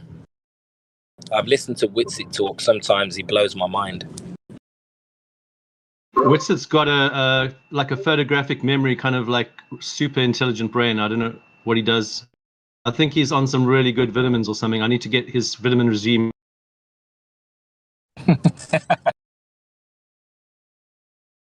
I want what he got.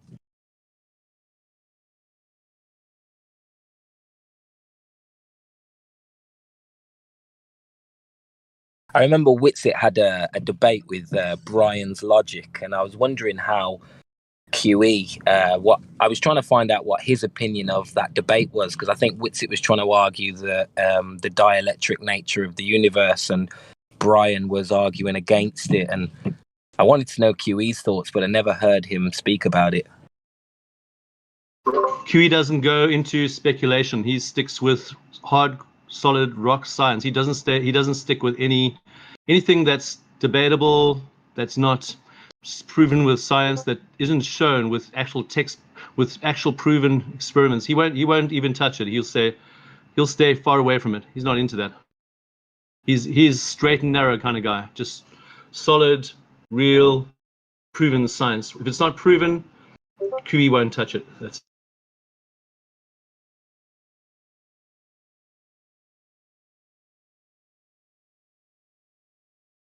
Yeah. I don't know. I thought electrostatics was a proven thing. Everything in nature was electrostatic, or maybe I'm listening to Whitsitt too much. Yeah, there's a lot of stuff going around at the moment, especially with what's happening at the moment, and a certain number, something to do with the number 5. I'm not going to go into details because I don't want to even mention, we're not allowed to mention these things, trigger words. But yeah, so this 5 word and this certain letter in the alphabet, and it's all related to what's happening at the moment, and the body, and health, and control, and communication between machines and humans. It's all related, but and also I mean, there is magnetism, there is electrostatic things, but that can just be a result of things. We can't speculate stuff. So what the problem with these guys, they start speculating, they put the cart before the horse, and we have to stick with what we have.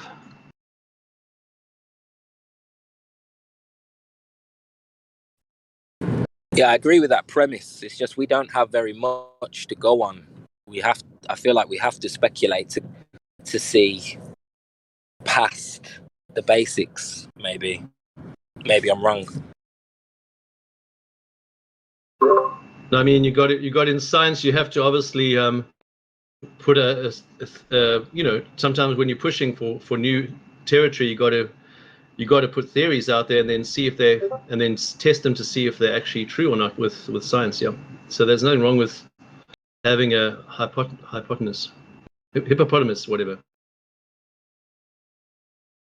Yeah, I get what you mean. Do you have a science background, or were you particularly gifted at science at school? Well, I did study chemistry first year, and I did well at science, but that was a long time ago. I haven't even thought about science for like many years, but I just been listening to these guys, and I'm just picking up the lingo here, I don't know that much, so you probably need to speak to someone with more scientific background if you want to know more about science. Yeah, I just find the dielectric nature of the universe. I'm finding that really interesting, but there isn't much information unless you go into the electric universe theory, which is slightly different, it seems. Well, is that with the electrons, right? Electrons going around atoms, correct?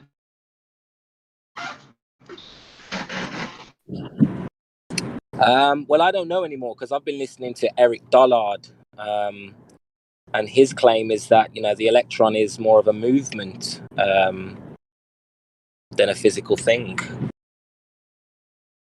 Well, I heard since I was young that it's not about electrons actually going around in circles. They are moving, but not necessarily in perfect circles. That's just a model, and that all these things are just models. And the whole model that they use for atoms, even from when I was young, I heard is actually just a representation of something. It's not actually something that's proven or that actually has any scientific evidence at all, because they can't see it. So it's just a way of explaining something that's happening with energy.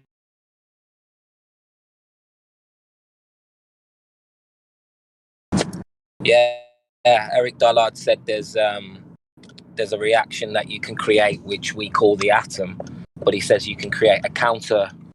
Basically, from my basic understanding, it's like a counter atom or whatever we call that movement. You can create it in counter space as well, as if to say it's not a real thing. Well, that's an interesting theory because actually, well, technically, I come from the thinking of that everything is held together by the words of Jesus' mouth, of course. So that creates the resonant frequency in every single atom, every single.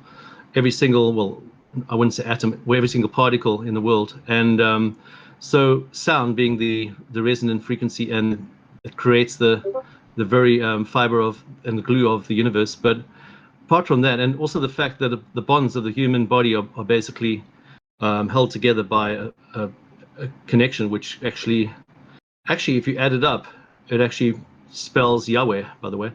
But with this new thing that's happening now, it actually changes the bond between your cells. It changes it to 666, by the way.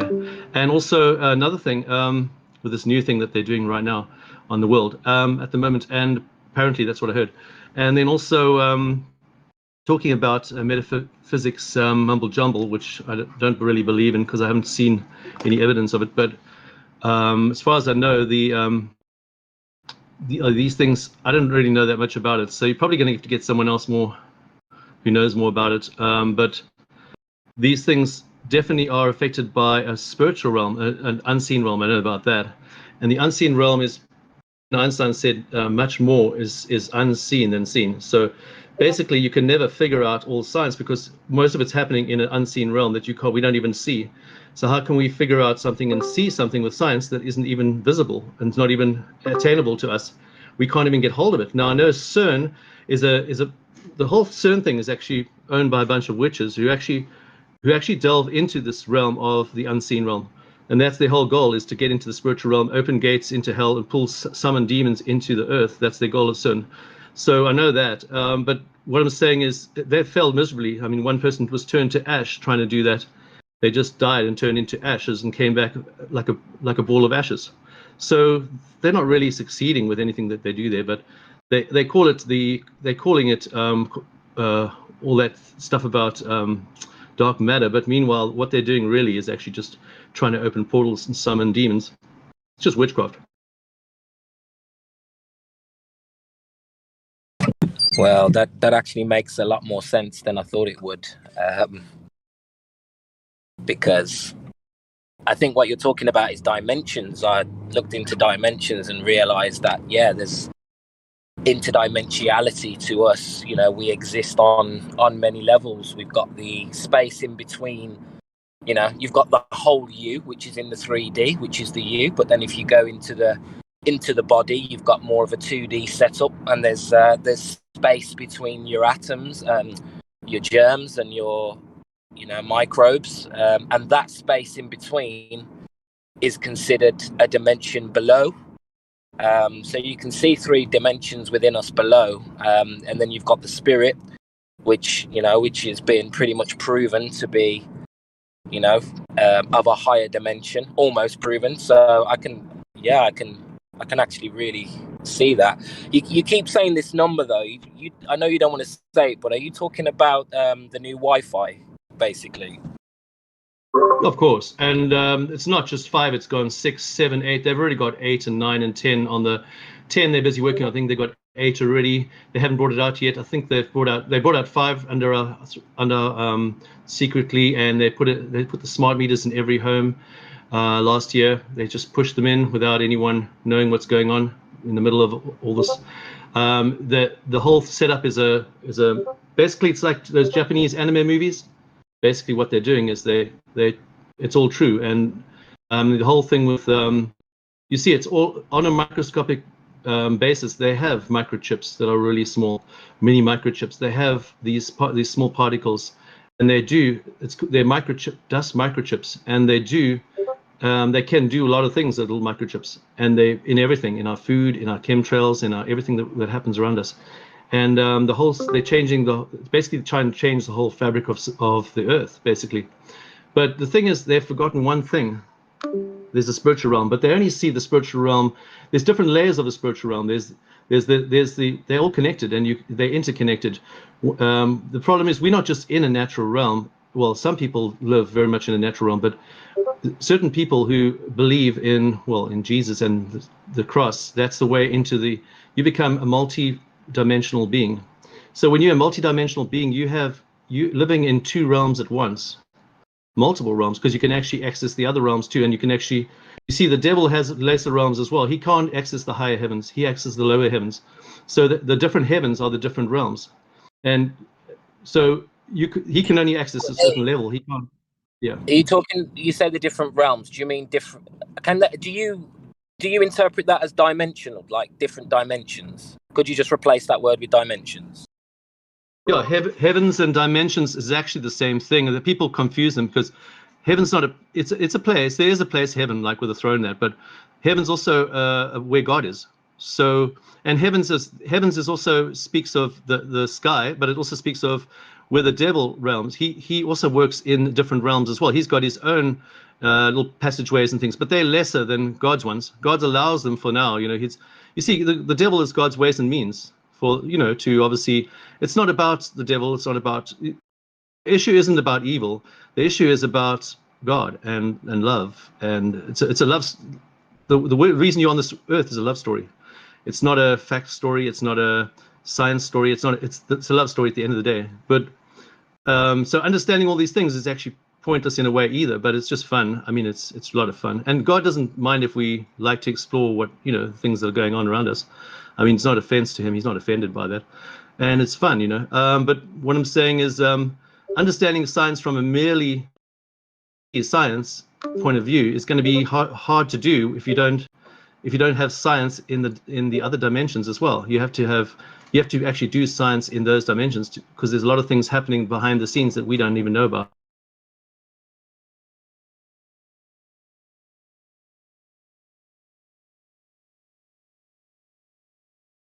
Yeah, that's really interesting. Some of these ideas have popped in my head before, but you seem to be putting it together in quite a fluent way. Quite interesting. Well, I've never actually articulated that before. It just came out of my mind now, so just on the cuff. So.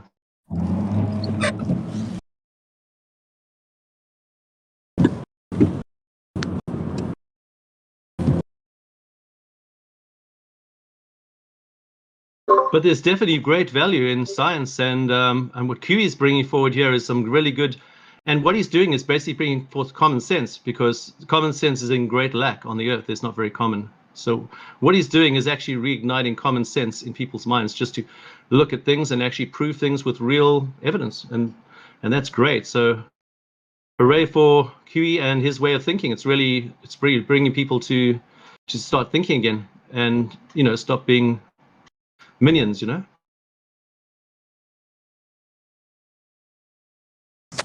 Yeah, Yeah, 100%. I agree. I think beliefs are the problem, really. And soon, it doesn't matter if you speculate or not, but, I think if QE's approach lends him a lot of credibility because he doesn't speculate. So I think that's what's made him famous, isn't it? But I wouldn't throw the baby out with the bathwater. There's a place to believe the truth, but the problem is most people think they have the truth, and I've spent many decades through my life thinking that I have truth on many issues, and I found out I'm wrong. I'm still going to find out I'm wrong. I know that I'm going to find out a lot more things in the next couple of weeks, months. I'm going to find out that I was wrong about things, and I'm open to be wrong about those things. But guess what? I'm not going to. I'm not going to take sides with other people and say, oh, just because they think so, I'm going to stand with whatever is true, and I'm going to keep on testing things and keep on learning. But there's definitely a place for belief, the right belief. I mean, don't get it wrong. There's definitely a place to believe the right thing.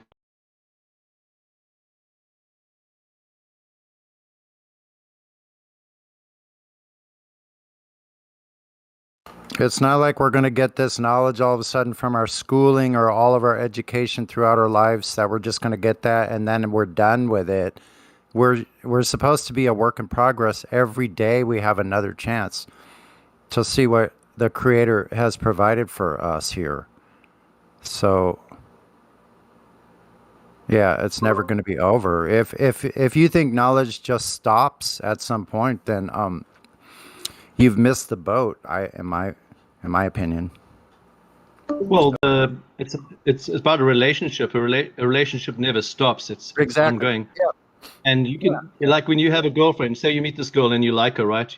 You don't really know her at first. You know a lot of things about her. She's really pretty, right? She wears really cool clothes. You like her style of talking, her smile, right? You know a lot of things about her, but you don't know what's going on inside of her thoughts yet. You still, her doubts, her fears. You don't know those things. You don't know that about her. And it's the same with God. You meet God, but you don't know much about him. Yeah. But when you start getting to know him, you start seeing, wow, he's actually much better than I thought. And you think lots of things about this girl. Maybe you meet this girl and you think, but she seems very like doubting and fearful.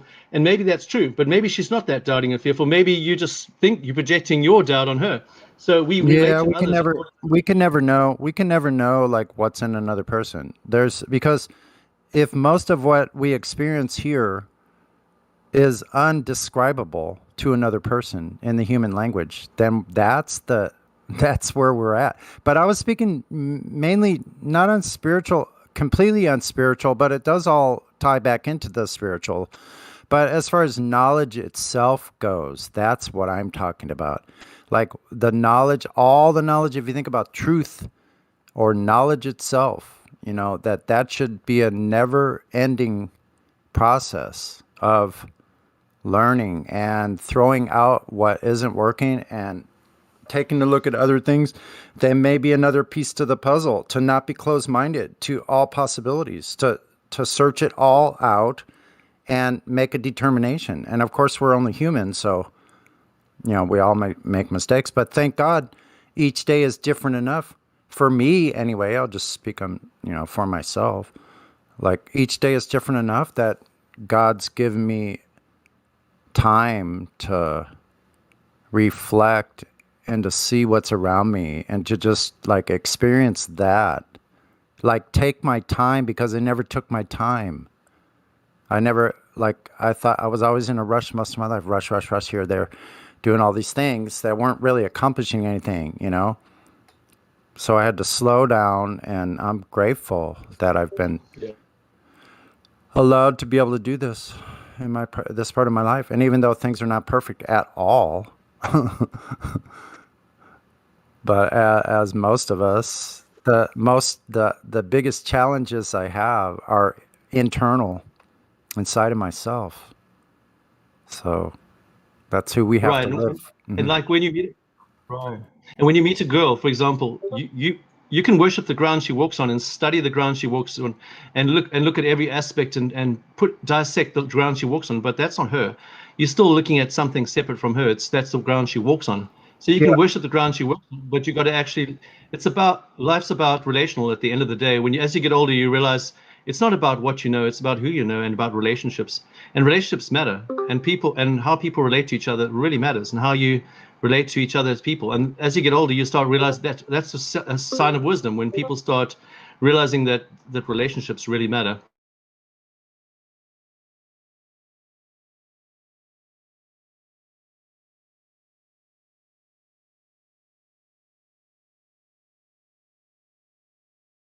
You're blowing my mind right now. And as you get older, you start realizing that things that you thought didn't matter a lot don't matter as much as you think they do. And as your time gets shorter in life, you realize your days are numbered, and you're not going to waste your time with things that are not so important. You're going to prioritize better.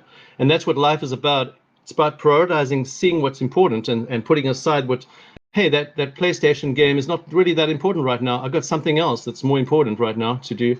And I've got something that I want. There's something more that I want in life. That's something greater. It's a greater prize. There's a greater reward from it. I want to pursue that thing instead of something that's great. That PlayStation game's great. It was a nice work of art, whatever. But I'm going to rather pursue something over here, because this has got a better reward, and it's something more fulfilling. And relationships are fulfilling. Yeah, if you guys don't mind, I've relearned how to use the bot. I was going to play a song, if that's okay.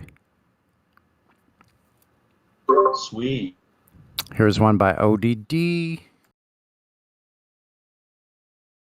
I've got It is for a shop, but it has to be. It is for a shop, but it has to be. It is for a shop, but it has to be. What you're seeing here is a mirage.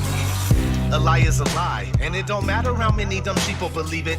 And the truth is the truth, hiding right out in plain sight, and still people don't see it. Man, this shit got me heated, and I won't stop till the elite are being defeated. They keep us deceived about everything that we think, and they keep it a secret. What we're taught is not conducive with reality. Big bang, evolution, and there's gravity. I tell the truth, and then these motherfuckers laugh at me, telling me the earth is photoshopped because it has to be. Most people accept the deception happily, but what they're doing to us all is a tragedy. God created the heavens and the earth in a verse, but we're living in a famous on the galaxy. They say we're monkeys on a ball flying through outer space, but there's no proof. It seems to have vanished without a trace.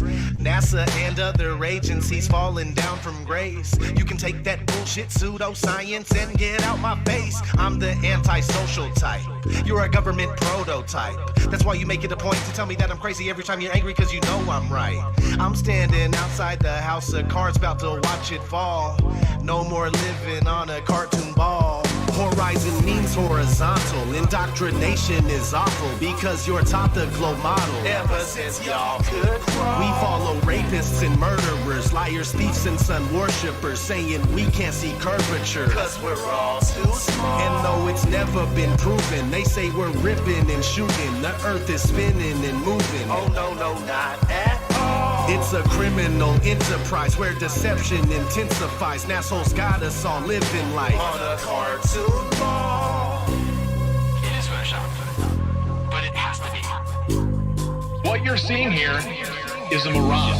They say that we went to the moon 6 times, but pure BS is the way that smelled. Now they're telling us that we can't even leave the planet because of the Van Allen radiation belt. Yeah, okay, sure. NASA, what you lying for? You lying now, you lied before. I can't take this anymore. The only thing they took to space was your imagination. Fake aliens are coming, now they have you waiting. We need to do something about it, no procrastination. Trying to cause the masses to awaken, that's the path I'm taking. But you can see if you check all the percentages. So many people having cognitive dissonance. But that's what happens at the loss of your innocence. Then you get involved with all of this wickedness. They try to do all the humans this way. So are they just idiots? Who is to say? Conditioned by the television, it makes your decisions, opinions, and you just obey. Stuck in the material domain of Satan, where everything in each and every day is pagan. Mandela effect, cause the game is changing. People waking up and now the cage is shaking.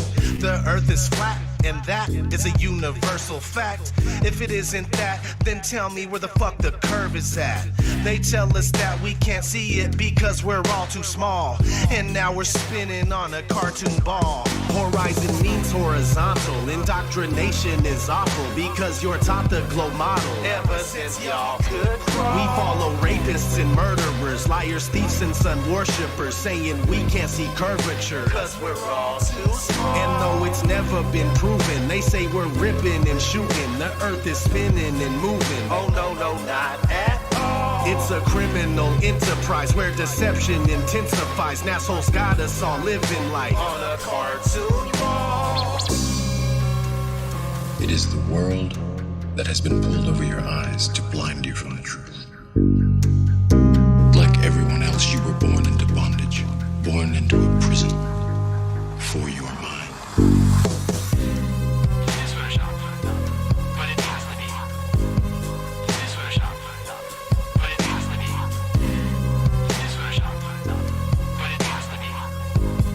What you're seeing here is a mirage.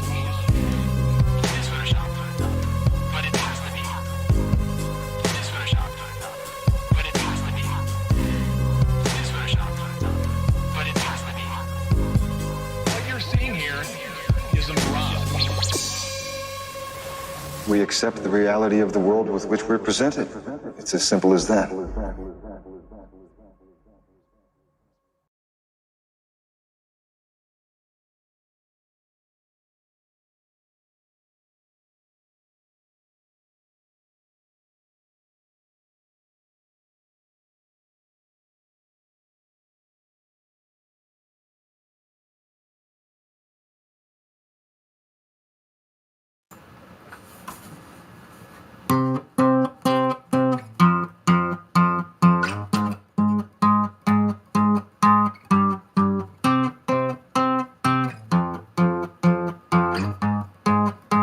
Yo, Sunny.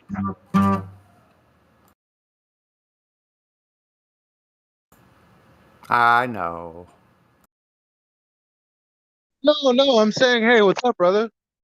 Hey, how's it going? Sorry. Good, good. Who do you think I am? One of these assholes? No, man, I know. Good to hear you. Good to hear you too. That you know that guitar is a part of you. When I hear it, it's like hearing the essence of you itself. Wow, that's a trip, all right? Yeah, I gotta agree there.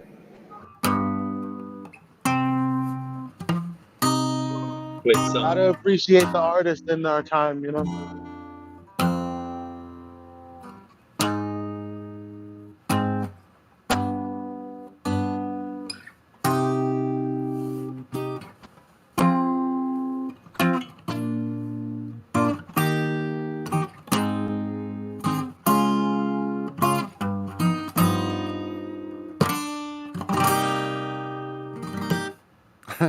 I was trying to practice that song, your favorite song, Sailing. It's a difficult one. I'm gonna have to like really practice that one, get the right key and try to chart it. It's like an orchestration.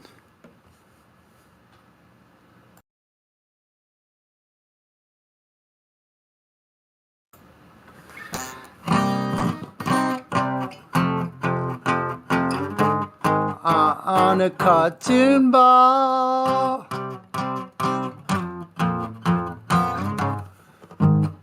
Ever since you could crawl. I'm gonna do a version. I'm gonna do my own version of a song. You should do like a So pick you know through how you that. used to. I'm gonna Sorry. do a copy version. Go ahead. What? So you know how you would read like articles out for like listeners whenever there was some downtime. Right. Exactly. Yeah. I think it's about that time. I dug up something from 2018 pre Black Swan, and All it's oh right. so scrumptious. All It's right so then. scrumptious. Yeah, man, that's a great idea. We could do those types of things. I really appreciate those moments. So if you don't mind reading for us, I will share it to Yes. the Discord. All right, let me go to the voice here. There it goes. I'm a little shaky. I probably had too much coffee. It's all right. As long as you didn't have the V. Huh. Yeah, I figure. Yeah, exactly. Okay. I see it. Let me pull it up on my screen here. Close this. Close this. Curvature calculator and Earth curvature formula, right? From calculators.io. That one? Yes. Okay.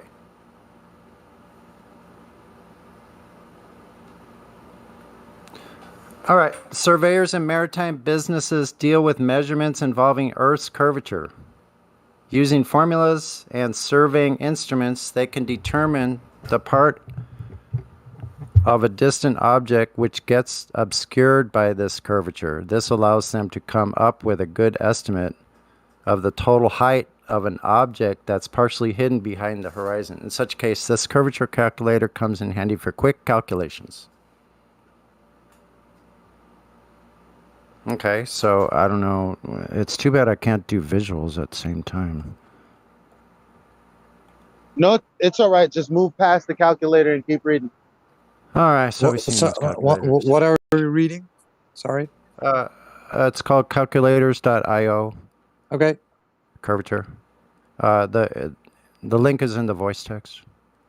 How to use the curvature calculator. This curvature calculator is as simple as they come. As long as you have the required values, you can use this online tool without having to calculate by hand using the Earth curvature formula. Here are the simple steps to follow. First, enter the value of the distance to the object and choose the unit of measurement from the drop-down menu. Then enter the value of the eyesight level, choose the, okay, blah, blah, blah. We've done all this. Entering both values, the Earth curvature calculator automatically generates for you the value of the distance to the horizon and the value of the obscured object part.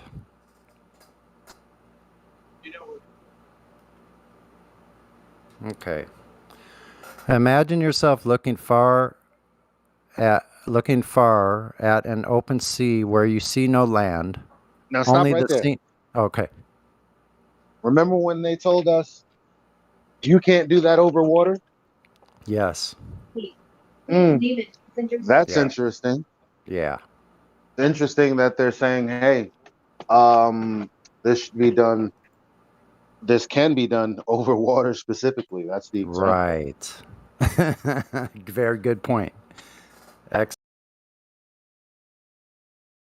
Just want to drop it in there. Thank you. Yeah, that's I'll give pauses for time for interjection. Let's see, that's perfect. Okay, so yeah, they're saying you look out at sea, only seamless, endless blue water. Why would it look that way?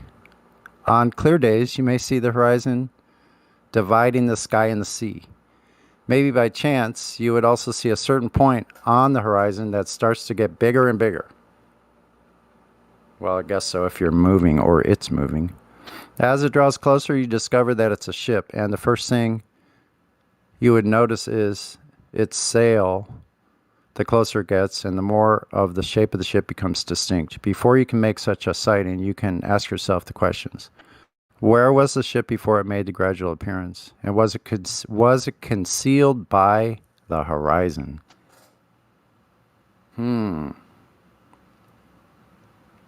Concealed by the horizon doesn't sound like going over a curve. That doesn't sound the same. What do you think? Anyway, moving right along. At this point, we already know that Earth is a sphere, in quotation, and not flat, in quotation. Bullshit. Therefore, between the ship and yourself, it does bulge up quite a bit. Really? Stop the presses. Okay, I'll control myself. I promise. But even still, like, I mean, they're describing how the geometric horizon obstructs things. This is what they're saying. Mm-hmm. Well, nothing that the ballers are talking about, apparently. Wait, don't give it away, man. They maybe adjust it. So this bulge they're talking about. Wow. They're actually saying there's a bulge. Between you, the ship and yourself, it does bulge up quite a bit. This is the reason why it obstructed you from the view. Boy, that's just presuppositionville. This bulge, that we never see, by the way, is what's known as Earth's curvature, which we've never seen a measurement for or observed it in reality. You measure this value as the height of the bulge per mile or kilometer. How to calculate the curvature of Earth? Calculate.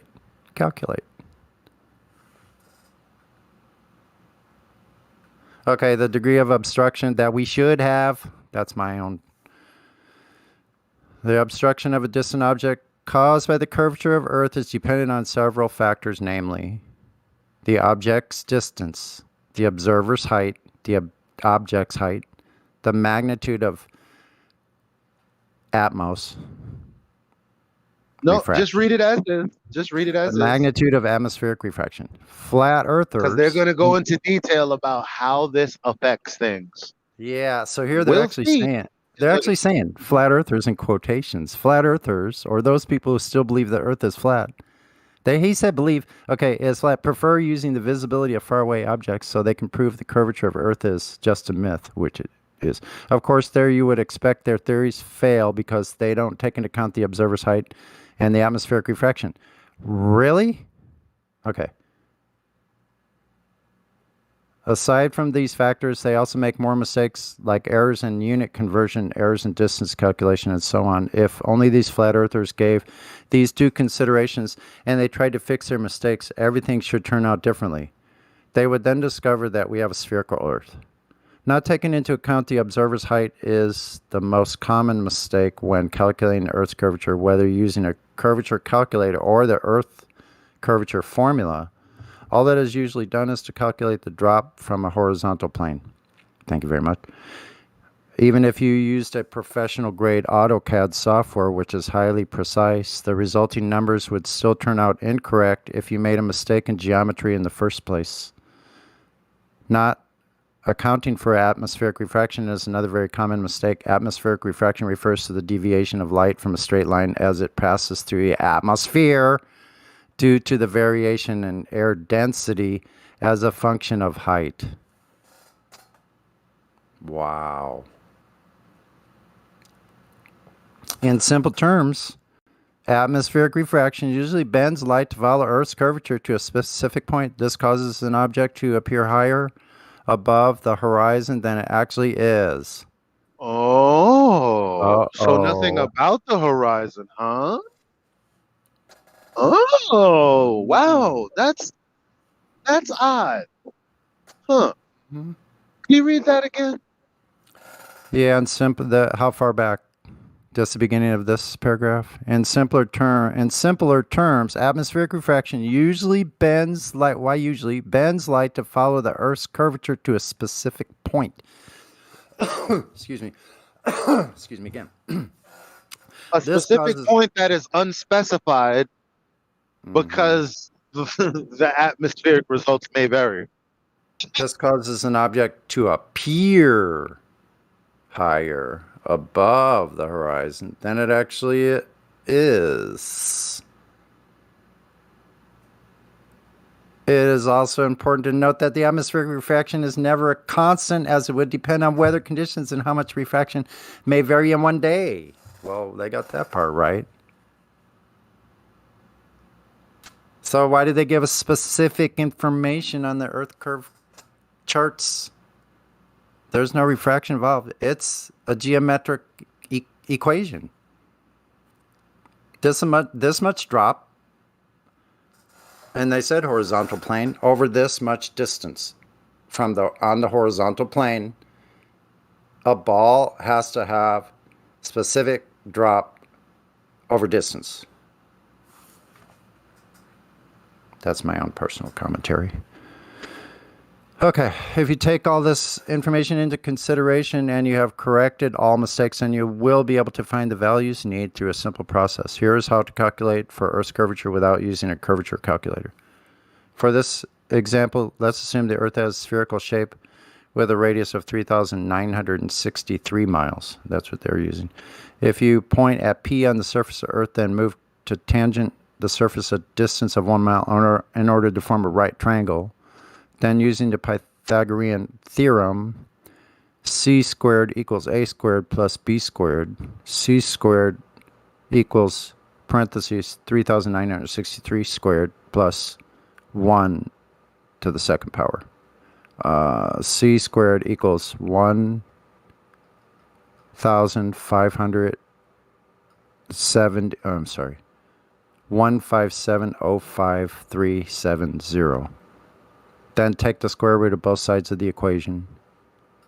C equals 3,963.000126 miles. You should also solve for your position above the Earth's surface. P equals 3,963.000126 equals 3,963. P equals 0.000126 miles. P equals 7.98 inches. 8 inches. There we go. So this result means the surface of the Earth curves approximately 8 inches for every mile. That's false. It's miles squared. How much does Earth curve per mile? The Earth does have a curvature, but almost nobody ever notices it because the value is very small. They keep getting this wrong. For those in the know, the most precise value of curvature is about 8 inches per mile. Once again, that's false. They didn't square the miles. This means that for each mile of distance between you and another object, the curvature obstructs approximately 8 inches of the object's height. Yeah, that's not true. See how they got that part wrong?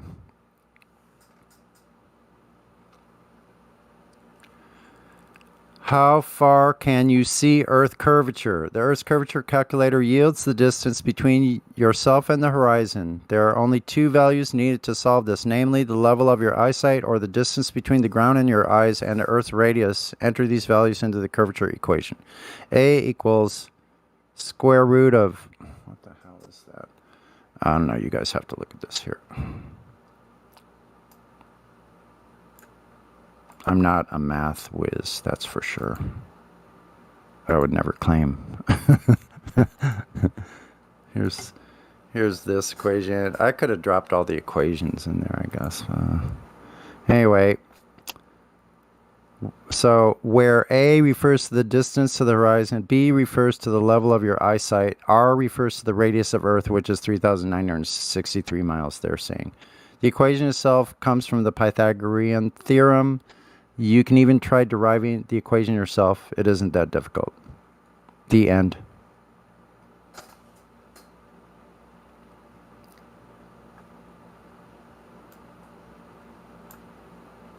Here's the Pythagorean theorem, just so we have it. Well, you convinced me, Sonny. It's a ball. Thank you. Well, we'll just here. I'll put these equations in. You math whizzes wanna. Then it's saying, then you take the square root.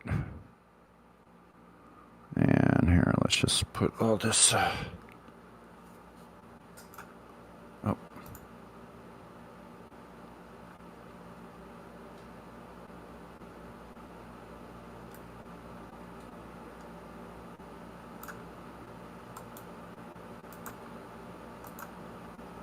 That was typically worded as full of an average person below the surface.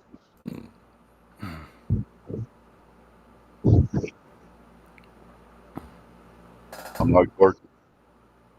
Yeah, only a little bit of robot. Try it again. 8 inches per mile. Yeah, they kept getting that wrong, Elijah. So here's what they said. That last paragraph was like they forgot about squaring the miles, so there's a big problem there. They stop at 8 inches. That's as far as they went.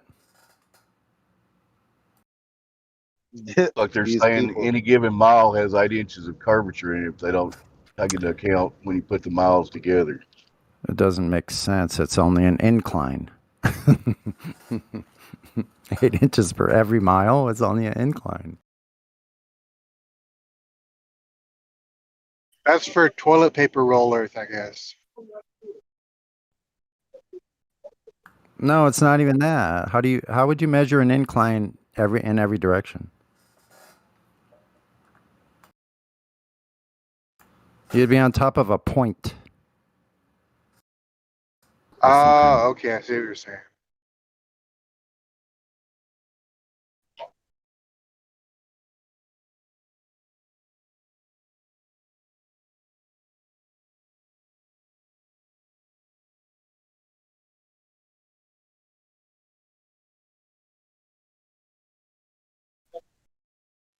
Yeah, no, so it's too bad because it's actually 3 miles is 6 feet. 5 miles is 16 feet. Feet, not inches, feet. 10 miles, 66 feet. And 100 miles is 6,667 feet. How's all that? 66666. That just happened to just line up all by itself.